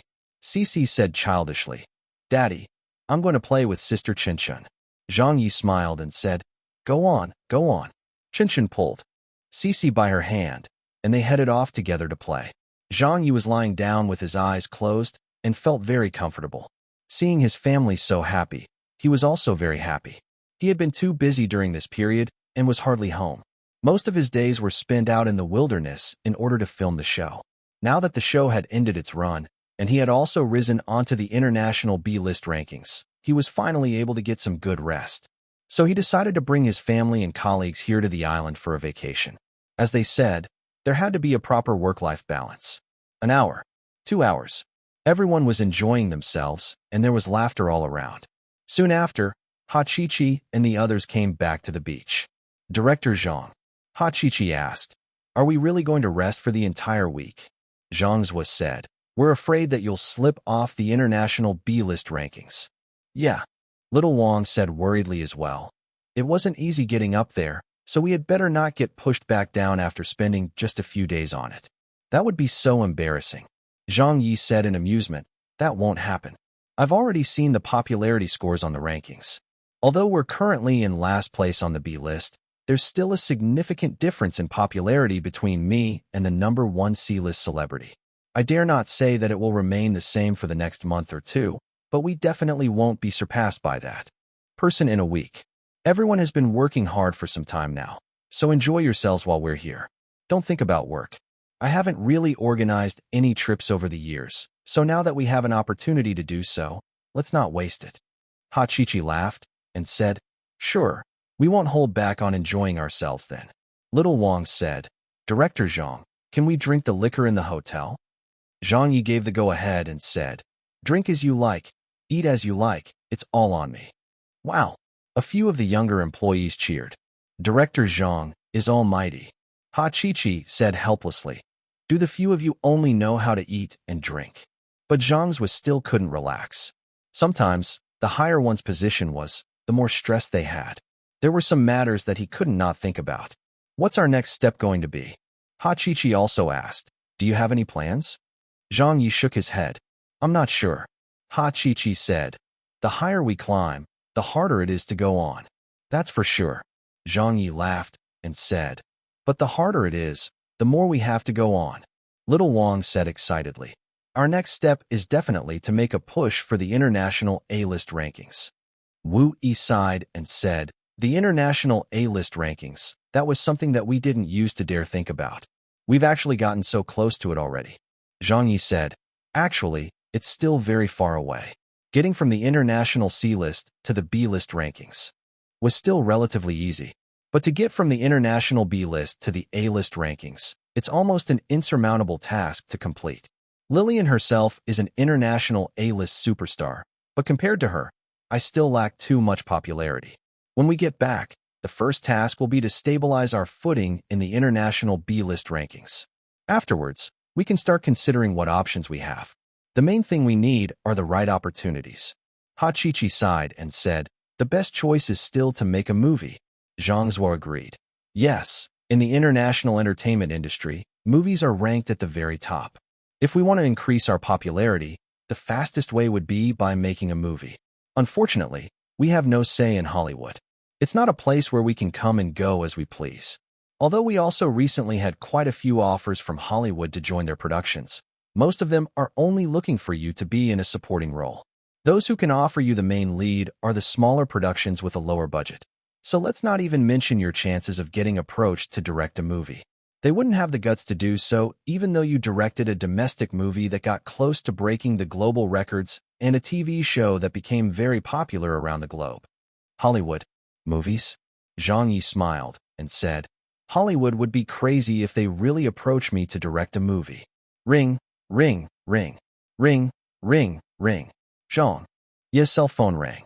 From the caller ID, he saw that the call was coming from the richest man in China. Hello? Boss Qian. Teacher Zhang, where are you? I'm on a vacation overseas. I haven't congratulated you on reaching the international B list yet. Hi. Who knows if I might fall off of it in a few days. You won't. I have enough faith in you to know that. So what is it, Boss Qian? Is something the matter? What are your plans from here on out? I haven't thought of them yet. What if I want you to make a movie for me? But I don't really have a good script for a domestic movie right now. It's going to be a Hollywood movie. Hollywood? What do you mean? I'm in the midst of acquiring a Hollywood studio, and we've entered the final stage of negotiations. The studio isn't exactly a large one, but it's also not small. So I'm calling to give you a heads up. When the deal is completed, I want you to make a movie for me.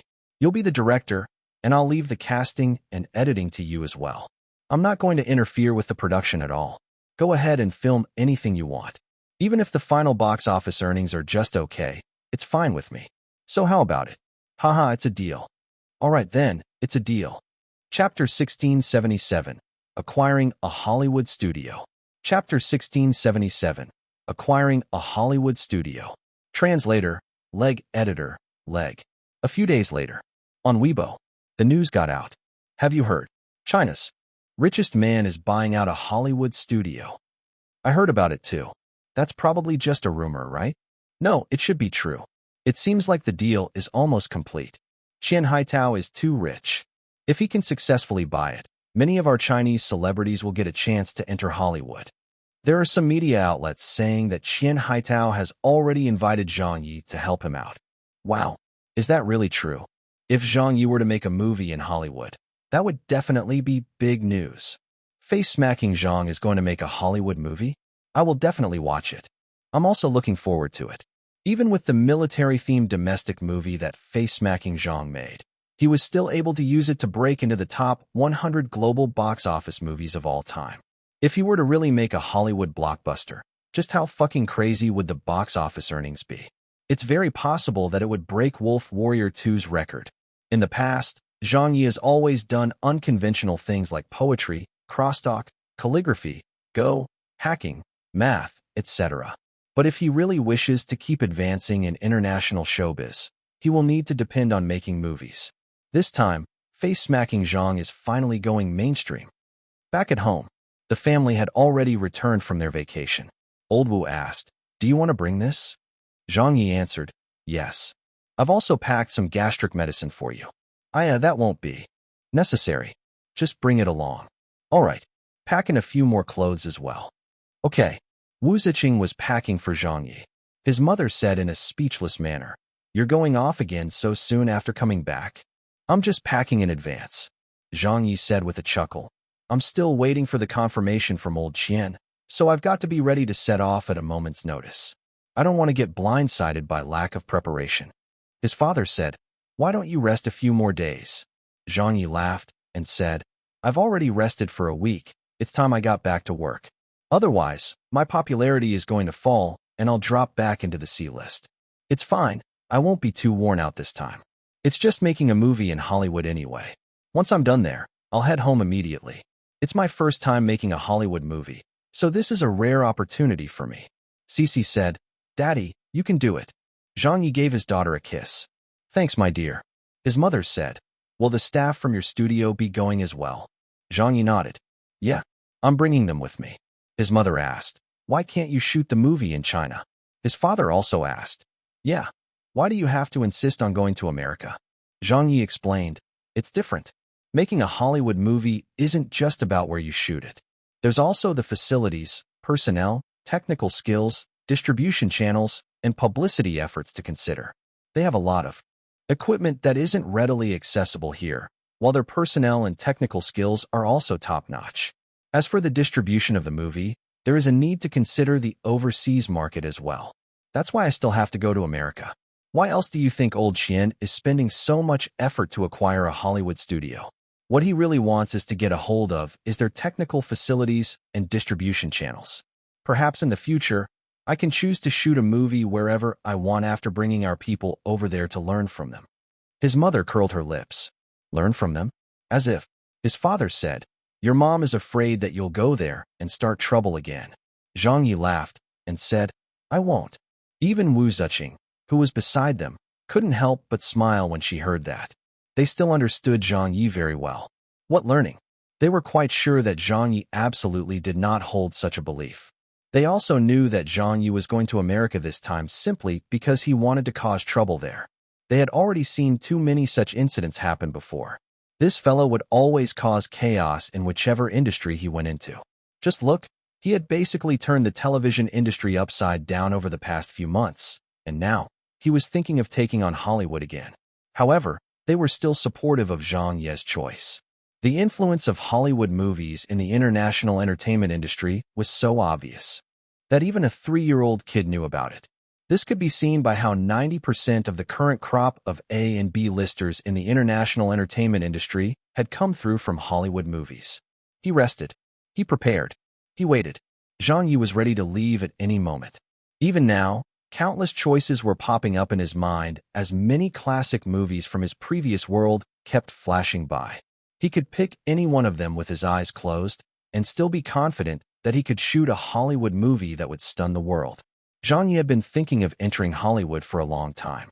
However, the chance to do so hadn't presented itself. Now that it had, he didn't know how to select which movie he wanted to film. This movie? Or that movie? He kept going through his choices. America. Wilson's company. What? One of our Hollywood studios is getting acquired by China? They've already commissioned Zhang Ye to make a movie? Is that fellow really coming to Hollywood? Damn it. I don't like him. Me neither. Over the years, director Wilson has only had one movie, Commando 2, underperform at the box office. It was precisely Zhang Ye who ruined that record. Japan. Zhang Ye is going to Hollywood. The day has finally come. I knew that the day would come, but I never expected it to arrive so soon. If he manages to establish himself in Hollywood, won't he become unstoppable? Yeah, but he's already as good as unstoppable now. The showdown between Zhang Ye and the Hollywood big shot directors is finally going to happen. The UK? Zhang Ye should still be considered a newcomer to Hollywood, right? I guess so. After all, he hasn't directed a Hollywood movie before. There's a huge gap between Chinese movies and Hollywood movies, so there shouldn't really be much to worry about, right? But don't forget this.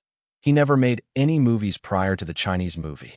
Yeah, for someone who has never made a movie before, he broke into the top 100 global box office movies of all time with the very first movie he directed and acted in. It would be a wonder if Hollywood isn't worried about him. Russia. I heard that there are people from the Directors Guild making a commotion. What are they making a commotion about? It seems like they're trying to block the acquisition by the Chinese company. There are indeed a lot of difficulties in the way of this acquisition deal. Haha. So those big-shot Hollywood directors also have something to fear? The man at the top of the food chain has turned his sights on Hollywood.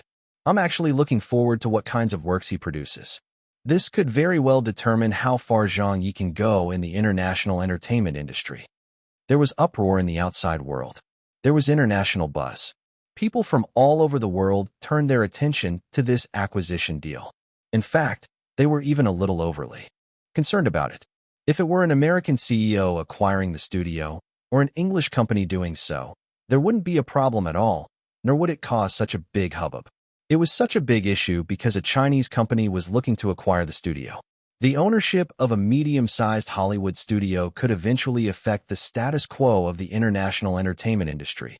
So be it the media, the common folk, the industry, or the celebrities, everyone would naturally pay attention to this matter and wait to see what the outcome would be. Some people were pleased. Some people were excited. Some people were worried. Some people protested. There were all kinds of reactions from people. Chapter 1678, an animation studio? Chapter 1678, an animation studio? Translator, Leg Editor, Leg. On this day, America, Los Angeles International Airport. In the evening, an airplane slowly descended. Zhang Ye said, "How was everyone's sleep?" Tong Fu smiled and said, "We all got enough sleep on the plane." Ha Chi asked, "Director Zhang, do we need to get in contact with Boss Qian?" "No," Zhang Ye smiled and said, "He's probably busy now. We'll go ahead and hang out by ourselves first." Little Wang said in a rush, "I'll go get the luggage. I'll go get the luggage." Zhang's was said, "Transportation has already been arranged." Zhang Ye stretched. "All right, let's go."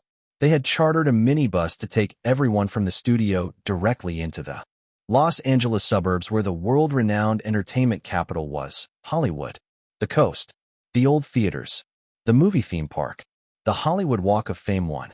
Zhang Ye led his team to visit the attractions and traveled the entire Hollywood area just like the usual tourist. For Zhang Ye, this was only a SOSO experience. This fellow was never really into foreign culture anyway, so he just went around with the others and joined in the fun. However, the rest of the studio was visibly excited. For example, Little Wang and Little Zhou both had stars in their eyes when they arrived at the Walk of Fame. They were yelling as they ran up to it to take pictures with the handprints and autographs of their favorite foreign celebrities. Throughout the tour, they behaved as though they got an adrenaline rush. Little Wang giggled and said, "When will Director Zhang have his name and handprints imprinted here as well?" Little Zhou said, "Soon, very soon. Director Zhang's handprints will surely be installed here in the future." There was also a Walk of Fame in this world, and it was the highest honor that could be given to a celebrity in this world. However, Zhang Ye had to be a wet blanket by saying, "Forget it, just look at all the stars on the floor. Whoever visits this place would be stepping all over them, so why would I want my name to be put here?" As for the handprints, these people really don't have any awareness of their security. What if they leave their fingerprints in the concrete and have their bank credentials stolen as a result? Ha Chi was speechless. Zhang Zhe was speechless. Little Wang was speechless. Every one of them was very speechless in regards to Director Zhang's sense of security. Further down, they found the star with Lillian's name on it. Zhang Ye immediately went up to it and stepped on the star, then took out his cell phone to take a picture. After that, he sent it to Lillian. A moment later, he received Lillian's reply, "Get lost." When Zhang Ye saw it, he laughed out loud. On the sidewalk, quite a few foreign tourists recognized Zhang Ye. "Quick, look. That man looks very familiar. Is that Zhang Ye? It's him. It's that Chinese celebrity. Wow, he really came to Hollywood. I like him a lot." "Me too. Man vs. Wild is a very good show. I like his Gone with the Wind." Did he really come to Hollywood to make a movie? Many of the foreigners had taken out their cameras to take photos of him, and several pretty ladies also came up to him to graciously ask for an autograph and picture together. Naturally, Zhang Ye did not reject them. He obliged everyone's requests and got a new understanding of his fame overseas as well. From the time he turned into an international B-list celebrity, he realized that his fame and influence was different from before. If this were the past, He wouldn't possibly get so much attention even if he were out walking the streets overseas. This event also surprised many of the studio's staff. Ha Chi-Chi whispered, "Director Zhang is really an international star now." Zhang was sighed and said, "Yeah, there are so many people who know about him now." "It's more than that," Little Zhou said. "Director Zhang has many foreign fans now." Little Wang said proudly, "That's true. Who do you think our director Zhang is?" Tong Fu said excitedly, "After we enter Hollywood, our popularity will surely go higher and higher. We haven't even made the movie yet." Zhang laughed and said, "Be more modest for now." Ha Chi-Chi said, "Just look at these names on the Walk of Fame. If we want to make it to the top of the international entertainment circle, we definitely have to make a movie." Everyone nodded in agreement. 2 hours later, a call arrived from China's richest man. Zhang Ye answered, "Boss Qian." Qian Haitao sounded a little tired. "You've arrived?"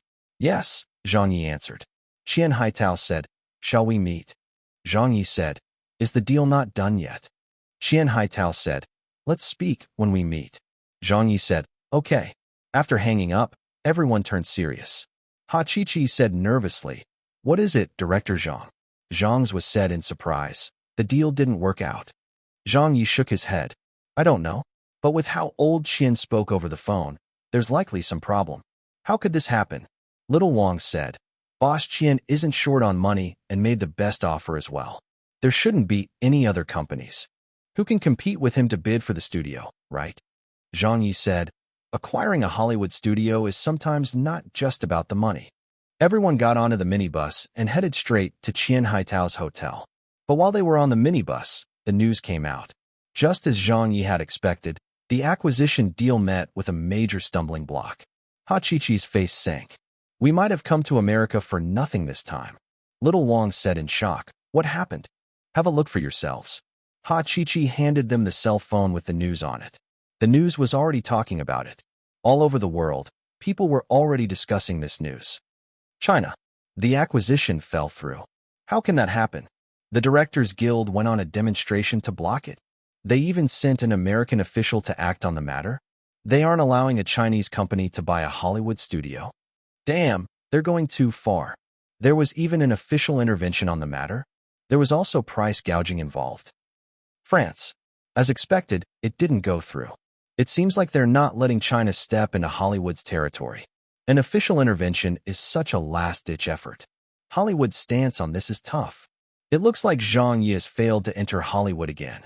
Yeah, he failed to do so the previous time with Commando 2. Seems like he has no luck with a Hollywood debut. Russia. The Chinese company has still gained something out of this. They might not have acquired the film studio, but they did manage to buy an animation studio. The price they paid for it was too great, though. Yeah, it's only an animation firm. There's not much they can do with it. Animated films barely make a dent in the box office earnings. I suppose acquiring the animation studio is more of a symbolic statement. Japan. Zhang Ye has gone to Hollywood. Seems like he has already arrived. It looks like he's going to have to return to China again. This fellow's journey in showbiz has not been smooth at all. The deal was already sealed, yet they still lost it. The strong objection in America still played a key role in stopping the deal. America. At the Directors Guild. We've succeeded. Ha ha ha. We've finally shut out the Chinese company. Well done. But we still allowed them to get away with one of our animation studios. An animation studio doesn't matter much. Animated films don't make much of an impact at the box office anyway. Our protests still had a huge effect. We won't allow Hollywood to be a mouthpiece for the Chinese. That's right. If they're so capable, go ahead and make an animated film. Let them suffer an enormous loss. Ha ha ha. Chapter 1679. Zhang Yi wants to make an animated film. Chapter 1679. Zhang Yi wants to make an animated film. Translator, Leg Editor, Leg. At night. In a hotel in Hollywood. Zhang Yi brought his people over. Qian Haitao and his acquisition team were currently putting away the contractual documents. They had probably just finished the negotiations, and every one of them had a look of frustration and anger. There was a sense of defeat in their expressions. Boss Qian Jr. was also here, and he was currently cursing and swearing. Boss Qian Jr. shouted, "Those bastards." One of the managers said angrily, "No one does things the way they do." Qian Haitao looked towards the door. Teacher Zhang, you're here? Zhang Ye nodded. I just arrived. Boss Qian Jr. roared anxiously. Director Zhang, have you seen the news yet? Zhang Ye acknowledged. I saw it on the way here. What happened? Boss Qian Jr. said angrily. Don't bring it up. Those Hollywood bastards teamed up to take us down. They marched in protest and made trouble until the government stepped up. With just a statement, they denied our acquisition. Right now, none of the Hollywood studios dare to sell their company to us anymore. It doesn't even matter how much we offer them. In the end, Dad had no other choice. There's no such thing as stepping back on a business plan that has been announced, so we had to settle for the next best thing. In the end, he forked out a large sum of money to buy an animation studio instead. The scale of the studio isn't big either, yet the price was so high. This acquisition deal can be considered a failure. Motherfucker, I'll be at odds with those Hollywood executives forever. Qian Haitao frowned. Rascal, be quiet and talk a little less. Boss Qian Jr. rolled his eyes in anger. It could be seen that Qian Haitao was someone who had been through a lot. In the business world, things are always unpredictable. It's often not as simple as you think. Then he looked at Zhang Ye and apologized. I'm afraid I've made you come here for nothing this time. The plan was originally proceeding quite well, but who could have thought it would go so awry? I'll take full responsibility for it. I never expected that Hollywood and the Directors Guild would have zero tolerance for our Chinese companies. I wasn't even sure that we could seal the deal for the animation studio, but luckily, Hollywood already has an established system. No one really watches animated films, and the box office performance for such productions is not high either, so the deal has more of a symbolic significance for us. From here on out, we can only try to see if we can transform the animation studio into a movie studio. We might have ended up using a different way to help our country, but I doubt we can make much of an impact within the next 2 years. A manager said, We apologize for this, Director Zhang. Zhang Ye said, It's fine. Someone arrived from outside. The youth said, Boss Qian, the press conference is about to begin. Qian Haitao said, All right, I'll head over once I'm ready. Very quickly, Qian Haitao brought his people downstairs to join the press conference, leaving the group of people from Zhang Ye's studio looking at one another. Ha Chi sighed. Hi, let's go back then. Little Wang said angrily. Why is it so difficult when we just want to make a movie? Zhang Zhe looked at Zhang Ye. Should I book the plane tickets back now? Wait a bit first. Zhang Ye said. Let's go down and have a look too. Tong Fu was taken back. What else is there to see? Zhang Ye said. I want to know if old Qian can hold up. In the meeting hall downstairs, the venue of the press conference, many foreign reporters had their equipment up in anticipation. By now, the news of how China's richest man had failed in his acquisition of a Hollywood studio had spread around the world. It had made it into many of the entertainment news reports, and who knew how many people were laughing at them right now? An American reporter smiled and said, First, congratulations on your successful acquisition. Qian Haitao smiled. Thank you. That American reporter asked. It's a pity that the other Hollywood studio could not be brought under your company's fold. I heard that this was because there was some pressure from various parties, so do you have any opinions on that?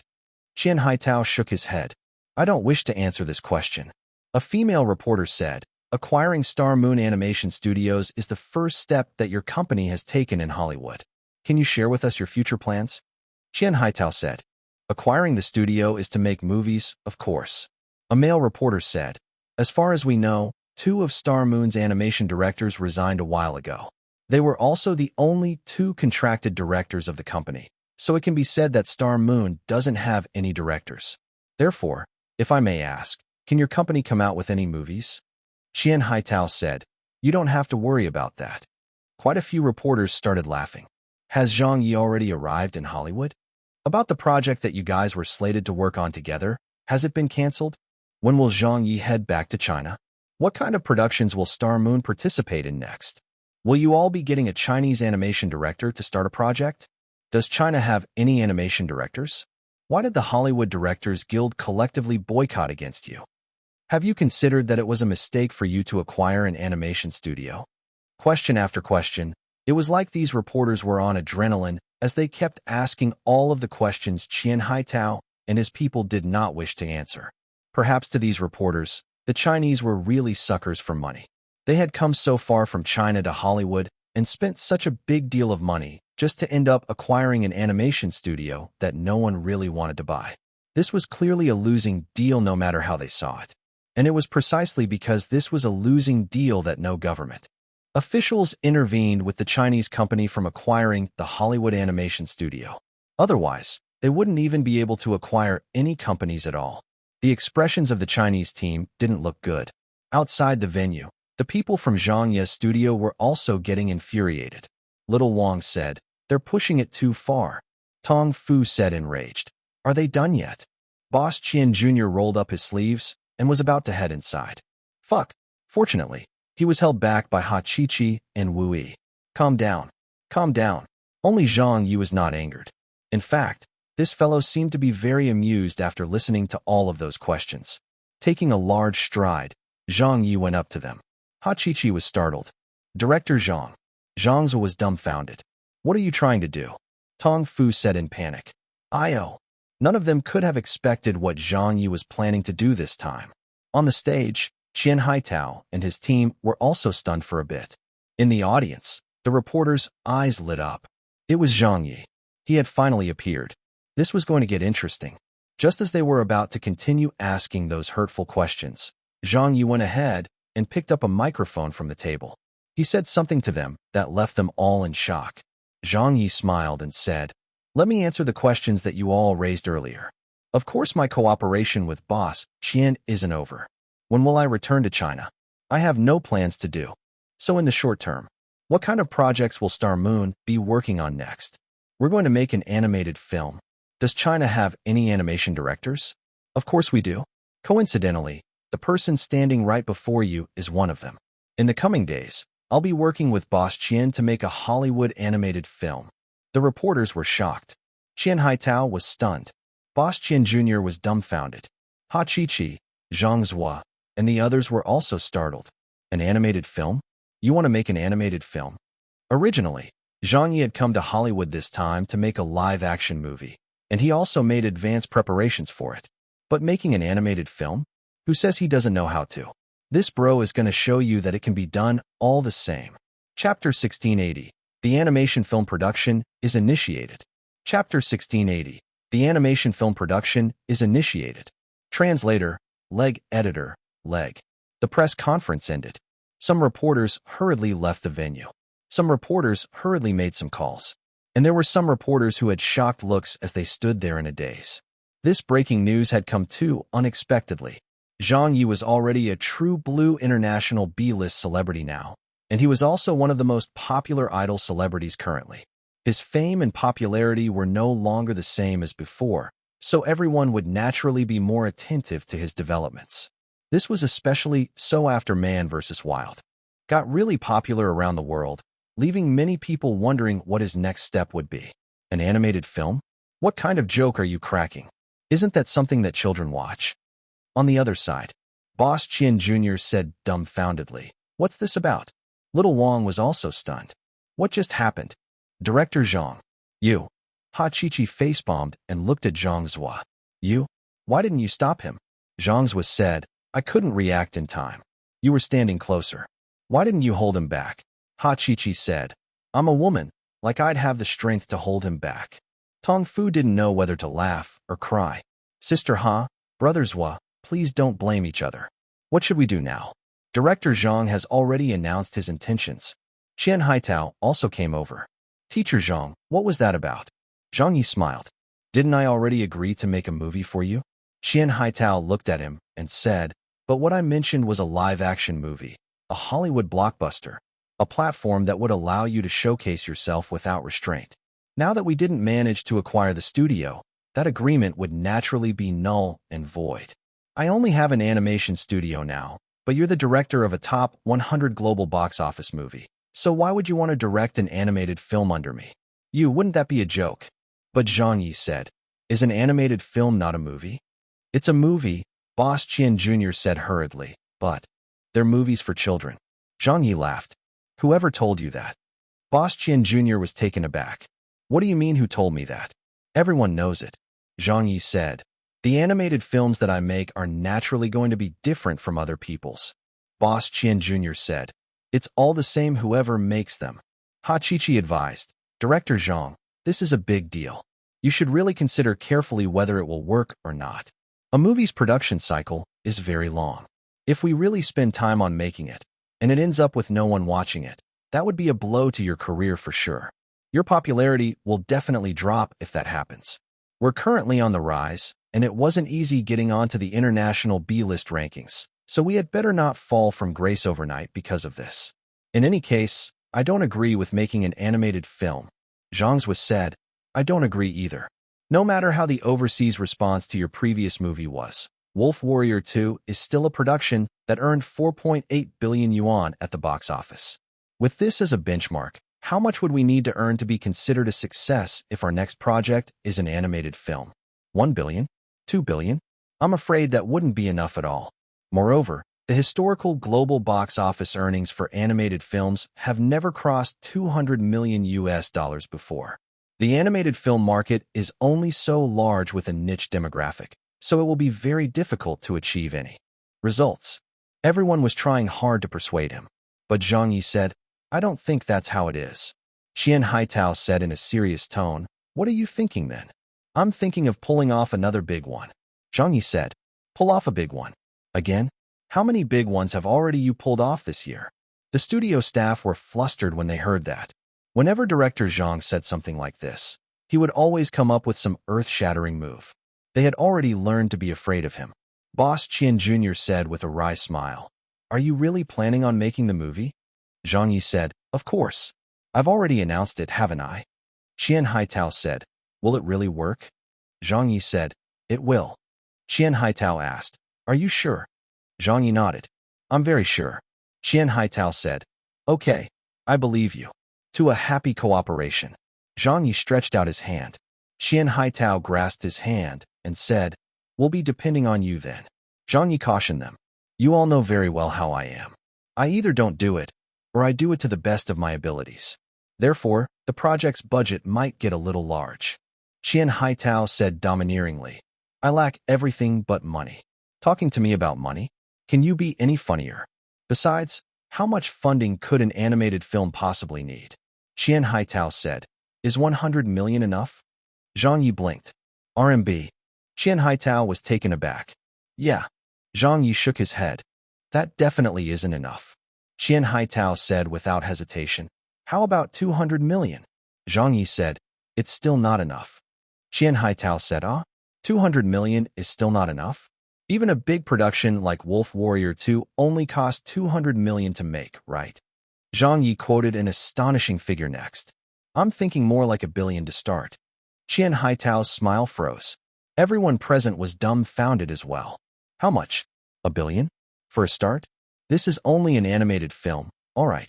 The highest box office record for an animated film did not even reach 1 billion RMB in earnings. Yet you're asking for 1 billion RMB investment as a start? Even if this was a Hollywood blockbuster, even if many international A-listers were invited to take part in the movie, and even if it was going to be filmed in 3D, there should still be leftover change with 1 billion RMB budget, right? But that's not what we're making. Ours is just going to be an animated film. Have you gone crazy or something? Isn't that a little too much? They finally had a taste of what Zhang Ye's pull off a big one really meant.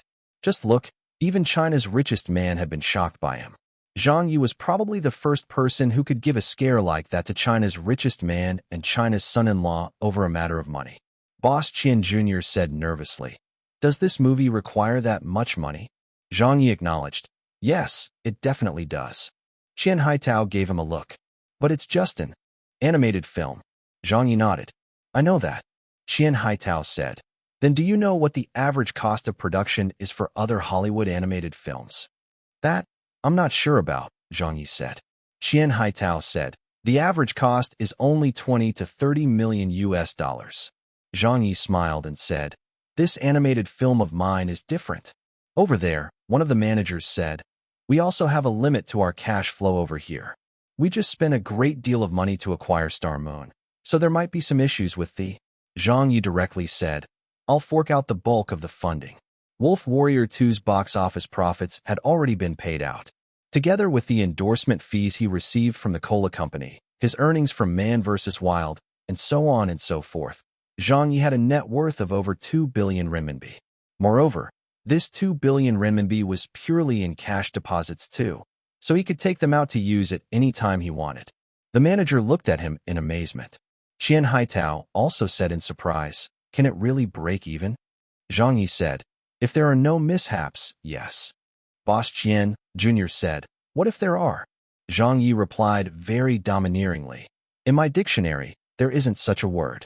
If anyone else had said this, they would definitely have refuted them. But since it was Zhang Ye who said it, no one could refute him. Editor, Leg. On the same night, the news spread across the world. A Hollywood animation studio gets acquired. Zhang Ye announces the production of an animated film. Zhang Ye forces his way into Hollywood. A Chinese celebrity might be dropping off from the international B-list rankings.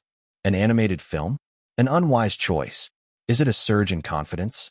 Or has something gotten to his head? The Chinese celebrity is acting crazy again. China. On Weibo. God damn it. Go watch the news. An animated film? Wasn't it supposed to be a live-action movie?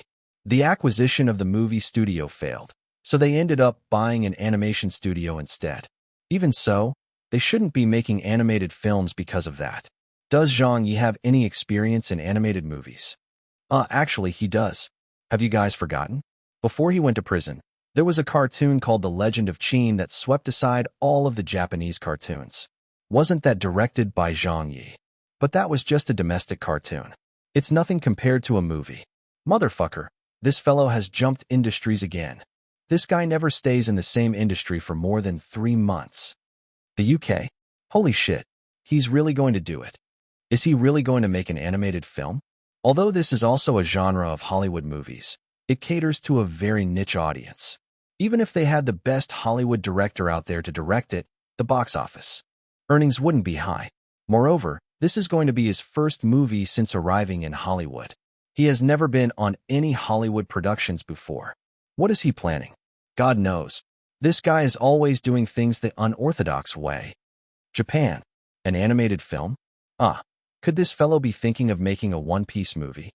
Or perhaps a Naruto movie? You all are overthinking things.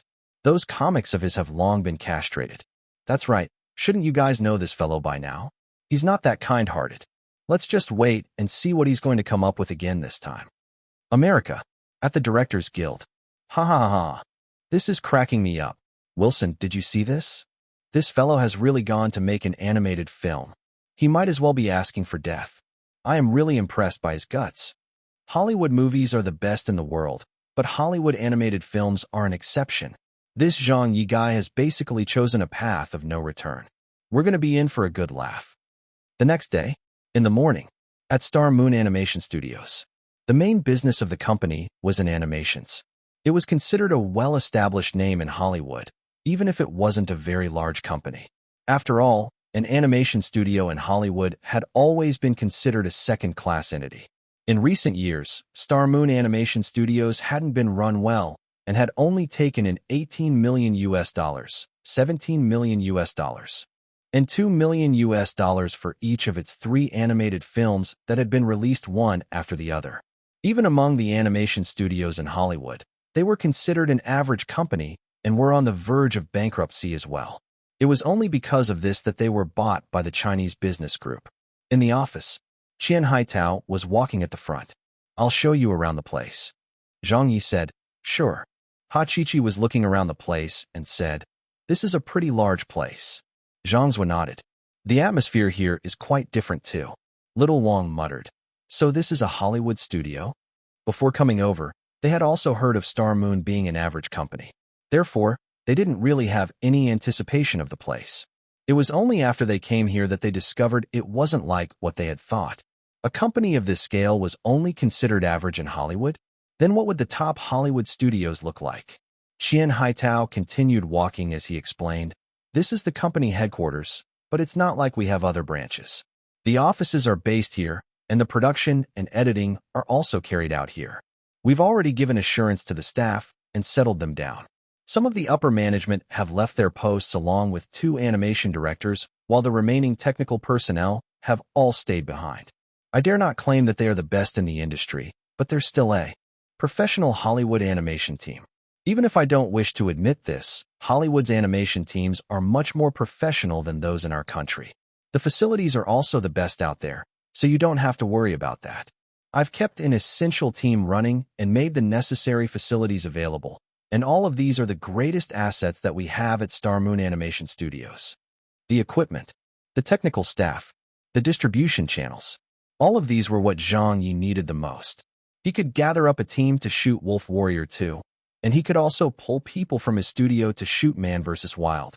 But that was not possible for an animated film. Be it him or his studio's staff, they were all completely inexperienced in this field. Most of them did not know anything about animation. So Zhang Ye needed the most professional team to help reproduce the script and scenes that he had in mind and make it into an animated film. Zhang Ye asked, "Who's in charge at the company?" Qian Haitao pointed and said, "There, he's just coming over." A Caucasian man strode up with a smile and said, "Boss." Qian Haitao said, "Let me introduce you. This is Mark Foran." Zhang Ye put his hand out. "Hello, my name is Zhang Ye." Mark Foran shook his hand. "I know who you are." "Hello, Zhang." Qian Haitao said, "Mark is an old friend of mine. Our acquisition this time only succeeded because of him linking us up with the right people. I want you two to work together on this new project. Discuss things often. If there are any differences in opinion," he looked at Mark Foran, "let Teacher Zhang make the final decision. There is no need to consult me." Mark Foran smiled and said, "I understand." Zhang Ye smiled. "Please don't say that. It's better that we work things out by discussing them." Qian Haitao said in amusement, "Get off it. You've invested a larger sum of money than me for this project, so even if there are any disagreements, I'll still have to listen to you. Therefore, you'll have the final say for the project. I'll be cooperating fully with you on my side. I already gave you that promise before we came to Hollywood, so I'd like to deliver on that." Zhang Ye nodded. "All right." Qian Haitao asked, "Have you thought of what style of animation you would like to make?" Zhang Ye said, "I'll have to do some market research first." Mark Foran proactively said, "I've got all the information here regarding Hollywood's animated films from over the years. You can find out anything you need to know about whichever animated films you want. We have all of them on VHS tapes and CDs as well." "That would be great." Zhang Ye smiled and said, "Let me do some research on them first." Mark Foran asked, "Which ones have you watched?" "I'll get someone to bring over those that you haven't seen before." "Which ones have I watched before?" Zhang Ye was a little embarrassed. He said, "Bring all of them over." Little Wang burst into laughter. Ha Chi-Chi rolled her eyes. Zhang Zhua also knew very well what this meant. How could they not know what Zhang Ye's approach on matters was like? Mark Foran was taken aback. "That will be too many of them. Shouldn't we be picking out some titles you haven't watched before that are worthier to research?" Zhang Ye smiled in embarrassment. "Actually, I haven't watched any before." "What?" Mark Foran was dumbfounded. Zhang Ye explained, "I don't usually have time to watch movies." A group of foreign employees around them were also stunned to hear that. "What? Haven't watched any before? What the hell? You've never even watched a Hollywood animation before, but you still fucking decided to go ahead and make an animated film." At this moment, everyone from Star Moon felt an unprecedented sense of despair. Just what kind of a director had God sent to them? Chapter 1682. Zhang Ye gets into an argument with the Hollywood directors. Chapter 1682. Zhang Ye gets into an argument with the Hollywood directors. Translator, Leg Editor, Leg. Star Moon Animation Studios. On the third floor, in the screening room, the animated films of this world were being projected onto the screen. 1 film, 2 films, 3 films. Teacher Zhang. MHM. Have you seen this before? No. Then you must have watched Squirrel before, right? Nope. Never watched that before. Surely you must have watched Toy Cat then. I really haven't watched any before. At first, Mark Foran and the others did not believe him. They thought that Zhang Ye was just kidding with them, or perhaps they didn't understand the kind of humor that the Chinese people had. As such, Mark Foran specially picked out a few of this world's better-known Hollywood animated films that had the highest box office earnings and showed them to Zhang Ye. In his opinion, even if one wasn't professionally involved with animated films, they would probably still have watched them before. This was because these titles were world famous. But after playing a few of them, they finally plunged into despair when they realized that Zhang Ye had really not watched any of them before. He had not seen a single animated film before. Mark Foran was on the verge of breaking down. The staff of Star Moon were facepalming. I have a bad feeling about this. Me too. Surely you don't need a feeling to see where this is going, right? We're screwed. Everyone looked depressed. But Zhang Ye stared fixedly at the screen with a serious expression. An hour. 3 hours. 5 hours. It was getting dark and about time to clock out. Ha Chi-Chi asked, Director Zhang, how is it? Zhang's was said, have you made any headway after watching them?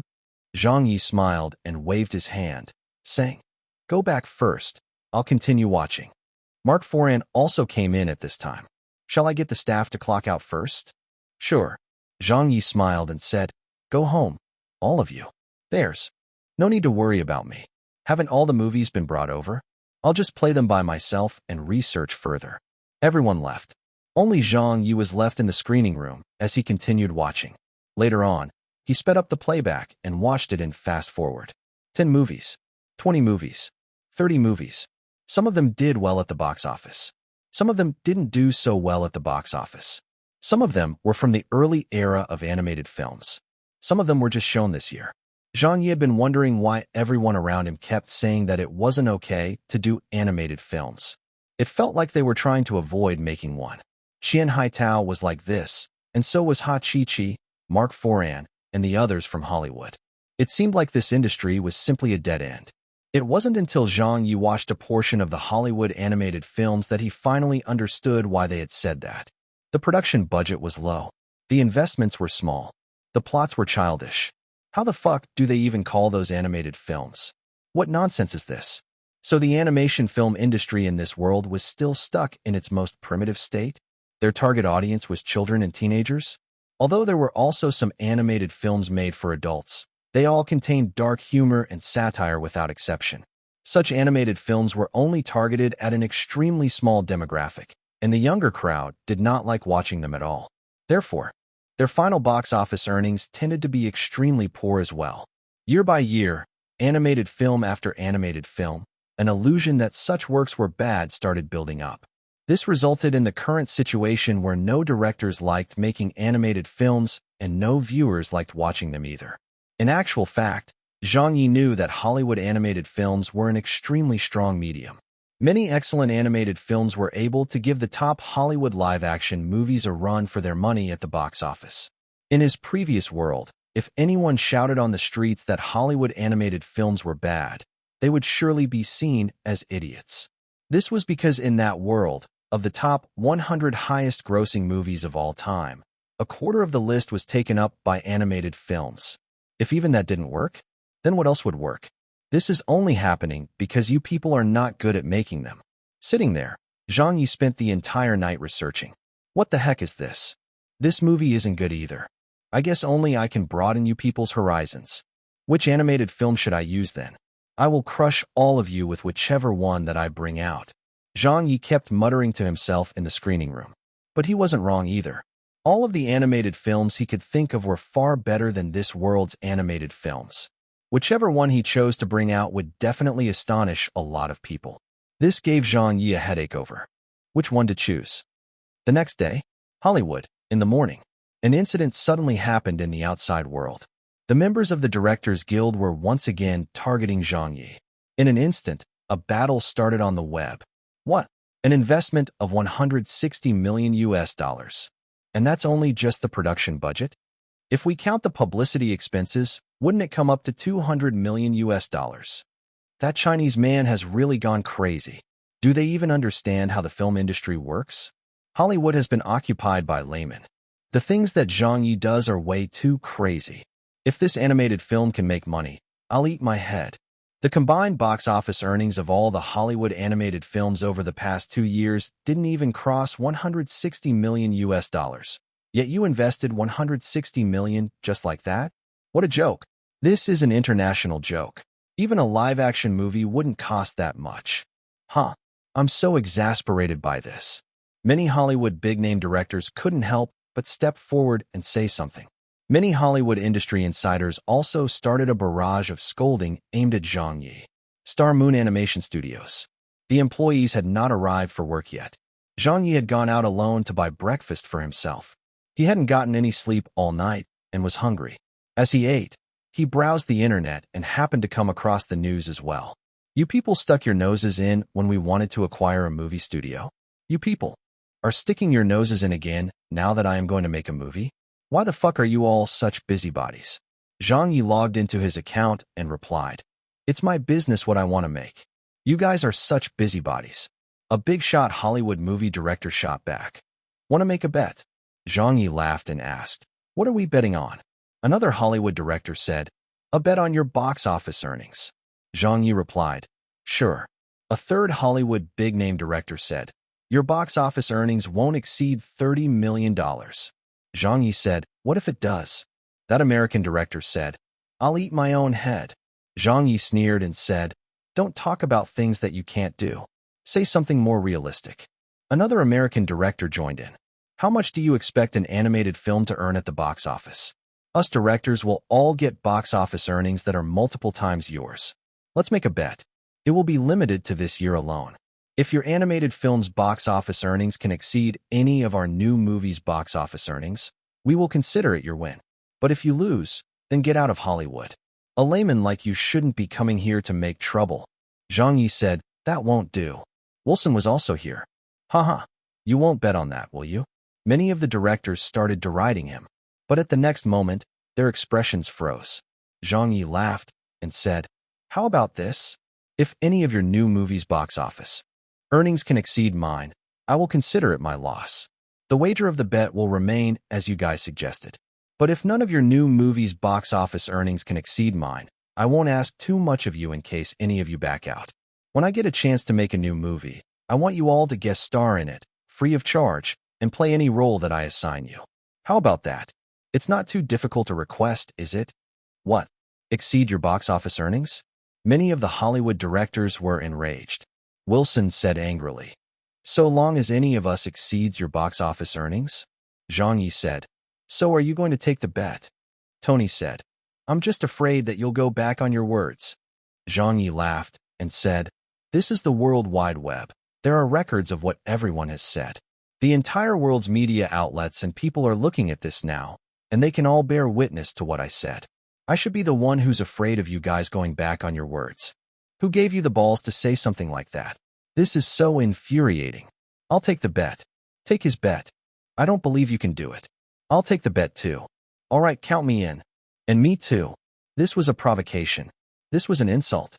How could this group of elite, international Hollywood movie directors take this lying down? They were all stirred up by this, and many other Hollywood directors who did not appear earlier also started coming forward at this time. The entire Directors Guild came forward to take the bet and swore to chase a layman like Zhang Ye out of Hollywood. As for that wager to act for free in a movie by Zhang Ye, it was something that they didn't even consider. Lose. How could they possibly lose? The worst performer of this bunch was already a member of the $100 million box office earnings club. Even if they shot a movie with their eyes closed, they couldn't possibly bring in less than $50 million at the box office. But an animated film? Of the Hollywood animated films that were shown this year, none had exceeded $10 million at the box office. Zhang Ye sneered and said, "So it's on then?" The group of Hollywood directors all said, "It's on." Zhang Ye said, "Let the world bear witness." The directors said, "Let the world bear witness." What kind of temper did Zhang Ye have? If this fellow didn't look for trouble with others, it would be a blessing. But for this group of Hollywood directors, they kept coming back time and again to take it up with Zhang Ye. So of course he would strike back at them. Moreover, he was the type who would either do nothing or retaliate in the most vicious of ways. And this time, with several dozen Hollywood directors joining the bet, it was the perfect time for him to strike them down all at once. The argument was reaching a boiling point. The outside world was watching in shock. Something big was happening again in the international entertainment industry. Zhang Ye had gotten into an argument with the Hollywood directors again. With the entire world bearing witness, the craziest bet in the history of the international entertainment industry was official. Chapter 1683. Come on out, Frozen. Chapter 1683. Come on out, Frozen. Translator, Leg Editor, Leg. Korea. Zhang Ye and the Directors Guild got into an argument. If he loses, he's going to have to quit Hollywood? How can he win? He's betting against all of the big-name Hollywood directors. He will lose as long as any of the Hollywood directors' box office earnings surpasses, unless his new movie can make $1 billion at the box office. America. Zhang Ye will be bidding farewell to Hollywood soon. Yeah, he actually accepted a bet like that? The Directors Guild are clearly targeting him. These veteran Hollywood directors are all very united. Now that a new director has come to Hollywood, and it's even a Chinese guy, they will definitely not allow it. The matter has blown up. China. What? There's no end to the bullying? Motherfucker, face-smacking Zhang. Get them. Yeah, fuck them up. But the wager of this bet is indeed a little big. Is he really going to spend $1 billion to make this animated film? India. Ha ha ha ha. This fellow is going to be down on his luck. Yeah, he even dares to take on the Hollywood directors? He's challenging all of the Hollywood directors by himself?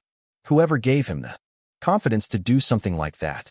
Zhang Ye is going to end up losing very badly this time. I'll be popping the popcorn. It blew up in the outside world. The media, the people, the international celebrities, the industry insiders. Everyone was stunned by this news. At the same time, there was chaos at Star Moon Animation Studios in Hollywood. Mark Foran and the rest of the staff at Star Moon came rushing back to the office in a panic.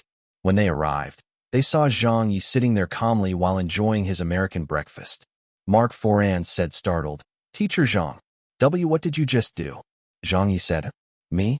I was having breakfast." Then he went on to say in a dissatisfied way, "The breakfast here isn't much. Do you guys have soy milk and fried dough sticks?" One of the company executives nearly fainted in anger. "How can you still be thinking of eating?" Ha Chi-Chi said anxiously. "Director Zhang, why are you fighting with others again?" Mark Foran took out his cell phone and pointed at the screen. "Did you say this?" Zhang Ye glanced at it.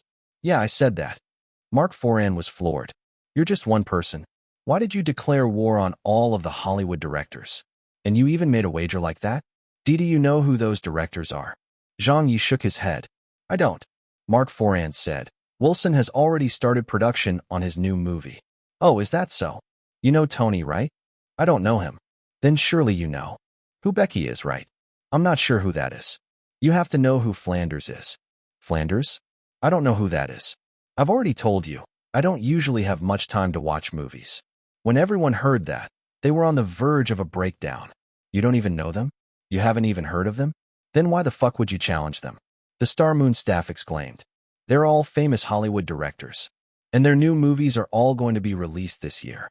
Tony's last movie earned $500 million at the box office.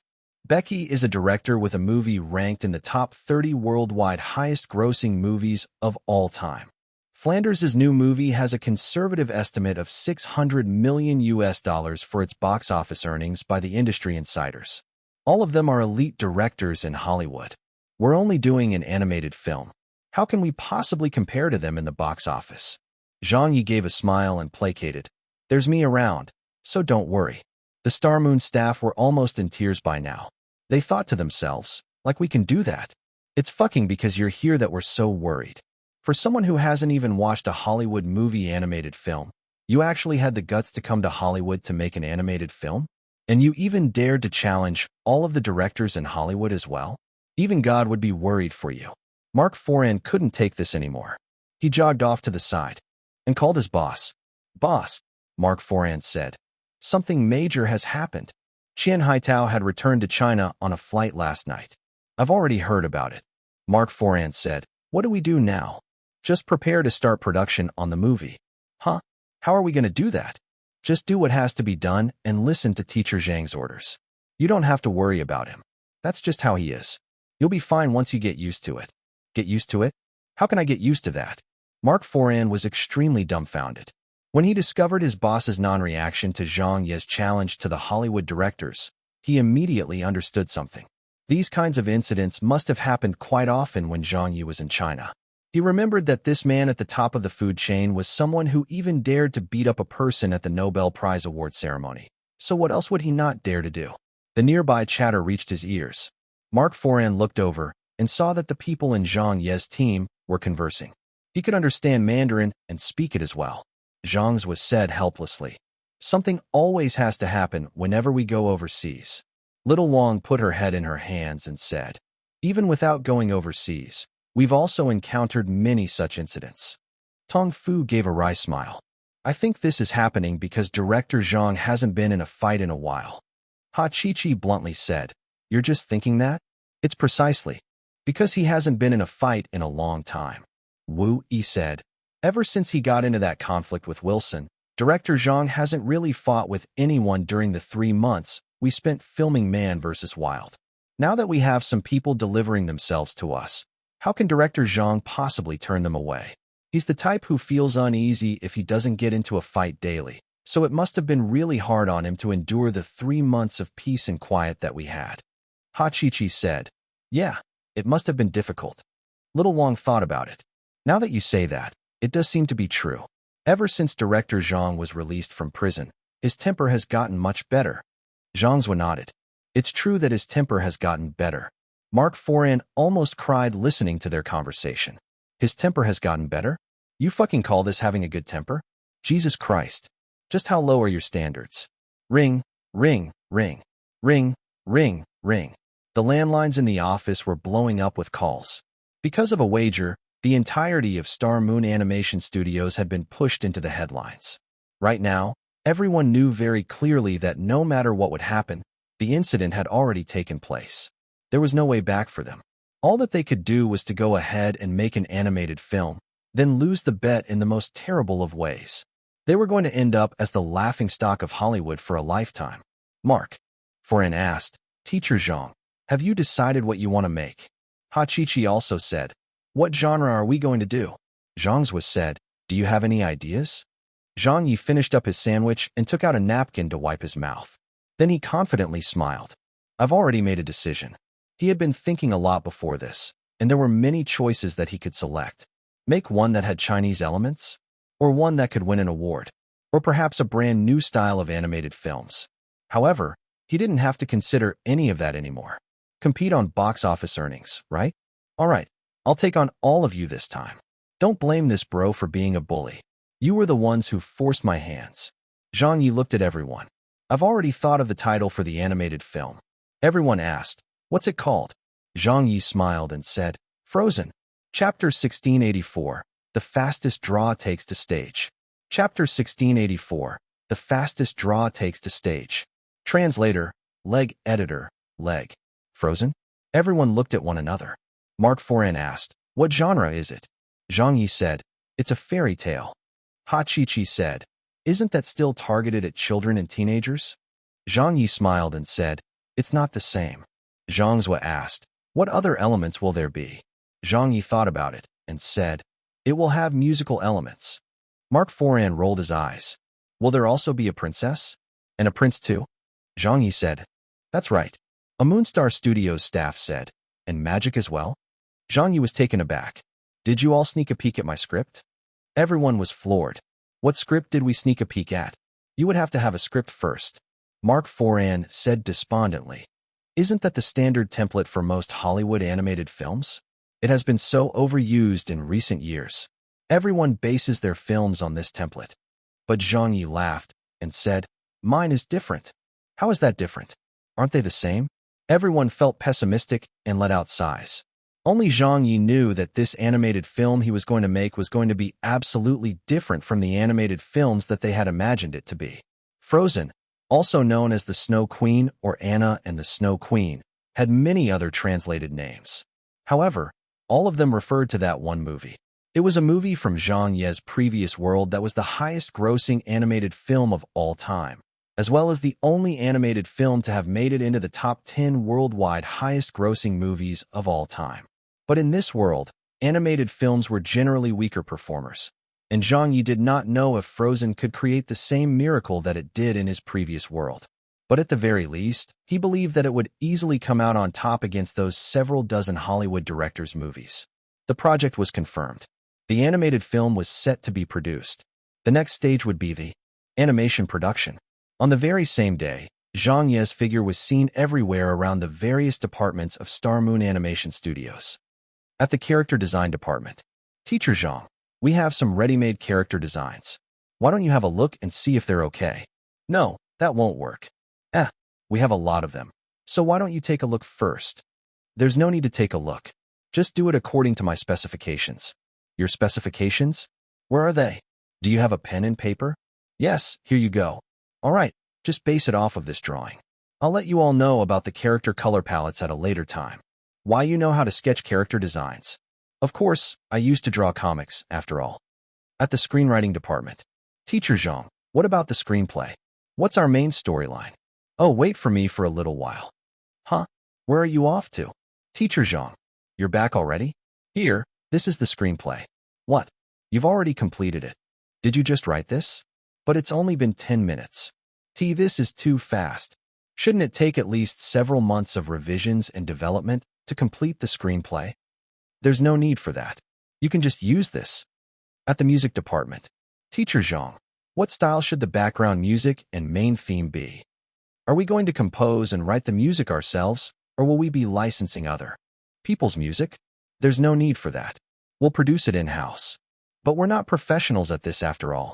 If we do it in-house, I am a professional. I'll write the songs and compose the orchestration and submit it to you to work on. All right, we'll wait for your score then. Here, it's done.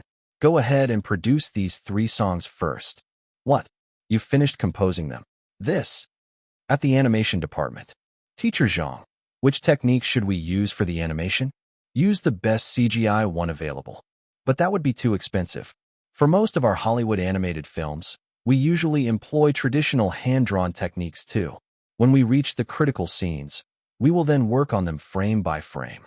For us, we'll create the entire film frame by frame. Do you know how much that would cost? Is $160 million enough? If it isn't, I'll ask for more money. However, there must be a guaranteed quality. That's like burning cash. No one has ever done it like this before. Making an animated film is basically burning money in the first place. The only reason why all of those past Hollywood animated films received such lukewarm receptions was because they were reluctant to spend money. But I'm willing to. At the voiceover department. Teacher Zhang, who should we cast for the voice actors?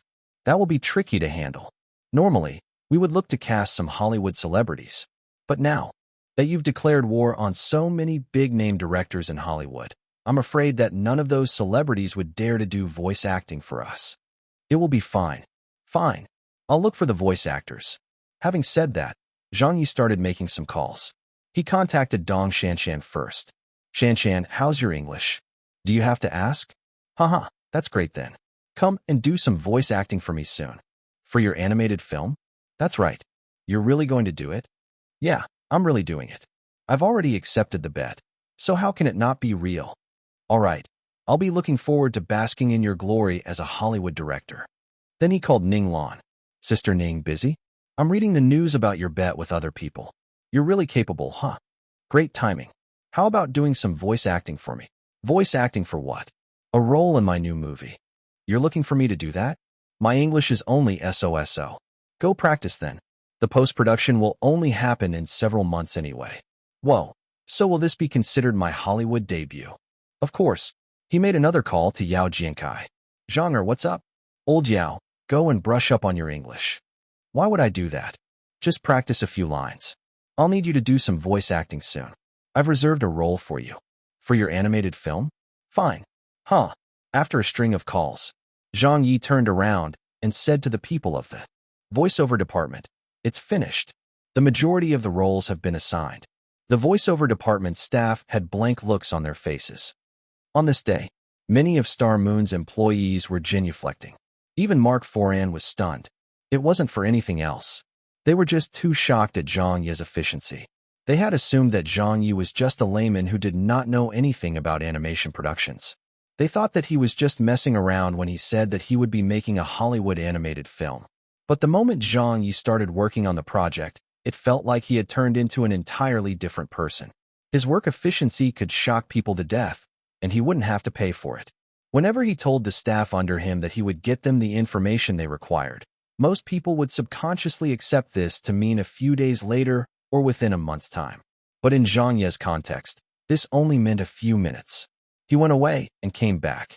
The screenplay was ready. He picked it up and placed it back down. The character designs were sketched. He turned to leave and returned. 3 songs were already composed. He made some calls and hung up. The voice casting was finalized. Mark Foran and the others looked like they had seen a ghost. This was only the first day of production, but the majority of the work was already done. Only Ha Chi-chi, Zhang Zhua, and the rest of Zhang Ye's personal team were not. Surprised because they understood full well what Zhang Ye's work style was. His nickname of China's fastest draw was not for nothing. This fellow was someone who could complete the filming of a 40-episode television drama in just 10 days. But more importantly, he did not sacrifice any quality for speed. Chapter 1685. Who exactly is the fastest draw around here? Chapter 1685. Who exactly is the fastest draw around here? Translator, leg editor, leg. The next day, the news had spread around the world. The American media, Zhang Ye's high-stakes bet with Hollywood. The UK media, an impossible-to-win bet. The Japanese media, a production cost of nearly $200 million. The Korean media, the most expensive animated film in history will soon be produced. The Indian media, Zhang Ye paints himself into a corner. The French media, Hollywood directors express that they're under no pressure. The Chinese media, Zhang Ye's written challenge to Hollywood. The matter got blown up even further. Fueled by the deliberate encouragement from the international entertainment industry and media outlets, this bet turned the world upside down. Some nosy people even made the bet into a contract and posted it onto an authoritative media outlet so that everyone could bear witness to the wager. Someone even started a poll. The Hollywood directors will definitely win. Haha, obviously. There isn't a need to vote. Zhang Ye will lose for sure. Is there even a need to vote? Anyone with brains should know that Hollywood animated films will never be able to win against Hollywood live-action movies, even if a 100 or 200 years pass. We don't even know if Zhang Ye can complete production of his animated film by the end of the year. Yeah, the production cycle of an animated film usually takes up to a year or two to finish. If he can't finish making the movie this year, he won't be able to release it for screening, which means he'll lose the bet. Why does everyone say that he will lose? Are you expecting otherwise? Do you think that anyone really expects him to win? The outcome of the poll was decided very quickly, but the results still surprised many people. Votes for the Hollywood directors, 95%. Votes for Zhang Ye, 5%. So there were actually people who felt that Zhang Ye could win. Wilson Studio. There are people who voted for him. Ha ha. I'm dying of laughter. There really are a lot of idiots out there. I guess those votes are all from his Chinese fans. There's no need to worry about him. We just have to make sure we do well on our own movie and let the box office do the talking. Yeah, let the box office do the talking. We've already started filming our movie and we'll wrap up production in less than 3 months. Star Moon was acquired just 2 days ago. Counting the time that they'll need to get the project initiated, raise the funds, and get the screenplay sorted out, it would be considered very good if they can start production in 2 months. However, I'm quite sure they won't be able to finish making the movie by the end of the year. Tony's film crew. Director, the preparations are in order. All right, let's start filming next week. We're definitely going to hit a new record at the box office. Yeah, everybody is confident about that. Everyone, let's take the filming seriously. We have to let the Chinese know exactly what makes a Hollywood movie. It's not something that just any Tom, Dick, or Harry can come to Hollywood and make. Director Becky's studio. Is there any news about Zhang Ye's movie? Nothing at all. They've only arrived in Hollywood for 2 days. I'm afraid they're still far from making any progress on the pre-production stage of the animated film. It's impossible to make a good animated film without 3 to 5 months of pre-production. This bet that we have with him does make us seem like bullies. There was no way around it. The Chinese guy asked for it. Come on, let's get prepped for the shoot. Director Flanders' studio. We have to hurry. Yeah, many of the other movies are about to start filming. We were a little late in initiating the project. It's all right. Don't you know who Director Flanders is? Our director is well known for being the fastest worker in Hollywood. The screenplay should be finalized within the next few days. That quickly. As expected from Director Flanders. In all of Hollywood, no one dares to compete with us on the speed of making a movie. That's right. Especially not for a production like an animated film whose process can be excruciatingly slow. Even the character design process can take over a month to complete. At this moment, many of the Hollywood directors were also giving their best. For those who accepted Zhang Ye's bet, some were already into the initial stage of filming, while others had already completed their pre-production work and received the initial funds to begin production. They had much more time to prepare than Zhang Ye did. Some of them had already received the confirmation for their projects several months ago and had started casting and booking locations. As such, their progress was much faster. When they did not see any activity coming from Star Moon Animation Studios, every one of them laughed without making any comments. They understood very well what was going on. Even though most of them had not made an animated film before, they were still considered industry insiders and knew what an animated film production entailed. The production cycle of a project like this could simply be described as horrendous. This was also the reason why many directors were unwilling to work on an animated film. The screenplay would take at least a month to complete. The character designs would take at least 2 months to work on. There was also a need to design the sets for the scenes and outsource the soundtrack to professionals. Coupled with the frame-by-frame drawing and production work, an animated film could take up to a year or 2 to complete. So how could they possibly finish it within the year? The Hollywood directors were in a good mood and didn't seem worried at all. Many of the media outlets were also fanning the flames. After interviewing the Hollywood directors who made the bet with Zhang Ye regarding the progress of their movies, many of these Hollywood-based reporters deliberately went over to Star Moon Animation Studios to interview them on their progress. A majority of the reporters headed there with the mindset of seeing a joke, but upon getting feedback from the company, these reporters were all dumbfounded. Every single one of them who went to Star Moon Animation Studios walked out with a bewildered look. Finally, breaking news exploded onto the scene. Star Moon Animation Studios announced the title for its latest animated film, Frozen. The progress of the animated film production. Midway. America. What? Midway into production? Holy fuck, they're already in the middle of the production cycle? How can they be this fast? Is that guy taking off? Japan. What? How is that possible? The screenplay has been finalized? The character designs are already done? The set designs have been completed? They've cast the voice actors already? The Hollywood directors. Jesus Christ. Is that dude on steroids? What do they fucking mean by midway through production? Our project started half a year ago, but we aren't even midway into production. How many days has it been since their project started? China. Uft. Ha ha ha. The fastest draw, Zhang Ye, has appeared again. The work efficiency of this fellow is always leaving the world in shock. Some foreigners had claimed that Zhang Ye would definitely not finish making the movie by the end of the year. At that time, I just laughed and said nothing. If this fellow gets serious, will you believe that he'll finish the animated film by next week? The media, the industry, people around the world, everyone was terrified. They'd seen a movie getting made quickly before, but they'd never seen one getting made so fucking quickly. You just arrived in Hollywood 3 days ago, and the animation studio was only acquired 3 days ago by the Chinese businessman. After initiating the project yesterday, you're already midway through the production by today? The screenplay? The character designs? The set designs? The music? The voice actors? All of the pre-production work was already complete.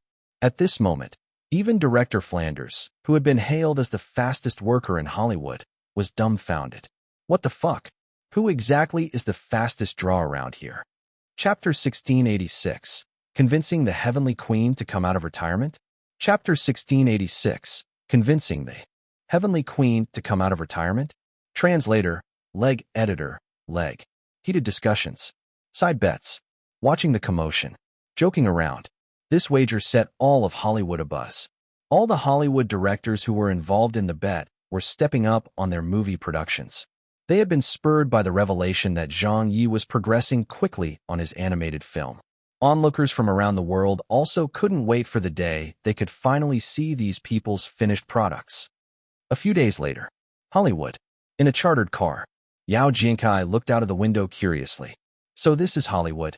Ning Lan smiled and said, Old Yao, is this your first time here? Yao Jinkai said, Yes. Have you guys been here before? Dong Shanshan smiled and said, It's my first time visiting as well. Ning Lan said, I came here a few years ago, but only as a tourist. There are almost no Chinese actors who come to Hollywood for work. Shen Guang gave a bitter smile and said, "The only person who is qualified to act in Hollywood chose to make an animated film instead." Ninglan also smirked and said, "Yeah, if I were as capable and popular as him, I would just take part in a few Hollywood productions first. I'd take whatever movies and roles that I could since it's more important to build up my reputation first." But for Zhang Ye, he's always choosing to take the unorthodox path. Then she looked at Ha Chi-Chi and Little Wang, who came to pick them up. "Hi, why didn't you all talk him out of making an animated film?" Ha Chi-Chi laughed and said, "Don't you guys know Director Zhang's temper?" Little Wang sighed. "Yeah, who other than Minister Wu has the ability to change his mind? Besides, Minister Wu has always been such a good wife to him and always supports Director Zhang in whatever he does." Ninglan said, "This animated film will take at least a few months to complete. Isn't he afraid that his popularity will fall and he'll drop back down to the international C-list rankings?" Ha Chi-Chi was amused by this. "Actually, that doesn't seem like it will happen. We've been keeping an eye on the international celebrity rankings for the past few days, as we were also afraid of that. However, not only has Director Zhang's popularity not dropped, it even rose by a little bit. At the very least, his position on the international B list has stabilized. He definitely won't lose his ranking in the short term. The main cause of concern this time is his bet with the Hollywood directors. As everyone knows, it's a must to raise one's popularity. What I'm worried about now is the wager they have. If the box office earnings at the end are not good enough, there probably won't be a way to turn things around. Director Zhang has always been the type to carry out his promises. If he says that he'll quit Hollywood, he'll definitely do it." Dong Shanshan flipped her hair. "We were worried about this too. That's why we came over in advance, to see if there's anything we can do for him." The car arrived at its destination and stopped in front of Star Moon Animation Studio's main entrance. The moment they stepped out of the car, Zhang Ye was there to welcome them. "Haha, you've all arrived? Zhang, welcome, welcome. We haven't seen you in a few days, but you're already jostling with Hollywood again? It was what I had to do. Can you win?" "Definitely. No matter what, we're here to help. Now that you're all here, I feel much more reassured." Zhang Ye invited them inside and brought them around for a simple tour of the place. Seeing his old friends here, he felt very happy and also calmed down a little. They were, after all, his partners he had worked together with for a very long time. With them around, he would always feel much more at ease. Finally, they came to the conference room. Zhang Ye smiled and said, "Brothers and sisters, we're going to be working together again. Since we're such old friends, I'll skip the formalities." Dong Shanshan laughed and said, "Since when have you ever said anything formal before?" Yao Jiankai said, "If only he knew how to do that, we wouldn't be in this situation." Zhang Ye chuckled and said, "With you guys, I don't need to be so polite. I've worked together with Shanshan on many variety shows and have been longtime partners with Old Yao for many years as well. Old Chun has also always joined me on many of my shows as a guest, and I don't think I need to mention Sister Ning, do I? We're such old friends, so of course I would think about you guys first when a good opportunity arises. As the saying goes, a family always looks out for one another. We used to work so well together back in China, and now that I'm making my first movie abroad, it's actually not that different." Yao Jiankai rolled his eyes. "But this is Hollywood. How is it not different?" Zhang Yi said in amusement. "How is it different? Isn't it just making movies?" Ninglan couldn't help but laugh and say, "It's only you who dares to think that way." Zhang Yi said, "For these voice acting roles, some of you might have done it before, and some of you might not have. But it's actually not that different from traditional acting. You still have to carry out your work as an actor. I don't have to explain to you all how important a voice actor is for an animated film. We have two main problems right now, English and singing. How is everyone's English? Tell me." Yao Jiankai took the initiative and said, "I have to practice more." Chen Guang said with a wry smile, "My English isn't up to par. I'm only around the level of CET 4 or so." Ninglan said, "It's not a problem for me." It was even more unnecessary for Dong Shanshan to mention hers. Graduating as a broadcasting major, her English would definitely not be bad. Zhang Yi nodded. Old Yao doesn't have too many lines and should do okay with some practice. Old Chun has more scenes, so do hurry and put in more effort to practice. Chen Guang said, "All right, you don't have to worry about it." Ninglan looked at him. "I can understand your concerns about our English, but what was it about singing?" Zhang Yi said, There will be many scenes in the movie where the characters will be singing. He assigned the roles to them. The leads. The supporting roles. Ning Lan said in anguish, "I'm not great at singing." Dong Shanshan smacked her lips. "I'm only SOSO, but I can sing." Chen Guang laughed. "I'm a professional when it comes to singing." Zhang Ye laughed and said, "Let's do a table read." The group had just arrived, but they were already pulled in for practice by the workaholic Zhang Ye. 1 song, 2 songs, 3 songs. There wasn't a need to mention Chen Guang since he was a professional singer. Even though his English was average and he had a heavy accent, when he opened his mouth to sing in English, the accent disappeared, and all of the words were properly enunciated. Perhaps this had to do with him singing English rock songs in his early years in the industry. Hence, Zhang Ye was very happy with his performance. What most astonished him was Dong Shanshan's good singing. It wasn't at a professional level yet, but it fit the role she was going to play. The ingenuous sense in her singing portrayed Princess Anna's character quite well, and there was nothing in her English to nitpick either. Zhang Ye only had praise for her. Ning Lan blinked. "What about me?" Zhang Ye said nervously. "Sister Ning is lacking a little." Ning Lan said helplessly, "That's all I've got though."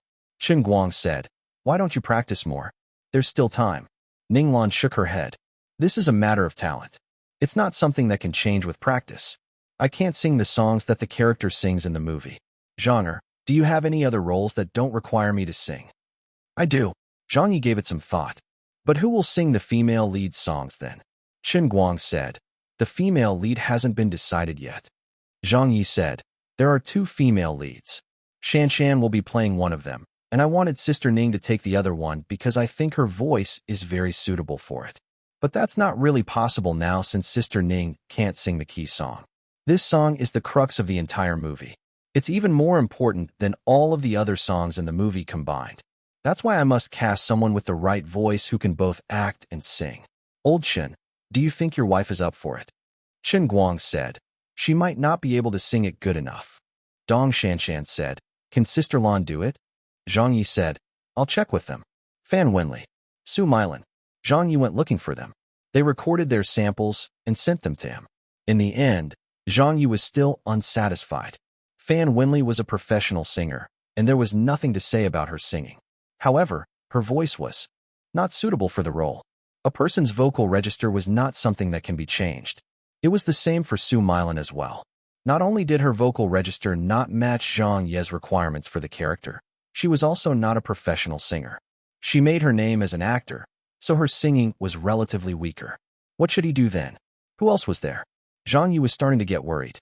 He could improvise on everything other than this role and song. Suddenly, Ning Lan smiled. "I thought of a person who can definitely do it." Zhang Ye was taken aback. "Who?" Chen Guang gave Ning Lan a look. "I also thought of someone." Ning Lan smiled. "The 2 of us must be thinking of the same person." Chen Guang said, "Yes, if it's her, she'll definitely be able to do it." Zhang Ye urged them, "Hurry up and say it." "Who?" Ning Lan blinked. "I'm just afraid you won't be able to convince her." Zhang Ye chuckled. Then he boasted, "Sister Ning, are you looking down on me? I dare not claim so for the celebrities abroad, but in China, this bro still has some influence, all right? Who can there be in Chinese showbiz that I cannot convince?" Ning Lan gave him a look. "Can you convince Sister Zhang?" "Sister Zhang?" Zhang Yuanqi, the former heavenly queen? One of the rare few people in the Chinese entertainment industry who stood on the international stage before? Zhang Ye had a contemplative look on his face. Then he suddenly slapped his thigh and shouted out, "That's right. That's right. How could I have forgotten about Sister Zhang? She will definitely be suitable for this role." Singing? Acting? Vocal register? Sister Zhang was a perfect fit for the role. There wasn't even a need for her to audition. Zhang Ye knew that she could absolutely play the role. But the only problem was that Sister Zhang had retired from the entertainment circle for a long time. Was there anyone who could possibly convince her to come out of retirement? Chapter 1687, The Heavenly Queen is Sick? Chapter 1687, The Heavenly Queen is Sick? Translator, Leg Editor, Leg. Several days later. A surgical mask. A pair of sunglasses. A cap. Zhang Ye was all wrapped up as he returned to China quietly. The moment he got off the plane, a car from the studio came to pick him up. He got in and passed an address that Ning Lan wrote for him to the driver. Without going home, he headed straight for that location. Along the way, he even found a stall where he bought a drawer of soup dumplings, 2 fried dough sticks, and a bowl of savory tofu pudding. After being on a plane overnight, he was hungry. As he gorged himself with the food, he kept praising how delicious it was. Home-cooked food was still the best thing ever. It was a pity he didn't have time to get some stewed pork liver. Hence, Zhang Ye decided that he must eat enough stewed pork liver and pork offal stew one before returning to America. An hour later, the car arrived at the destination. Checking his watch, it was only about 8 in the morning. A security guard stopped the car. "Who are you looking for?" the security guard asked in an unaccommodating manner. Zhang Ye got out of the car. "I'm here to look for Zhang Ye." The security guard was taken aback. He said warily, "You're a reporter?" Zhang Ye said, "A friend." The security guard looked at him, then lowered his head and picked up a phone to make a call. "Hello, it's the guard at the gate. There's someone looking for Sister Zhang." Then he looked up and asked, "What is your name, sir?" Zhang Ye said, "Zhang Ye." The security guard felt his legs give way and nearly fell over. "Ah." Zhang Ye took off his sunglasses. The security guard said into the telephone, "It's really Teacher Zhang." A moment later, a young woman walked out from the villa district and looked out towards the gate. "Are you serious? Where is he?" The security guard waved his hands. When the woman saw it, she was delighted. "Oh, it's really Teacher Zhang." Zhang Ye smiled and said, "Is old Zhang at home?" The woman said, "Yes, she's around." Zhang Ye looked at her. "You are?" Ma Fei said, "I'm her cousin. My name is Ma Fei." Zhang Ye said, "Whoa, what a good name. How refreshing." Ma Fei said, "Aren't you supposed to be in Hollywood making a movie? Why did you come back to China? I didn't see any reports of that on the news." Zhang Ye laughed and said, "I sneaked back. I'm looking for old Zhang. Regarding some matters." Ma Fei didn't probe further. "Come inside with me." At the entrance of a villa, Ma Fei opened the door and brought Zhang Ye into the house. Ma Fei shouted, "Sis, your friend is here." The television in the living room was on. From Zhang Ye's angle, he could see a woman sitting cross-legged on the sofa and watching TV. But it was only her back that he could see. Because of their relationship, Zhang Ye knew that this woman was definitely her, even though this was the first time he was seeing her again after 4 years. During the few years that he was serving his sentence, there was not much news about Zhang Ye. It was only after he was released that he found out that old Zhang had already retired from the entertainment industry. But all this while, he hadn't had a chance to meet her. For years had passed. Time really flew by. Zhang Ye smiled and said, "Sister Zhang, long time no see." The woman on the sofa did not turn around. "Take a seat. Pour yourself a drink." Ma Fei rolled her eyes. "Let me do that instead." "Teacher Zhang, don't mind her. My sis has always been like this, if you didn't know." But Zhang Ye just smiled and said, "How could I not know?" Since Zhang Ye's return, he had heard from others and saw the news from back then. Zhang Ye had gotten into trouble after getting exposed as someone who hid her temper and character in front of others. At that time, a lot of people criticized her for being a hypocrite, and many of her fans turned into her haters. The media even added fuel to fire and caused many of Sister Zhang's friends to start avoiding her. This past incident blew up and caused quite a shakeup in the Chinese entertainment circle at that time. However, Zhang Ye was not surprised by this matter. This was because he might have been the only person who knew about old Zhang's temper before this incident was exposed. Ma Fei was taken aback. "You knew already?" Zhang Ye said. "Does she still drink every day?" Ma Fei said, "Drink? How could she? Her health isn't good anymore." Zhang Ye said, "She's sick?" Ma Fei said, "Yeah." Zhang Ye said, "You talk too much. Just pour the water." Okay, I'll leave you two to talk." Ma Fei harumphed and walked off. Zhang Ye walked up to the sofa and sat down beside her. He stared at her for a long time before saying, "Looks like you haven't aged, but you seem to have lost quite a bit of weight." Zhang Ye looked at him. "You look like you've gained quite a bit of weight." Zhang Ye asked, "Have you really retired?" Zhang Ye said indifferently, "I've long since retired." Zhang Ye smacked his lips and said, "Wasn't it only your fans finding out about your temper? What's the big deal with that? Although there were many people who criticized you at that time, it's years in the past now. The chapter has closed. Many of your fans are still waiting for you to come back, and those old friends of yours are also waiting for you to take on the industry again." Zhang Ye said, "I'm happy with staying home." Zhang Ye said, "Actually, I think it was a good thing that they revealed this about you. You should just act normally. What's the big deal with that? Don't I also have a bad temper? Haven't I been scolded a lot by people over the years as well? Do you see me lacking anything? Didn't this bro still make it all the way to Hollywood? It's pretty good for you this way. You can just let yourself go and be who you really are. Come back to showbiz and take on the industry again with a brand new attitude. This fellow started getting all philosophical with her. Zhang Ye probably understood what he meant. So what are you really here for? Zhang Ye coughed. Didn't I just take a new animated film production? There's a role in it that I can't find anyone to do the voice acting for. Why don't help me and take the role? Zhang Ye didn't even consider it. No, Zhang Ye said sternly. How many years of friendship do we have between us? Zhang Ye said. Go look for someone else to try it. Zhang Ye said. Did you think I didn't do that? I've looked all over and can't find anyone who is suitable for it. Zhang Ye watched the television and said, I've already retired. Don't look for me if it has anything to do with showbiz. Zhang Ye pointed at the television screen and said, If you've really retired, why are you still watching entertainment news? Am I not allowed to watch the news? Zhang Ye said. Zhang Ye said, You still haven't returned the favor from back then. Zhang Ye replied, I don't remember it. Zhang Ye said, quickly come and play the role for me. Zhang Ye said flatly, no. He talked about the salary. He talked about their friendship. He got philosophical with her. Zhang Ye tried everything, but it was all for naught. Old Zhang seemed really firm in her decision not to come out of retirement. In the end, Zhang Ye even resorted to bringing up their surnames. We're both Zhangs, and we're one family 500 years ago. Surely you wouldn't want to shatter the Hollywood dream of your kin, would you? When Ma Fei heard that, she nearly spat out a mouthful of blood. Kin, your sister. You two are Zhangs. But are they even the same fucking Zhang too? Ma Fei came over and said, Teacher Zhang, stop making things difficult for my cousin. She really can't help you right now. Can't you see that my sis doesn't look well? She's not healthy, so we're going to the hospital later. Zhang Ye asked, What is she sick with? Zhang Ye suddenly coughed. Zhang Ye said, A cold? Why would you need to go to the hospital for that?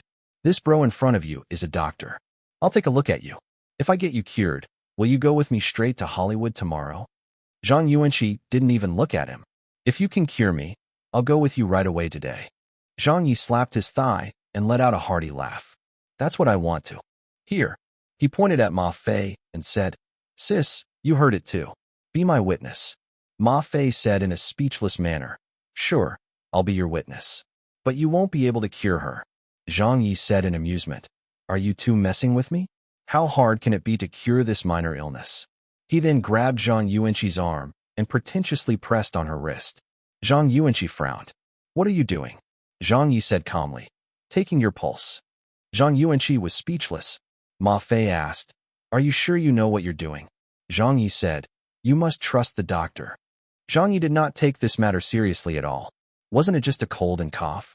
A while later, he turned around and walked away without saying a word.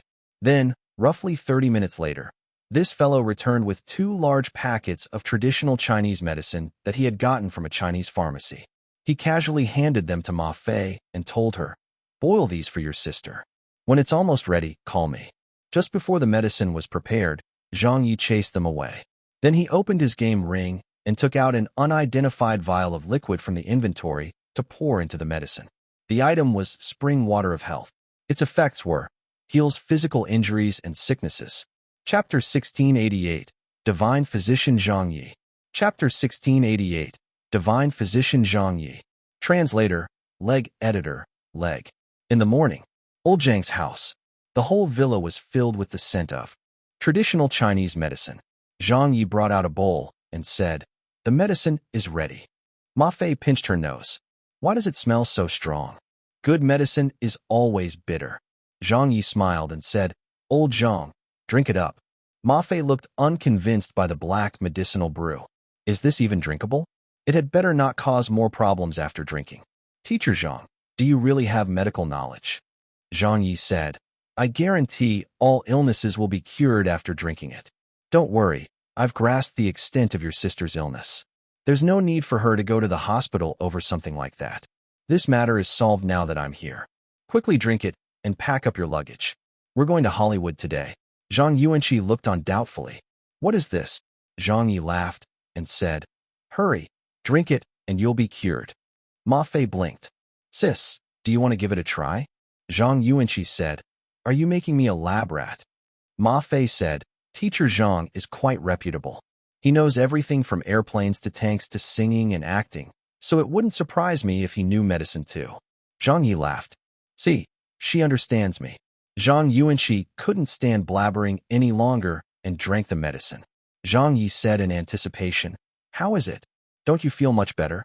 Zhang Yuanqi said coldly, I don't feel anything. Zhang Ye laughed and said, sniff and see if your nose is still runny. Zhang Yuanqi said, do you really know what illness I have? Zhang Ye said in amusement, it doesn't matter what illnesses you have. This bro can cure it all the same. At this moment, a cell phone rang. Old Zhang picked up. Hello? Okay, I got it. I'll go over now. After hanging up, she said, I've got to make a trip to the hospital. Why do you need to go to the hospital for some lousy cold? This is why people say you celebrities so fragile. Zhang Ye rolled his eyes and said, you've already been cured. Just come with me. Zhang Yuanqi said, whether or not I'm cured will be determined by the doctor. Ma Fei immediately said, sis, I'll accompany you.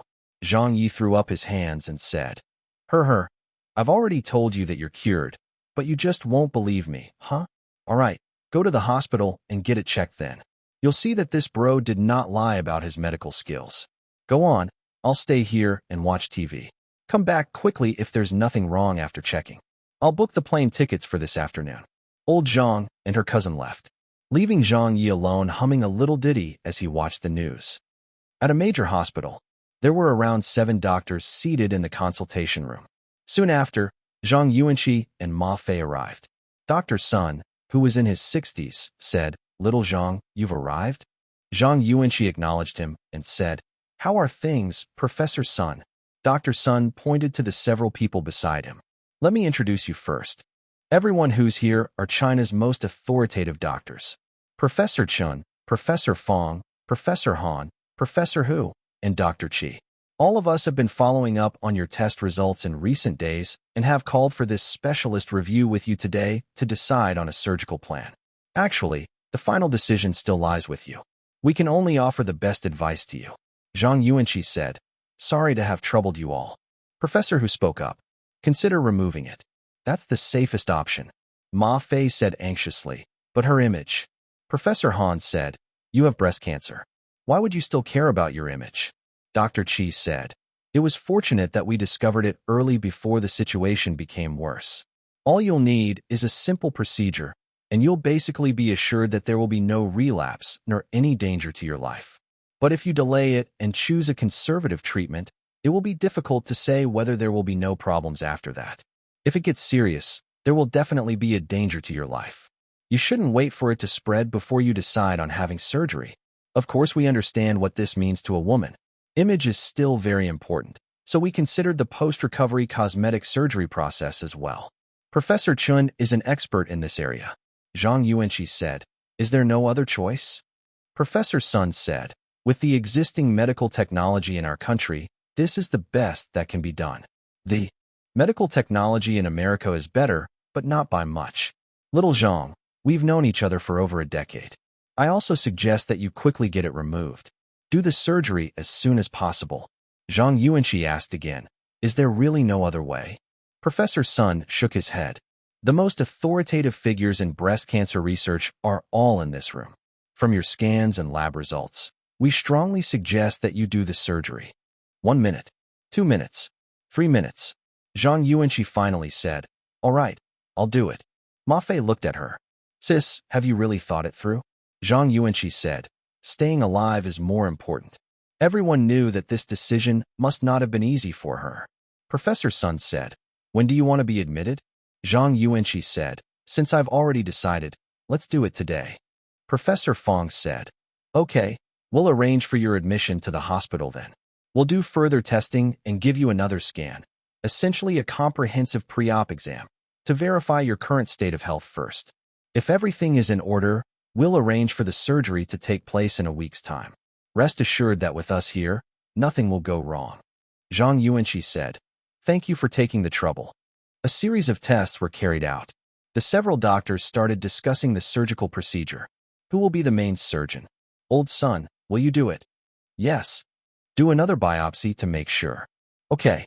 We'll take a look at the indicators again afterwards. However, when Zhang Yuanqi's lab tests came out an hour later, when a nurse came running and looking shocked with a thick stack of the test results, the top experts of China in the room were all dumbfounded. Everyone looked like they had seen a ghost. Professor Sun asked, "Are these results from today?" The female nurse said in panic, "Yes." Professor Sun exclaimed, "Damn." Professor Fong was floored. "How is this possible?" Professor Han was holding a form and said in a daze, "Where's the breast cancer?" Professor Chi immediately said, "Could you have taken the wrong results?" The female nurse wiped her sweat away and said, "It can't be wrong. This is it. I followed up on it personally." Professor Sun had a scare and said, "Impossible. Check it again. Something must be wrong somewhere." Another hour passed. They repeated the testing again. In the end, the results were still the same. Zhang Yuanqi was back. "What's the matter?" Ma Fei was also wondering. "Why did you all do the tests twice?" They saw the dumbfounded looks on the doctors' faces as they didn't answer. Ma Fei's expression changed. Did it spread? When she asked that, her tears started falling. She hugged Zhang Yuanqi and bawled, "Sis, why is your life so cruel, sis?" Zhang Yuanqi turned gloomy. Professor Sun hurriedly said, "It didn't spread." Ma Fei looked back tearfully. "Ah." Zhang Yuanqi asked, "Then what's the matter?" "Professor." Fong wiped his sweat away and said, The cancer has totally disappeared." Ma Fei was stunned. "What?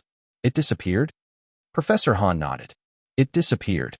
The biopsy and tumor markers are all indicating that everything is back to normal again." Professor Chi corrected and said, "It's more than just normal.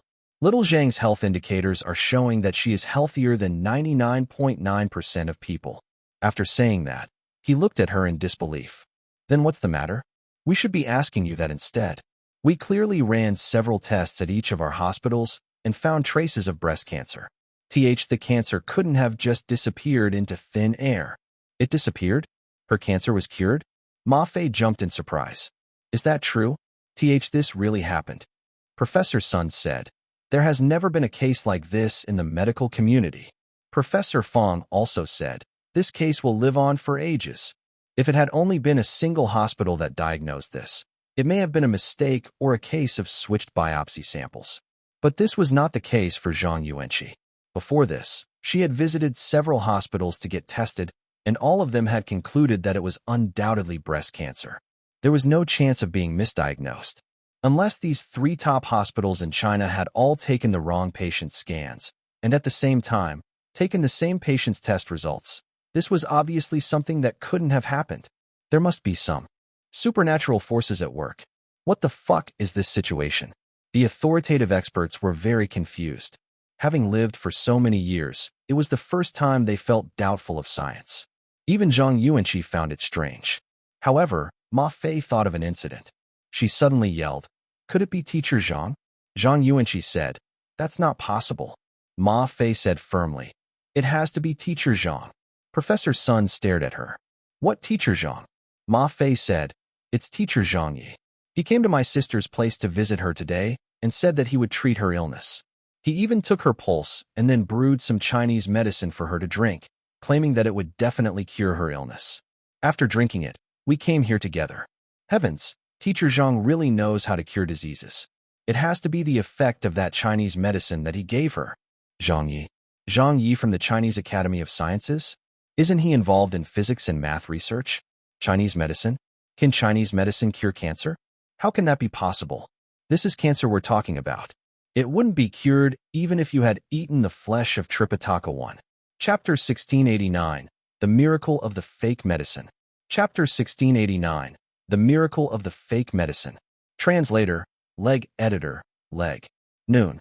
At old Zhang's villa, Zhang Yi was watching a soccer game by himself. Run. Dribble past him. It went it. It's a goal. Beautiful play. Score. Another one. The Chinese team is quite good this year. At this moment, the door behind him suddenly opened. Zhang Yuanqi and Ma Fei led Professor Sun and the others in. When Ma Fei entered the house, she shouted excitedly, Teacher Zhang. Teacher Zhang. Zhang Ye turned around and said, "You're back? How was it?" Professor Sun came up to him. "Fellow Zhang, long time no see." Zhang Ye was startled. He stood up and said, "Oh, Professor Sun, why are you here?" Ma Fei said, "Ah, so you two know each other?" Professor Sun said, "We both had appointments in the Chinese Academy of Sciences, so we've met once or twice before." At the Chinese Academy of Sciences, one of them was involved in mathematics, while the other was involved in the biomedical sciences. Although they had crossed paths before, they hadn't really spoken much and were not familiar with each other. It was only because Zhang Ye had a good memory that he remembered him. As long as he met someone once, he could address them by their name. The several of them exchanged some pleasantries. Then Zhang Yuanqi asked, "What was that medicine that you gave me?" Zhang Yi smiled and said, "It's good medicine, why?" Ma Fei said excitedly, "My sis has been cured. Her illness has gone away." Zhang Yi simply chuckled and said, "I already told you all that I had old Zhang's illness under control. Once I did something about it, her illness would be cured." Behind them, Professor Han stared dumbfoundedly and said, "Did you really cure her?" Zhang Yi said, "Of course." Professor Qi said in shock, "How did you do it?" Zhang Yi let out a laugh. "What's so difficult about curing a simple illness like that?" "A simple illness?" The medical professors were confused. Zhang Yi pointed over to the other side of the house. "I just prescribed some medicine for her and cured her." Professor Sun hurriedly said, "Where is it?" Professor Han also said eagerly, "Let me have a look at the prescription." Zhang Yi was dumbfounded. It was only at this moment that he realized something was off. "What for?" Professor Sun said, "What do you think? You've cured cancer." When he heard that, Zhang Yi almost fell to the ground before he could catch his breath. "What? Cancer? Cancer? I thought you had a fucking cold." Zhang Yi said in surprise, "What cancer?" Ma Fei said, "Breast cancer." "I thought you already had a grasp of the situation, no?" Zhang Yi nearly spat out a mouthful of blood. "Breast cancer? Old Zhang had breast cancer? Me? Grasp the situation? Your sister?" Zhang Yi stared at Zhang Yuanqi with wide eyes. "Didn't you have a cold and a cough?"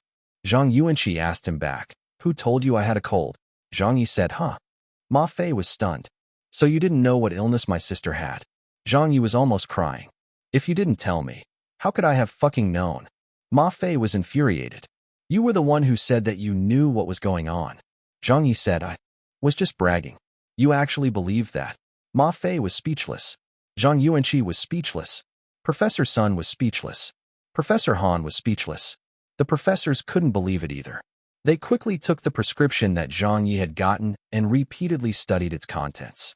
In the end, they came to a surprisingly important conclusion. This was just ordinary cold medicine. Professor Sun asked, "Are you sure?" Professor Qi was a traditional Chinese medicine expert. "I'm very sure." Professor Han said, "Is it really just ordinary cold medicine?" Professor Qi added, "In fact, one part of the medicine has already expired and turned damp.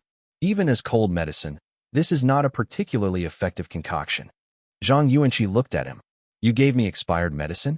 Zhang Yi rolled his eyes and said in embarrassment, "How could I have known that? That lousy pharmacy picked it out for me. I'll go seek an explanation from them afterwards." Professor Sun said, "But how did little Zhang recover from her cancer?" Naturally, Zhang Yi knew what was going on. The spring water of health could cure a cold, but it could cure any other injuries and illnesses as well. However, he could only play dumb at this moment as he pretended to be shocked. "You all must have misdiagnosed her." This fellow was pointing his fingers at others first. He sighed. "The big hospitals these days are getting so unreliable. How can they misdiagnose something as major as this? Old Zhang, I'll support you if you want to sue them. This bro has a lawyer's license. I'll fight the court case for you." Ma Fei thought to herself, "You're saying that other people are not reliable? The one who is the most unreliable is you. Divine physician, you even gave my sister expired medicine to drink." Professor Han said anxiously, "It's impossible that we misdiagnosed her." Professor Sun also said, "Absolutely impossible." With the matter left hanging, it was finally dropped in the end. After the medical professors left, Zhang Yi could finally heave a sigh of relief. He had panicked so badly that he had broken out into a cold sweat. That was too fucking close. Ma Fei was still grumbling. Then what on earth happened? Zhang Ye's tone immediately changed. He laughed and said, "Whatever it is Isn't this something worth celebrating? Now that old Zhang's illness has been cured, it's time to head to Hollywood. Ma Fei said in a speechless manner. It's not like you were the one who cured her. Zhang Ye didn't like hearing that. Hey, what do you mean I wasn't the one who cured her? If it weren't for that miracle drug of mine, could old Zhang have come back home without any issues? What miracle drug? Ma Fei corrected. It's fake medicine. Zhang Ye said, you don't have to worry about what medicine it is. In any case, do you admit that her illness has been cured? Ma Fei was speechless. Zhang Ye looked at old Zhang. So is our deal still on? Ma Fei turned sideways and looked at her. Sis. Zhang Yuanqi did not say anything. She went over to the sofa by herself and sat down. Zhang Ye said, come on, Sister Zhang. Give me something to be happy about. 1 second. 5 seconds. 10 seconds. Zhang Yuanqi suddenly said, when do we leave? Zhang Ye jolted. Whenever you wish. Zhang Yuanqi said softly, book the tickets. Zhang Ye laughed and slapped his thigh. All right, leave it to me. Later that afternoon, the plane tickets were booked. Zhang Ye made a call to Hollywood. Ning Lan, Yao Jiankai, and the others were just discussing this matter. Ning Lan laughed and said, do you guys think that Zhang can convince Sister Zhang? Surely not, right? Yao Jiankai shook his head. Dong Shanshan smiled and said, I think it's difficult to say. Chen Guang said, I don't think it'll happen. Being one of Zhang Yuanqi's closest friends, Ning Lan also said, I think so too. I suppose the fellow is currently getting snubbed all over the place. Ring, ring, ring. A call arrived. Ning Lan answered. Hello, what's up? Zhang Ye laughed out loud. I've got her. We'll be flying back to Hollywood tomorrow. Ning Lan was stunned. You really managed to convince Sister Zhang to come out of retirement? Zhang Ye said. When this bro personally handles something, can there be any other outcome?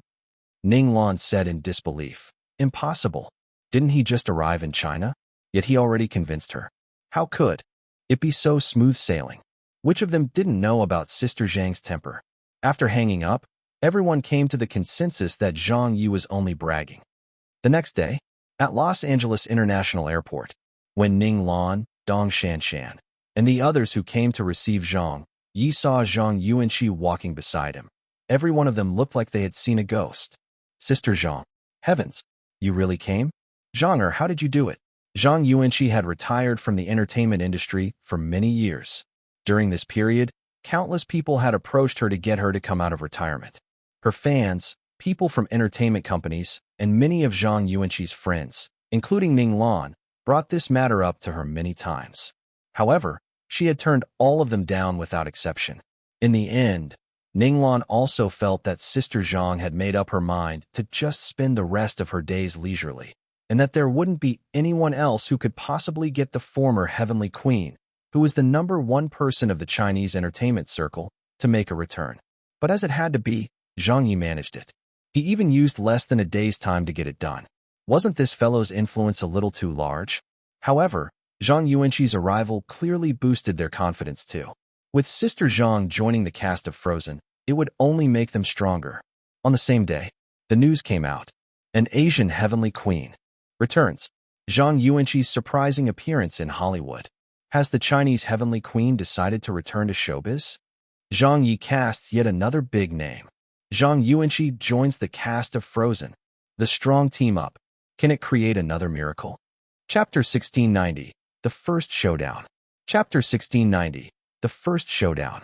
Translator, Leg. Editor, Leg. On this day, Hollywood. Star Moon Animation Studios. Director. This won't do. Build the scene even larger. You still want it larger? Yes. Tom, how's the progress on your side? I've done it according to your requirements. Let me have a look. Good. This is not bad at all. This is exactly the feeling I wanted to portray. Director, I've finished one version of the soundtrack. Please listen to it. This works. We'll go ahead with it. Teacher Chun and Teacher Shanshan have recorded the insert songs. Okay, let the production team animate the scene according to the insert song's lyrics and rhythm. Understood. The animated film's production was in full swing. And right at this time, one of the Hollywood directors who was involved in the bet with Zhang Ye premiered their movie. This director was called Hansen. He was also one of the more well-known directors in Hollywood and had many previous works under him. Some of these productions only performed average, while others did quite well. For his latest project, Hansen had painstakingly spent a year working on it. The public also had high hopes and was looking forward to watching the movie. Ha Chi-Chi came looking for Zhang Ye with some statistics in hand. Tong Fu said anxiously, "They're premiering so early?" Ha Chi-Chi said, "They started filming a long time ago. The production has been going on for a year already." Wu Yi said, "The first challenger has arrived."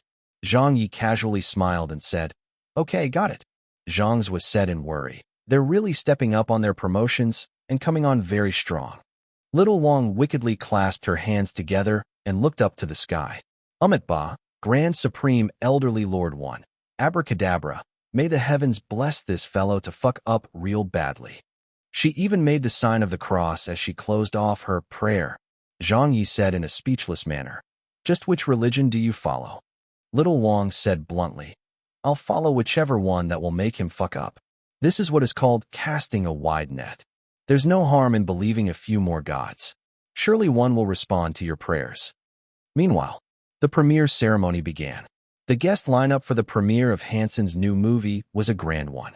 Many of Hollywood's directors had come in a show of support, while many Hollywood movie stars and key creative teams also attended. The ceremony also attracted countless media reporters from all around the world. As this was the first battle between the Hollywood directors and Zhang Ye, everyone would be very concerned about it. Very soon, it was time for the Q&A session. A reporter said, "How do you view the bet you've with Zhang Ye?" Hansen laughed and said, "I think with just my movie alone, it'll be enough to make it his loss." A female American reporter asked, "Are you that confident?" Hansen let out a chuckle. "Our opponent is just an animated film. Surely everyone knows that Zhang Ye can't win, right? So of course I'm confident of winning. I'll also be waiting for Zhang Ye to carry out his promise." As a newcomer to Hollywood, he started feuding with all of our Hollywood directors on the first day he arrived. We'll let him know what an unwise move that was, and also show him that this isn't China, but Hollywood. A few of the Hollywood directors led the applause. Some of the actors also broke into uproarious laughter. The UK. It's premiering. I managed to buy tickets. I'm waiting to see how this sci-fi movie will turn out. Hansen hasn't made any new films in 2 years. He'll be staking everything on this movie. I love sci-fi movies. France. Me, the extraterrestrial? The title sounds attractive. I watched the trailer and thought that it was quite good. Cool, I'm gonna watch it. You'd have to buy the tickets quick. The premiere is today. Japan. Supporting Hansen. I like the style of his movies. I'm supporting Hansen as well. Even though I've never watched his movies before, I really dislike Zhang Ye. High five me too. Unless Zhang Ye makes a One Piece, Naruto, or Dragon Ball movie, I'll be resolutely boycotting him. India. I must watch the movie. Zhang Ye is destined to have to quit Hollywood. Let's contribute some box office earnings to Hansen. Haha. I might not know who he is, but I'll definitely support whoever challenges Zhang Ye. China. How are we dealing with this, bros? Are we going to watch it or not? Why would you watch it? I'm definitely not watching it. I've decided that I won't be watching any Hollywood movies for the rest of the year. Yeah, I'll wait until Frozen screens. Motherfucker, have you guys seen the video taken at Hansen's movie premiere? Listen to what he said. What does he mean by this isn't China? Isn't he clearly looking down on us? All the foreigners have such an attitude. We should really show them the glorious tradition of China. What tradition does China have? Watching the world burn, of course. Aren't they looking to fight Zhang Ye? Aren't they competing on box office earnings? Fuck, so what if he's making an animated film? Even if face-smacking Zhang shoots a shitty movie, we'll still make him into a god. All I want to see is how much trouble face-smacking Zhang can stir up in international showbiz. Haha, good one. Right? Let's make face-smacking Zhang a god. Fight it out with them. It's time we sent the shit stirrer up onto the altar. At the movie premiere, the reviews were excellent. The media published their reviews of the movie. There were also detailed analysis from the professional film critics. One of the rare sci-fi movies to screen in the year. A deep plot with great visuals. One of this year's most outstanding sci-fi films. A worthy watch. Hansen could be deified once again with this movie. The box office earnings for the day were released. North America, $13 million US. The UK, $2 million US. France, $1.2 million US dollars. Japan, $3.7 million US dollars. The Netherlands, 600,000 US dollars. Korea, 1.8 million US dollars. India, 2.9 million US dollars. The box office earnings were astonishing. It was even performing very well in a country like India where the foreign film market was suffering from a downturn. When the box office data was revealed, many people got excited by what they saw. The Hollywood directors. We've already won. Zhang Ye can't surpass Hansen's first-day box office earnings even with his total box office earnings. Yeah, victory has been secured. It's been secured before it even started. Did you people really think that an animated film could make a splash? That won't happen even if it were made by the same Zhang Ye who directed Wolf Warrior 2 and Man vs. Wild. There are still a few countries that haven't calculated their earnings yet.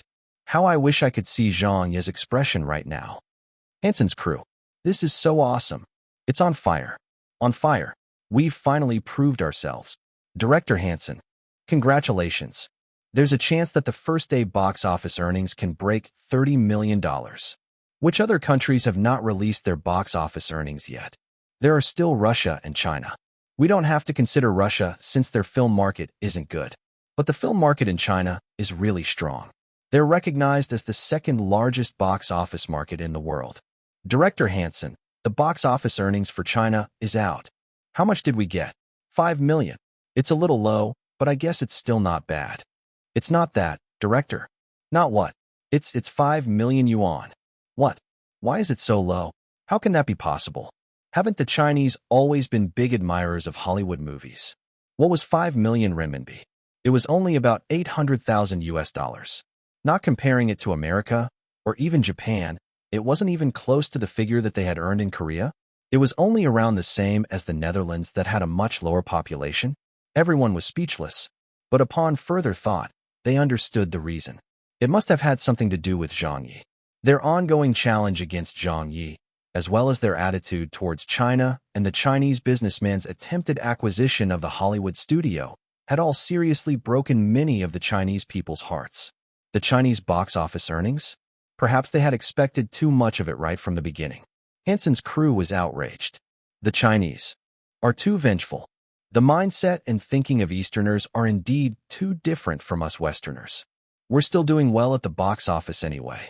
Yeah, we've gotten $28 million for our first-day box office earnings. Estimate whether we can bring in $200 to $300 million for the global box office earnings. It should be doable. It might even be higher. We can aim for 400 million. It's only a matter of time before Zhang Ye leaves Hollywood. The mess that's going on in Hollywood and China's unstable box office is all because of Zhang Ye. If it weren't for him, Hollywood would be so peaceful. Right now, Zhang Ye is the only Chinese celebrity with international influence. He's China's treasure, so every move that he makes will have a very large effect on the Chinese box office. Although we might have lost the Chinese box office, we still managed to rid the world of evil. That's right. As long as we can chase Zhang Ye out of Hollywood, any price that we pay will be worth it. Actually, if we think of it in another way, we might have gained something out of Zhang Ye this time. What do you mean? Why do you say that? Just look for yourselves. Although the Chinese box office earnings are not high, our box office earnings in India, Japan, Korea, and many other countries are surprisingly good. Some of those regions' box office performances even exceeded their previous records for a Hollywood movie. We've never had a Hollywood release with such high earnings before. Clearly, this shows that Zhang Ye has many enemies around the world. It was because of him that those people who never used to spend a single cent watching Hollywood movies went to the theaters to watch our movie. Hey, that's true. Yeah, it is like that. The box office earnings in India are ridiculous. Fuck, just how many people has that Zhang Ye guy offended? Everyone was overwhelmed with emotion. Chapter 1691. Zhang Ye's contribution to the global film industry. Chapter 1691. Zhang Ye's contribution to the global film industry. Translator, Leg Editor, Leg. Star Moon Animation Studios. Everyone was in an uproar. Little Wang yelled, "Why is it so high?" Zhang's was scratched his head and said, "With these box office earnings, what's there still to play for?" Ha Chi Chi said, Hanson's movie earned a total of $400 million when it was taken down from screening. This is only the first movie that we're betting against. Tong Fu said, breaking down. There are still over 20 movies lined up behind that we have to challenge? What's there still to challenge? Wu E cursed. Are the Indians on steroids or something? How did the movie get such good box office earnings there? Tong Fu said angrily. It's the same for Japan and Korea too. Those markets have contributed a lot to its box office performance. Mark Foran felt really powerless at this. The Star Moon staff rolled their eyes. It's game over. Yep. There's no way we can beat them. What bet? We've already lost. As if we can catch up to that. Is our company going out of business? I reckon so. They have over 20 Hollywood directors on their side. Just one movie alone is enough to finish us off. Everyone had lost their confidence. Only Zhang Ye didn't feel so. It's only the first movie, and we haven't even shown ours yet. So it's not like the results have already been decided. In fact, I even wish that their box office earnings will be better. Otherwise, it won't be interesting to fight them if they perform too poorly at the box office. Everyone was speechless. What? You're still bragging at such a time? Ha Chi-Chi said. We can only hope the rest of them screw up. Little Wong started praying again. They have to screw up. Zhang Ye consoled himself with. Such good box office earnings are not likely to happen for most of the other movies. Even if there are, it might not be one of those directors who have a bet with us. In the following days, dramatic scene after scene took place. The films of the Hollywood directors who made the bet with Zhang Ye premiered one by one. Hello, Andy. The Proposal. Mech Warfare. The Wheel of History. Night Terrors. Sci-fi. Romance. History. War. Supernatural. There were all kinds of genres shown, and their box office performances also stunned people around the world. It was as though a golden age had started in Hollywood. Japan. The Proposal is quite good. Really, I'll buy tickets to watch it then. Haha, let's give it our support. Down with face-smacking Zhang. Count me in. Korea. Who has watched Night Terrors? I watched it. It's all right. Yeah, it's pretty good. I must watch it in theaters to show my support. Yeah, it's a rare opportunity where we can do our part to strike at Zhang Ye. I'm going to watch it too. India. What good movies come out recently? The recent Hollywood movies are all pretty good. I've already watched 3 of them. I've watched 5. Bye. Watch. Whoever dares to challenge Zhang Ye is worth supporting. America. The quality of the recent movies is really high. They're all great movies. It's quite good. I recommend it. I bet Zhang Ye is already in tears. Ha. Let's wait a bit more to see what the box office earnings are. Not many of us had expected this. China. How are things looking? Damn, what's the meaning of all this? Buffed, face-smacking Zhang is in danger. They're grouping up to have a go at him.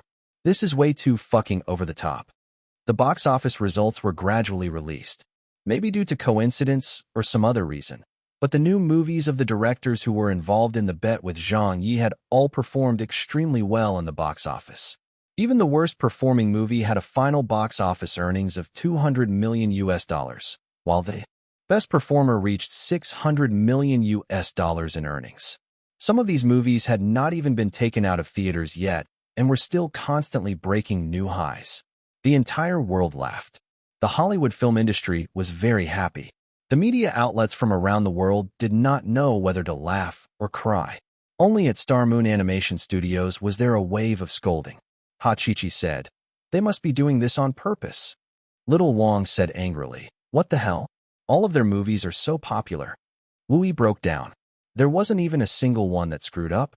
Tong Fu sobbed. The movies that were directed by those who are not involved in the bet with us are only doing average at the box office. But as long as it's a movie that was directed by any of the directors betting against us, their box office earnings have all exploded? Does it have to be this obvious? Zhang Ye was shaking his head a little. Steady now, we can still win. Zhang Ye said, steady? There's no way to win at all. Just the performance of one of the movies alone was enough to make them suffer. And now, they had to win against every one of them? In the Hollywood film industry. Ha. This is cracking me up. Something like that happened? Zhang Ye probably doesn't even know how he has lost this time. Phil, what are your box office earnings? My movie brought in $400 million.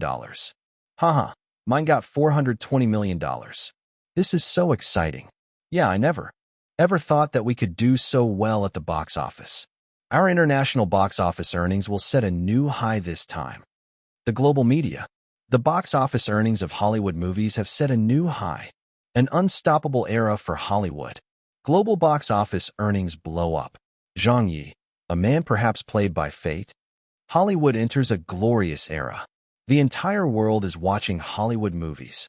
Zhang Ye to bid farewell to Hollywood in advance. On the web, the people who had come to watch the commotion were going crazy with joy. Actually, it was quite clear that all of this was probably just a coincidence. The Hollywood directors who had bet against Zhang Ye had only done so well with their movies because they managed to catch the market trends. However, all this success was still somehow attributed to Zhang Ye. Some formerly well-known Hollywood directors who had not made any good films for many years ended up encountering Zhang Ye this time. How unfortunate for them. They were really down on their luck. People around the world started laughing. Hollywood wasn't doing too well before this. That's right. For the past 2 years, the total box office earnings for Hollywood movies have started going on a slight downward trend. But they've started performing well this year as the movies saw a collective surge in earnings. Yeah, this is so scary. Ha ha ha ha. I'm dying of laughter. Thank you to Zhang Ye for contributing to Hollywood's rise. Zhang Ye has turned the dismal box office performance of Hollywood around. I strongly suggest the bet be called off and let Zhang Ye continue making movies in Hollywood. That's right. Call off the bet. Keep Zhang Ye around. Don't let him go. Hollywood needs him, and the global film industry needs him as well. He's insurance for the Hollywood box office. Thank you to the Indian people for their contributions too.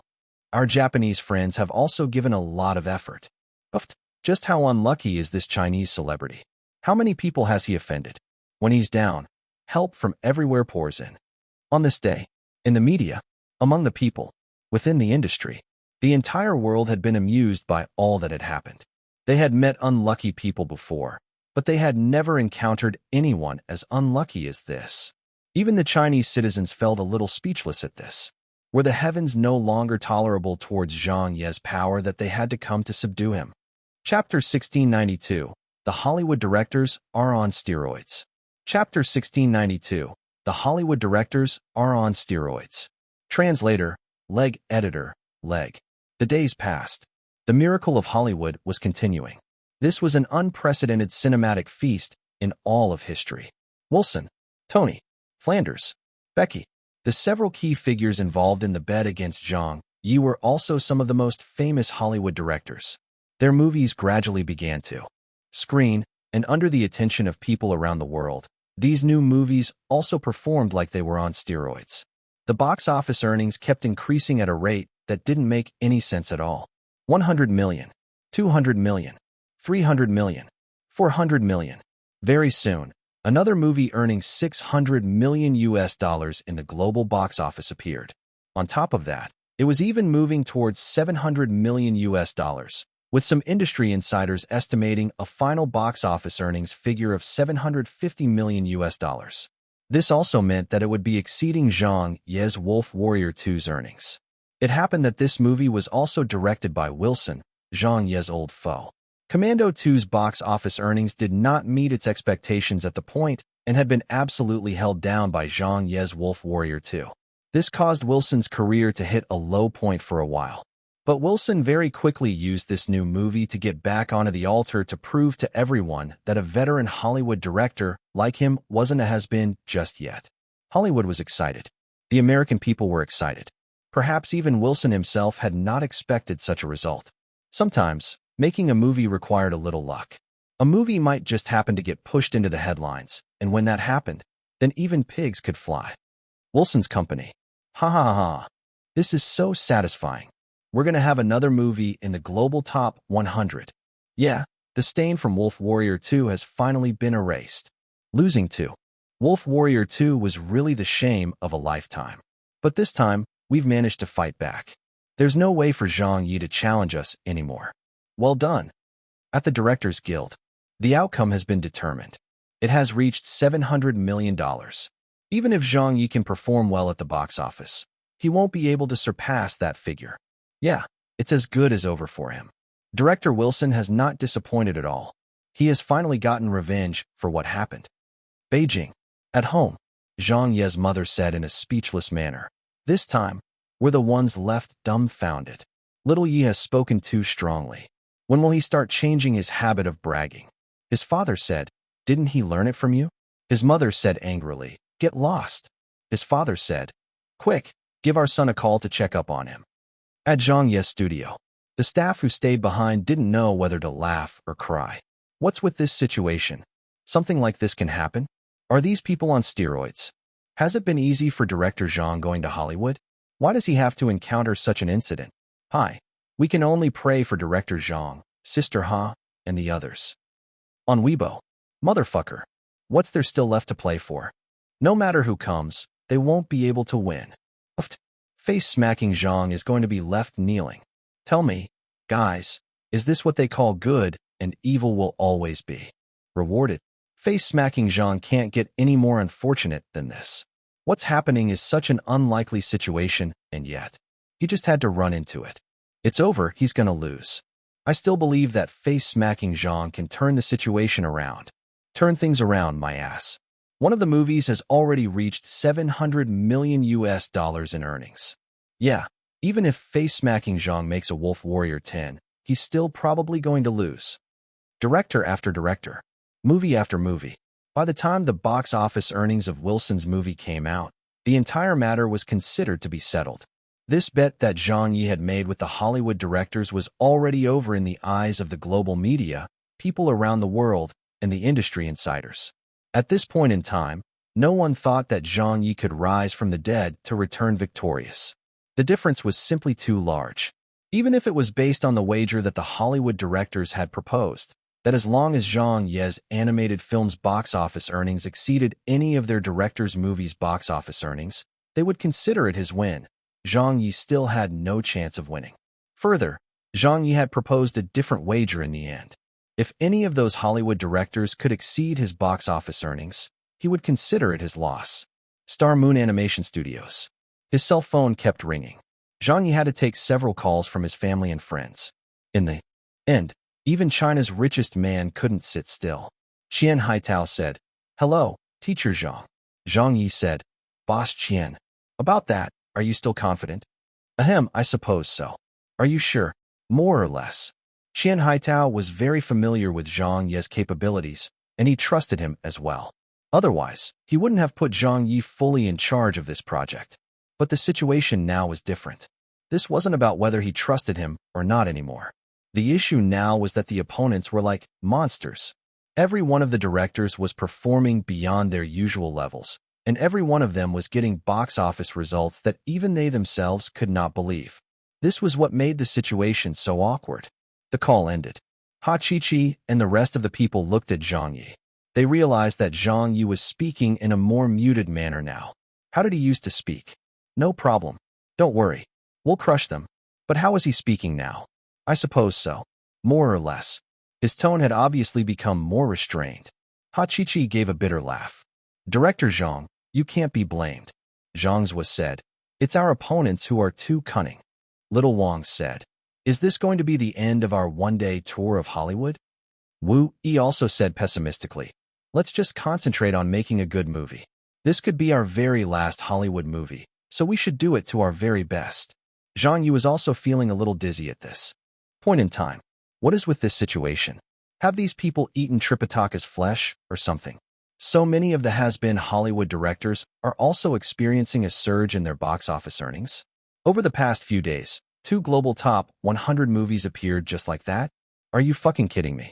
When I hadn't yet arrived in Hollywood, why didn't I see you people turning in such good performances? Motherfucker, I won't believe this shit. Do you all think that you've already won? Huh, fine. This time, I'll show you exactly how I earned my nickname of Face-Smacking Zhang.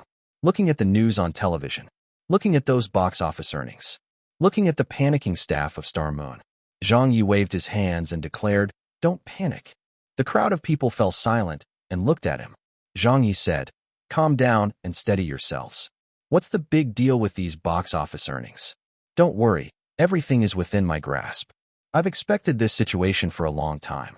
This time, we're going to show them what an ultimate comeback looks like, what turning the tide means, and what an earth-shattering battle is like. In the end, everyone remained unaffected by his talk. They had built up a resistance towards Zhang Ye's bragging. Within your grasp, your sister. You were obviously also shocked by the results earlier on. All right. Mark Foran wasn't even going to refute him anymore. The Star Moon staff also did not bother complaining about this. Everyone just remained silent. No one said anything in reply. Brag. Let the director brag for a little more. He might not have the chance to do so again. Chapter 1693, Frozen's production is complete. Chapter 1693, Frozen's production is complete. Translator, Leg Editor, Leg. On this day, the international entertainment circle was abuzz. An American actress rose to the international B-list rankings. An English movie star leaped up into the international A-list rankings. And many of the Hollywood directors were holding their celebratory feasts. The unprecedented breakout of Hollywood movies had benefited a lot of people in the international entertainment circle this time. Reporters, celebrities, directors, investors, many of these people were thoroughly enjoying this glorious period of movies. And at this moment, Zhang Ye's animated film had already been completely forgotten by everyone. The average person knew that Zhang Ye didn't stand a chance of winning. Zhang Ye's international popularity had also been affected as his last-place position on the international B-list rankings became shaky. It felt like he could drop back down to the international C-list rankings at any moment after losing much of the momentum that he had gained. But it was at this time that Frozen's production was finally completed. In the morning, Star Moon Animation Studios. After 3 months, a budget of nearly $200 million, and all of Zhang Ye's efforts, an animated film with the highest production cost in history was born. Mark Foran came over. It's completed, Zhang Ye said excitedly. The production is done? An animator said, we've done it all according to your requirements. Zhang Ye immediately said, okay, where's the footage? Mark Foran said, it's over here. Zhang Ye said, I'll do the editing. Mark Foran said unconvinced, shouldn't we get a professional to work on that? There's no need to. Zhang Ye smiled and said, I'm a professional myself. Mark Foran threw his hands up and said, all right, if you insist. Zhang Ye patted him on the shoulder. Don't you worry, Mark. You just have to place your trust in me on this matter. I dare not guarantee that the works in my lifetime will all be successes. However, I can absolutely guarantee you that I won't fall here. Mark Foran didn't know what to think. All right, Zhang Ye said, I'll be depending on you for the publicity efforts. Don't worry, Mark Foran said, I'll handle that. An hour, 3 hours, 5 hours. In the afternoon, Zhang Ye came out of the editing studio. Hachichi hurriedly asked, how does it look? Zhang's was said, Director Zhang, why don't you take a break? Zhang Ye smiled and said, why would I take a break? I'm already finished with the editing. Finished with the editing? So quickly? Have you been doing it seriously at all? Star Moon staff all panicked a little when they heard that. They had worked on animated films for many years, so they knew the critical phase of an animated film was in the editing stage. Every person had their own style, and the effects of their editing would turn out different. This was something that would also affect the quality of a movie. But to finish editing a film in just 5 hours? Aren't you being too sloppy?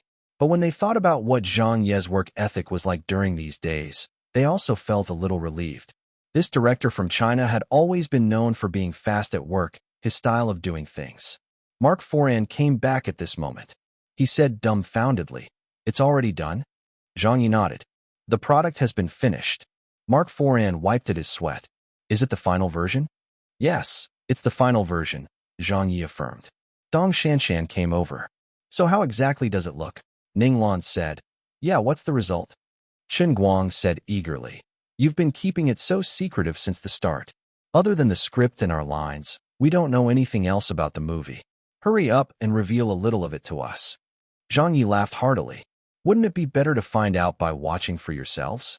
Hachichi gasped and said, can we watch it? Zhang Ye said, of course. Little Wang started feeling afraid. I think I better not watch it. Zhang's was said nervously. I'm also a little worried. Hachichi said, I would like to have a look. Mark Foran said, me too. Little Wang changed her mind. Again, then I want to watch it as well. Zhang Ye gathered them and said, come on, let's go. The screening room was on the 3rd floor, just a few steps away. But everyone felt like it took extremely long to make their way over. They all had so many thoughts of what to expect, and were either feeling nervous, looking forward to it, or afraid of what they would see. In the screening room, everyone got seated. Zhang Ye smiled and asked, "Are you all ready?" Mark Foran took a deep breath. "Yes." Zhang Yuanqi sat there quietly. Ning Lan urged, "Hurry up, hurry up." Little Wang wore a grim look. "Come on then. Who cares how it'll turn out?" Several of Star Moon's upper management were trembling on the inside. One of the foreigners was even making the sign of the cross and muttering a prayer under their breath. Zhang Yi chuckled. He took a deep breath himself and pressed the play button. After switching off the lights, he followed everyone and took a seat with them as he watched the big screen in silence. The movie began. Outside, the Star Moon staff kept looking over at the screening room. "It hasn't finished yet. How long have they been in there?" "It's been almost 2 hours. It should be ending soon, right?" "Just how is it going to be? Do you need to ask?" "It's definitely not going to be great. Just listen, there isn't a sound coming from inside. If it were a good movie, how could there not be any laughter? It's over. We really have to start looking for new jobs soon."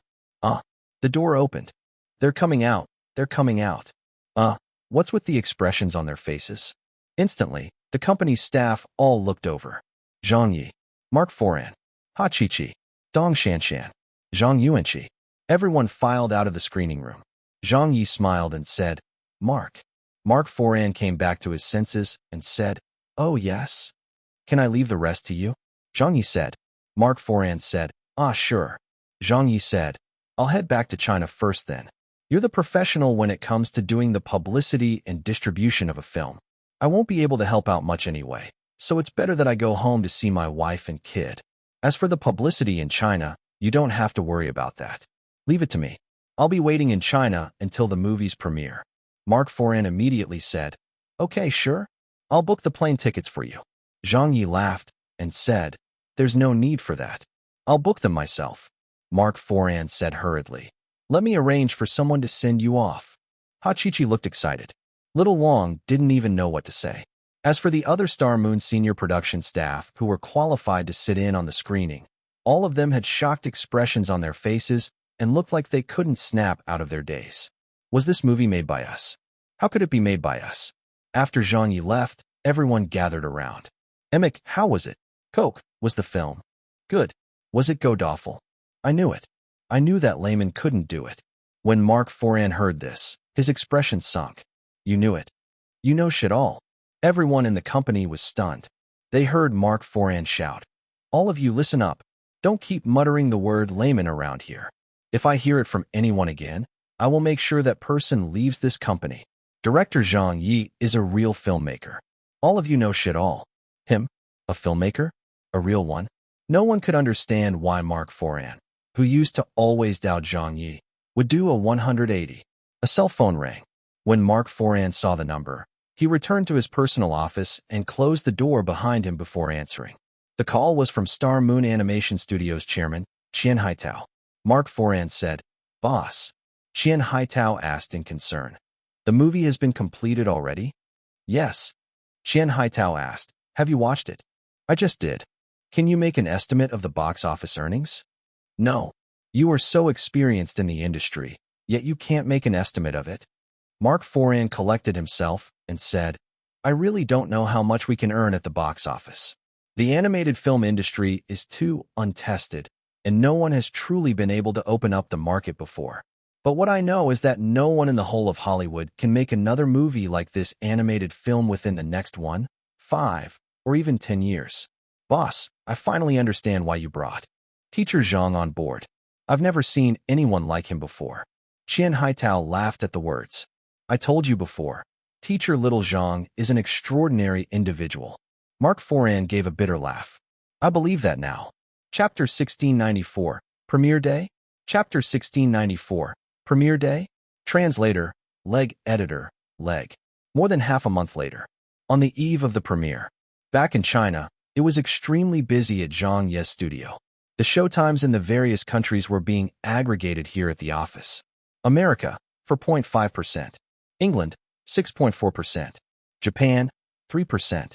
Korea, 3.1%. France, 3.8%. China, 32.6%. The Chinese first-day screening rate went as high as 30%, and this was for an animated film that most people were not optimistic about. In the entire film industry, it was perhaps only Zhang Ye who commanded such influence and had such great appeal. When everyone saw this, they couldn't help but feel terrified. But upon thinking about it, no one was particularly surprised either. It was Zhang Ye's home field, after all. Now that Zhang Ye was getting besieged by the Hollywood directors, it would be quite unacceptable if they didn't give their support and help one of their own. As for the overseas screening rates, there wasn't really much that Zhang Ye could do about them. The average overseas screening rate was not very high and could only be described as minimal. One could also say that it was a rate at which the theaters of the various countries were testing the market. Although Star Moon Animation Studios had been bought out, its business relations still existed, and the company's deals and contracts were still in effect. If one considered that this was an animated film, and even a Chinese-directed animated film at that, this screening rate would be regarded as very high. At least compared to Wolf Warrior 2's screening rate of 0.x% in the various countries around the world, it was already much, much higher. Little Wong said dejectedly, "That's such a low screening rate." Zhang Ye sighed. "We've already lost at the starting line." Zhang Ye laughed and said, "We can still make it." Hachichi said, "I think it isn't too bad either. Fortunately for us, we're making a Hollywood movie this time. Otherwise, the overseas screening rate in North America and other markets would be close to zero." This was also the main reason why Boss Qian acquired a Hollywood studio. At the very least, the screening rate wouldn't be too low. What we needed was a chance to use Hollywood as a springboard to move towards the global stage. Zhang Ye asked, "Is everything ready?" "Everything is prepared." Hachichi nodded. Tong Fu asked, "Director Zhang, are we not going to hold a premiere ceremony this time?" Zhang Ye shook his head and said with a smile, "There's no need. It's too troublesome." Little Wong said anxiously, "Why do I feel so nervous now?" "Who doesn't?" Little Zhou was getting restless. "The movie will be premiering tomorrow," Zhang Ye said. "This movie will really determine the success or failure of our careers. Director Zhang, I still feel that you shouldn't have made that bet with them back then." Hachichi said, "There are both pros and cons to making this bet. But it's pointless talking about that anymore. Let's all give it a final push. This is our most important battle to date. If we lose, we'll have to leave Hollywood, and Director Zhang won't have any hope of getting to the top of the international entertainment circle in his lifetime. If we can still win in the face of such adversity, then we'll win both fame and fortune and can even completely branch out to open up a path towards the international entertainment circle." With that being said, everyone could understand the justification. But the problem now was, could they really win? If they won, then everything would be fine. But if they lost, they would fall off the altar. For a celebrity, this was as good as a life-or-death agreement. Hollywood, at the Directors Guild. "The screening rate is so low."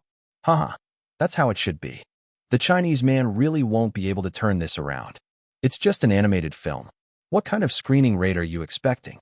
I'm also waiting for tomorrow to see what sort of a movie he can bring out. The production cost of $200 million will definitely go up in smoke. Tomorrow will be the day that Zhang Ye officially leaves Hollywood. I can't wait for it. I'm already looking forward to seeing the look on Zhang Ye's face. How dare he bet against us veteran Hollywood directors? He's too full of himself. America, Frozen will be in the theaters soon. Do you want to watch it? I'm not really looking forward to it. Most animated films aren't that good. The trailer looks quite good though. I'll wait for the reviews first. Zhang Ye is in a very dangerous position. If he can emerge as the winner from such circumstances, I'll admire him. Actually, I quite like this Chinese celebrity. This guy is a little different from the other celebrities. He's pretty interesting. Yeah, he's the only person in international showbiz who would dare to accept a lost bet. Japan. Zhang Ye's new movie is premiering. We already know. They've been advertising it for a long time. How many people will go and watch it? Who knows? In any case, I won't be one of them. I'm still looking forward to it a lot. Who knows if Zhang Ye can dramatically turn things around this time? That's impossible. Wilson's new movie has already earned over $700 million at the box office. But he's Zhang Ye. Honestly, have any of you seen him lose before? Korea. The final showdown is happening soon. Victory will be decided tomorrow. Haha. This fellow will finally be chased out of the international entertainment industry. Without Hollywood as a platform, it is as good as losing the qualifications to be in the international entertainment industry. Will it really go that smoothly? Huh? Why do you say that? I saw a Japanese netizen's comment just now and became doubtful. What did the Japanese netizen say? He asked if we've ever seen Zhang Ye lose before. It seems like, yeah, he really hasn't lost before. China. On Weibo. Brothers, sisters, face-smacking Zhang's new movie is about to get released. Everyone, get ready. It's time to start booking the tickets. Need you bring it up? I've already booked mine. Haha. I've already booked tickets for my entire family. Me too. I'm going to bring my children to watch the movie.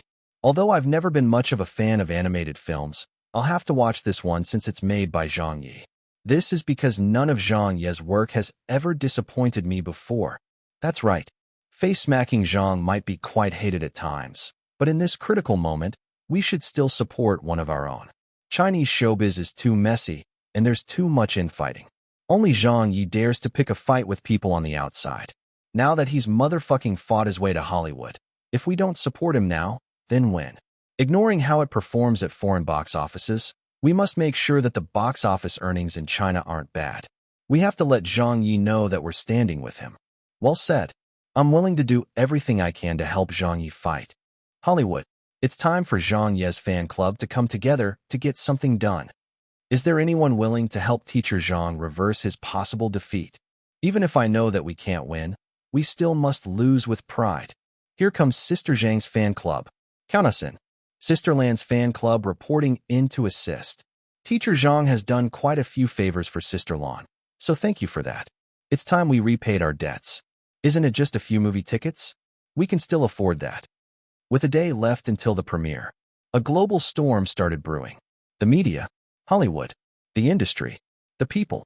At this very moment, everyone's attention had turned to Zhang Ye and his new movie, Frozen. The final battle was right about to begin. Chapter 1695. This is an animated musical? Chapter 1695. This is an animated musical?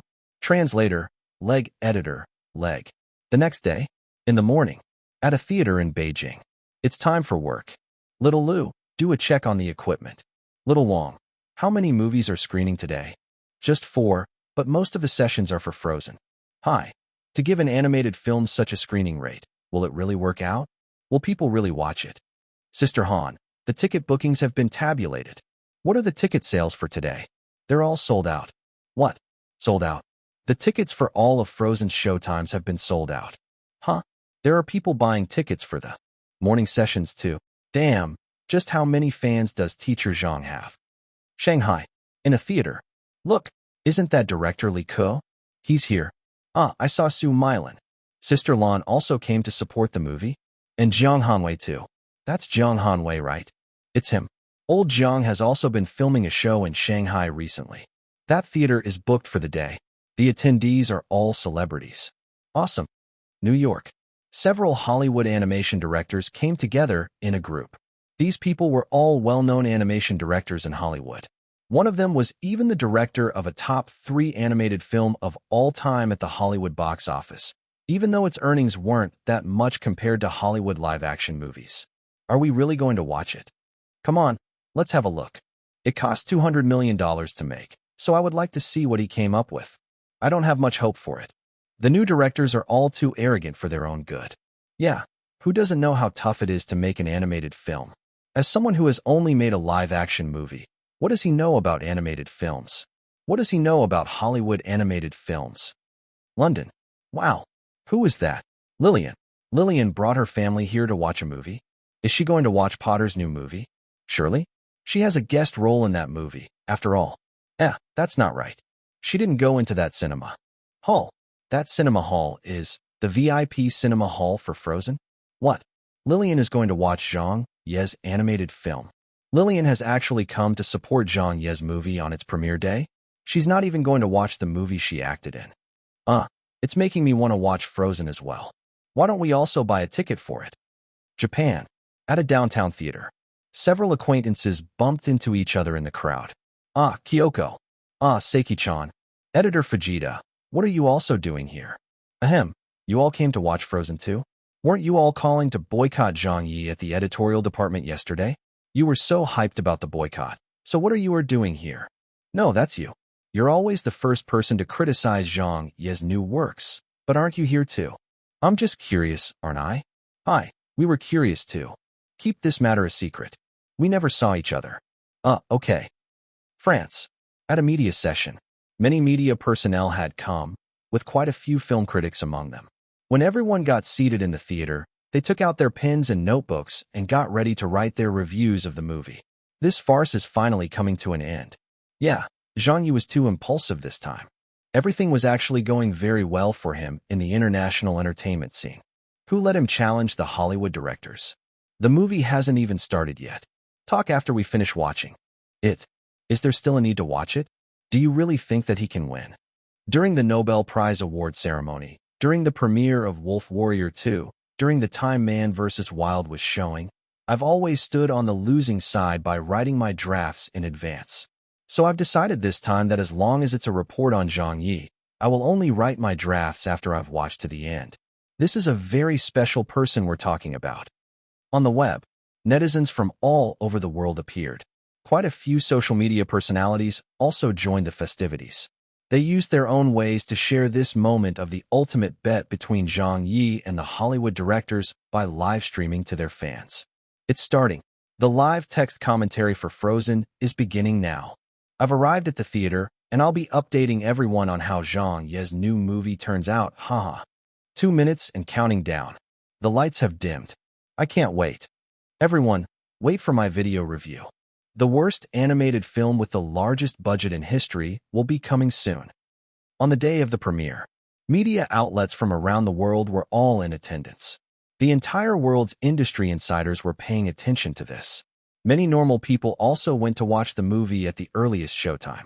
Zhang Ye's sisters, Su Milan, Lillian, Fan Wenli, Jiang Hanwei, Zhang Xia. Many of Zhang Ye's family and friends had come to catch the premiere. A lot of people knew how capable Zhang Ye was and what he could do, but his opponents this time were simply too good. That $700 million box office movie that Wilson directed had backed Zhang Ye into a tight corner. They had never seen Zhang Ye lose before, but they knew even the most capable person couldn't keep winning forever. If there was ever a time when Zhang Ye would lose, then it would probably be this day. At this time, Frozen premiered around the world. When the first scene played, many people were taken by surprise. On the screen, Elsa, wake up, wake up, wake up. Anna, go back to sleep. I just can't. The sky's awake, so I'm awake, so we have to play. Go play by yourself. Do you want to build a snowman? Hee hee. Come on, come on, come on, come on. Do the magic. Do the magic. Ready? This is amazing. Watch this. Wow. Korea. The theater burst into an uproar. Oh my God. What kinds of visuals are these? It looks exquisite, doesn't it? The character designs are so pretty. These two girls are so cute. I've never seen an animation with such good visuals before. This looks like it was really made frame by frame. So this is what $200 million can make. Zhang Ye is such a wastrel. He's so bold to spend money like that. Yeah, no one else would dare to spend as much as he has. Anna's hurt. On the screen, the story continued developing. Anna's memory was altered. Elsa was confined to the castle and isolated from others. Everything had calmed down and seemingly returned to normal. Do you want to build a snowman? / come on. Let's go and play. / I never see you anymore. / come out the door. / it's like you've gone away. We used to be best buddies / and now we're not. / I wish you would tell me why. / do you want to build a snowman? / it doesn't have to be a snowman. Elsa said, go away, Anna. Anna sang dejectedly. Okay, bye. When this song played, it surprised countless moviegoers around the world once more. New York. The Hollywood animated film directors were stunned. Music? Why is there music? It has tied music into the plot and dialogue. Can it even be done this way? Has anyone made an animated film in this way before? I think it's never been done like this before. Zhang Ye really does know how to make a Hollywood animated film. This does have the style of Hollywood, yet it's not quite the same. Beijing. At the theater that Zhang Ye's sisters were. Ah, Anna is so cute. It's such a good song. Why is this song so good? They're both so adorable. I thought this was going to be a sad story, but when the song played, why does it change the entire mood of everything? They even used the lyrics as their lines. This animated musical was made by our brother? Oh, our amazing brother. London. Lillian's family was rather surprised. So how is it? I wasn't wrong in bringing you all to. Watch this right. Sis, that Chinese friend of yours is so impressive. I'm sure this opening has captured everyone's attention. Is this a brand new type of animated musical? It's truly unimaginable. Lillian smiled and said, this fellow has always had a lot of guts to try out new things. But even with what we've seen, it might not be enough to outdo those Hollywood directors. Let's see what else he has up his sleeves for the rest of the movie. Chapter 1696. Let It Go debuts. Chapter 1696. Let It Go debuts. Translator, leg editor, leg. On the screen, the plot took a sharp turn. The king and the queen died at sea, leaving the two sisters behind by themselves. Anna came to Elsa's door and started singing in a sad voice. Elsa, please, I know you're in there. People are asking where you've been. They say, have courage. And I'm trying to. I'm right out here for you. Just let me in. We only have each other. It's just you and me. What are we gonna do? Do you want to build a snowman? Anna slumped against the door. On the other side, Elsa was also leaning back on the door. On one side, it was a lonely castle. On the other, it was a dark, wintry room. Japan. In the theater, several of the comic publisher's editors' eyes had reddened. So this is Zhang Ye's new movie? It's so touching. They can even use music in this way? How did he think of this? At a theater in Hollywood, Star Moon Animation Studios had booked the entire place. Mark Foran brought the entire company's staff here today. From the moment the movie started playing, the employees were dumbfounded. Other than the company's upper management, everyone was watching the movie for the first time today. Oh my God, this was made by us. We made this movie. On the screen, the movie continued. A few years later, the castle was finally going to reopen its gates to the public. The place was filled with a sense of festivity again. Dignitaries from different nations came to visit. It was a beautiful scene to take in. Anna sang, the window is open. So's that door. I didn't know they did that anymore. Who knew we owned 8,000 salad plates? For years I've roamed these empty halls. Why have a ballroom with no balls? Finally, they're opening up the gates. Elsa sang, don't let them in. Don't let them see. Be the good girl you always have to be. Conceal. Don't feel. Put on a show. Make one wrong move, and everyone will know. But it's only for today. It's agony to wait. Tell the guards to open up the gate. Today was Elsa's coronation day. The castle was opened to welcome guests from different nations. The two sisters were also finally going to meet again. Shenzhen. In a theater, the manager came to check up on the employees and was dumbfounded. Where is everyone? Where is all the staff? The female employee at the box office mumbled. The manager said in shock. Where's the security? The ticket collectors? Why aren't they at their posts? The female employee coughed and pointed to one of the theater halls on the inside. The manager ran over and saw the doors of the theater hall for frozen open. Around 8 theater employees had gathered here and were staring at the silver screen on the inside. They had actually abandoned their work and come over to watch Zhang Ye's movie. The manager was disgusted. Is it good? One of the employees did not even turn their heads and just replied subconsciously. It's super great. Another employee remarked. Everyone, scooch a little so that we can make room for another spot. Another person said. Shoo, be quiet. It's getting exciting. Manager. Why are you here? Everyone realized it at this moment and started panicking. The manager said angrily. Get back to your posts. If you all want to watch Teacher Zhang's movie, buy tickets and watch it during your off days. Okay, got it. Everyone immediately dispersed. After the manager chased them off, he felt a little puzzled. Wasn't it just an animated film? Weren't such movies only used for placating children? Was it really that good? As such, he also stood there curiously and watched. Shanghai. At a theater booked by celebrities. Su Milan sighed and said, it's really old Zhang's voice. Fan Wenli said emotionally, Sister Zhang is still as good as ever.